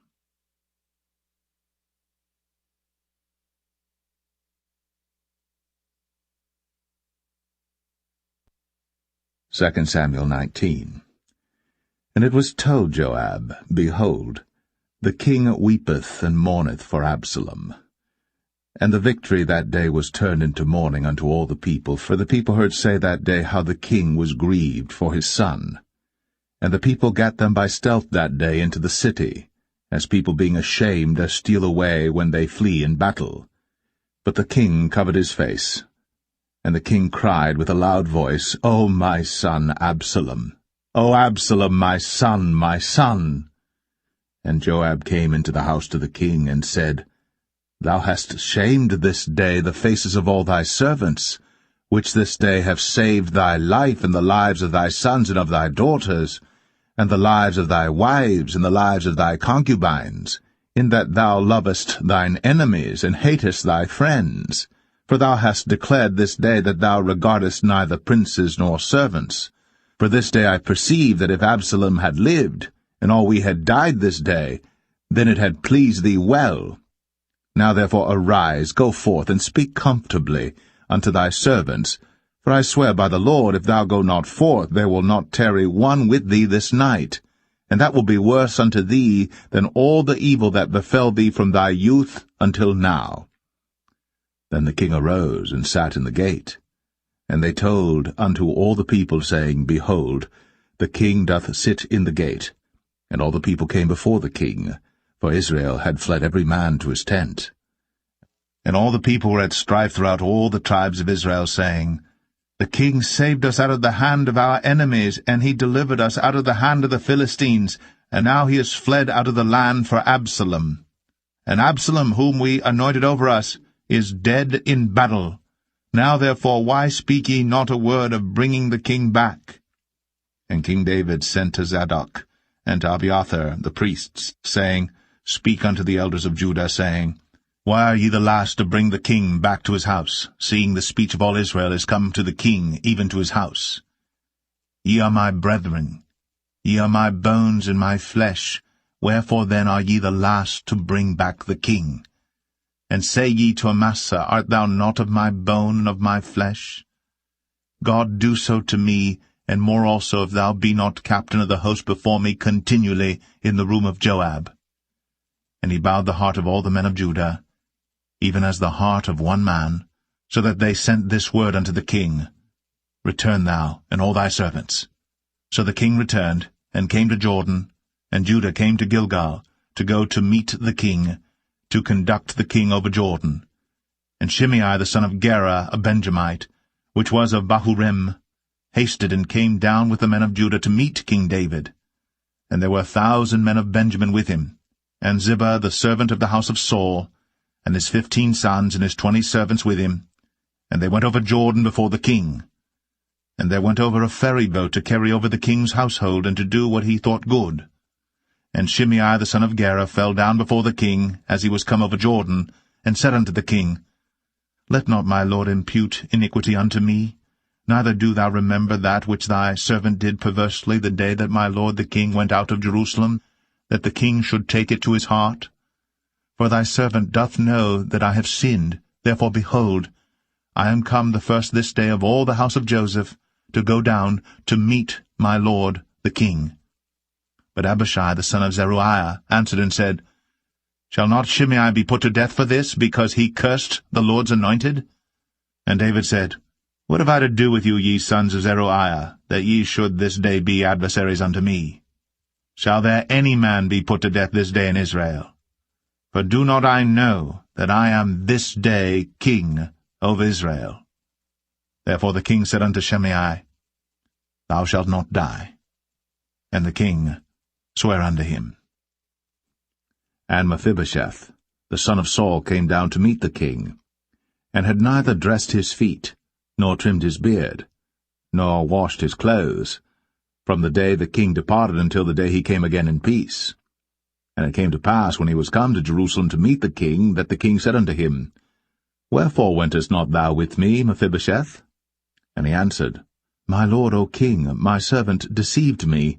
For thy servant said, I will saddle me an ass, that I may ride thereon, and go to the king, because thy servant is lame. And he hath slandered thy servant unto my lord the king. But my lord the king is as an angel of God. Do therefore what is good in thine eyes. For all of my father's house were but dead men before my lord the king. Yet didst thou set thy servant among them that did eat at thine own table? What right therefore have I yet to cry any more unto the king? And the king said unto him, Why speakest thou any more of thy matters? I have said, Thou and Ziba divide the land. And Mephibosheth said unto the king, Yea, let him take all, for as much as my lord the king is come again in peace unto his own house. And Barzillai the Gileadite came down from Rogelim, and went over Jordan with the king to conduct him over Jordan.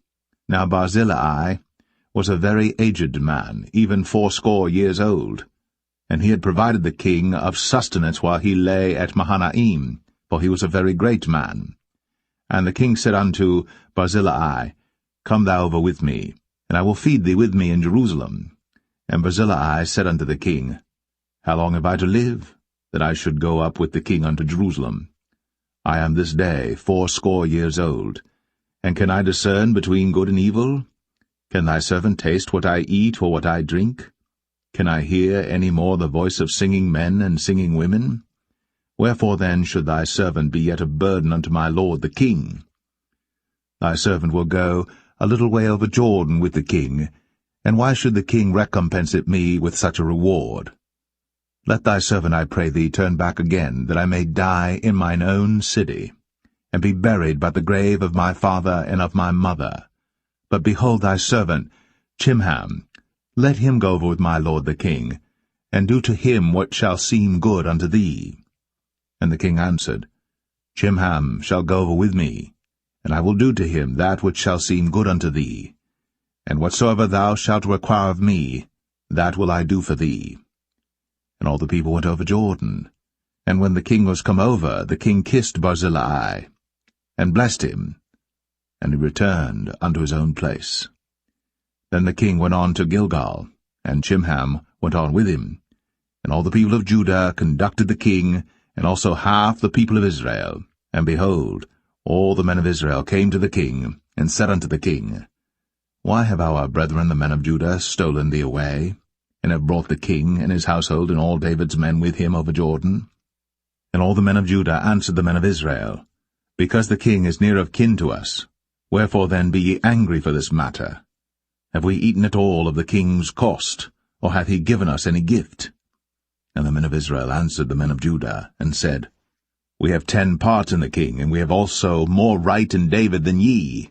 Why then did ye despise us, that our advice should not be first had in bringing back our king?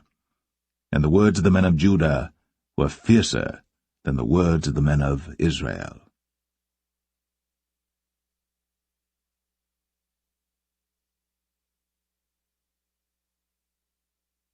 2 Samuel 20. And there happened to be there a man of Belial, whose name was Sheba, the son of Bichri, a Benjamite. And he blew a trumpet, and said, We have no part in David, neither have we inheritance in the son of Jesse. Every man to his tents, O Israel. So every man of Israel went up from after David, and followed Sheba the son of Bichri. But the men of Judah clave unto their king, from Jordan even to Jerusalem. And David came to his house at Jerusalem. And the king took the 10 women his concubines, whom he had left to keep the house, and put them in ward, and fed them, but went not in unto them. So they were shut up unto the day of their death, living in widowhood. Then said the king to Amasa, Assemble me the men of Judah within 3 days, and be thou here present. So Amasa went to assemble the men of Judah, but he tarried longer than the set time which he had appointed him. And David said to Abishai, Now shall Sheba the son of Bichri do us more harm than did Absalom. Take thou thy lord's servants, and pursue after him, lest he get him fenced cities and escape us. And there went out after him Joab's men, and the Cherethites and the Pelethites, and all the mighty men, and they went out of Jerusalem, to pursue after Sheba the son of Bichri. When they were at the great stone which is in Gibeon, Amasa went before them, and Joab's garment that he had put on was girded unto him, and upon it a girdle with a sword fastened upon his loins in the sheath thereof. And as he went forth it fell out. And Joab said to Amasa, Art thou in health, my brother? And Joab took Amasa by the beard with the right hand to kiss him. But Amasa took no heed to the sword that was in Joab's hand. So he smote him therewith in the 5th rib, and shed out his bowels to the ground, and struck him not again, and he died. So Joab and Abishai his brother pursued after Sheba, the son of Bichri. And one of Joab's men stood by him, and said, He that favoureth Joab, and he that is for David, let him go after Joab. And Amasa wallowed in blood in the midst of the highway. And when the man saw that all the people stood still, he removed Amasa out of the highway into the field, and cast a cloth upon him when he saw that every one that came by him stood still. When he was removed out of the highway, all the people went on after Joab, to pursue after Sheba the son of Bichri. And he went through all the tribes of Israel unto Abel, and to Bethmachah, and all the Berites, and they were gathered together, and went also after him. And they came and besieged him in Abel of Bethmachah. And they cast up a bank against the city, and it stood in the trench, and all the people that were with Joab battered the wall to throw it down. Then cried a wise woman out of the city, Hear, hear, say, I pray you, unto Joab, Come near hither, that I may speak with thee. And when he was come near unto her, the woman said, Art thou Joab? And he answered, I am he. Then she said unto him, Hear the words of thine handmaid. And he answered, I do hear. Then she spake, saying, They were wont to speak in old times, saying, They shall surely ask counsel at Abel, and so they ended the matter. I am one of them that are peaceable and faithful in Israel. Thou seekest to destroy a city and a mother in Israel. Why wilt thou swallow up the inheritance of the Lord? And Joab answered and said, far be it from me that I should swallow up or destroy. The matter is not so. But a man of Mount Ephraim, Sheba, the son of Bichri by name, hath lifted up his hand against the king, even against David. Deliver him only, and I will depart from the city. And the woman said unto Joab, Behold, his head shall be thrown to thee over the wall. Then the woman went unto all the people in her wisdom, and they cut off the head of Sheba the son of Bichri, and cast it out to Joab. And he blew a trumpet, and they retired from the city, every man to his tent. And Joab returned to Jerusalem unto the king. Now Joab was over all the host of Israel, and Benaiah the son of Jehoiada was over the Cherethites and over the Pelethites, and Adoram was over the tribute, and Jehoshaphat the son of Ahilud was recorder, and Sheva was scribe, and Zadok and Abiathar were priests, and Ira also the Jerite was a chief ruler about David.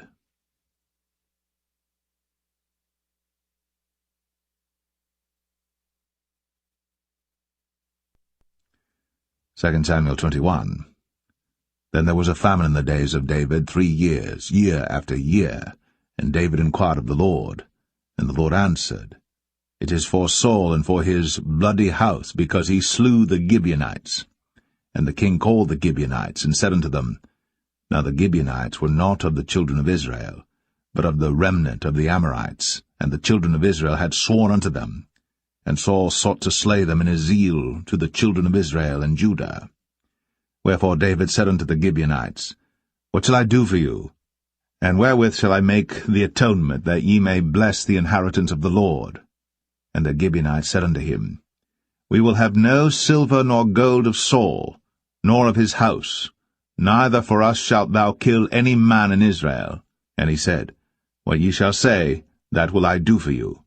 And they answered the king, The man that consumed us, and that devised against us, that we should be destroyed from remaining in any of the coasts of Israel. Let 7 men of his sons be delivered unto us, and we will hang them up unto the Lord in Gibeah of Saul, whom the Lord did choose. And the king said, I will give them. But the king spared Mephibosheth, the son of Jonathan the son of Saul, because of the Lord's oath that was between them, between David and Jonathan the son of Saul. But the king took the 2 sons of Rizpah, the daughter of Aiah, whom she bare unto Saul, Armoni and Mephibosheth, and the 5 sons of Michal, the daughter of Saul, whom she brought up for Adriel, the son of Barzillai, the Maholathite. And he delivered them into the hands of the Gibeonites, and they hanged them in the hill before the Lord. And they fell, all 7 together, and were put to death in the days of harvest, in the first days, in the beginning of barley harvest. And Rizpah, the daughter of Aiah, took sackcloth, and spread it for her upon the rock, from the beginning of harvest until water dropped upon them out of heaven, and suffered neither the birds of the air to rest on them by day, nor the beast of the field by night. And it was told David what Rizpah, the daughter of Aiah, the concubine of Saul, had done. And David went and took the bones of Saul, and the bones of Jonathan his son, from the men of Jabesh-Gilead, which had stolen them from the street of Bethshan, where the Philistines had hanged them, when the Philistines had slain Saul in Gilboa. And he brought up from thence the bones of Saul, and the bones of Jonathan his son, and they gathered the bones of them that were hanged. And the bones of Saul and Jonathan his son buried they in the country of Benjamin in Zelle, in the sepulchre of Kish his father, and they performed all that the king commanded, and after that God was entreated for the land. Moreover, the Philistines had yet war again with Israel, and David went down, and his servants with him, and fought against the Philistines, and David waxed faint. And Ishbi-Benob, which was of the sons of the giant, the weight of whose spear weighed 300 shekels of brass in weight, he being girded with a new sword, thought to have slain David. But Abishai the son of Zeruiah succoured him, and smote the Philistine, and killed him. Then the men of David sware unto him, saying, Thou shalt go no more out with us to battle, that thou quench not the light of Israel. And it came to pass after this, that there was again a battle with the Philistines at Gob. Then Sibbechai, the Hushathite, slew Saph, which was of the sons of the giant. And there was again a battle in Gob with the Philistines, where Elhanan the son of Jaare-Oregim, a Bethlehemite, slew the brother of Goliath the Gittite, the staff of whose spear was like a weaver's beam. And there was yet a battle in Gath, where was a man of great stature, that had on every hand 6 fingers, and on every foot 6 toes, 24 in number, and he also was born to the giant. And when he defied Israel, Jonathan the son of Shemaiah, the brother of David, slew him. These 4 were born to the giant in Gath, and fell by the hand of David, and by the hand of his servants.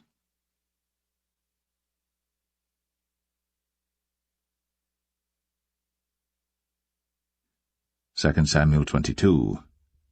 And David spake unto the Lord the words of this song in the day that the Lord had delivered him out of the hand of all his enemies, and out of the hand of Saul. And he said, The Lord is my rock, and my fortress, and my deliverer. The God of my rock, in him will I trust. He is my shield, and the horn of my salvation, my high tower, and my refuge, my Saviour. Thou savest me from violence. I will call on the Lord, who is worthy to be praised. So shall I be saved from mine enemies. When the waves of death compassed me, the floods of ungodly men made me afraid. The sorrows of hell compassed me about, the snares of death prevented me. In my distress I called upon the Lord, and cried to my God, and he did hear my voice out of his temple, and my cry did enter into his ears. Then the earth shook and trembled, the foundations of heaven moved and shook, because he was wroth. There went up a smoke out of his nostrils, and fire out of his mouth devoured. Coals were kindled by it. He bowed the heavens also, and came down, and darkness was under his feet. And he rode upon a cherub, and did fly, and he was seen upon the wings of the wind. And he made darkness pavilions round about him, dark waters, and thick clouds of the skies. Through the brightness before him were coals of fire kindled. The Lord thundered from heaven, and the Most High uttered his voice, and he sent out arrows and scattered them, lightning and discomfited them. and the channels of the sea appeared. The foundations of the world were discovered, at the rebuking of the Lord, at the blast of the breath of his nostrils. He sent from above, he took me, he drew me out of many waters.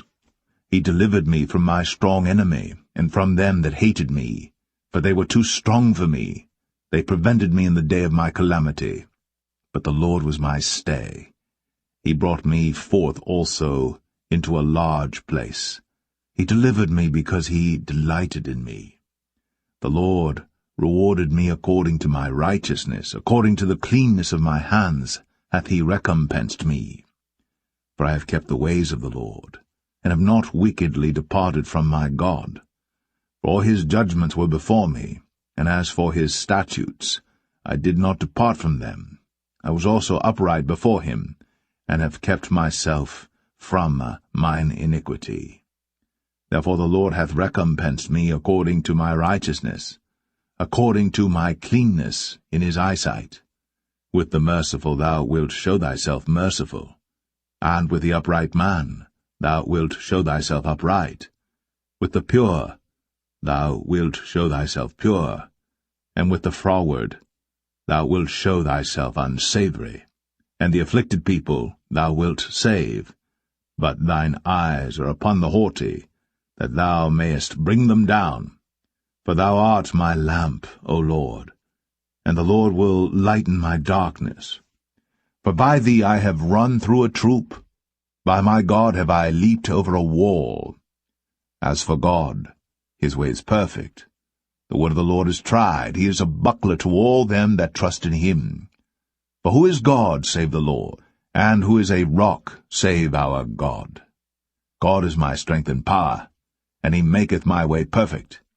He maketh my feet like hinds' feet, and setteth me upon my high places. He teacheth my hands to war, so that a bow of steel is broken by mine arms. Thou hast also given me the shield of thy salvation, and thy gentleness hath made me great. Thou hast enlarged my steps under me, so that my feet did not slip. I have pursued mine enemies, and destroyed them, and turned not again until I had consumed them. And I have consumed them and wounded them, that they could not arise, yea, they are fallen under my feet. For thou hast girded me with strength to battle. Them that rose up against me hast thou subdued under me. Thou hast also given me the necks of mine enemies, that I might destroy them that hate me. They looked, but there was none to save, even unto the Lord. But he answered them not. Then did I beat them as small as the dust of the earth. I did stamp them as the mire of the street, and did spread them abroad. Thou also hast delivered me from the strivings of my people. Thou hast kept me to be head of the heathen. A people which I knew not shall serve me. Strangers shall submit themselves unto me. As soon as they hear, they shall be obedient unto me. Strangers shall fade away, and they shall be afraid out of their close places. The Lord liveth, and blessed be my rock, and exalted be the God of the rock of my salvation. It is God that avengeth me, and that bringeth down the people unto me, and that bringeth me forth from mine enemies. Thou also hast lifted me up on high above them that rose up against me. Thou hast delivered me from the violent man. Therefore I will give thanks unto thee, O Lord, among the heathen, and I will sing praises unto thy name. He is the tower of salvation for his king, and showeth mercy to his anointed, unto David, and to his seed for evermore.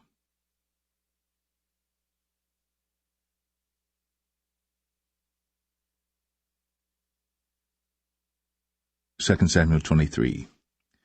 Now these be the last words of David.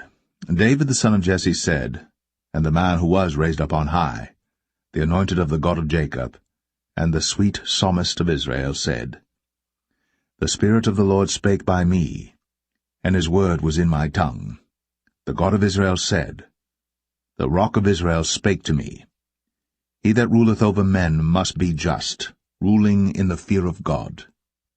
And he shall be as the light of the morning, when the sun riseth, even a morning without clouds, as the tender grass springing out of the earth by clear shining after rain.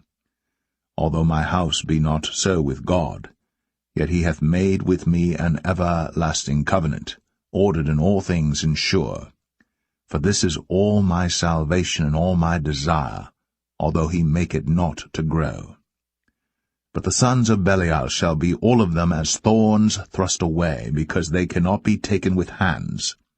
But the man that shall touch them must be fenced with iron, and the staff of a spear, and they shall be utterly burned with fire in the same place.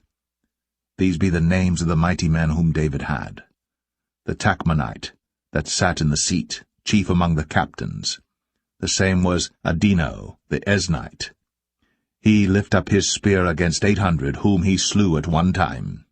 And after him was Eleazar, the son of Dodo the Ahohite, one of the 3 mighty men with David, when they defied the Philistines that were there gathered together to battle, and the men of Israel were gone away.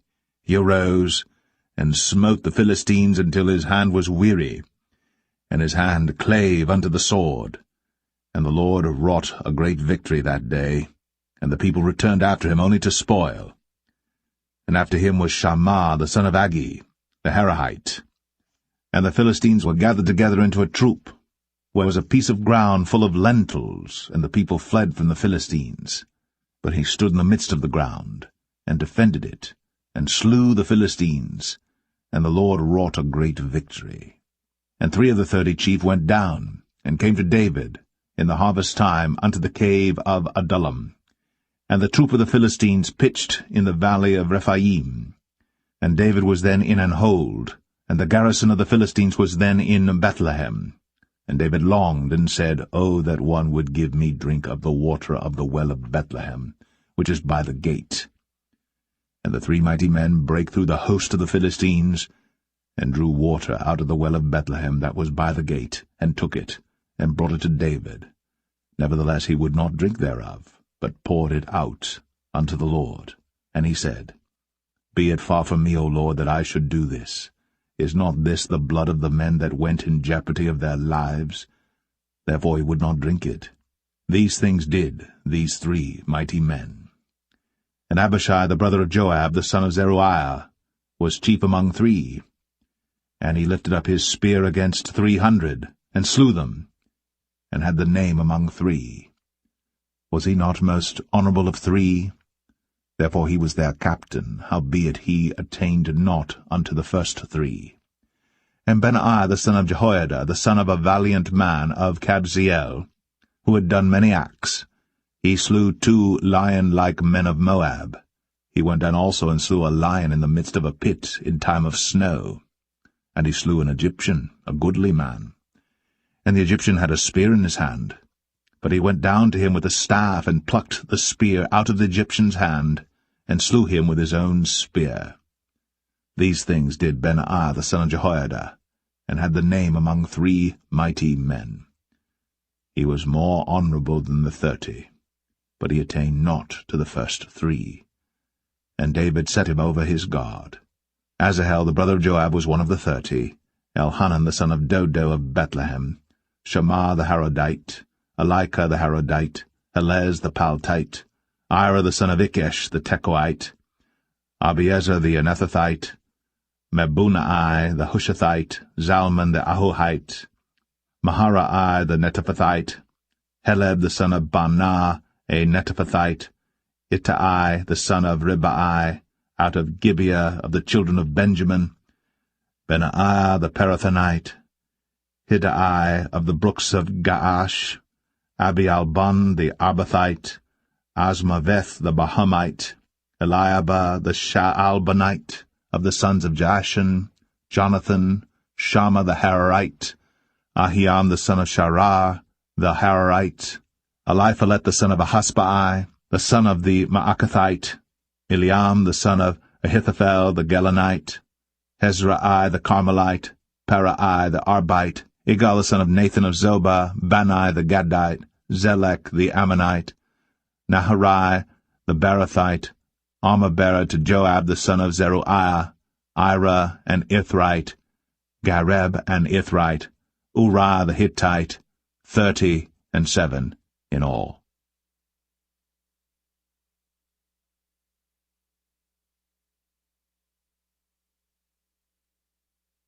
Second Samuel 24. And again the anger of the Lord was kindled against Israel. And he moved David against them to say, Go, number Israel and Judah. For the king said to Joab, the captain of the host, which was with him, Go now through all the tribes of Israel, from Dan even to Beersheba, and number ye the people, that I may know the number of the people. And Joab said unto the king, Now the Lord thy God add unto the people, how many soever they be, 100-fold, and that the eyes of my lord the king may see it.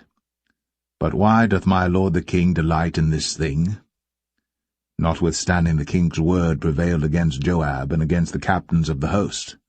And Joab and the captains of the host went out from the presence of the king, to number the people of Israel. And they passed over Jordan, and pitched in Aroer, on the right side of the city that lieth in the midst of the river of Gad, and toward Jazer. Then they came to Gilead, and to the land of Tatim Hoshai, and they came to Dan Jaan, and about to Zidon, and came to the stronghold of Tyre, and to all the cities of the Hivites and of the Canaanites, and they went out to the south of Judah, even to Beersheba. So when they had gone through all the land, they came to Jerusalem at the end of 9 months and 20 days. And Joab gave up the sum of the number of the people unto the king, and there were in Israel 800,000 valiant men that drew the sword, and the men of Judah were 500,000 men. And David's heart smote him after that he had numbered the people. And David said unto the Lord, I have sinned greatly in that I have done. And now, I beseech thee, O Lord, take away the iniquity of thy servant, for I have done very foolishly. For when David was up in the morning, the word of the Lord came unto the prophet Gad, David's seer, saying, Go and say unto David, Thus saith the Lord, I offer thee 3 things. Choose thee one of them, that I may do it unto thee. So Gad came to David and told him, and said unto him, Shall 7 years of famine come unto thee in thy land? Or wilt thou flee 3 months before thine enemies, while they pursue thee? Or that there be 3 days' pestilence in thy land?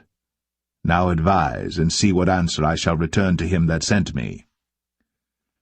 And David said unto Gad, I am in a great strait. Let us fall now into the hand of the Lord, for his mercies are great, and let me not fall into the hand of man. So the Lord sent a pestilence upon Israel, from the morning even to the time appointed. And there died of the people from Dan even to Beersheba 70,000 men. And when the angel stretched out his hand upon Jerusalem to destroy it, the Lord repented him of the evil, and said to the angel that destroyed the people, It is enough. Stay now thine hand. And the angel of the Lord was by the threshing place of Araunah the Jebusite. And David spake unto the Lord when he saw the angel that smote the people, and said, Lo, I have sinned, and I have done wickedly. But these sheep, what have they done? Let thine hand, I pray thee, be against me, and against my father's house. And Gad came that day to David, and said unto him, Go up, rear an altar unto the Lord in the threshing floor of Araunah the Jebusite. And David, according to the saying of Gad, went up as the Lord commanded. And Araunah looked, and saw the king and his servants coming on toward him.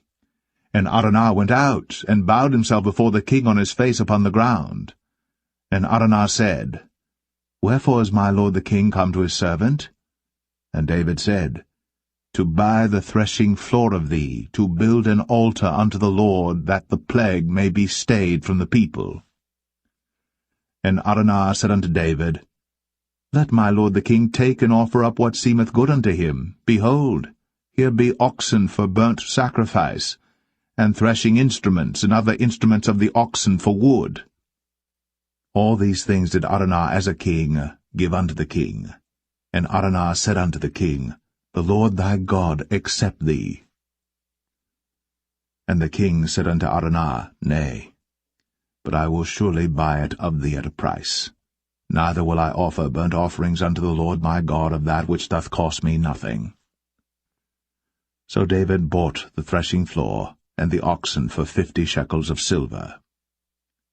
And David built there an altar unto the Lord, and offered burnt offerings and peace offerings. So the Lord was entreated for the land, and the plague was stayed from Israel.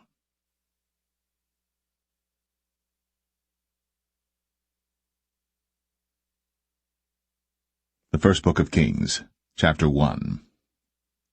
Now King David was old, and stricken in years, and they covered him with clothes, but he gat no heat. Wherefore his servants said unto him, Let there be sought for my lord the king a young virgin, and let her stand before the king, and let her cherish him, and let her lie in thy bosom, that my lord the king may get heat. So they sought for a fair damsel throughout all the coasts of Israel, and found Abishag, a Shunammite, and brought her to the king. And the damsel was very fair, and cherished the king, and ministered to him. But the king knew her not. Then Adonijah the son of Haggith exalted himself, saying, I will be king. And he prepared him chariots and horsemen, and 50 men to run before him. And his father had not displeased him at any time in saying, Why hast thou done so? And he also was a very goodly man. And his mother bare him after Absalom. And he conferred with Joab the son of Zeruiah, and with Abiathar the priest, and they, following Adonijah, helped him.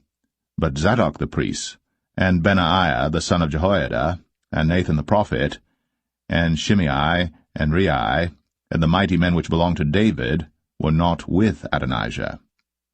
And Adonijah slew sheep and oxen and fat cattle by the stone of Zoheleth, which is by En-Rogel, and called all his brethren the king's sons, and all the men of Judah the king's servants.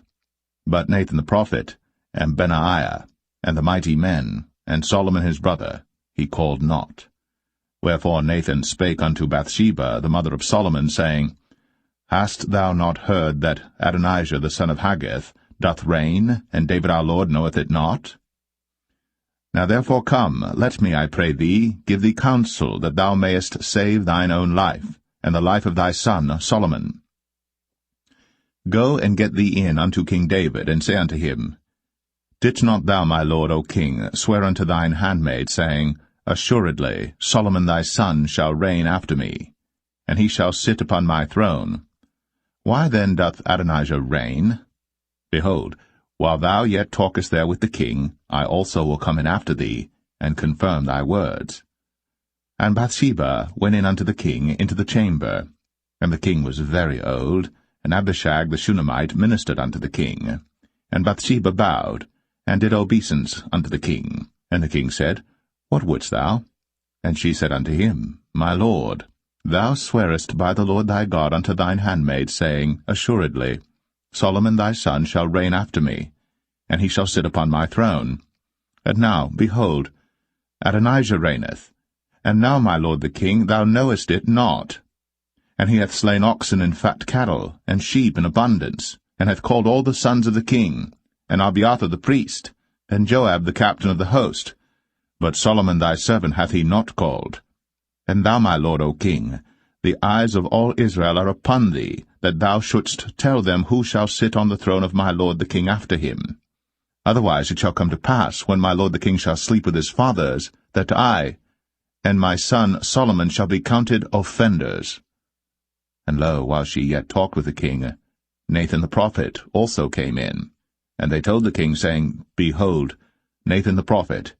And when he was come in before the king, he bowed himself before the king with his face to the ground. And Nathan said, My lord, O king, hast thou said, Adonijah shall reign after me, and he shall sit upon my throne? For he is gone down this day, and hath slain oxen and fat cattle and sheep in abundance, and hath called all the king's sons, and the captains of the host, and Abiathar the priest, and behold, they eat and drink before him, and say, God save King Adonijah.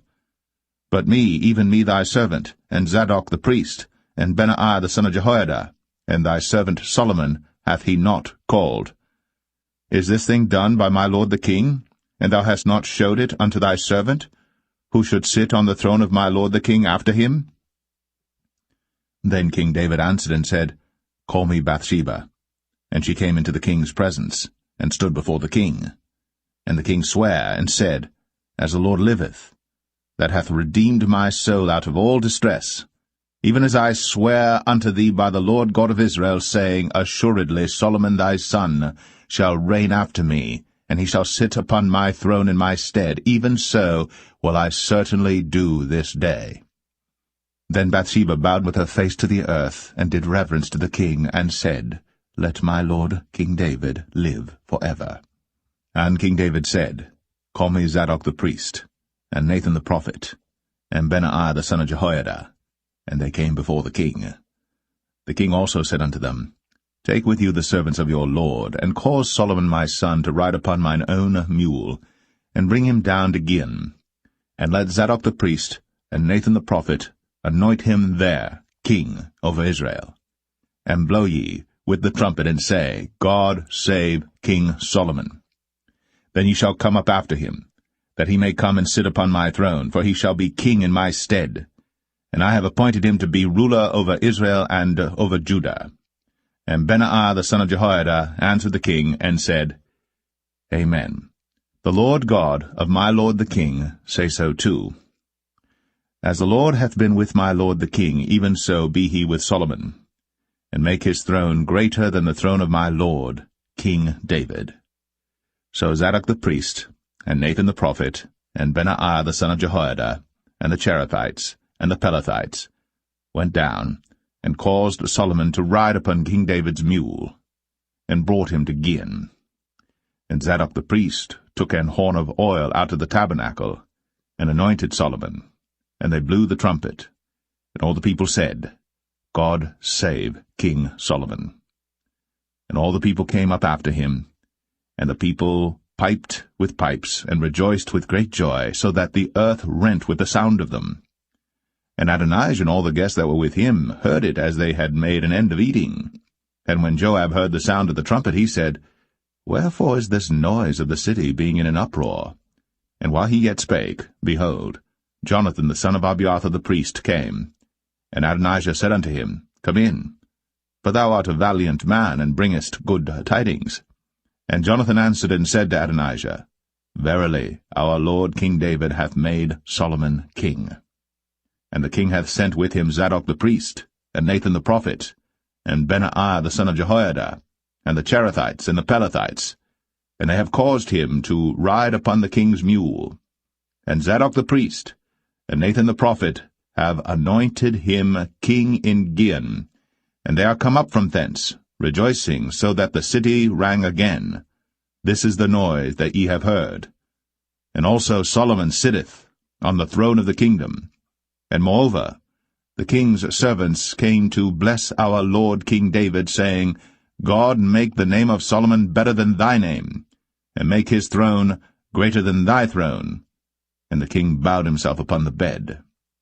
And also thus said the king, Blessed be the Lord God of Israel, which hath given one to sit on my throne this day, mine eyes even seeing it. And all the guests that were with Adonijah were afraid, and rose up, and went every man his way. And Adonijah feared because of Solomon, and arose, and went, and caught hold on the horns of the altar. And it was told Solomon, saying, Behold, Adonijah feareth King Solomon, for lo, he hath caught hold on the horns of the altar, saying, Let King Solomon swear unto me today, that he will not slay his servant with the sword. And Solomon said, If he will show himself a worthy man, there shall not an hair of him fall to the earth. But if wickedness shall be found in him, he shall die. So King Solomon sent, and they brought him down from the altar, and he came, and bowed himself to King Solomon. And Solomon said unto him, Go to thine house.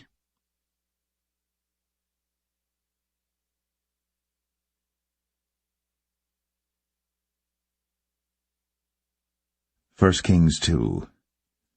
Now the days of David drew nigh, that he should die. And he charged Solomon his son, saying, I go the way of all the earth. Be thou strong therefore, and show thyself a man, and keep the charge of the Lord thy God, to walk in his ways, to keep his statutes, and his commandments, and his judgments, and his testimonies, as it is written in the law of Moses, that thou mayest prosper in all that thou doest, and whithersoever thou turnest thyself, that the Lord may continue his word which he spake concerning me, saying, If thy children take heed to their way, to walk before me in truth with all their heart and with all their soul, there shall not fail thee, said he, a man on the throne of Israel. Moreover, thou knowest also what Joab the son of Zeruiah did to me, and what he did to the two captains of the host of Israel, unto Abner the son of Ner, and unto Amasa the son of Jether, whom he slew, and shed the blood of war in peace, and put the blood of war upon his girdle that was about his loins, and in his shoes that were on his feet. Do therefore according to thy wisdom, and let not his hoar head go down to the grave in peace. But show kindness unto the sons of Barzillai the Gileadite, and let them be of those that eat at thy table. For so they came to me when I fled because of Absalom thy brother.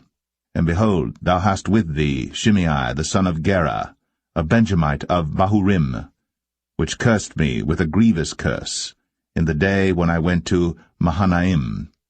But he came down to meet me at Jordan, and I sware to him by the Lord, saying, I will not put thee to death with the sword. Now therefore hold him not guiltless, for thou art a wise man, and knowest what thou oughtest to do unto him. But his hoar head bring thou down to the grave with blood. So David slept with his fathers, and was buried in the city of David. And the days that David reigned over Israel were 40 years. 7 years reigned he in Hebron, and 33 years reigned he in Jerusalem. Then sat Solomon upon the throne of David his father, and his kingdom was established greatly. And Adonijah the son of Haggith came to Bathsheba, the mother of Solomon, and she said, Comest thou peaceably? And he said, Peaceably. He said, Moreover, I have somewhat to say unto thee. And she said, Say on. And he said, Thou knowest that the kingdom was mine, and that all Israel set their faces on me, that I should reign. Howbeit the kingdom is turned about, and is become my brother's, for it was his from the Lord. And now I ask one petition of thee, deny me not. And she said unto him, Say on. And he said, Speak, I pray thee, unto Solomon the king. For he will not say thee nay, that he give me Abishag the Shunammite to wife. And Bathsheba said, Well, I will speak for thee unto the king. Bathsheba therefore went unto King Solomon, to speak unto him for Adonijah. And the king rose up to meet her, and bowed himself unto her, and sat down on his throne, and caused a seat to be set for the king's mother. And she sat on his right hand.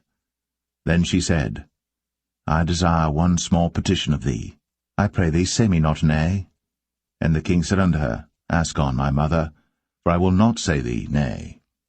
And she said, Let Abishag the Shunammite be given to Adonijah thy brother to wife. And King Solomon answered and said unto his mother, And why dost thou ask Abishag the Shunammite for Adonijah? Ask for him the kingdom also? For he is mine elder brother, even for him, and for Abiathar the priest, and for Joab the son of Zeruiah. Then King Solomon sware by the Lord, saying, God do so to me, and more also, if Adonijah have not spoken this word against his own life. Now therefore, as the Lord liveth, which hath established me, and set me on the throne of David my father, and who hath made me an house, as he promised, Adonijah shall be put to death this day. And King Solomon sent by the hand of Benaiah the son of Jehoiada, and he fell upon him, that he died. And unto Abiathar the priest said the king, Get thee to Anathoth, unto thine own fields, for thou art worthy of death. But I will not at this time put thee to death, because thou bearest the ark of the Lord God before David my father, and because thou hast been afflicted, in all wherein my father was afflicted. So Solomon thrust out Abiathar from being priest unto the Lord, that he might fulfill the word of the Lord which he spake concerning the house of Eli in Shiloh. Then tidings came to Joab. For Joab had turned after Adonijah, though he turned not after Absalom. And Joab fled unto the tabernacle of the Lord, and caught hold on the horns of the altar. And it was told King Solomon that Joab was fled unto the tabernacle of the Lord, and behold, he is by the altar. Then Solomon sent Benaiah the son of Jehoiada, saying, Go, fall upon him. And Benaiah came to the tabernacle of the Lord, and said unto him, Thus saith the king, Come forth. And he said, Nay, but I will die here. And Benaiah brought the king word again, saying, Thus said Joab. And thus he answered me. And the king said unto him, Do as he hath said, and fall upon him, and bury him, that thou mayest take away the innocent blood, which Joab shed from me, and from the house of my father. And the Lord shall return his blood upon his own head, who fell upon 2 men more righteous and better than he, and slew them with the sword. My father David, not knowing thereof, to wit, Abner the son of Ner, captain of the host of Israel, and Amasa the son of Jether, captain of the host of Judah. Their blood shall therefore return upon the head of Joab, and upon the head of his seed for ever. But upon David, and upon his seed, and upon his house, and upon his throne, shall there be peace for ever from the Lord. So Benaiah the son of Jehoiada went up, and fell upon him, and slew him. And he was buried in his own house, in the wilderness. And the king put Benaiah the son of Jehoiada in his room over the host, and Zadok the priest did the king put in the room of Abiathar. And the king sent and called for Shimei, and said unto him, Build thee an house in Jerusalem, and dwell there, and go not forth thence any whither. For it shall be, that on the day thou goest out, and passest over the brook Kidron, thou shalt know for certain that thou shalt surely die. Thy blood shall be upon thine own head. And Shimei said unto the king, The saying is good. As my lord the king hath said, so will thy servant do. And Shimei dwelt in Jerusalem many days. And it came to pass at the end of 3 years, that 2 of the servants of Shimei ran away unto Achish, son of Maachah, king of Gath. And they told Shimei, saying, Behold, thy servants be in Gath. And Shimei arose, and saddled his ass, and went to Gath to Achish to seek his servants. And Shimei went, and brought his servants from Gath. And it was told Solomon that Shimei had gone from Jerusalem to Gath, and was come again. And the king sent and called for Shimei, and said unto him, Did I not make thee to swear by the Lord, and protested unto thee, saying, Know for a certain, on the day thou goest out, and walkest abroad any whither, that thou shalt surely die? And thou saidst unto me, The word that I have heard is good. Why then hast thou not kept the oath of the Lord, and the commandment that I have charged thee with? The king said moreover to Shimei, Thou knowest all the wickedness which thine heart is privy to, that thou didst to David my father. Therefore the Lord shall return thy wickedness upon thine own head. And King Solomon shall be blessed, and the throne of David shall be established before the Lord for ever. So the king commanded Benaiah the son of Jehoiada, which went out, and fell upon him that he died. And the kingdom was established in the hand of Solomon.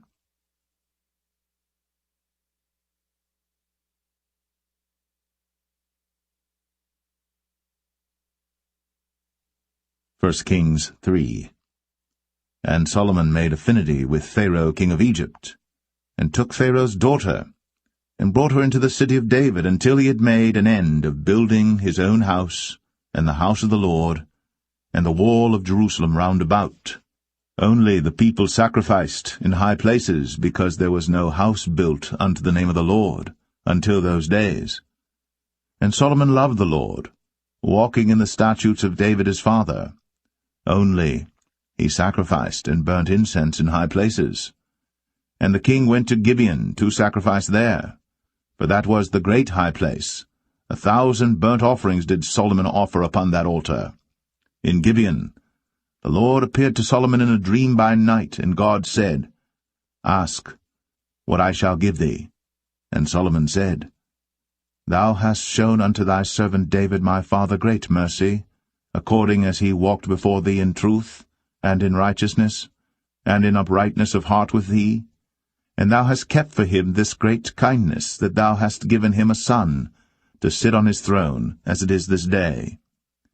And now, O Lord my God, thou hast made thy servant king, instead of David my father. And I am but a little child. I know not how to go out or come in. And thy servant is in the midst of thy people, which thou hast chosen, a great people, that cannot be numbered nor counted for multitude. Give therefore thy servant an understanding heart to judge thy people, that I may discern between good and bad. For who is able to judge this, thy so great a people? And the speech pleased the Lord, that Solomon had asked this thing. And God said unto him, Because thou hast asked this thing, and hast not asked for thyself long life, neither hast asked riches for thyself, nor hast asked the life of thine enemies, but hast asked for thyself understanding, to discern judgment. Behold, I have done according to thy words. Lo, I have given thee a wise and an understanding heart, so that there was none like thee before thee, neither after thee shall any arise like unto thee. And I have also given thee that which thou hast not asked, both riches and honour, so that there shall not be any among the kings like unto thee all thy days. And if thou wilt walk in my ways, to keep my statutes and my commandments, as thy father David did walk, then I will lengthen thy days. And Solomon awoke, and behold, it was a dream. And he came to Jerusalem, and stood before the ark of the covenant of the Lord, and offered up burnt offerings, and offered peace offerings, and made a feast to all his servants. Then came there 2 women that were harlots unto the king, and stood before him. And the one woman said, O my lord, I and this woman dwell in one house, and I was delivered of a child with her in the house. And it came to pass, the 3rd day after that I was delivered, that this woman was delivered also, and we were together. There was no stranger with us in the house, save we 2 in the house. And this woman's child died in the night, because she overlaid it. And she arose at midnight, and took my son from beside me while thine handmaid slept, and laid it in her bosom, and laid her dead child in my bosom. And when I rose in the morning to give my child suck, behold, it was dead. But when I had considered it in the morning, behold, it was not my son which I did bear. And the other woman said, Nay, but the living is my son, and the dead is thy son. And this said, No, but the dead is thy son, and the living is my son. Thus they spake before the king. Then said the king, The one saith, This is my son that liveth, and thy son is the dead. And the other saith, Nay, but thy son is the dead, and my son is the living. And the king said, Bring me a sword. And they brought a sword before the king. And the king said, Divide the living child in 2, and give half to the one, and half to the other. Then spake the woman, whose the living child was, unto the king. For her bowels yearned upon her son, and she said, O my lord, give her the living child, and in no wise slay it. But the other said, Let it be neither mine nor thine, but divide it. Then the king answered and said, Give her the living child, and in no wise slay it. She is the mother thereof. And all Israel heard of the judgment which the king had judged. And they feared the king, for they saw that the wisdom of God was in him, to do judgment.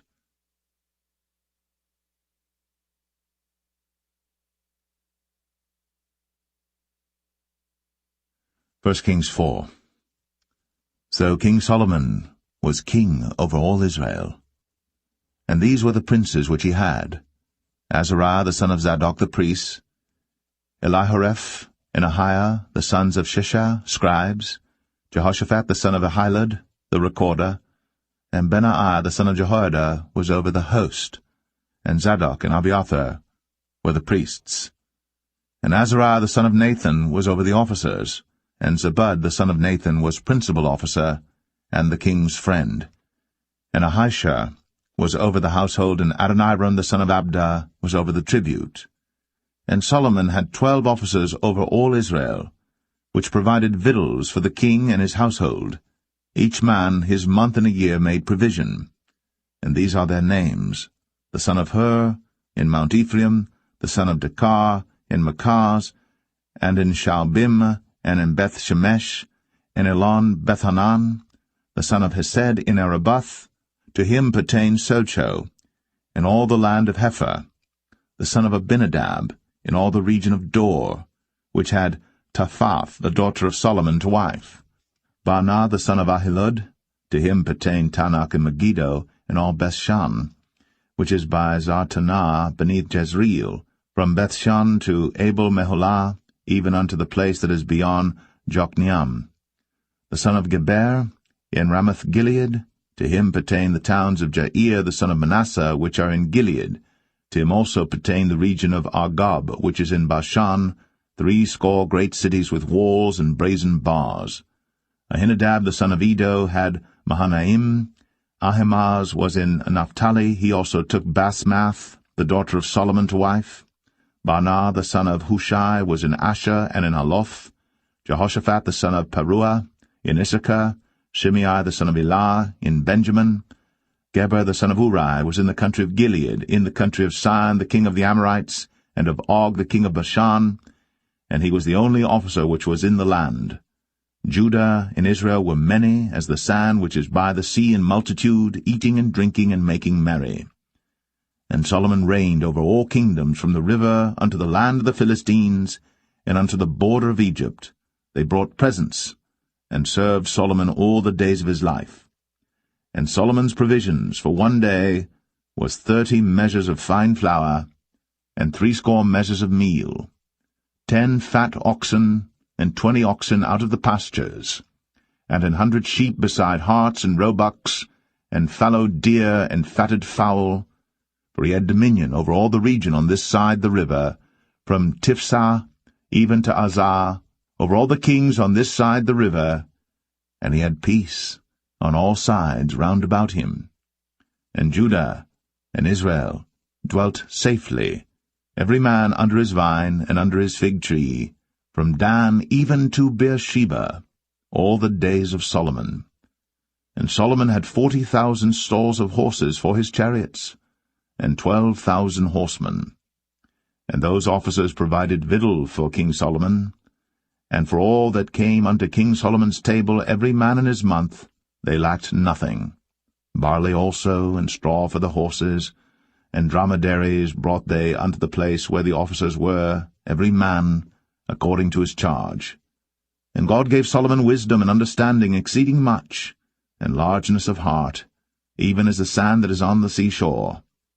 And Solomon's wisdom excelled the wisdom of all the children of the east country, and all the wisdom of Egypt. For he was wiser than all men, than Ethan the Ezrahite, and Heman, and Chalcol, and Darda, the sons of Mahol, and his fame was in all nations round about. And he spake 3,000 proverbs, and his songs were 1,005. And he spake of trees, from the cedar tree that is in Lebanon even unto the hyssop that springeth out of the wall. He spake also of beasts, and of fowl, and of creeping things, and of fishes. And there came of all people to hear the wisdom of Solomon, from all kings of the earth, which had heard of his wisdom.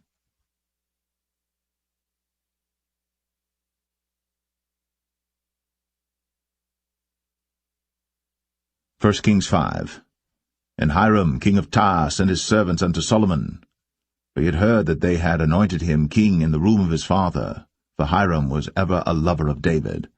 And Solomon sent to Hiram, saying, Thou knowest how that David my father could not build an house unto the name of the Lord his God for the wars which were about him on every side, until the Lord put them under the soles of his feet. But now the Lord my God hath given me rest on every side, so that there is neither adversary nor evil occurrent. And behold, I purpose to build an house unto the name of the Lord my God, as the Lord spake unto David my father, saying, thy son, whom I will set upon thy throne in thy room, he shall build an house unto my name. Now therefore command thou that they hew me cedar trees out of Lebanon, and my servants shall be with thy servants, and unto thee will I give hire for thy servants according to all that thou shalt appoint. For thou knowest that there is not among us any that can skill to hew timber like unto the Sidonians. And it came to pass, when Hiram heard the words of Solomon, that he rejoiced greatly, and said, Blessed be the Lord this day, which hath given unto David a wise son over this great people. And Hiram sent to Solomon, saying, I have considered the things which thou sentest to me for, and I will do all thy desire concerning timber of cedar, and concerning timber of fir. My servants shall bring them down from Lebanon unto the sea, and I will convey them by sea in floats unto the place that thou shalt appoint me, and will cause them to be discharged there.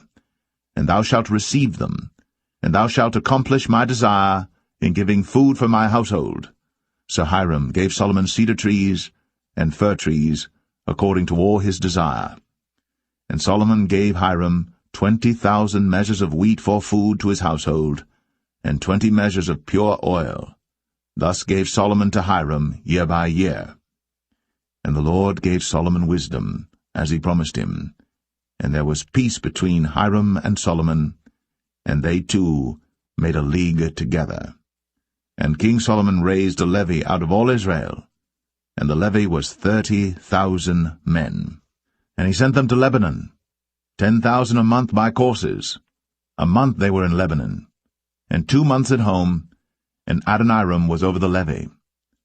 And Solomon had 70,000 that bare burdens, and 80,000 hewers in the mountains, beside the chief of Solomon's officers which were over the work, 3,300 which ruled over the people that wrought in the work.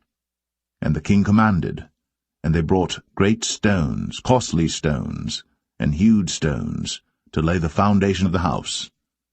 And Solomon's builders and Hiram's builders did hew them, and the stone squarers, so they prepared timber and stones to build the house.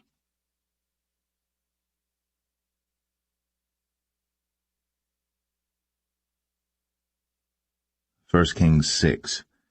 And it came to pass in the 480th year, after the children of Israel were come out of the land of Egypt, in the 4th year of Solomon's reign over Israel, in the month Ziph, which is the 2nd month, that he began to build the house of the Lord. And the house which King Solomon built for the Lord, the length thereof was 80 cubits, and the breadth thereof 20 cubits, and the height thereof 30 cubits. And the porch before the temple of the house 20 cubits was the length thereof, according to the breadth of the house, and 10 cubits was the breadth thereof before the house. And for the house he made windows of narrow lights. And against the wall of the house he built chambers round about, against the walls of the house round about, both of the temple and of the oracle, and he made chambers round about. The nethermost chamber was 5 cubits broad, and the middle was 6 cubits broad, and the third was 7 cubits broad. For without, in the wall of the house, he made narrowed rests round about, that the beams should not be fastened in the walls of the house. And the house, when it was in building, was built of stone made ready before it was brought thither, so that there was neither hammer nor axe nor any tool of iron heard in the house, while it was in building. The door for the middle chamber was in the right side of the house, and they went up with winding stairs into the middle chamber, and out of the middle into the third.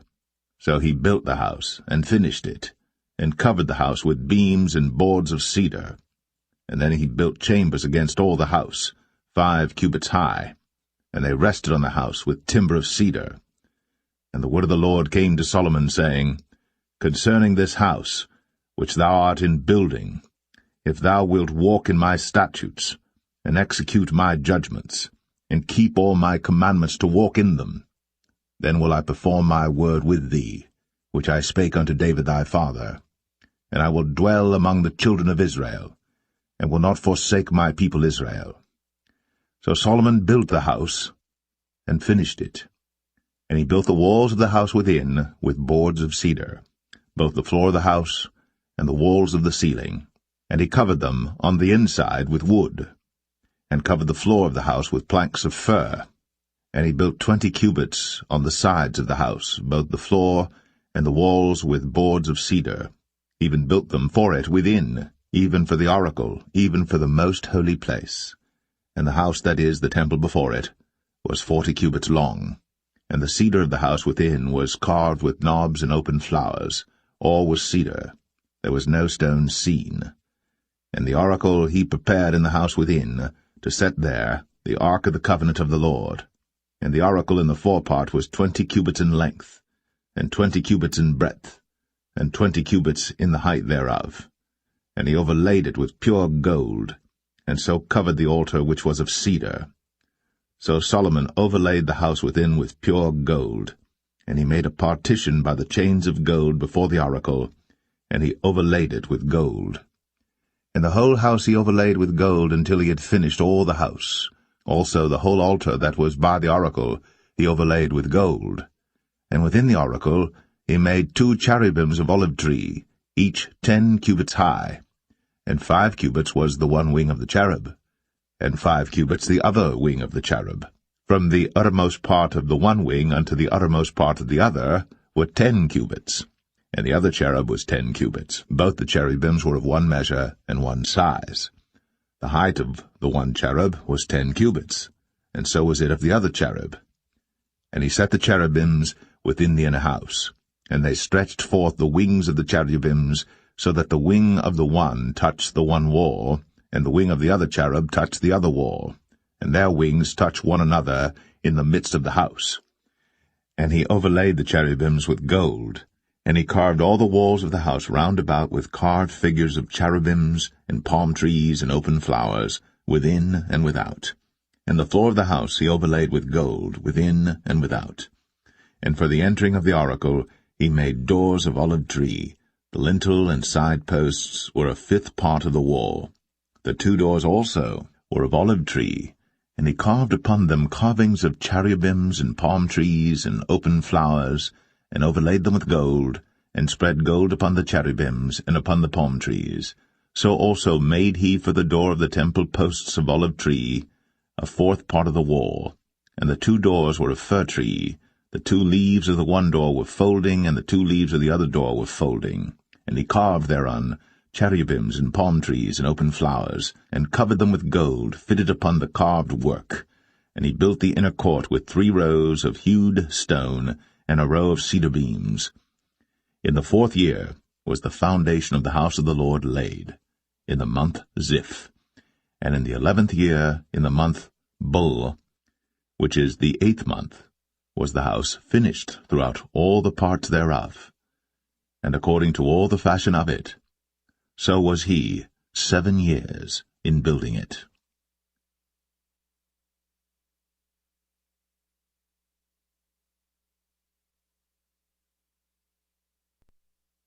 1 Kings 7. But Solomon was building his own house 13 years, and he finished all his house. He built also the house of the forest of Lebanon. The length thereof was 100 cubits, and the breadth thereof 50 cubits, and the height thereof 30 cubits, upon 4 rows of cedar pillars, with cedar beams upon the pillars. And it was covered with cedar above, upon the beams, that lay on 45 pillars, 15 in a row. And there were windows in 3 rows, and light was against light in 3 ranks. And all the doors and posts were square, with the windows, and light was against light in 3 ranks. And he made a porch of pillars. The length thereof was 50 cubits, and the breadth thereof 30 cubits, and the porch was before them. And the other pillars and the thick beam were before them. Then he made a porch for the throne where he might judge, even the porch of judgment, and it was covered with cedar from one side of the floor to the other. And his house where he dwelt had another court within the porch, which was of the like work. Solomon made also an house for Pharaoh's daughter, whom he had taken to wife, like unto this porch. All these were of costly stones, according to the measures of hewed stones, sawed with saws, within and without, even from the foundation unto the coping, and so on the outside toward the great court. And the foundation was of costly stones, even great stones, stones of 10 cubits, and stones of 8 cubits, and above were costly stones after the measures of hewed stones and cedars. And the great court round about was with 3 rows of hewed stones, and a row of cedar beams, both for the inner court of the house of the Lord, and for the porch of the house. And King Solomon sent and fetched Hiram out of Tyre. He was a widow's son of the tribe of Naphtali, and his father was a man of Tyre, a worker in brass, and he was filled with wisdom and understanding and cunning, to work all works in brass. And he came to King Solomon, and wrought all his work. For he cast 2 pillars of brass of 18 cubits high apiece, and a line of 12 cubits did compass either of them about. And he made 2 chapiters of molten brass, to set upon the tops of the pillars. The height of the one chapiter was 5 cubits, and the height of the other chapiter was 5 cubits. And nets of checker work, and wreaths of chain work, for the chapiters which were upon the top of the pillars, 7 for the one chapiter, and 7 for the other chapiter. And he made the pillars, and 2 rows round about upon the one network, to cover the chapiters that were upon the top, with pomegranates. And so did he for the other chapiter. And the chapiters that were upon the top of the pillars were of lily work in the porch 4 cubits. And the chapiters upon the 2 pillars had pomegranates also above, over against the belly which was by the network.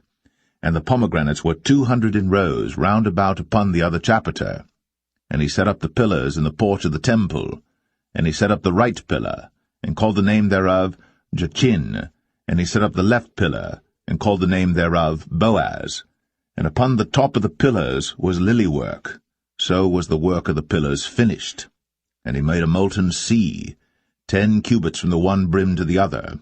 It was round all about, and his height was 5 cubits, and a line of 30 cubits did compass it round about. And under the brim of it round about there were knobs compassing it, 10 in a cubit, compassing the sea round about. The knobs were cast in 2 rows when it was cast. It stood upon 12 oxen, 3 looking toward the north, and 3 looking toward the west, and 3 looking toward the south, and 3 looking toward the east. And the sea was set above upon them, and all their hinder parts were inward. And it was an handbreadth thick, and the brim thereof was wrought like the brim of a cup, with flowers of lilies. It contained 2,000 baths. And he made 10 bases of brass. 4 cubits was the length of one base, and 4 cubits the breadth thereof, and 3 cubits the height of it. And the work of the bases was on this manner. They had borders, and the borders were between the ledges. And on the borders that were between the ledges were lions, oxen, and cherubims, and upon the ledges there was a base above, and beneath the lions and oxen were certain additions made of thin work. And every base had 4 brazen wheels, and plates of brass, and the 4 corners thereof had undersetters. Under the laver were undersetters molten, at the side of every addition. And the mouth of it within the chapiter, and above was a cubit, but the mouth thereof was round after the work of the base, a cubit and an half. And also upon the mouth of it were gravings with their borders 4 square, not round. And under the borders were 4 wheels, and the axle trees of the wheels were joined to the base, and the height of a wheel was a cubit and a half a cubit. And the work of the wheels was like the work of a chariot wheel. Their axle trees and their naves and their felloes and their spokes were all molten. And there were 4 undersetters to the 4 corners of one base, and the undersetters were of the very base itself. And in the top of the base was there a round compass of half a cubit high, and on the top of the base the ledges thereof, and the borders thereof were of the same. For on the plates of the ledges thereof, and on the borders thereof, he graved cherubims, lions, and palm trees, according to the proportion of every one, and additions round about. After this manner he made the 10 bases. All of them had 1 casting, 1 measure, and 1 size. Then made he 10 lavers of brass. 1 laver contained 40 baths, and every laver was 4 cubits, and upon every one of the 10 bases 1 laver. And he put 5 bases on the right side of the house, and 5 on the left side of the house, and he set the sea on the right side of the house eastward over against the south. And Hiram made the lavers and the shovels and the basins. So Hiram made an end of doing all the work that he made King Solomon for the house of the Lord.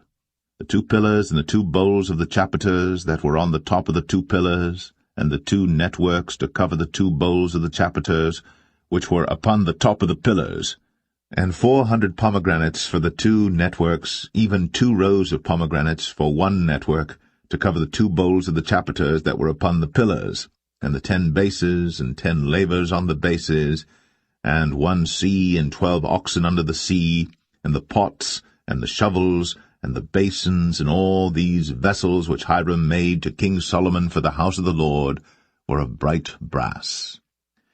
In the plain of Jordan did the king cast them, in the clay ground between Succoth and Zarthan.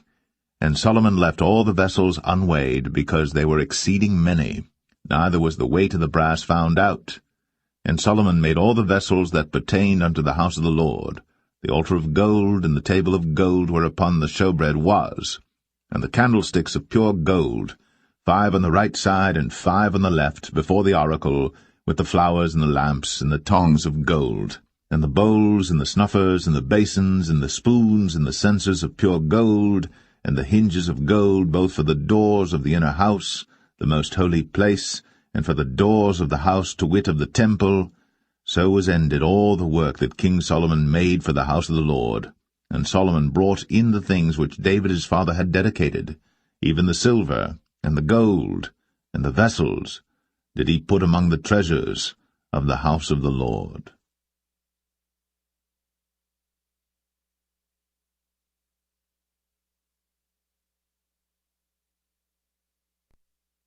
1 Kings 8. Then Solomon assembled the elders of Israel, and all the heads of the tribes, the chief of the fathers of the children of Israel, unto King Solomon in Jerusalem, that they might bring up the ark of the covenant of the Lord out of the city of David, which is Zion. And all the men of Israel assembled themselves unto King Solomon at the feast in the month Ethanim, which is the 7th month. And all the elders of Israel came, and the priests took up the ark, and they brought up the ark of the Lord, and the tabernacle of the congregation, and all the holy vessels that were in the tabernacle, even those did the priests and the Levites bring up.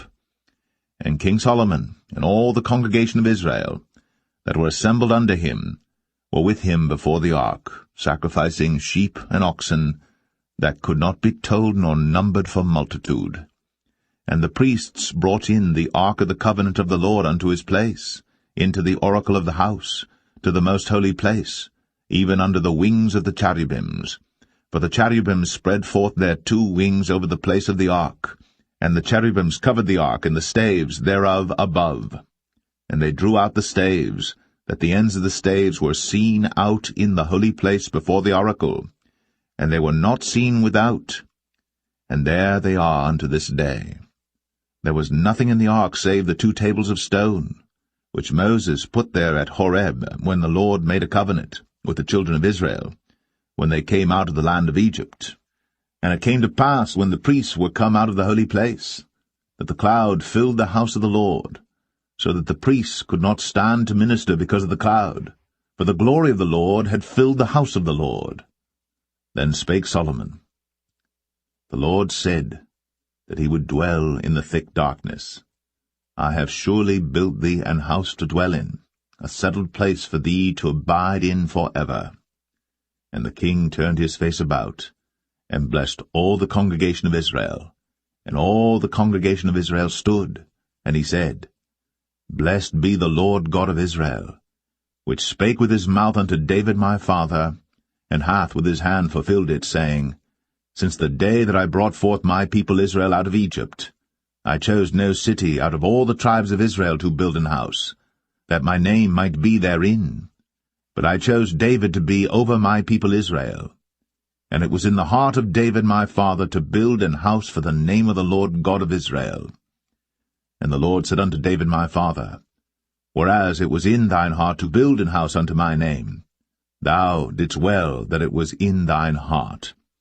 Nevertheless thou shalt not build the house, but thy son that shall come forth out of thy loins, he shall build the house unto my name. And the Lord hath performed his word that he spake, and I am risen up in the room of David my father, and sit on the throne of Israel, as the Lord promised, and have built an house for the name of the Lord God of Israel.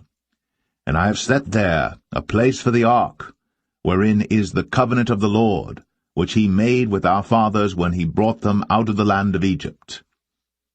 And Solomon stood before the altar of the Lord in the presence of all the congregation of Israel, and spread forth his hands toward heaven, and he said, Lord God of Israel, there is no God like thee, in heaven above, or on earth beneath, who keepest covenant and mercy with thy servants that walk before thee with all their heart, who hast kept with thy servant David my father, that thou promised him, thou spakest also with thy mouth, and hast fulfilled it with thine hand, as it is this day. Therefore now, Lord God of Israel, keep with thy servant David my father, that thou promised him, saying, There shall not fail thee a man in my sight to sit on the throne of Israel, so that thy children take heed to their way, that they walk before me as thou hast walked before me. And now, O God of Israel, let thy word, I pray thee, be verified, which thou spakest unto thy servant David my father. But will God indeed dwell on the earth? Behold, the heaven, and heaven of heavens cannot contain thee. How much less this house that I have builded? Yet have thou respect unto the prayer of thy servant, and to his supplication, O Lord my God, to hearken unto the cry and to the prayer which thy servant prayeth before thee today, that thine eyes may be open toward this house night and day, even toward the place of which thou hast said, My name shall be there, that thou mayest hearken unto the prayer which thy servant shall make toward this place. And hearken thou to the supplication of thy servant, and of thy people Israel, when they shall pray toward this place. And hear thou in heaven thy dwelling place, and when thou hearest, forgive. If any man trespass against his neighbor, and an oath be laid upon him to cause him to swear, and the oath come before thine altar in this house, then hear thou in heaven, and do and judge thy servants, condemning the wicked, to bring his way upon his head, and justifying the righteous, to give him according to his righteousness. When thy people Israel be smitten down before the enemy, because they have sinned against thee, and shall turn again to thee, and confess thy name, and pray, and make supplication unto thee in this house, then hear thou in heaven, and forgive the sin of thy people Israel, and bring them again unto the land which thou gavest unto their fathers. When heaven is shut up, and there is no rain because they have sinned against thee, if they pray toward this place, and confess thy name, and turn from their sin, when thou afflictest them, then hear thou in heaven, and forgive the sin of thy servants, and of thy people Israel, that thou teach them the good way wherein they should walk, and give rain upon thy land, which thou hast given to thy people for an inheritance. If there be in the land famine, if there be pestilence, blasting, mildew, locust, or if there be caterpillar, if their enemy besiege them in the land of their cities, whatsoever plague, whatsoever sickness there be, what prayer and supplication soever be made by any man, or by all thy people Israel, which shall know every man the plague of his own heart, and spread forth his hands toward this house, then hear thou in heaven thy dwelling place, and forgive, and do, and give to every man according to his ways, whose heart thou knowest, for thou, even thou only, knowest the hearts of all the children of men, that they may fear thee all the days that they live in the land which thou gavest unto our fathers. Moreover, concerning a stranger that is not of thy people Israel, but cometh out of a far country for thy name's sake, for they shall hear of thy great name, and of thy strong hand, and of thy stretched out arm, when he shall come and pray toward this house, hear thou in heaven thy dwelling place, and do according to all that the stranger calleth to thee for, that all people of the earth may know thy name, to fear thee, as do thy people Israel, and that they may know that this house which I have builded is called by thy name. If thy people go out to battle against their enemy, whithersoever thou shalt send them, and shall pray unto the Lord toward the city which thou hast chosen, and toward the house that I have built for thy name. Then hear thou in heaven their prayer, and their supplication, and maintain their cause. If they sin against thee, for there is no man that sinneth not, and thou be angry with them, and deliver them to the enemy, so that they carry them away captives unto the land of the enemy, far or near. Yet, if they shall bethink themselves in the land whither they were carried captives, and repent, and make supplication unto thee, in the land of them that carried them captives, saying, We have sinned, and have done perversely, we have committed wickedness, and so return unto thee with all their heart, and with all their soul, in the land of their enemies, which led them away captive, and pray unto thee toward their land, which thou gavest unto their fathers, the city which thou hast chosen, and the house which I have built for thy name. Then hear thou their prayer, and their supplication in heaven thy dwelling place, and maintain their cause, and forgive thy people that have sinned against thee, and all their transgressions wherein they have transgressed against thee, and give them compassion before them who carry them captive, that they may have compassion on them. For they be thy people, and thine inheritance, which thou broughtest forth out of Egypt, from the midst of the furnace of iron, that thine eyes may be open unto the supplication of thy servant, and unto the supplication of thy people Israel, to hearken unto them in all that they call for unto thee. For thou didst separate them from among all the people of the earth to be thine inheritance, as thou spakest by the hand of Moses thy servant, when thou broughtest our fathers out of Egypt, O Lord God. And it was so that when Solomon had made an end of praying all this prayer and supplication unto the Lord, he arose from before the altar of the Lord, from kneeling on his knees with his hands spread up to heaven. And he stood, and blessed all the congregation of Israel with a loud voice, saying, Blessed be the Lord, that hath given rest unto his people Israel, according to all that he promised. There hath not failed one word of all his good promise, which he promised by the hand of Moses his servant. The Lord our God be with us, as he was with our fathers. Let him not leave us, nor forsake us, that he may incline our hearts unto him, to walk in all his ways, and to keep his commandments and his statutes and his judgments, which he commanded our fathers. And let these my words wherewith I have made supplication before the Lord be nigh unto the Lord our God day and night, that he maintain the cause of his servant, and the cause of his people Israel at all times, as the matter shall require, that all the people of the earth may know that the Lord is God, and that there is none else. Let your heart therefore be perfect with the Lord our God, to walk in his statutes, and to keep his commandments, as at this day. And the king and all Israel with him offered sacrifice before the Lord. And Solomon offered a sacrifice of peace offerings which he offered unto the Lord, 22,000 oxen, and 120,000 sheep. So the king and all the children of Israel dedicated the house of the Lord.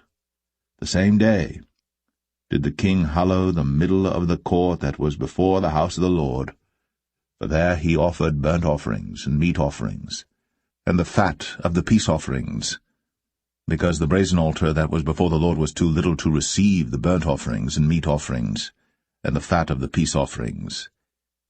And at that time Solomon held a feast, and all Israel with him, a great congregation from the entering in of Hamath unto the river of Egypt, before the Lord our God 7 days, and 7 days, even 14 days.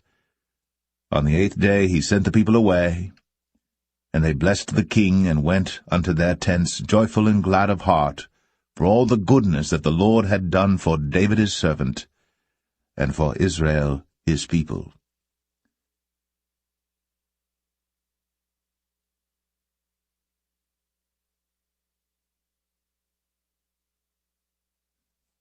First Kings 9.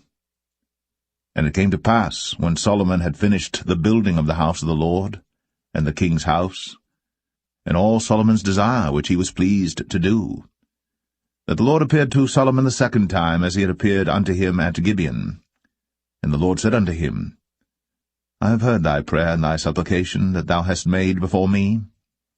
I have hallowed this house which thou hast built, to put my name there for ever, and mine eyes and mine heart shall be there perpetually.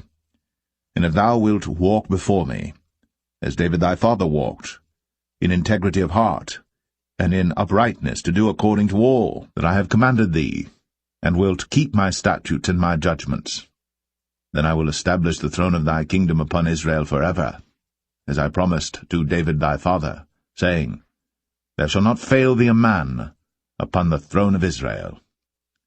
But if ye shall at all turn from following me, ye or your children, and will not keep my commandments and my statutes which I have set before you, but go and serve other gods, and worship them, then will I cut off Israel out of the land which I have given them, and this house which I have hallowed for my name will I cast out of my sight, and Israel shall be a proverb and a byword among all people. And at this house which is high, every one that passeth by it shall be astonished, and shall hiss, and they shall say, Why hath the Lord done thus unto this land, and to this house? And they shall answer, Because they forsook the Lord their God, who brought forth their fathers out of the land of Egypt, and had taken hold upon other gods, and have worshipped them, and served them. Therefore hath the Lord brought upon them all this evil. And it came to pass at the end of 20 years, when Solomon had built the 2 houses, the house of the Lord, and the king's house. Now Hiram the king of Tyre had furnished Solomon with cedar trees and fir trees, and with gold, according to all his desire. That then King Solomon gave Hiram 20 cities in the land of Galilee. And Hiram came out from Tyre to see the cities which Solomon had given him, and they pleased him not. And he said, What cities are these which thou hast given me, my brother? And he called them the land of Cabul unto this day. And Hiram sent to the king 60 talents of gold.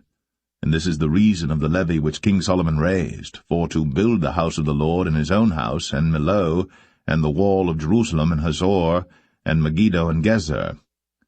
For Pharaoh king of Egypt had gone up and taken Gezer, and burnt it with fire, and slain the Canaanites that dwelt in the city, and given it for a present unto his daughter Solomon's wife. And Solomon built Gezer, and Beth-horon the nether, and Baalath, and Tadmor in the wilderness in the land, and all the cities of store that Solomon had, and cities for his chariots, and cities for his horsemen, and that which Solomon desired to build in Jerusalem, and in Lebanon, and in all the land of his dominion. And all the people that were left of the Amorites, Hittites, Perizzites, Hivites, and Jebusites, which were not of the children of Israel, their children that were left after them in the land, whom the children of Israel also were not able utterly to destroy, upon those did Solomon levy a tribute of bondservice unto this day. But of the children of Israel did Solomon make no bondmen, but they were men of war, and his servants, and his princes, and his captains, and rulers of his chariots, and his horsemen. These were the chief of the officers that were over Solomon's work, 550, which bare rule over the people that wrought in the work. But Pharaoh's daughter came up out of the city of David unto her house, which Solomon had built for her. Then did he build Millo. And 3 times in a year did Solomon offer burnt offerings and peace offerings upon the altar which he built unto the Lord. And he burnt incense upon the altar that was before the Lord. So he finished the house. And King Solomon made a navy of ships in Ezion-Geber, which is beside Eloth, on the shore of the Red Sea, in the land of Edom. And Hiram sent in the navy his servants, shipmen that had knowledge of the sea, with the servants of Solomon. And they came to Ophir, and fetched from thence gold 420 talents, and brought it to King Solomon.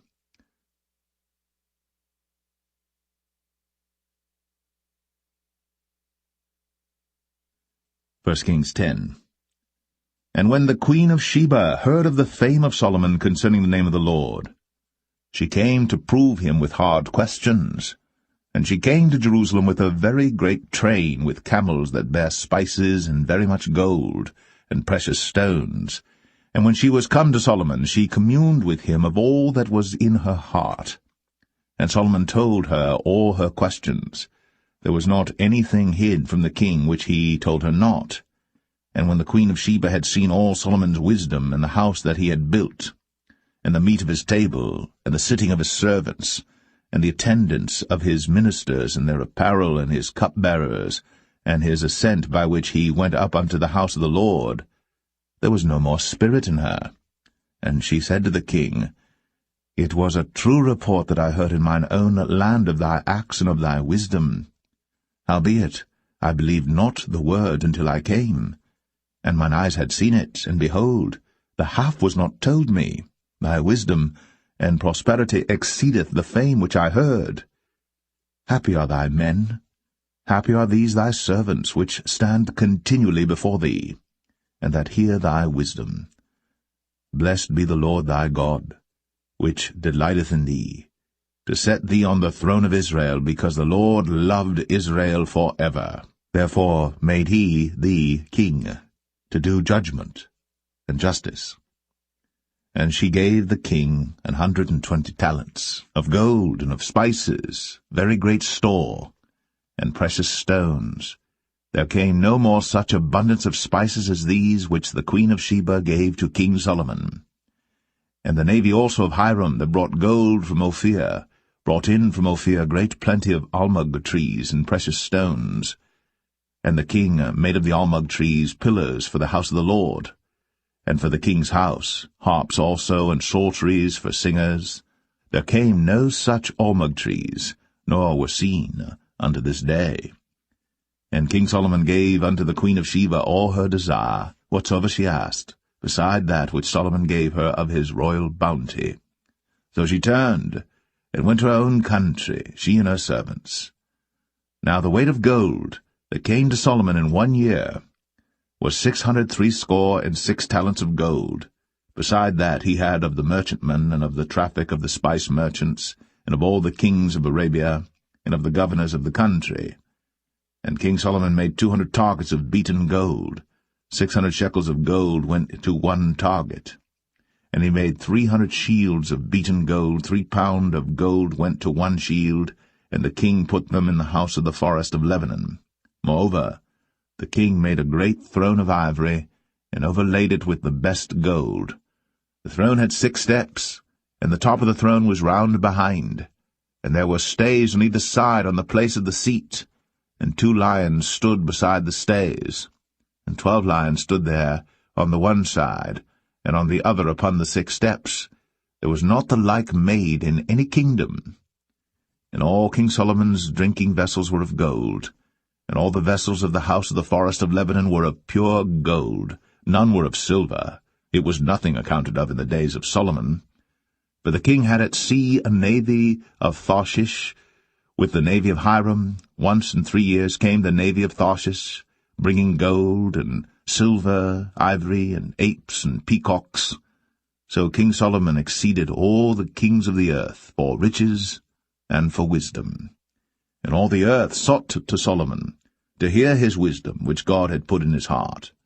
And they brought every man his present, vessels of silver, and vessels of gold, and garments, and armor, and spices, horses, and mules, a rate year by year. And Solomon gathered together chariots and horsemen, and he had 1,400 chariots, and 12,000 horsemen, whom he bestowed in the cities for chariots, and with the king at Jerusalem. And the king made silver to be in Jerusalem as stones, and cedars made he to be as the sycamore trees that are in the vale for abundance. And Solomon had horses brought out of Egypt, and linen yarn. The king's merchants received the linen yarn at a price. And a chariot came up and went out of Egypt for 600 shekels of silver, and an horse for 150. And so for all the kings of the Hittites, and for the kings of Syria, did they bring them out by their means.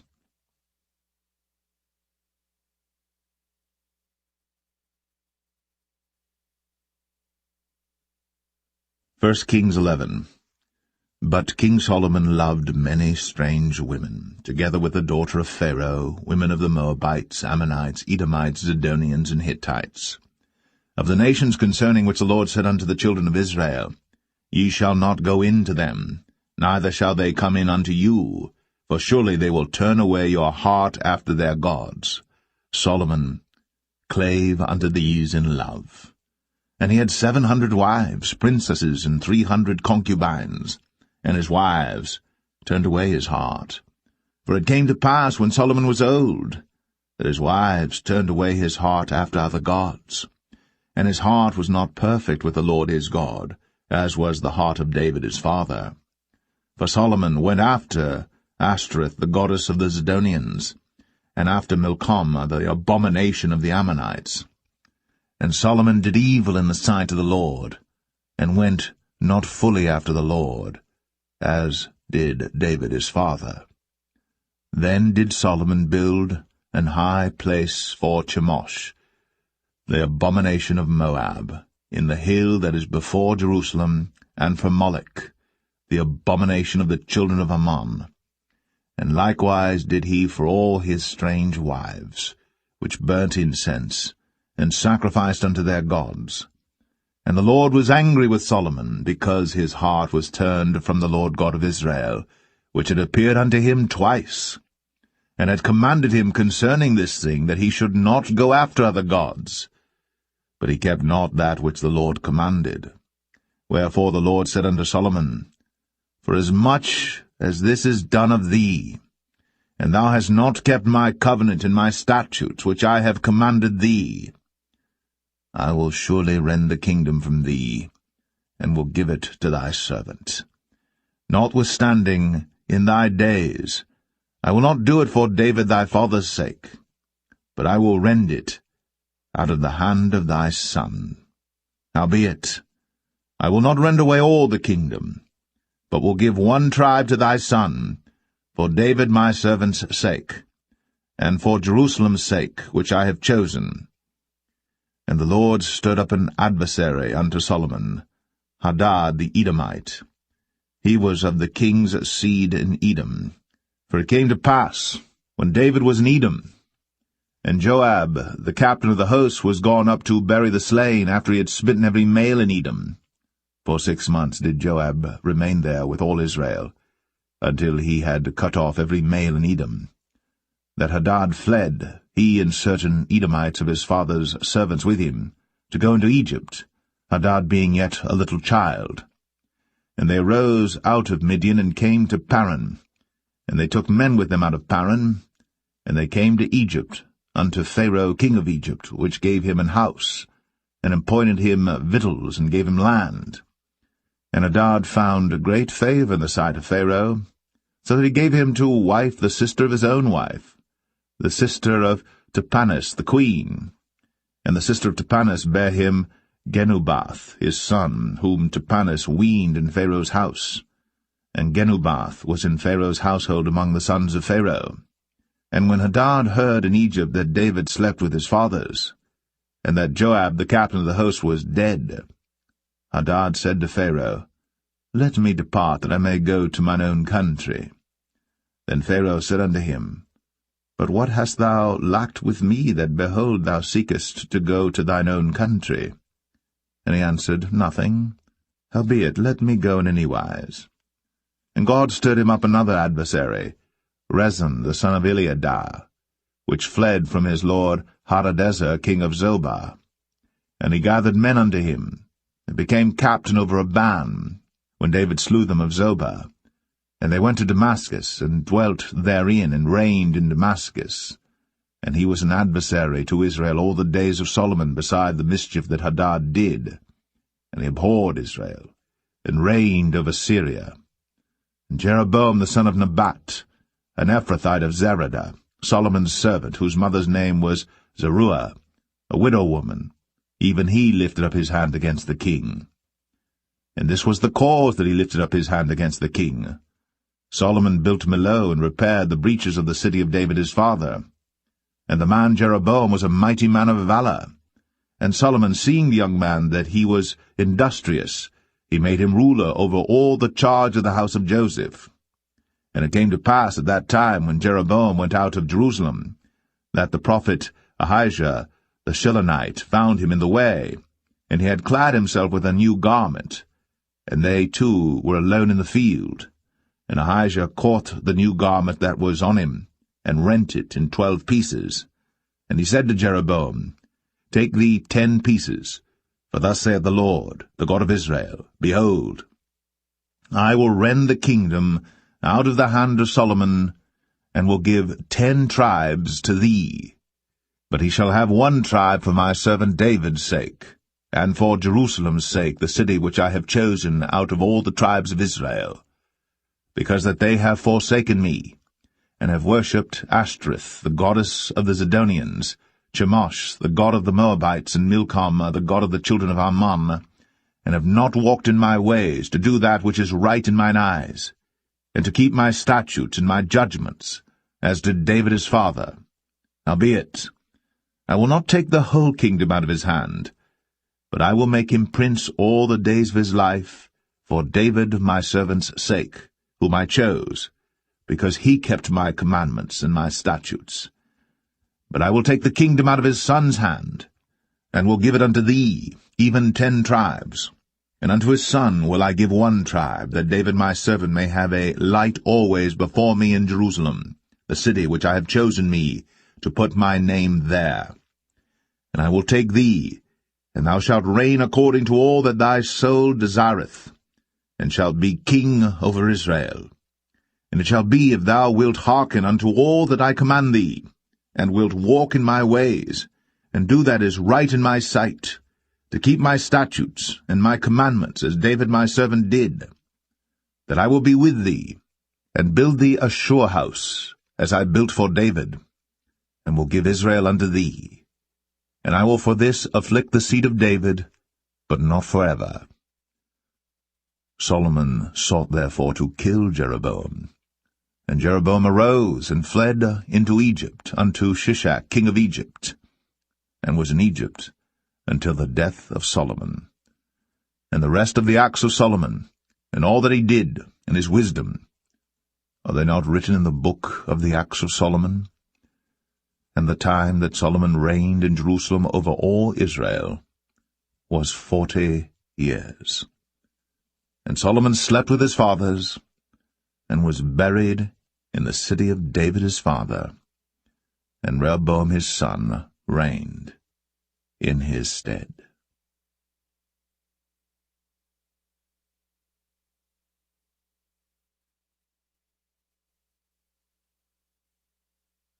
First Kings 12. And Rehoboam went to Shechem, for all Israel were come to Shechem to make him king. And it came to pass, when Jeroboam the son of Nebat, who was yet in Egypt, heard of it, for he was fled from the presence of King Solomon, and Jeroboam dwelt in Egypt, that they sent and called him. And Jeroboam and all the congregation of Israel came and spake unto Rehoboam, saying, Thy father made our yoke grievous. Now therefore make thou the grievous service of thy father, and his heavy yoke which he put upon us lighter, and we will serve thee. And he said unto them, Depart yet for 3 days, then come again to me. And the people departed. And King Rehoboam consulted with the old men that stood before Solomon his father while he yet lived, and said, How do ye advise that I may answer this people? And they spake unto him, saying, If thou wilt be a servant unto this people this day, and wilt serve them, and answer them, and speak good words to them, then they will be thy servants forever. But he forsook the counsel of the old men which they had given him, and consulted with the young men that were grown up with him, and which stood before him. And he said unto them, What counsel give ye that we may answer this people who have spoken to me, saying, Make the yoke which thy father did put upon us lighter? And the young men that were grown up with him spake unto him, saying, Thus shalt thou speak unto this people that spake unto thee, saying, Thy father made our yoke heavy, but make thou it lighter unto us. Thus shalt thou say unto them, My little finger shall be thicker than my father's loins. And now, whereas my father did lade you with a heavy yoke, I will add to your yoke. My father hath chastised you with whips, but I will chastise you with scorpions. So Jeroboam and all the people came to Rehoboam the 3rd day, as the king had appointed, saying, Come to me again the 3rd day.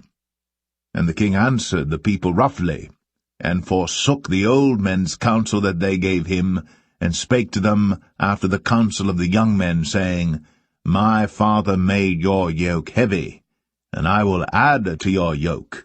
My father also chastised you with whips, but I will chastise you with scorpions.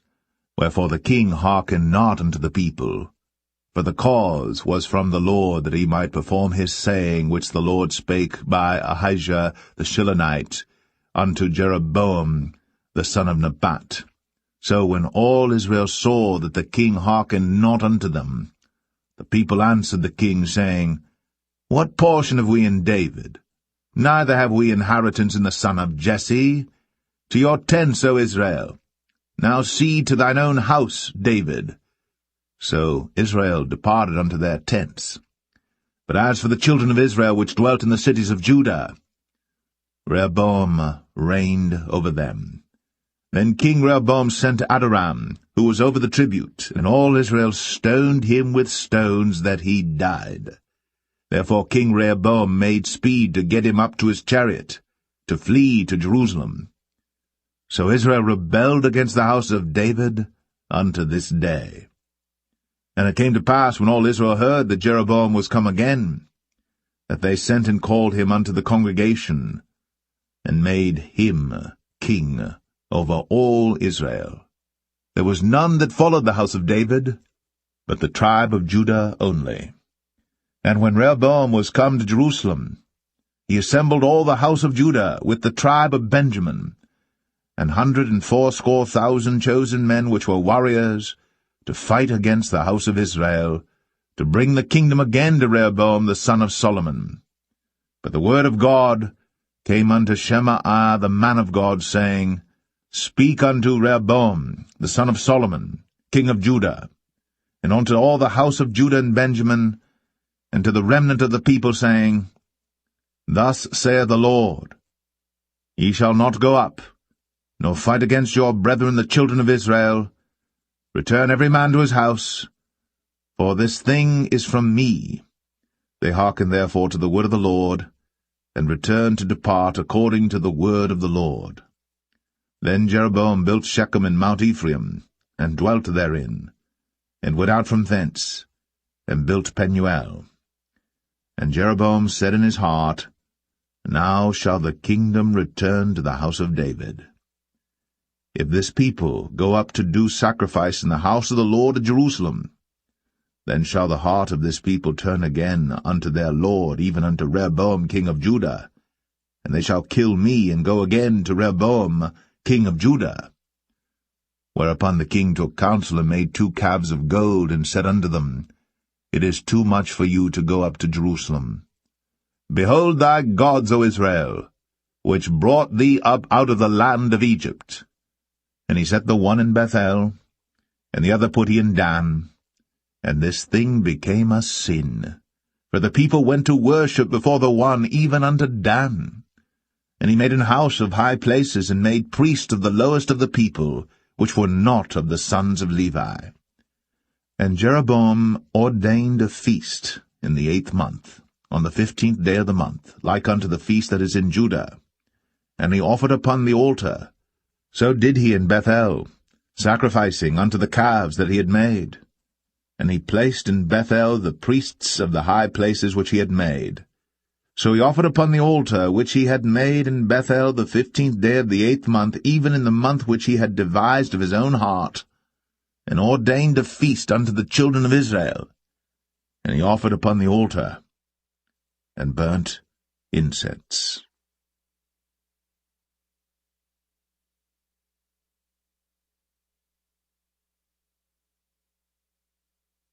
1 Kings 13. And behold, there came a man of God out of Judah, by the word of the Lord, unto Bethel. And Jeroboam stood by the altar to burn incense. And he cried against the altar in the word of the Lord, and said, O altar, altar, thus saith the Lord, Behold, a child shall be born unto the house of David, Josiah by name. And upon thee shall he offer the priests of the high places that burn incense upon thee, and men's bones shall be burnt upon thee. And he gave a sign the same day, saying, This is the sign which the Lord hath spoken. Behold, the altar shall be rent, and the ashes that are upon it shall be poured out. And it came to pass, when King Jeroboam heard the saying of the man of God, which had cried against the altar in Bethel, that he put forth his hand from the altar, saying, Lay hold on him. And his hand, which he put forth against him, dried up, so that he could not pull it in again to him. The altar also was rent, and the ashes poured out from the altar, according to the sign which the man of God had given, by the word of the Lord. And the king answered and said unto the man of God, Entreat now the face of the Lord thy God, and pray for me, that my hand may be restored me again. And the man of God besought the Lord, and the king's hand was restored him again, and became as it was before. And the king said unto the man of God, Come home with me, and refresh thyself, and I will give thee a reward. And the man of God said unto the king, If thou wilt give me half thine house, I will not go in with thee, neither will I eat bread nor drink water in this place. For so was it charged me by the word of the Lord, saying, Eat no bread, nor drink water, nor turn again by the same way that thou camest. So he went another way, and returned not by the way that he came to Bethel. Now there dwelt an old prophet in Bethel, and his sons came and told him all the works that the man of God had done that day in Bethel, the words which he had spoken unto the king. Them they told also to their father. And their father said unto them, What way went he? For his sons had seen what way the man of God went, which came from Judah. And he said unto his sons, Saddle me the ass. So they saddled him the ass, and he rode thereon, and went after the man of God, and found him sitting under an oak.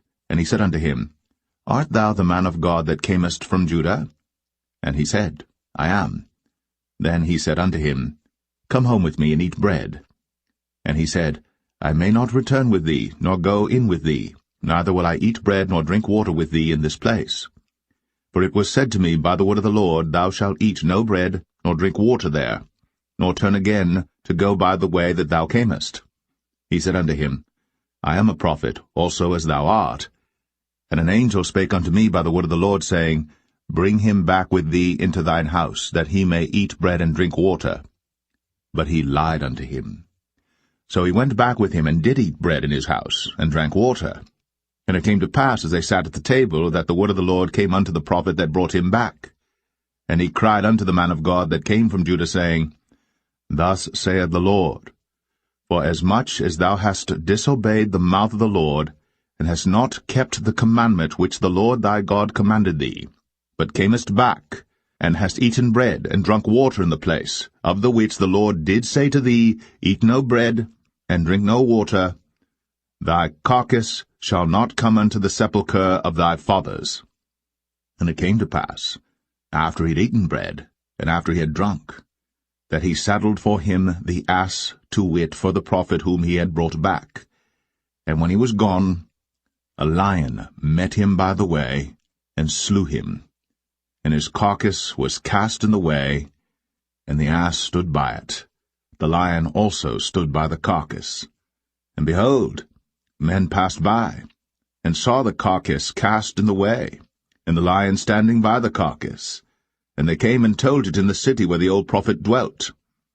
And when the prophet that brought him back from the way heard thereof, he said, It is the man of God who was disobedient unto the word of the Lord. Therefore the Lord hath delivered him unto the lion, which hath torn him and slain him according to the word of the Lord, which he spake unto him. And he spake to his son, saying, Saddle me the ass. And they saddled him. And he went and found his carcass cast in the way, and the ass and the lion standing by the carcass. The lion had not eaten the carcass, nor torn the ass. And the prophet took up the carcass of the man of God, and laid it upon the ass, and brought it back. And the old prophet came to the city to mourn and to bury him. And he laid his carcass in his own grave. And they mourned over him, saying, Alas, my brother! And it came to pass, after he had buried him, that he spake to his son, saying, When I am dead, then bury me in the sepulchre wherein the man of God is buried. Lay my bones beside his bones. For the saying which he cried by the word of the Lord against the altar in Bethel, and against all the houses of the high places which are in the cities of Samaria, shall surely come to pass. After this thing Jeroboam returned not from his evil way, but made again of the lowest of the people priests of the high places. Whosoever would, he consecrated him, and he became one of the priests of the high places. And this thing became sin unto the house of Jeroboam, even to cut it off, and to destroy it from off the face of the earth.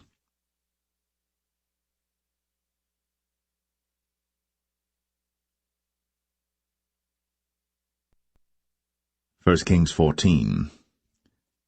At that time Abijah, the son of Jeroboam, fell sick. And Jeroboam said to his wife, Arise, I pray thee, and disguise thyself, that thou be not known to be the wife of Jeroboam, and get thee to Shiloh. Behold, there is Ahijah the prophet, which told me that I should be king over this people. And take with thee 10 loaves and cracknels, and a cruse of honey, and go to him. He shall tell thee what shall become of the child. And Jeroboam's wife did so, and arose, and went to Shiloh, and came to the house of Ahijah. But Ahijah could not see, for his eyes were set by reason of his age. And the Lord said unto Ahijah, Behold, the wife of Jeroboam cometh to ask a thing of thee for her son, for he is sick. Thus and thus shalt thou say unto her, for it shall be, when she cometh in, that she shall feign herself to be another woman. And it was so, when Ahijah heard the sound of her feet, as she came in at the door, that he said, Come in, thou wife of Jeroboam. Why feignest thou thyself to be another? For I am sent to thee with heavy tidings. Go, tell Jeroboam, Thus saith the Lord God of Israel, Forasmuch as I exalted thee from among the people, and made thee prince over my people Israel, and rent the kingdom away from the house of David, and gave it thee, and yet thou hast not been as my servant David, who kept my commandments, and who followed me with all his heart, to do that only which was right in mine eyes, but hast done evil above all that were before thee. For thou hast gone and made thee other gods, and molten images, to provoke me to anger, and hast cast me behind thy back. Therefore, behold, I will bring evil upon the house of Jeroboam, and will cut off from Jeroboam him that pisseth against the wall, and him that is shut up and left in Israel, and will take away the remnant of the house of Jeroboam as a man taketh away dung, till it be all gone.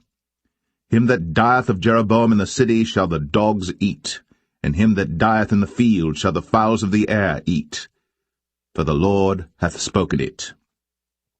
Arise thou therefore, get thee to thine own house, and when thy feet enter into the city, the child shall die. And all Israel shall mourn for him, and bury him. For he only of Jeroboam shall come to the grave, because in him there is found some good thing toward the Lord God of Israel in the house of Jeroboam. Moreover, the Lord shall raise him up a king over Israel, who shall cut off the house of Jeroboam that day. But what? Even now. For the Lord shall smite Israel, as a reed is shaken in the water, and he shall root up Israel out of this good land, which he gave to their fathers, and shall scatter them beyond the river, because they have made their groves, provoking the Lord to anger.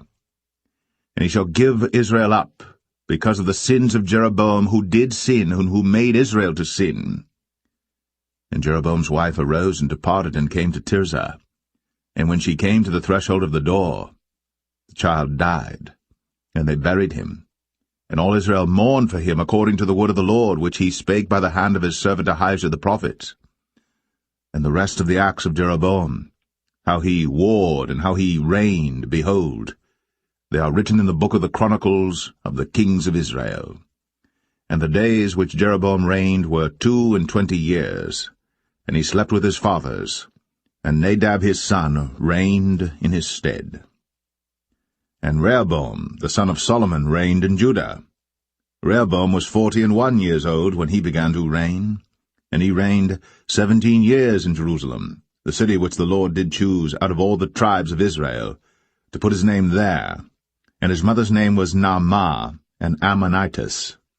And Judah did evil in the sight of the Lord, and they provoked him to jealousy with their sins which they had committed, above all that their fathers had done.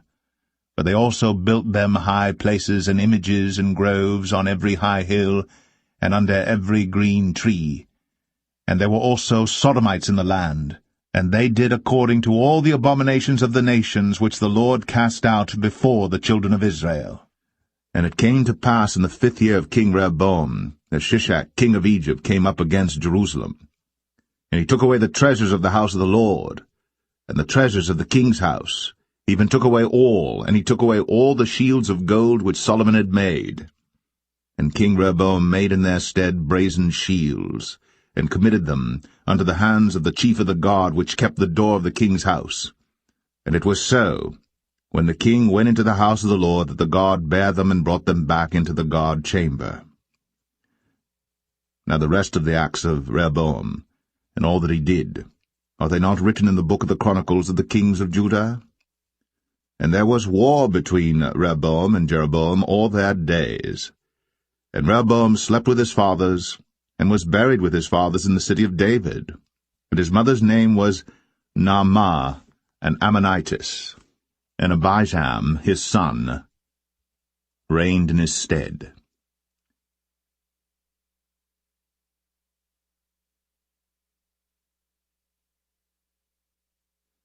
1 Kings 15.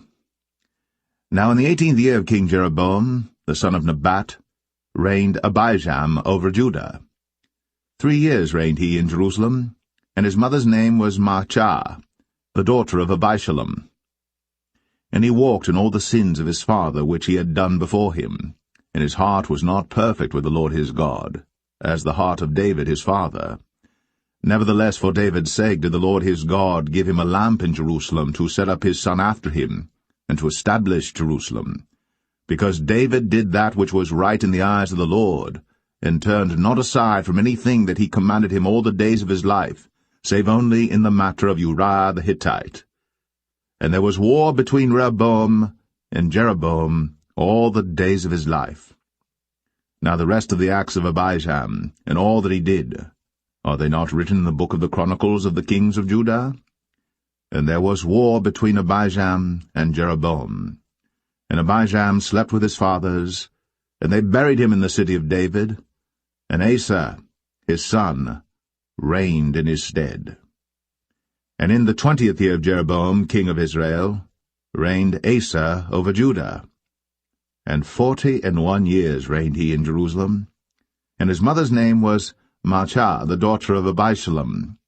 And Asa did that which was right in the eyes of the Lord, as did David his father.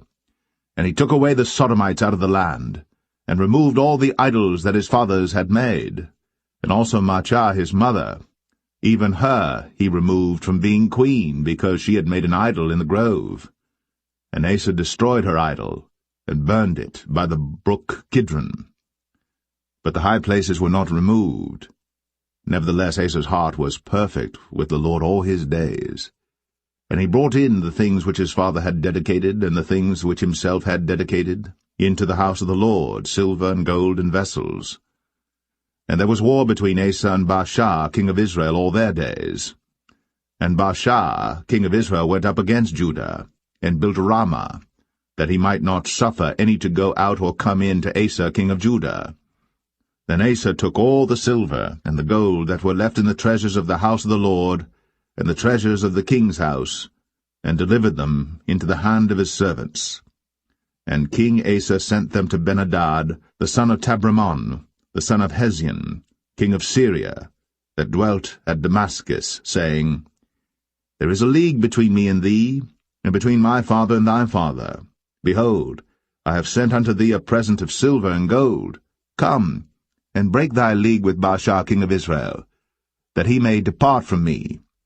So Ben-hadad hearkened unto King Asa, and sent the captains of the hosts which he had against the cities of Israel, and smote Ijon, and Dan, and Abel-Beth-maachah, and all Cinneroth, with all the land of Naphtali. And it came to pass, when Baasha heard thereof, that he left off building of Ramah, and dwelt in Tirzah.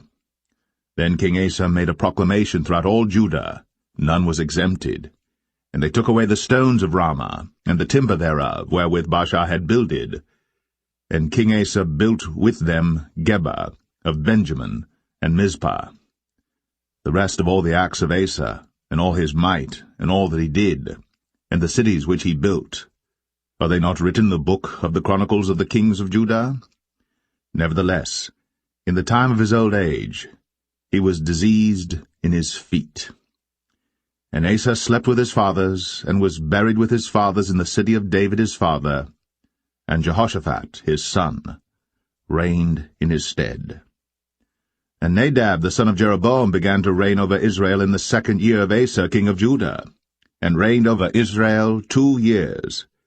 And he did evil in the sight of the Lord, and walked in the way of his father, and in his sin wherewith he made Israel to sin. And Baasha the son of Ahijah of the house of Issachar conspired against him. And Baasha smote him at Gibbethon, which belonged to the Philistines, for Nadab and all Israel laid siege to Gibbethon. Even in the 3rd year of Asa king of Judah did Baasha slay him, and reigned in his stead. And it came to pass when he reigned, that he smote all the house of Jeroboam.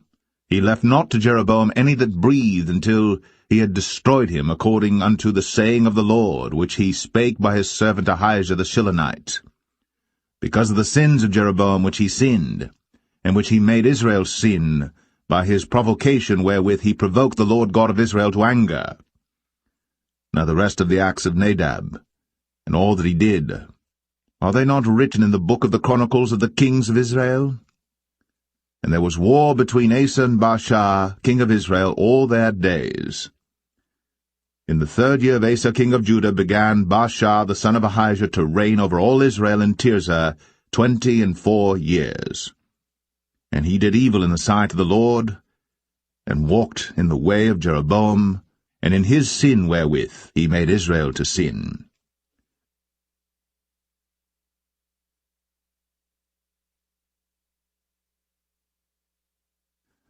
1 Kings 16.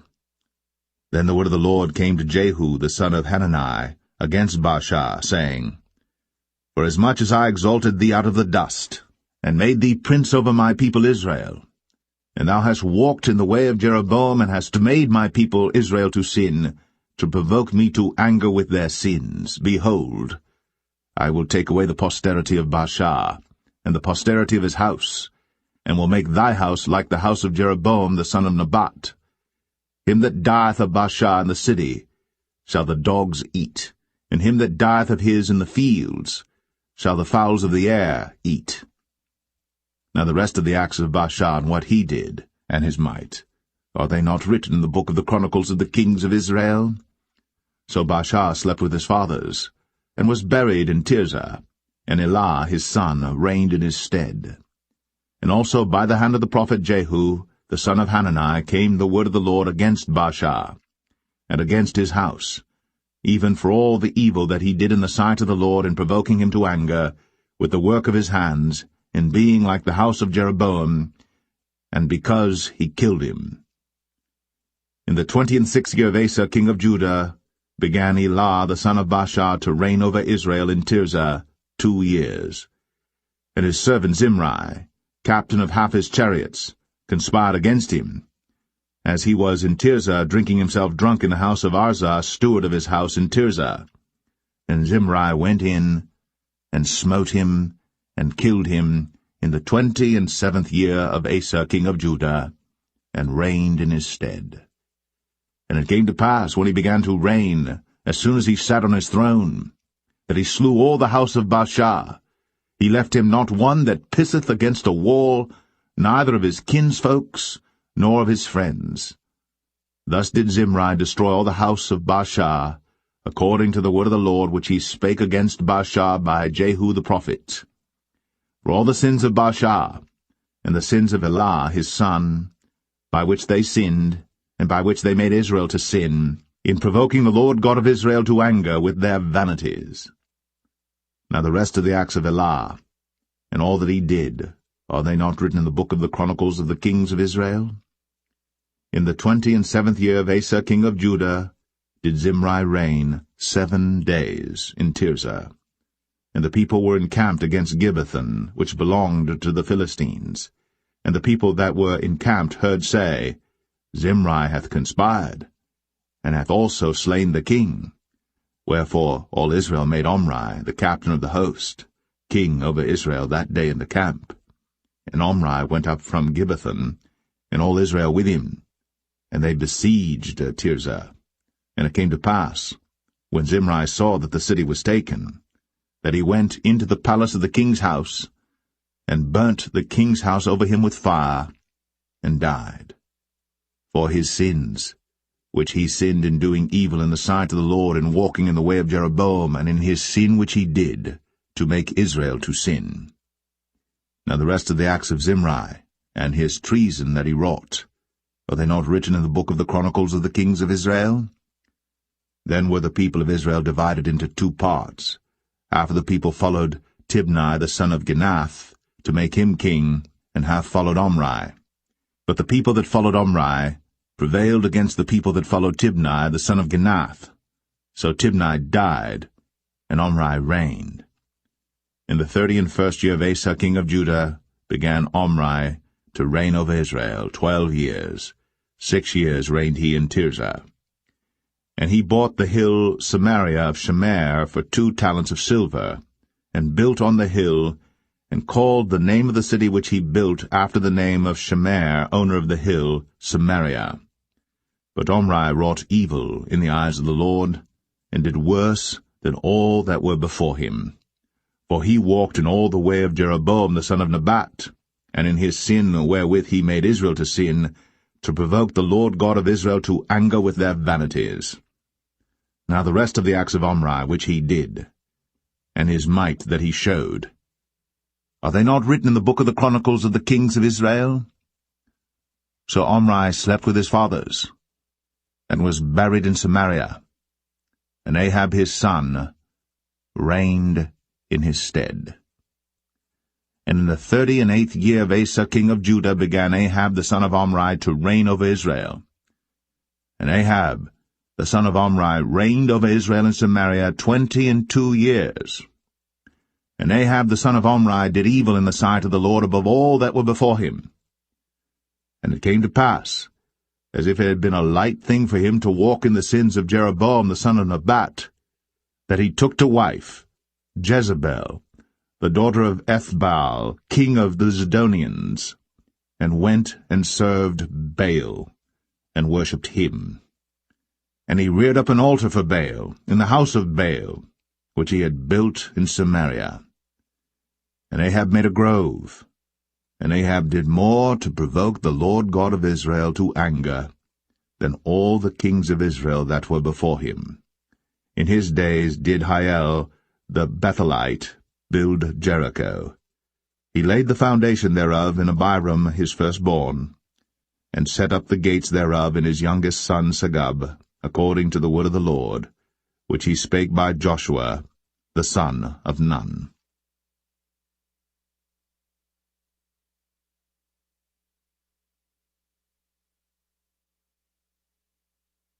1 Kings 17. And Elijah the Tishbite, who was of the inhabitants of Gilead, said unto Ahab, As the Lord God of Israel liveth, before whom I stand, there shall not be dew nor rain these years, but according to my word. And the word of the Lord came unto him, saying, Get thee hence, and turn thee eastward, and hide thyself by the brook Cherith, that is before Jordan. And it shall be that thou shalt drink of the brook, and I have commanded the ravens to feed thee there. So he went and did according unto the word of the Lord, for he went and dwelt by the brook Cherith, that is before Jordan. And the ravens brought him bread and flesh in the morning, and bread and flesh in the evening, and he drank of the brook. And it came to pass after a while that the brook dried up, because there had been no rain in the land. And the word of the Lord came unto him, saying, Arise, get thee to Zarephath, which belongeth to Zidon, and dwell there. Behold, I have commanded a widow woman there to sustain thee. So he arose and went to Zarephath. And when he came to the gate of the city, behold, the widow woman was there gathering of sticks. And he called to her, and said, Fetch me, I pray thee, a little water in a vessel, that I may drink. And as she was going to fetch it, he called to her, and said, Bring me, I pray thee, a morsel of bread in thine hand. And she said, As the Lord thy God liveth, I have not a cake, but an handful of meal in a barrel, and a little oil in a cruse, and behold, I am gathering 2 sticks, that I may go in and dress it for me, and my son, that we may eat it, and die. And Elijah said unto her, Fear not, go and do as thou hast said, but make me thereof a little cake first, and bring it unto me, and after make for thee and for thy son. For thus saith the Lord God of Israel, The barrel of meal shall not waste, neither shall the cruse of oil fail, until the day that the Lord sendeth rain upon the earth. And she went and did according to the saying of Elijah, and she and he and her house did eat many days. And the barrel of meal wasted not, neither did the cruse of oil fail, according to the word of the Lord which he spake by Elijah. And it came to pass after these things that the son of the woman, the mistress of the house, fell sick, and his sickness was so sore that there was no breath left in him. And she said unto Elijah, What have I to do with thee, O thou man of God? Art thou come unto me to call my sin to remembrance, and to slay my son? And he said unto her, Give me thy son. And he took him out of her bosom, and carried him up into a loft, where he abode, and laid him upon his own bed. And he cried unto the Lord, and said, O Lord my God, hast thou also brought evil upon the widow with whom I sojourn, by slaying her son? And he stretched himself upon the child 3 times, and cried unto the Lord, and said, O Lord my God, I pray thee, let this child's soul come into him again. And the Lord heard the voice of Elijah, and the soul of the child came into him again, and he revived. And Elijah took the child, and brought him down out of the chamber into the house, and delivered him unto his mother. And Elijah said, See, thy son liveth. And the woman said to Elijah, Now by this I know that thou art a man of God, and that the word of the Lord in thy mouth is truth.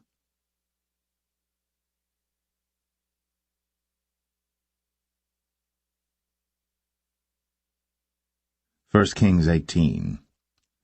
And it came to pass, after many days, that the word of the Lord came to Elijah in the 3rd year, saying, Go, show thyself unto Ahab, and I will send rain upon the earth. And Elijah went to show himself unto Ahab. And there was a sore famine in Samaria. And Ahab called Obadiah, which was the governor of his house. Now Obadiah feared the Lord greatly.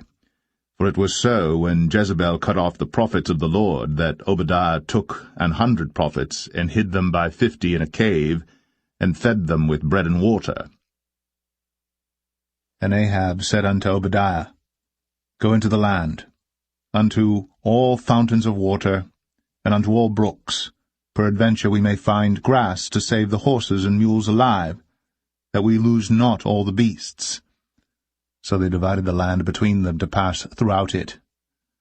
Ahab went one way by himself, and Obadiah went another way by himself.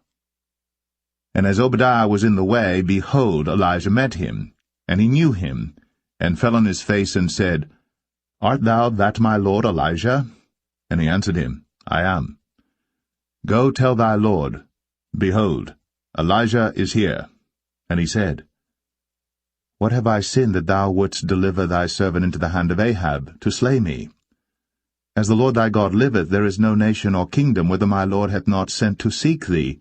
And when they said, He is not there, he took an oath of the kingdom and nation that they found thee not. And now thou sayest, Go, tell thy Lord, Behold, Elijah is here. And it shall come to pass, as soon as I am gone from thee, that the Spirit of the Lord shall carry thee whither I know not. And so when I come and tell Ahab, and he cannot find thee, he shall slay me. But I thy servant fear the Lord from my youth. Was it not told my Lord what I did when Jezebel slew the prophets of the Lord, how I hid 100 men of the Lord's prophets by 50 in a cave, and fed them with bread and water? And now thou sayest, Go, tell thy Lord, Behold, Elijah is here, and he shall slay me? And Elijah said, As the Lord of hosts liveth, before whom I stand, I will surely show myself unto him today. So Obadiah went to meet Ahab and told him. And Ahab went to meet Elijah. And it came to pass, when Ahab saw Elijah, that Ahab said unto him, Art thou he that troubleth Israel? And he answered, I have not troubled Israel, but thou and thy father's house, in that ye have forsaken the commandments of the Lord, and thou hast followed Baalim. Now therefore send and gather to me all Israel unto Mount Carmel, and the prophets of Baal 450, and the prophets of the groves 400, which eat at Jezebel's table. So Ahab sent unto all the children of Israel, and gathered the prophets together unto Mount Carmel. And Elijah came unto all the people, and said, How long halt ye between two opinions? If the Lord be God, follow him. But if Baal, then follow him. And the people answered him not a word. Then said Elijah unto the people, I, even I only, remain a prophet of the Lord. But Baal's prophets are 450 men. Let them therefore give us 2 bullocks, and let them choose 1 bullock from themselves, and cut it in pieces, and lay it on wood, and put no fire under. And I will dress the other bullock, and lay it on wood, and put no fire under. And call ye on the name of your gods, and I will call on the name of the Lord. And the God that answereth by fire, let him be God. And all the people answered and said, It is well spoken. And Elijah said unto the prophets of Baal, Choose you 1 bullock for yourselves, and dress it first, for ye are many, and call on the name of your gods, but put no fire under. And they took the bullock which was given them, and they dressed it, and called on the name of Baal from morning even until noon, saying, O Baal, hear us! But there was no voice, nor any that answered, and they leaped upon the altar which was made. And it came to pass at noon that Elijah mocked them, and said, Cry aloud, for he is a god. Either he is talking, or he is pursuing, or he is in a journey, or peradventure he sleepeth, and must be awaked. And they cried aloud, and cut themselves after their manner with knives and lancets, till the blood gushed out upon them. And it came to pass, when midday was past, and they prophesied until the time of the offering of the evening sacrifice, that there was neither voice, nor any to answer, nor any that regarded. And Elijah said unto all the people, Come near unto me. And all the people came near unto him, and he repaired the altar of the Lord that was broken down. And Elijah took 12 stones, according to the number of the tribes of the sons of Jacob, unto whom the word of the Lord came, saying, Israel shall be thy name. And with the stones he built an altar in the name of the Lord, and he made a trench about the altar, as great as would contain 2 measures of seed. And he put the wood in order, and cut the bullock in pieces, and laid him on the wood, and said, Fill 4 barrels with water, and pour it on the burnt sacrifice, and on the wood. And he said, Do it the 2nd time.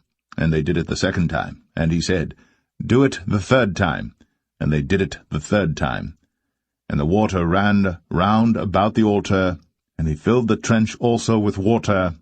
And it came to pass, at the time of the offering of the evening sacrifice, that Elijah the prophet came near and said, Lord God of Abraham, Isaac, and of Israel, let it be known this day that thou art God in Israel, and that I am thy servant, and that I have done all these things at thy word.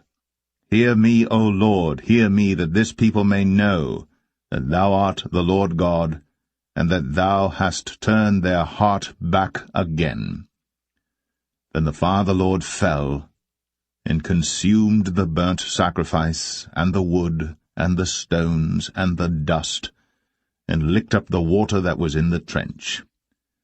And when all the people saw it, they fell on their faces, and they said, The Lord, He is the God. The Lord, He is the God.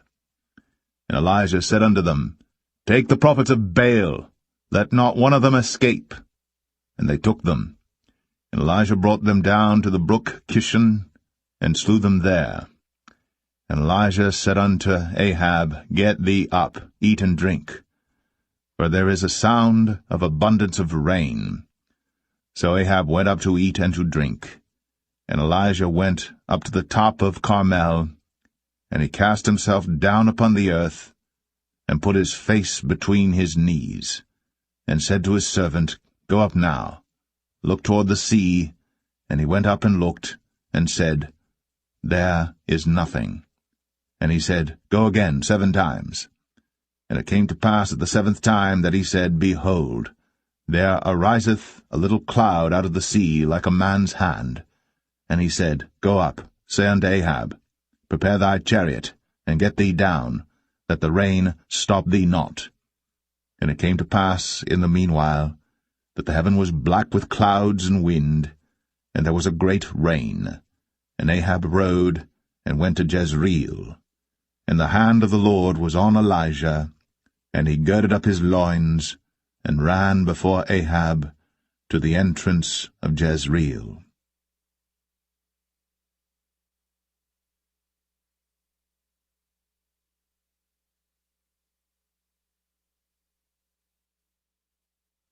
Kings 19.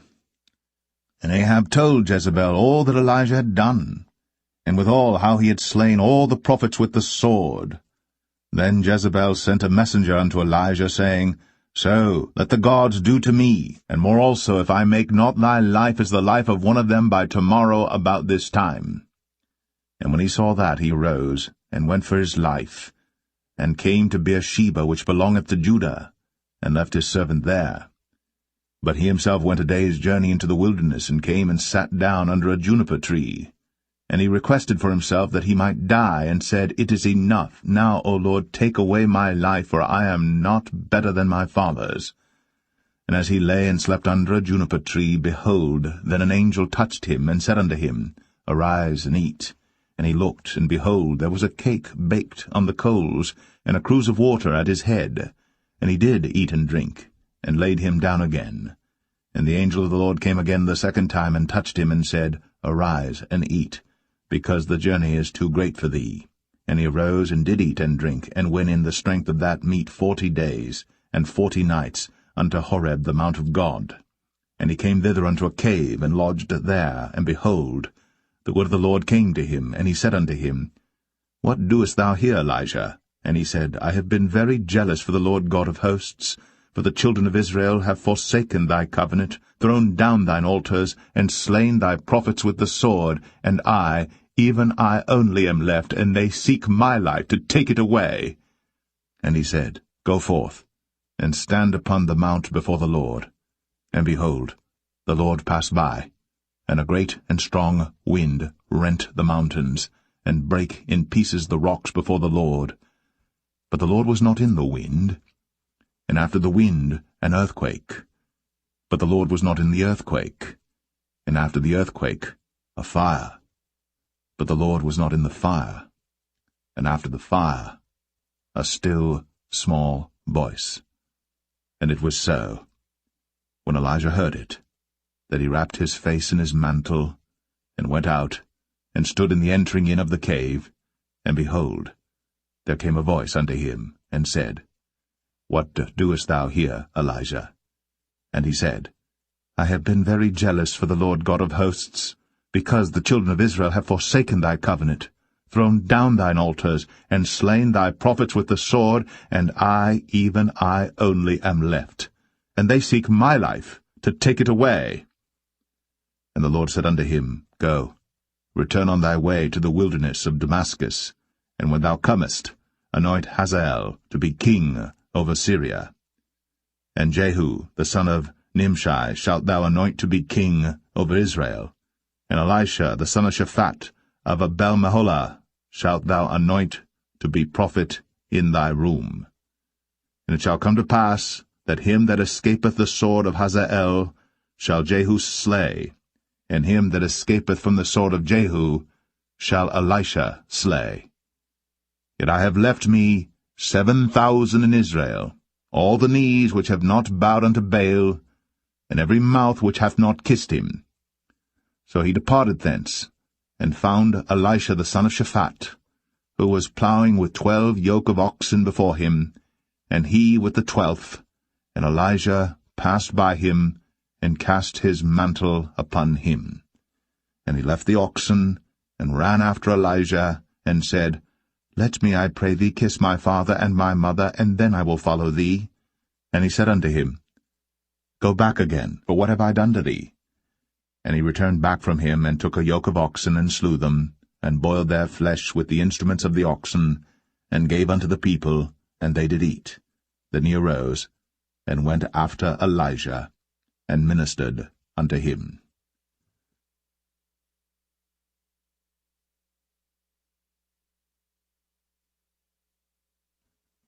1 Kings 20. And Ben-Hadad the king of Syria gathered all his host together, and there were 32 kings with him, and horses and chariots, and he went up and besieged Samaria, and warred against it. And he sent messengers to Ahab king of Israel into the city, and said unto him, Thus saith Ben-Hadad, Thy silver and thy gold is mine, thy wives also and thy children, even the goodliest, are mine.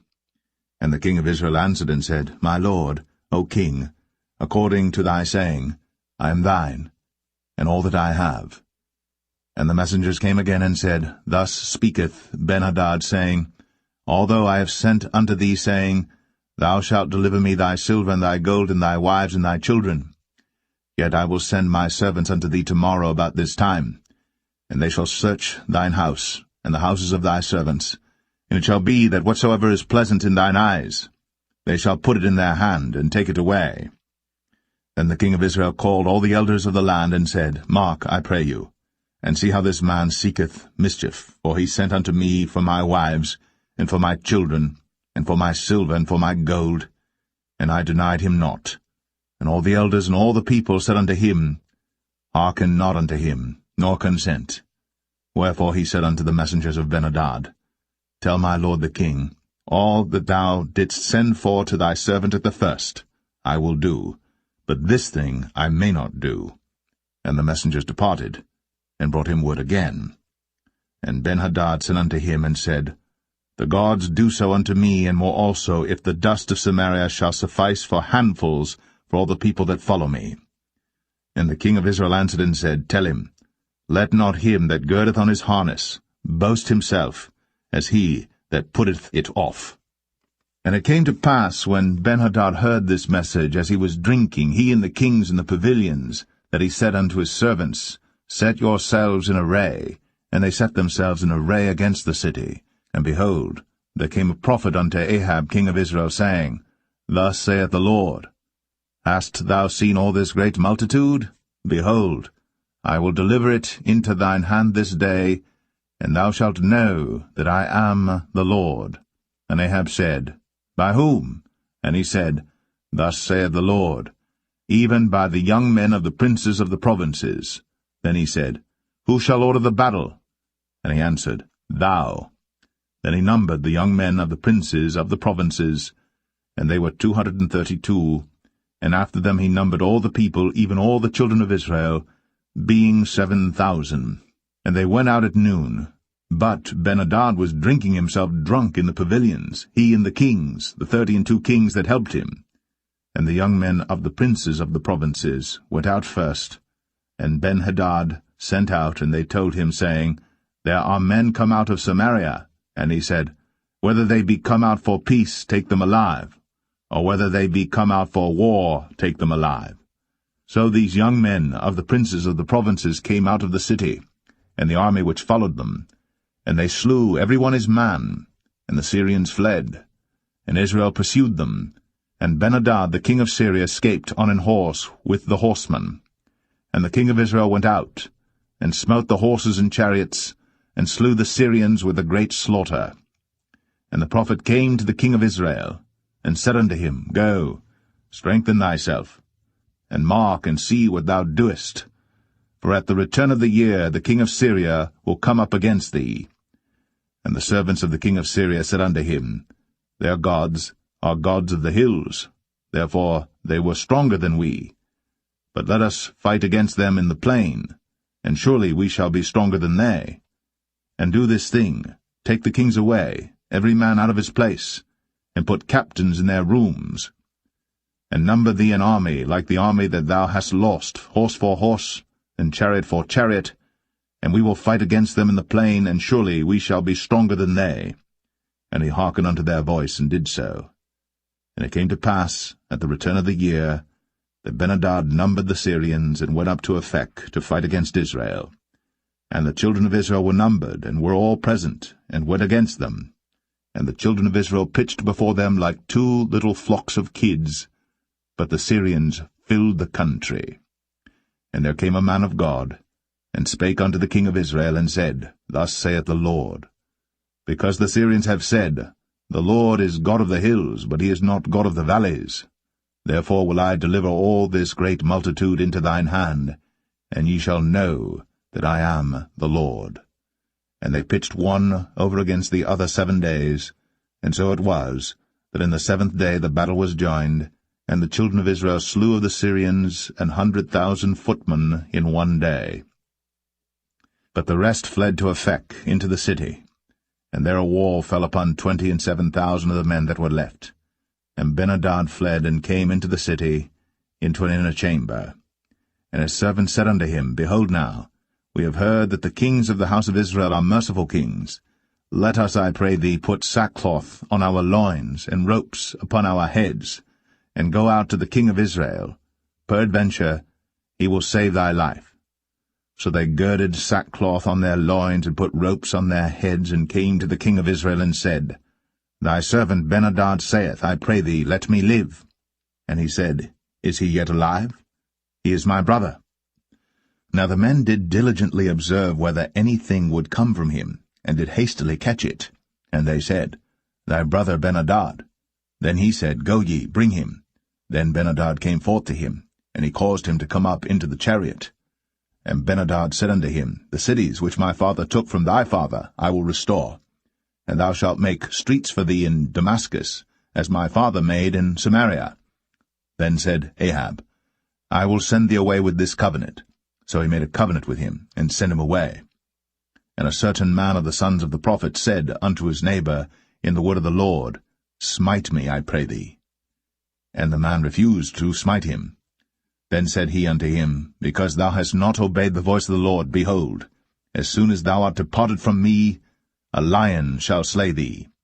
And as soon as he was departed from him, a lion found him, and slew him. Then he found another man, and said, Smite me, I pray thee. And the man smote him, so that in smiting he wounded him. So the prophet departed, and waited for the king by the way, and disguised himself with ashes upon his face. And as the king passed by, he cried unto the king, and he said, Thy servant went out into the midst of the battle, and behold, a man turned aside, and brought a man unto me, and said, Keep this man. If by any means he be missing, then shall thy life be for his life, or else thou shalt pay a talent of silver. And as thy servant was busy here and there, he was gone. And the king of Israel said unto him, So shall thy judgment be. Thyself hast decided it. And he hasted, and took the ashes away from his face. And the king of Israel discerned him that he was of the prophets. And he said unto him, Thus saith the Lord, Because thou hast let go out of thy hand a man whom I appointed to utter destruction, therefore thy life shall go for his life, and thy people for his people. And the king of Israel went to his house, heavy and displeased, and came to Samaria.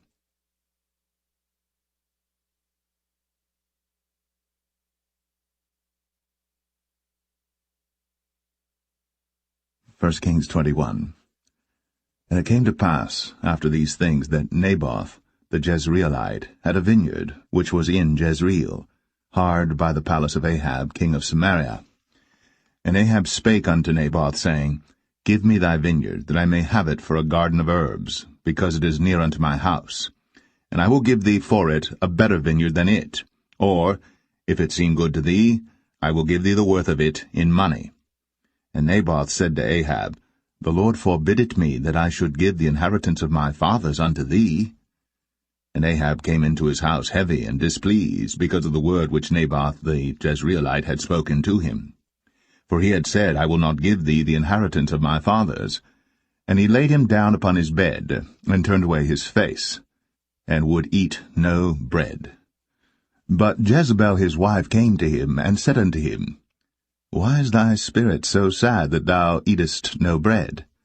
And he said unto her, Because I spake unto Naboth the Jezreelite, and said unto him, Give me thy vineyard for money, or else, if it please thee, I will give thee another vineyard for it.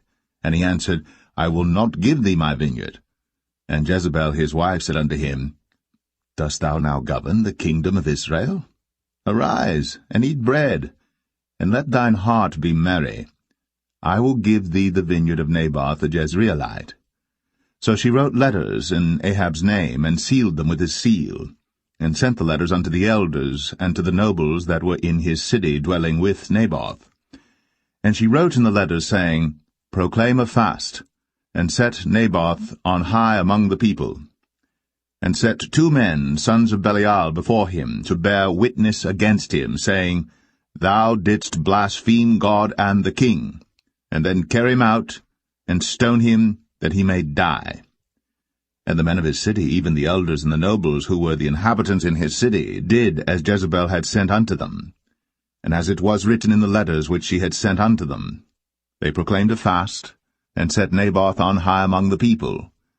And there came in 2 men, children of Belial, and sat before him.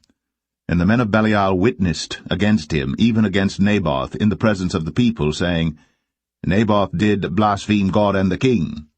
Then they carried him forth out of the city, and stoned him with stones, that he died. Then they sent to Jezebel, saying, Naboth is stoned, and is dead. And it came to pass, when Jezebel heard that Naboth was stoned, and was dead, that Jezebel said to Ahab, Arise, take possession of the vineyard of Naboth the Jezreelite, which he refused to give thee for money. For Naboth is not alive, but dead. And it came to pass, when Ahab heard that Naboth was dead, that Ahab rose up to go down to the vineyard of Naboth the Jezreelite, to take possession of it. And the word of the Lord came to Elijah the Tishbite, saying, Arise, go down to meet Ahab king of Israel, which is in Samaria. Behold, he is in the vineyard of Naboth, whither he is gone down to possess it. And thou shalt speak unto him, saying, Thus saith the Lord, Hast thou killed and also taken possession? And thou shalt speak unto him, saying, Thus saith the Lord, In the place where dogs licked the blood of Naboth shall dogs lick thy blood, even thine. And Ahab said to Elijah, Hast thou found me, O mine enemy? And he answered, I have found thee, because thou hast sold thyself to work evil in the sight of the Lord.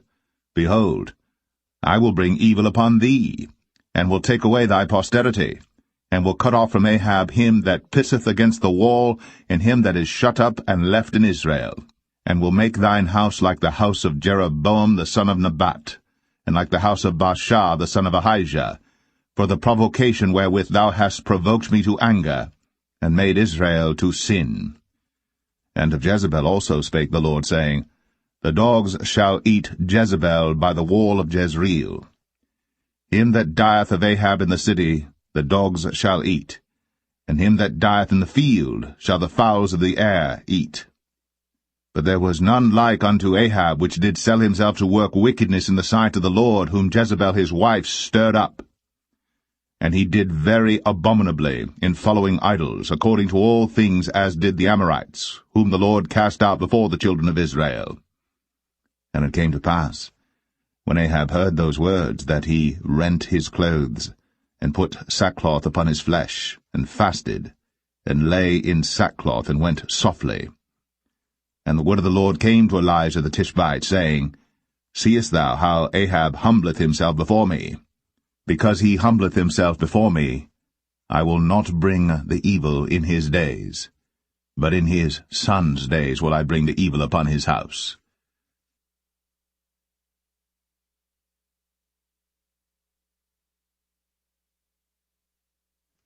First Kings 22.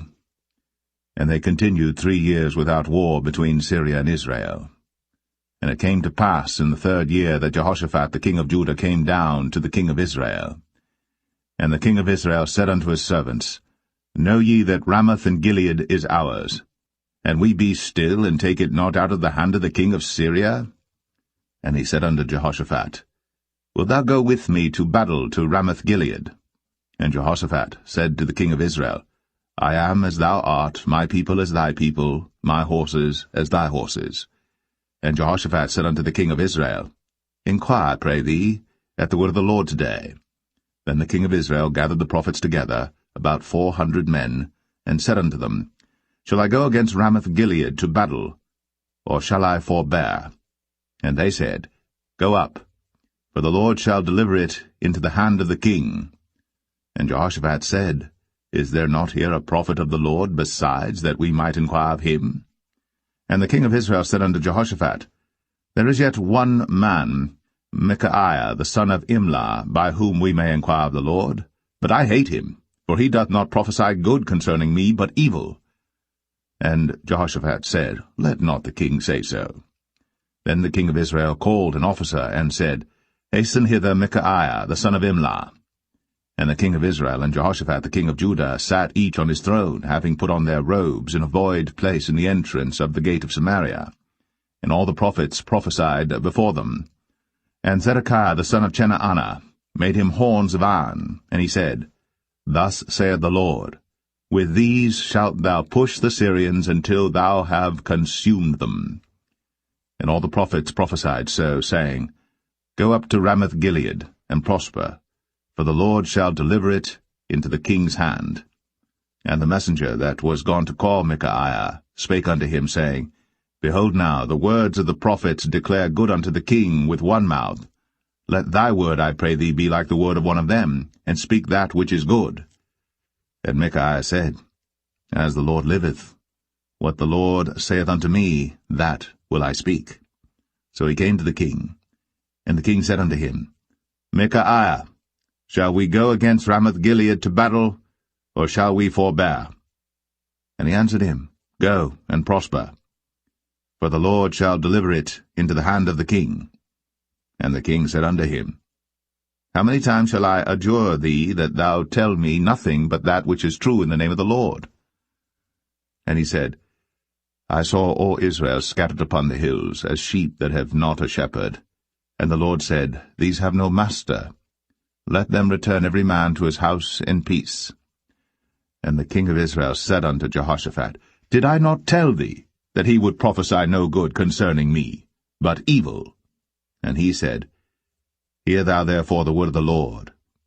I saw the Lord sitting on his throne, and all the host of heaven standing by him on his right hand and on his left. And the Lord said, Who shall persuade Ahab that he may go up and fall at Ramoth Gilead? And one said on this manner, and another said on that manner. And there came forth a spirit, and stood before the Lord, and said, I will persuade him. And the Lord said unto him, Wherewith? And he said, I will go forth, and I will be a lying spirit in the mouth of all his prophets. And he said, Thou shalt persuade him, and prevail also. Go forth, and do so.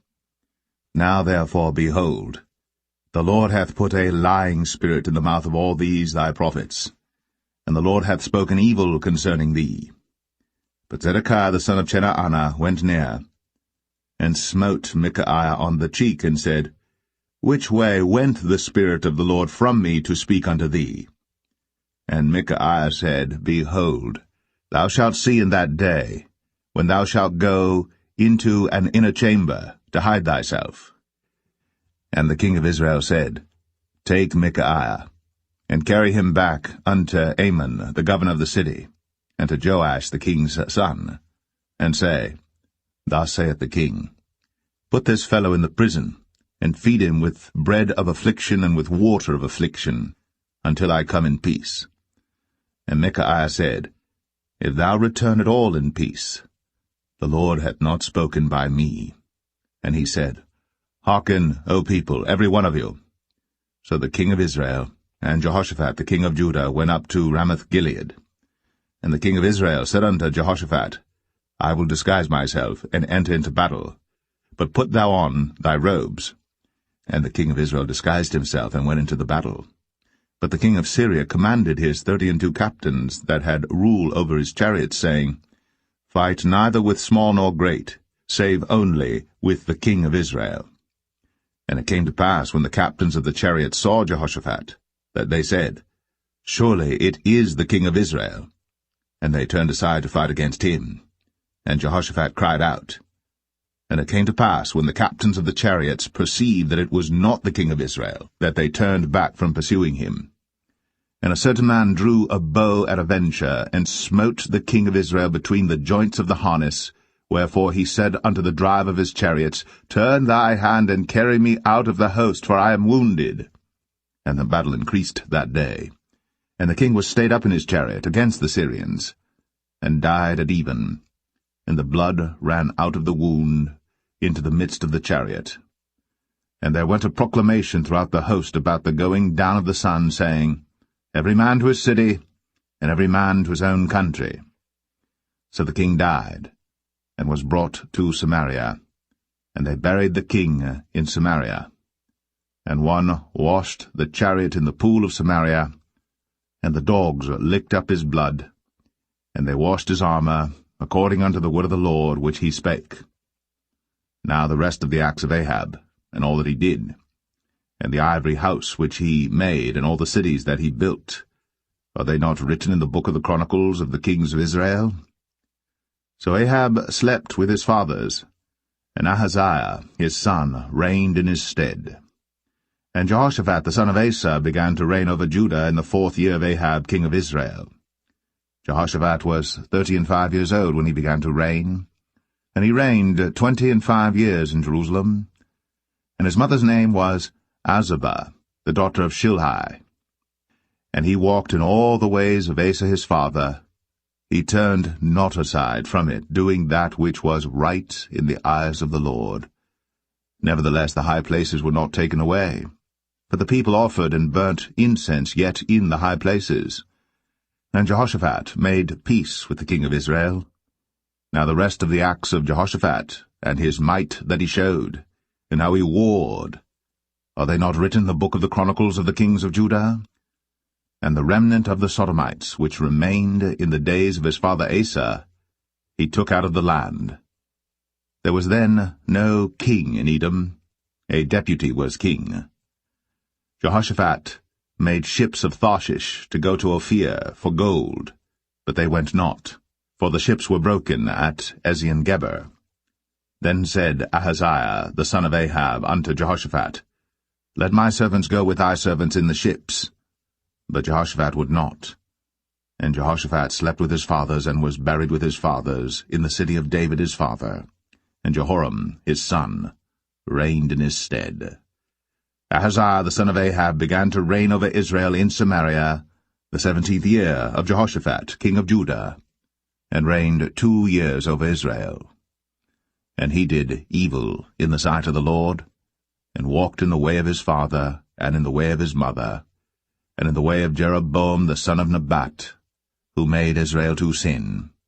For he served Baal, and worshipped him, and provoked to anger the Lord God of Israel, according to all that his father had done.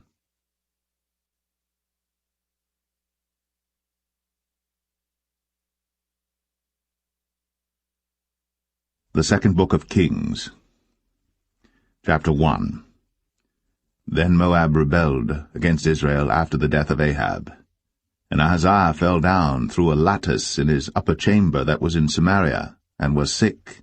And he sent messengers, and said unto them, Go, inquire of Baal-zebub, the god of Ekron, whether I shall recover of this disease. But the angel of the Lord said to Elijah the Tishbite, Arise, go up to meet the messengers of the king of Samaria, and say unto them, Is it not because there is not a God in Israel that ye go to inquire of Baal-zebub, the god of Ekron? Now therefore thus saith the Lord, Thou shalt not come down from that bed on which thou art gone up, but shalt surely die. And Elijah departed. And when the messengers turned back unto him, he said unto them, Why are ye now turned back? And they said unto him, There came a man up to meet us, and said unto us, Go, turn again unto the king that sent you, and say unto him, Thus saith the Lord, Is it not because there is not a God in Israel that thou sendest to inquire of Baal-zebub the god of Ekron? Therefore thou shalt not come down from that bed on which thou art gone up, but shalt surely die. And he said unto them, What manner of man was he which came up to meet you, and told you these words? And they answered him, He was an hairy man, and girt with a girdle of leather about his loins. And he said, It is Elijah the Tishbite. Then the king sent unto him a captain of 50 with his 50. And he went up to him, and behold, he sat on the top of an hill. And he spake unto him, Thou man of God, the king hath said, Come down.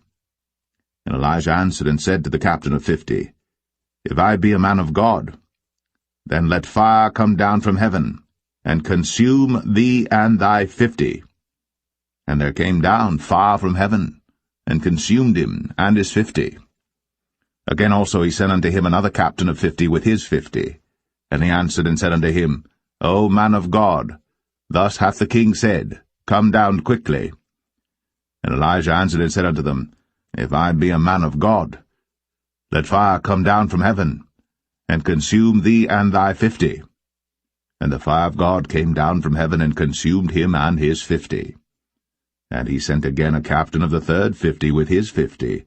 And the third captain of the 50 went up, and came and fell on his knees before Elijah, and besought him, and said unto him, O man of God, I pray thee, let my life and the life of these 50 thy servants be precious in thy sight.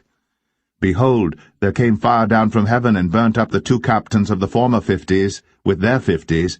Therefore let my life now be precious in thy sight. And the angel of the Lord said unto Elijah, Go down with him, be not afraid of him. And he arose, and went down with him unto the king. And he said unto him, Thus saith the Lord, Forasmuch as thou hast sent messengers to inquire of Baal-zebub the god of Ekron, is it not because there is no God in Israel to inquire of his word? Therefore thou shalt not come down off that bed on which thou art gone up, but shalt surely die. So he died according to the word of the Lord which Elijah had spoken. And Jehoram reigned in his stead in the 2nd year of Jehoram the son of Jehoshaphat king of Judah, because he had no son. Now the rest of the acts of Ahaziah which he did, are they not written in the book of the Chronicles of the kings of Israel?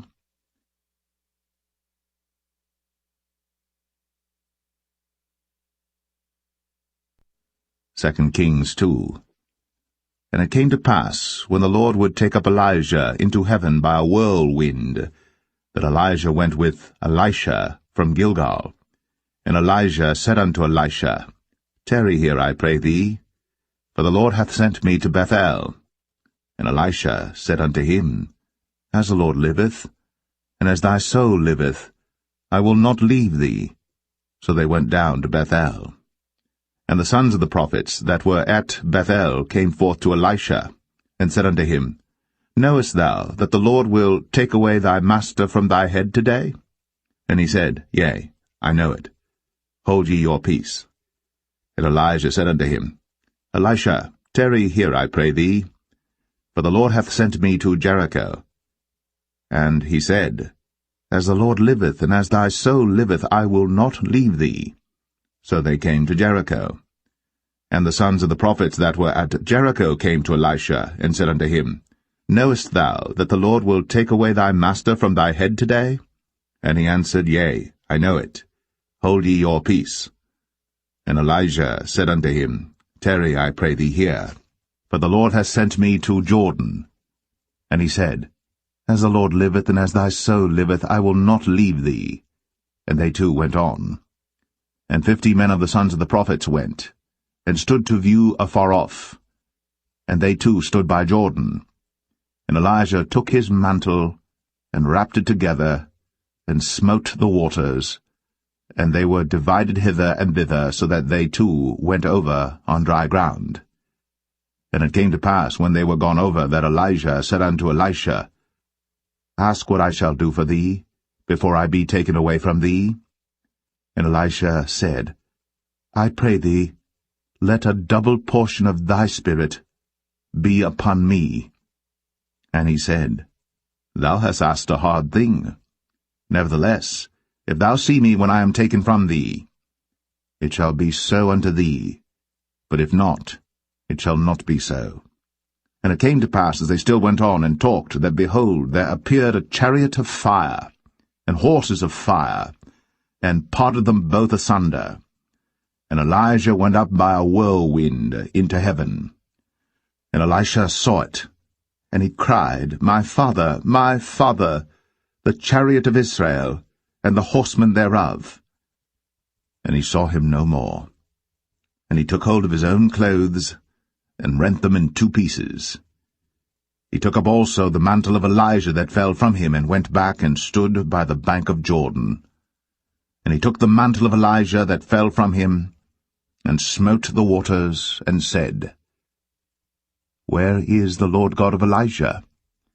And when he also had smitten the waters, they parted hither and thither, and Elisha went over. And when the sons of the prophets, which were to view at Jericho, saw him, they said, The spirit of Elijah doth rest on Elisha. And they came to meet him, and bowed themselves to the ground before him. And they said unto him, Behold now, there be with thy servants 50 strong men. Let them go, we pray thee, and seek thy master, lest peradventure the Spirit of the Lord hath taken him up, and cast him upon some mountain, or into some valley. And he said, Ye shall not send. And when they urged him till he was ashamed, he said, Send. They sent therefore 50 men, and they sought 3 days, but found him not. And when they came again to him, for he tarried at Jericho, he said unto them, Did I not say unto you, Go not? And the men of the city said unto Elisha, Behold, I pray thee, the situation of this city is pleasant, as my Lord seeth, but the water is not, and the ground barren. And he said, Bring me a new cruse, and put salt therein. And they brought it to him. And he went forth unto the spring of the waters, and cast the salt in there, and said, Thus saith the Lord, I have healed these waters. There shall not be from thence any more death or barren land. So the waters were healed unto this day, according to the saying of Elisha which he spake. And he went up from thence unto Bethel, and as he was going up by the way, there came forth little children out of the city, and mocked him, and said unto him, Go up, thou bald head, go up, thou bald head. And he turned back, and looked on them, and cursed them in the name of the Lord. And there came forth 2 she-bears out of the wood, and tare 42 children of them. And he went from thence to Mount Carmel, and from thence he returned to Samaria.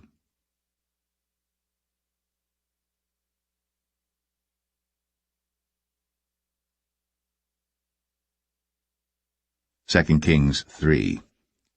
Now Jehoram the son of Ahab began to reign over Israel in Samaria the 18th year of Jehoshaphat king of Judah, and reigned 12 years. And he wrought evil in the sight of the Lord, but not like his father and like his mother, for he put away the image of Baal that his father had made. Nevertheless he cleaved unto the sins of Jeroboam the son of Nebat, which made Israel to sin. He departed not therefrom. And Mesha king of Moab was a sheepmaster, and rendered unto the king of Israel 100,000 lambs and 100,000 rams with the wool. But it came to pass, when Ahab was dead, that the king of Moab rebelled against the king of Israel. And King Jehoram went out of Samaria the same time, and numbered all Israel. And he went and sent to Jehoshaphat the king of Judah, saying, The king of Moab hath rebelled against me. Wilt thou go with me against Moab to battle? And he said, I will go up. I am as thou art, my people as thy people, and my horses as thy horses. And he said, Which way shall we go up? And he answered, The way through the wilderness of Edom. So the king of Israel went, and the king of Judah, and the king of Edom, and they fetched a compass of 7 days' journey, and there was no water for the host, and for the cattle that followed them. And the king of Israel said, Alas, that the Lord hath called these 3 kings together to deliver them into the hand of Moab. But Jehoshaphat said, Is there not here a prophet of the Lord, that we may inquire of the Lord by him? And one of the king of Israel's servants answered and said, Here is Elisha the son of Shaphat, which poured water on the hands of Elijah. And Jehoshaphat said, The word of the Lord is with him. So the king of Israel and Jehoshaphat and the king of Edom went down to him. And Elisha said unto the king of Israel, What have I to do with thee? Get thee to the prophets of thy father, and to the prophets of thy mother.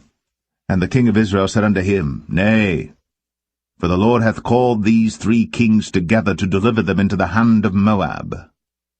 And Elisha said, As the Lord of hosts liveth, before whom I stand, surely, were it not that I regard the presence of Jehoshaphat the king of Judah, I would not look toward thee, nor see thee.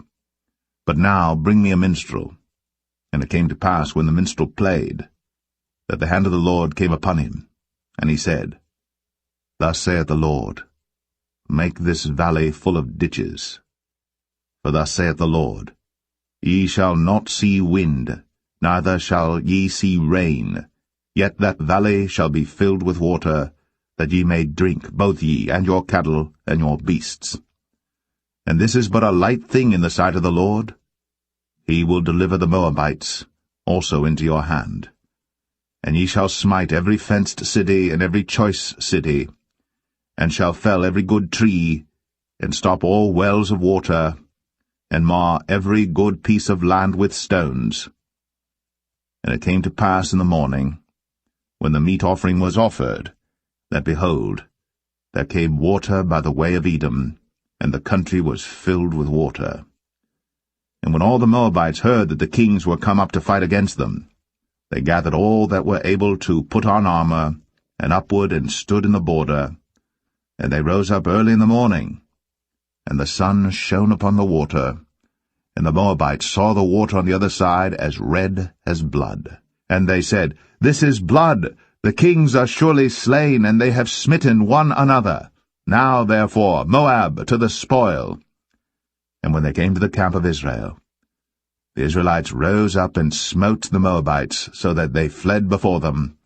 But they went forward, smiting the Moabites, even in their country. And they beat down the cities, and on every good piece of land cast every man his stone, and filled it. And they stopped all the wells of water, and felled all the good trees. Only in Kir Haraseth left they the stones thereof. Howbeit the slingers went about it, and smote it. And when the king of Moab saw that the battle was too sore for him, he took with him 700 men that drew swords, to break through even unto the kings of Edom, but they could not.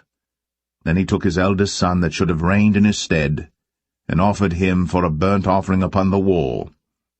And there was great indignation against Israel, and they departed from him, and returned to their own land.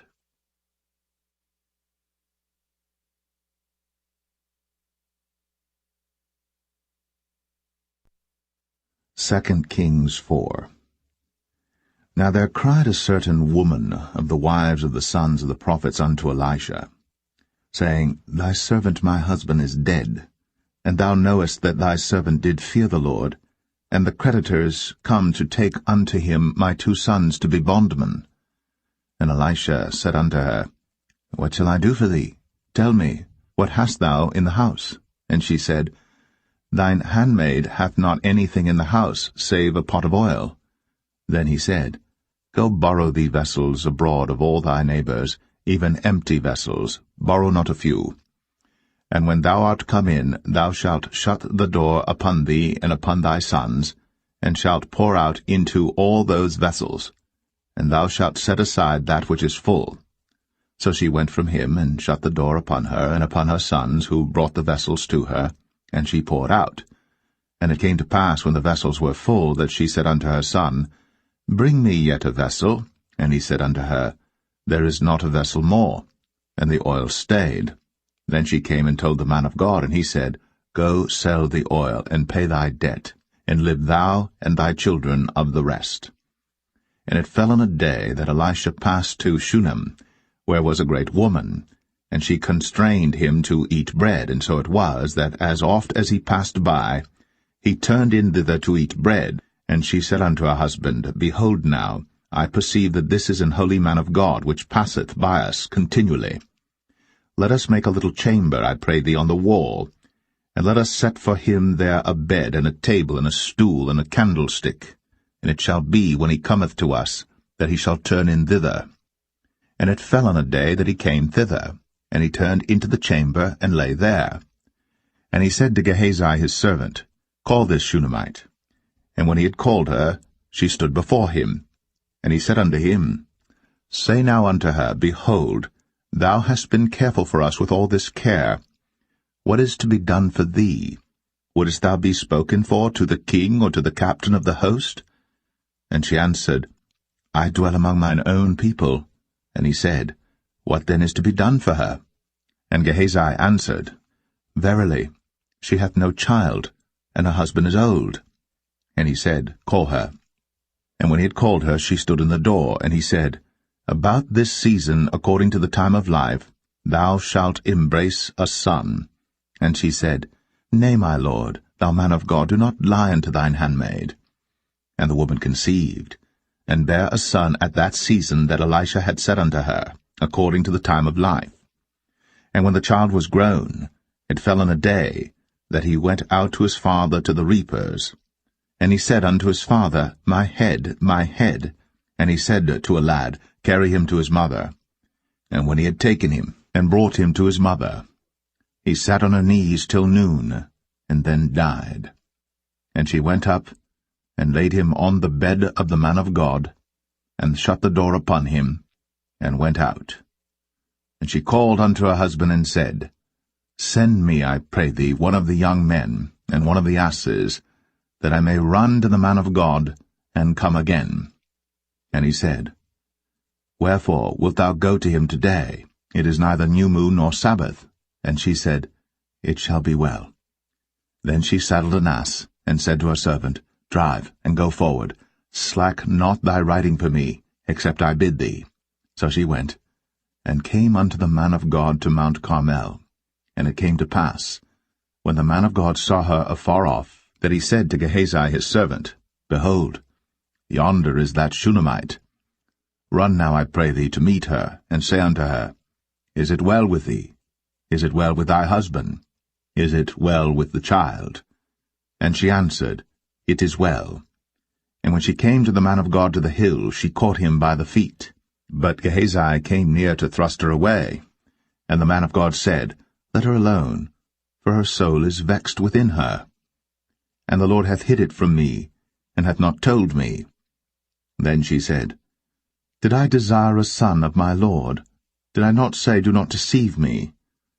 Then he said to Gehazi, Gird up thy loins, and take my staff in thine hand, and go thy way. If thou meet any man, salute him not, and if any salute thee, answer him not again. And lay my staff upon the face of the child. And the mother of the child said, As the Lord liveth, and as thy soul liveth, I will not leave thee. And he arose and followed her. And Gehazi passed on before them, and laid the staff upon the face of the child. But there was neither voice nor hearing. Wherefore he went again to meet him, and told him, saying, The child is not awaked. And when Elisha was come into the house, behold, the child was dead, and laid upon his bed. He went in therefore, and shut the door upon them twain, and prayed unto the Lord. And he went up and lay upon the child, and put his mouth upon his mouth, and his eyes upon his eyes, and his hands upon his hands, and he stretched himself upon the child, and the flesh of the child waxed warm. Then he returned, and walked in the house to and fro, and went up and stretched himself upon him, and the child sneezed 7 times. And the child opened his eyes. And he called Gehazi, and said, Call this Shunammite. So he called her. And when she was come in unto him, he said, Take up thy son. Then she went in, and fell at his feet, and bowed herself to the ground, and took up her son, and went out. And Elisha came again to Gilgal, and there was a dearth in the land. And the sons of the prophets were sitting before him. And he said unto his servant, Set on the great pot, and seethe porridge for the sons of the prophets. And one went out into the field to gather herbs, and found a wild vine, and gathered thereof wild gourds his lapful, and came and shred them into the pot of pottage, for they knew them not. So they poured out for the men to eat, and it came to pass as they were eating of the pottage, that they cried out and said, O thou man of God, there is death in the pot, and they could not eat thereof. But he said, Then bring meal. And he cast it into the pot, and he said, Pour out for the people, that they may eat. And there was no harm in the pot. And there came a man from Baal-Shalisha, and brought the man of God bread of the first fruits, 20 loaves of barley, and full ears of corn in the husk thereof. And he said, Give unto the people, that they may eat. And his servitor said, What, should I set this before 100 men? He said again, Give the people, that they may eat. For thus saith the Lord, They shall eat, and shall leave thereof. So he set it before them, and they did eat, and left thereof, according to the word of the Lord.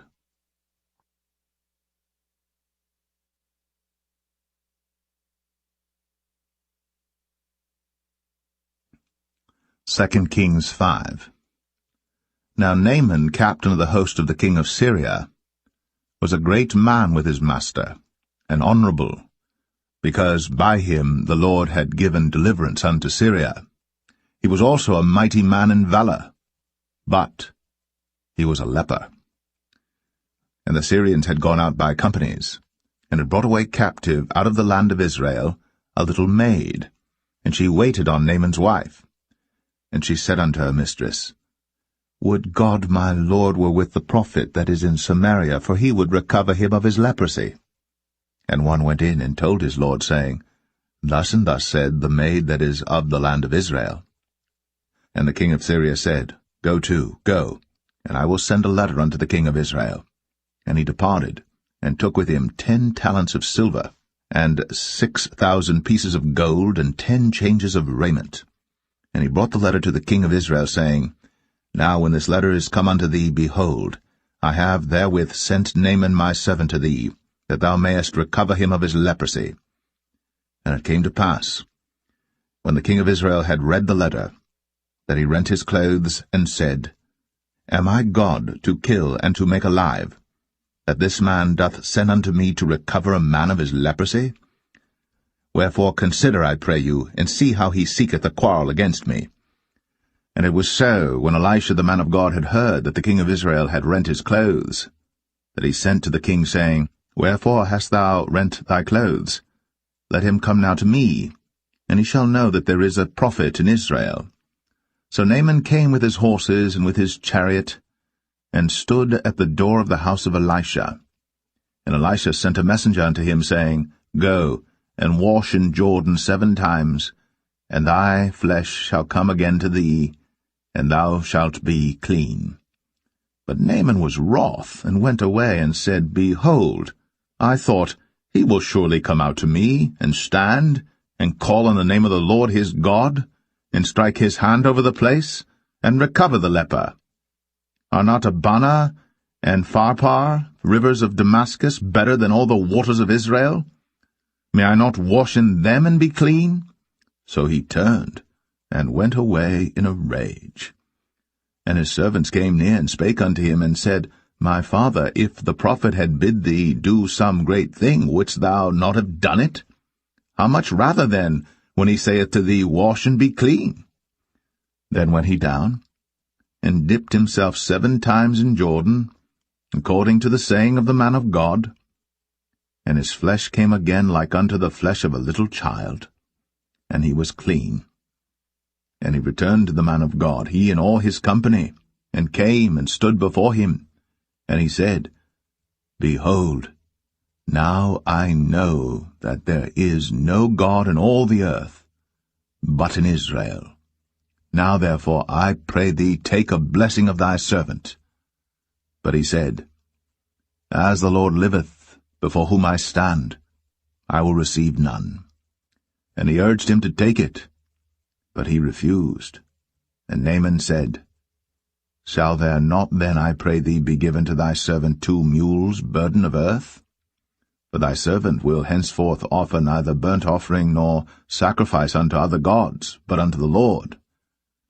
In this thing the Lord pardon thy servant, that when my master goeth into the house of Rimmon to worship there, and he leaneth on my hand, and I bow myself in the house of Rimmon, when I bow down myself in the house of Rimmon, the Lord pardon thy servant in this thing. And he said unto him, Go in peace. So he departed from him a little way. But Gehazi, the servant of Elisha, the man of God, said, Behold, my master hath spared Naaman this Syrian in not receiving at his hands that which he brought. But as the Lord liveth, I will run after him, and take somewhat of him. So Gehazi followed after Naaman. And when Naaman saw him running after him, he lighted down from the chariot to meet him, and said, Is all well? And he said, All is well. My master hath sent me, saying, Behold, even now there be come to me from Mount Ephraim 2 young men of the sons of the prophets. Give them, I pray thee, a talent of silver, and 2 changes of garments. And Naaman said, Be content, take 2 talents. And he urged him, and bound 2 talents of silver in 2 bags, with 2 changes of garments, and laid them upon 2 of his servants, and they bare them before him. And when he came to the tower, he took them from their hand, and bestowed them in the house. And he let the men go, and they departed. But he went in, and stood before his master. And Elisha said unto him, Whence comest thou, Gehazi? And he said, Thy servant went no whither. And he said unto him, Went not mine heart with thee, when the man turned again from his chariot to meet thee? Is it a time to receive money, and to receive garments and oliveyards, and vineyards, and sheep, and oxen, and men-servants, and maidservants? The leprosy therefore of Naaman shall cleave unto thee, and unto thy seed for ever. And he went out from his presence, a leper as white as snow.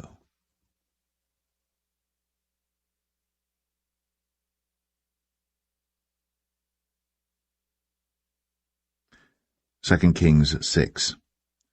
And the sons of the prophets said unto Elisha, Behold now, the place where we dwell with thee is too strait for us. Let us go, we pray thee, unto Jordan, and take thence every man a beam, and let us make a place there where we may dwell. And he answered, Go ye.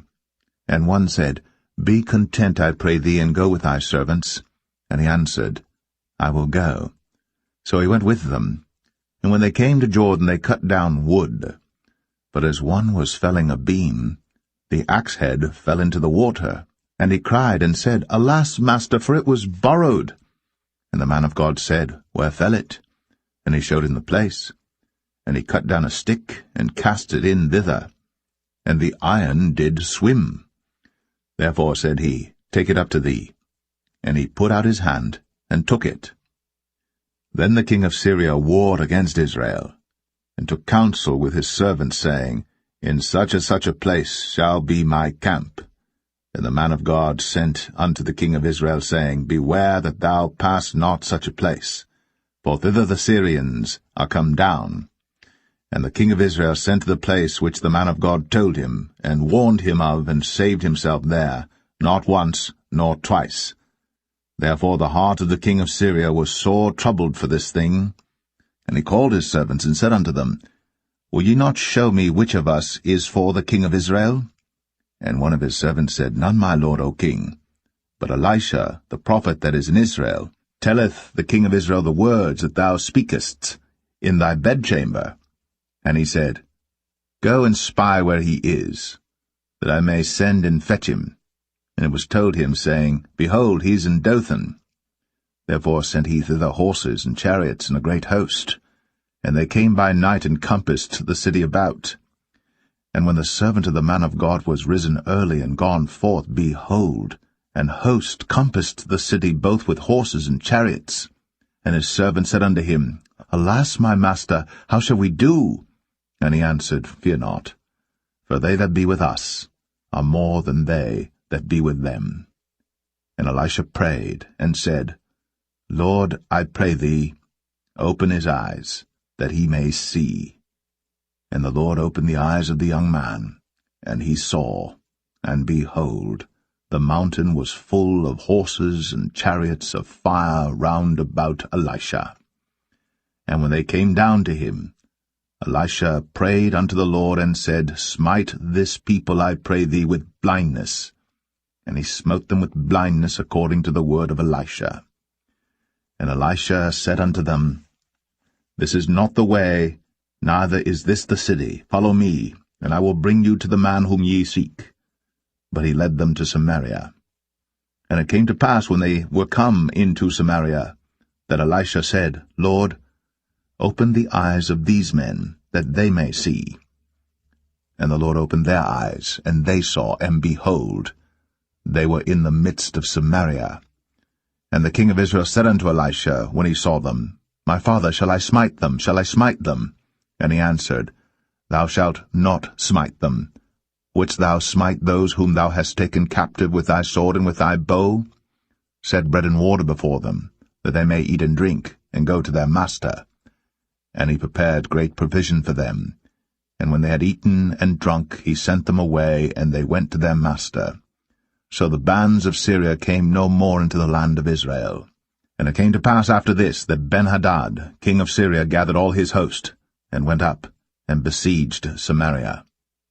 And there was a great famine in Samaria, and behold, they besieged it, until an ass's head was sold for 80 pieces of silver, and the 4th part of a cab of dove's dung for 5 pieces of silver. And as the king of Israel was passing by upon the wall, they cried a woman unto him, saying, Help my lord, O king. And he said, If the Lord do not help thee, whence shall I help thee? Out of the barn floor, out of the winepress? And the king said unto her, What aileth thee? And she answered, This woman said unto me, Give thy son, that we may eat him today, and we will eat my son tomorrow. So we boiled my son, and did eat him. And I said unto her on the next day, Give thy son, that we may eat him. And she hath hid her son. And it came to pass, when the king heard the words of the woman, that he rent his clothes, and he passed by upon the wall. And the people looked, and behold, he had sackcloth within upon his flesh. Then he said, God do so, and more also to me, if the head of Elisha the son of Shaphat shall stand on him this day.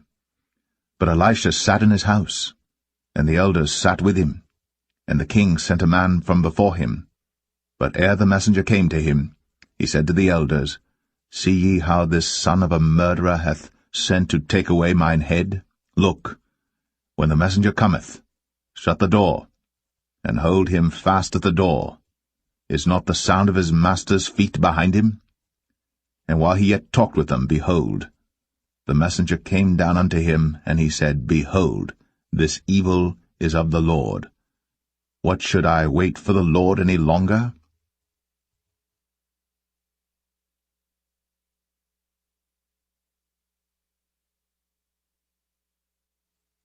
Second Kings 7. Then Elisha said, Hear ye the word of the Lord. Thus saith the Lord, Tomorrow about this time shall a measure of fine flour be sold for a shekel, and 2 measures of barley for a shekel, in the gate of Samaria. Then a lord, on whose hand the king leaned, answered the man of God, and said, Behold, if the Lord would make windows in heaven, might this thing be? And he said, Behold, thou shalt see it with thine eyes, but shalt not eat thereof. And there were 4 leprous men at the entering in of the gate, and they said one to another, Why sit we here until we die? If we say we will enter into the city, then the famine is in the city, and we shall die there. And if we sit still here, we die also. Now therefore come, and let us fall unto the host of the Syrians. If they save us alive, we shall live, and if they kill us, we shall but die. And they rose up in the twilight, to go unto the camp of the Syrians. And when they were come to the uttermost part of the camp of Syria, behold, there was no man there. For the Lord had made the host of the Syrians to hear a noise of chariots, and a noise of horses, even the noise of a great host. And they said one to another, Lo, the king of Israel hath hired against us the kings of the Hittites, and the kings of the Egyptians, to come upon us. Wherefore they arose and fled in the twilight, and left their tents and their horses and their asses, even the camp as it was, and fled for their life. And when these lepers came to the uttermost part of the camp, they went into one tent, and did eat and drink, and carried thence silver and gold and raiment, and went and hid it, and came again, and entered into another tent, and carried thence also, and went and hid it. Then they said one to another, We do not well. This day is a day of good tidings, and we hold our peace. If we tarry till the morning light, some mischief will come upon us. Now therefore come, that we may go and tell the king's household. So they came and called unto the port of the city. And they told them, saying, We came to the camp of the Syrians, and behold, there was no man there, neither voice of man, but horses tied and asses tied, and the tents as they were. And he called the porters, and they told it to the king's house within. And the king arose in the night, and said unto his servants, I will now show you what the Syrians have done to us. They know that we be hungry, therefore are they gone out of the camp to hide themselves in the field, saying, When they come out of the city we shall catch them alive, and get into the city. And one of his servants answered and said, Let some take, I pray thee, 5 of the horses that remain, which are left in the city. Behold, they are as all the multitude of Israel that are left in it. Behold, I say, they are even as all the multitude of the Israelites that are consumed. And let us send and see. They took therefore 2 chariot horses, and the king sent after the host of the Syrians, saying, Go and see. And they went after them unto Jordan, and lo, all the way was full of garments and vessels, which the Syrians had cast away in their haste. And the messengers returned, and told the king.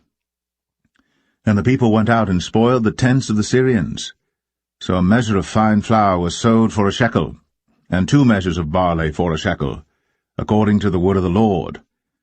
And the king appointed the Lord on whose hand he leaned to have the charge of the gate. And the people trod upon him in the gate, and he died, as the man of God had said, who spake when the king came down to him. And it came to pass, as the man of God had spoken to the king, saying, 2 measures of barley for a shekel, and a measure of fine flour for a shekel, shall be tomorrow about this time in the gate of Samaria. And that Lord answered the man of God, and said, Now behold, if the Lord should make windows in heaven, might such a thing be? And he said, Behold, thou shalt see it with thine eyes, but shalt not eat thereof. And so it fell out unto him, for the people trod upon him in the gate, and he died.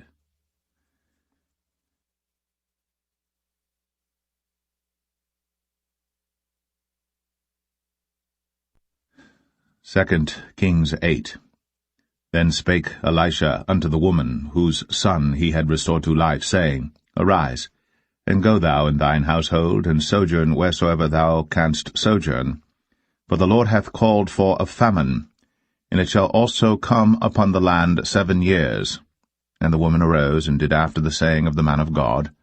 And she went with her household, and sojourned in the land of the Philistines 7 years. And it came to pass at the 7 years' end, that the woman returned out of the land of the Philistines, and she went forth to cry unto the king for her house and for her land. And the king talked with Gehazi, the servant of the man of God, saying, Tell me, I pray thee, all the great things that Elisha hath done. And it came to pass, as he was telling the king how he had restored a dead body to life, that, behold, the woman, whose son he had restored to life, cried to the king for her house and for her land. And Gehazi said, My lord, O king, this is the woman, and this is her son, whom Elisha restored to life. And when the king asked the woman, she told him. So the king appointed unto her a certain officer, saying, Restore all that was hers, and all the fruits of the field, since the day that she left the land, even until now. And Elisha came to Damascus, and Ben-Hadad the king of Syria was sick, And it was told him, saying, The man of God is come hither. And the king said unto Hazael, Take a present in thine hand, and go, meet the man of God, and inquire of the Lord by him, saying, Shall I recover of this disease? So Hazael went to meet him, and took a present with him, even of every good thing of Damascus, 40 camels' burden, and came and stood before him, and said, Thy son Ben-Hadad, king of Syria, hath sent me to thee, saying, Shall I recover of this disease? And Elisha said unto him, Go, say unto him, Thou mayest certainly recover. Howbeit, the Lord hath shown me that he shall surely die. And he settled his countenance steadfastly, until he was ashamed, and the man of God wept. And Hazael said, Why weepeth my lord? And he answered, Because I know the evil that thou wilt do unto the children of Israel. Their strongholds wilt thou set on fire, and their young men wilt thou slay with the sword, and wilt dash their children, and rip up their women with child. And Hazael said, But what, is thy servant a dog, that he should do this great thing? And Elisha answered, The Lord hath shown me that thou shalt be king over Syria. So he departed from Elisha, and came to his master, who said to him, What said Elisha to thee? And he answered, He told me that thou shouldst surely recover. And it came to pass on the morrow that he took a thick cloth, and dipped it in water, and spread it on his face, so that he died. And Hazael reigned in his stead. And in the 5th year of Joram, the son of Ahab, king of Israel, Jehoshaphat being then king of Judah, Jehoram, the son of Jehoshaphat, king of Judah, began to reign. 32 years old was he when he began to reign, and he reigned 8 years in Jerusalem. And he walked in the way of the kings of Israel, as did the house of Ahab, for the daughter of Ahab was his wife, and he did evil in the sight of the Lord. Yet the Lord would not destroy Judah for David his servant's sake, as he promised him to give him always a light unto his children. In his days Edom revolted from under the hand of Judah,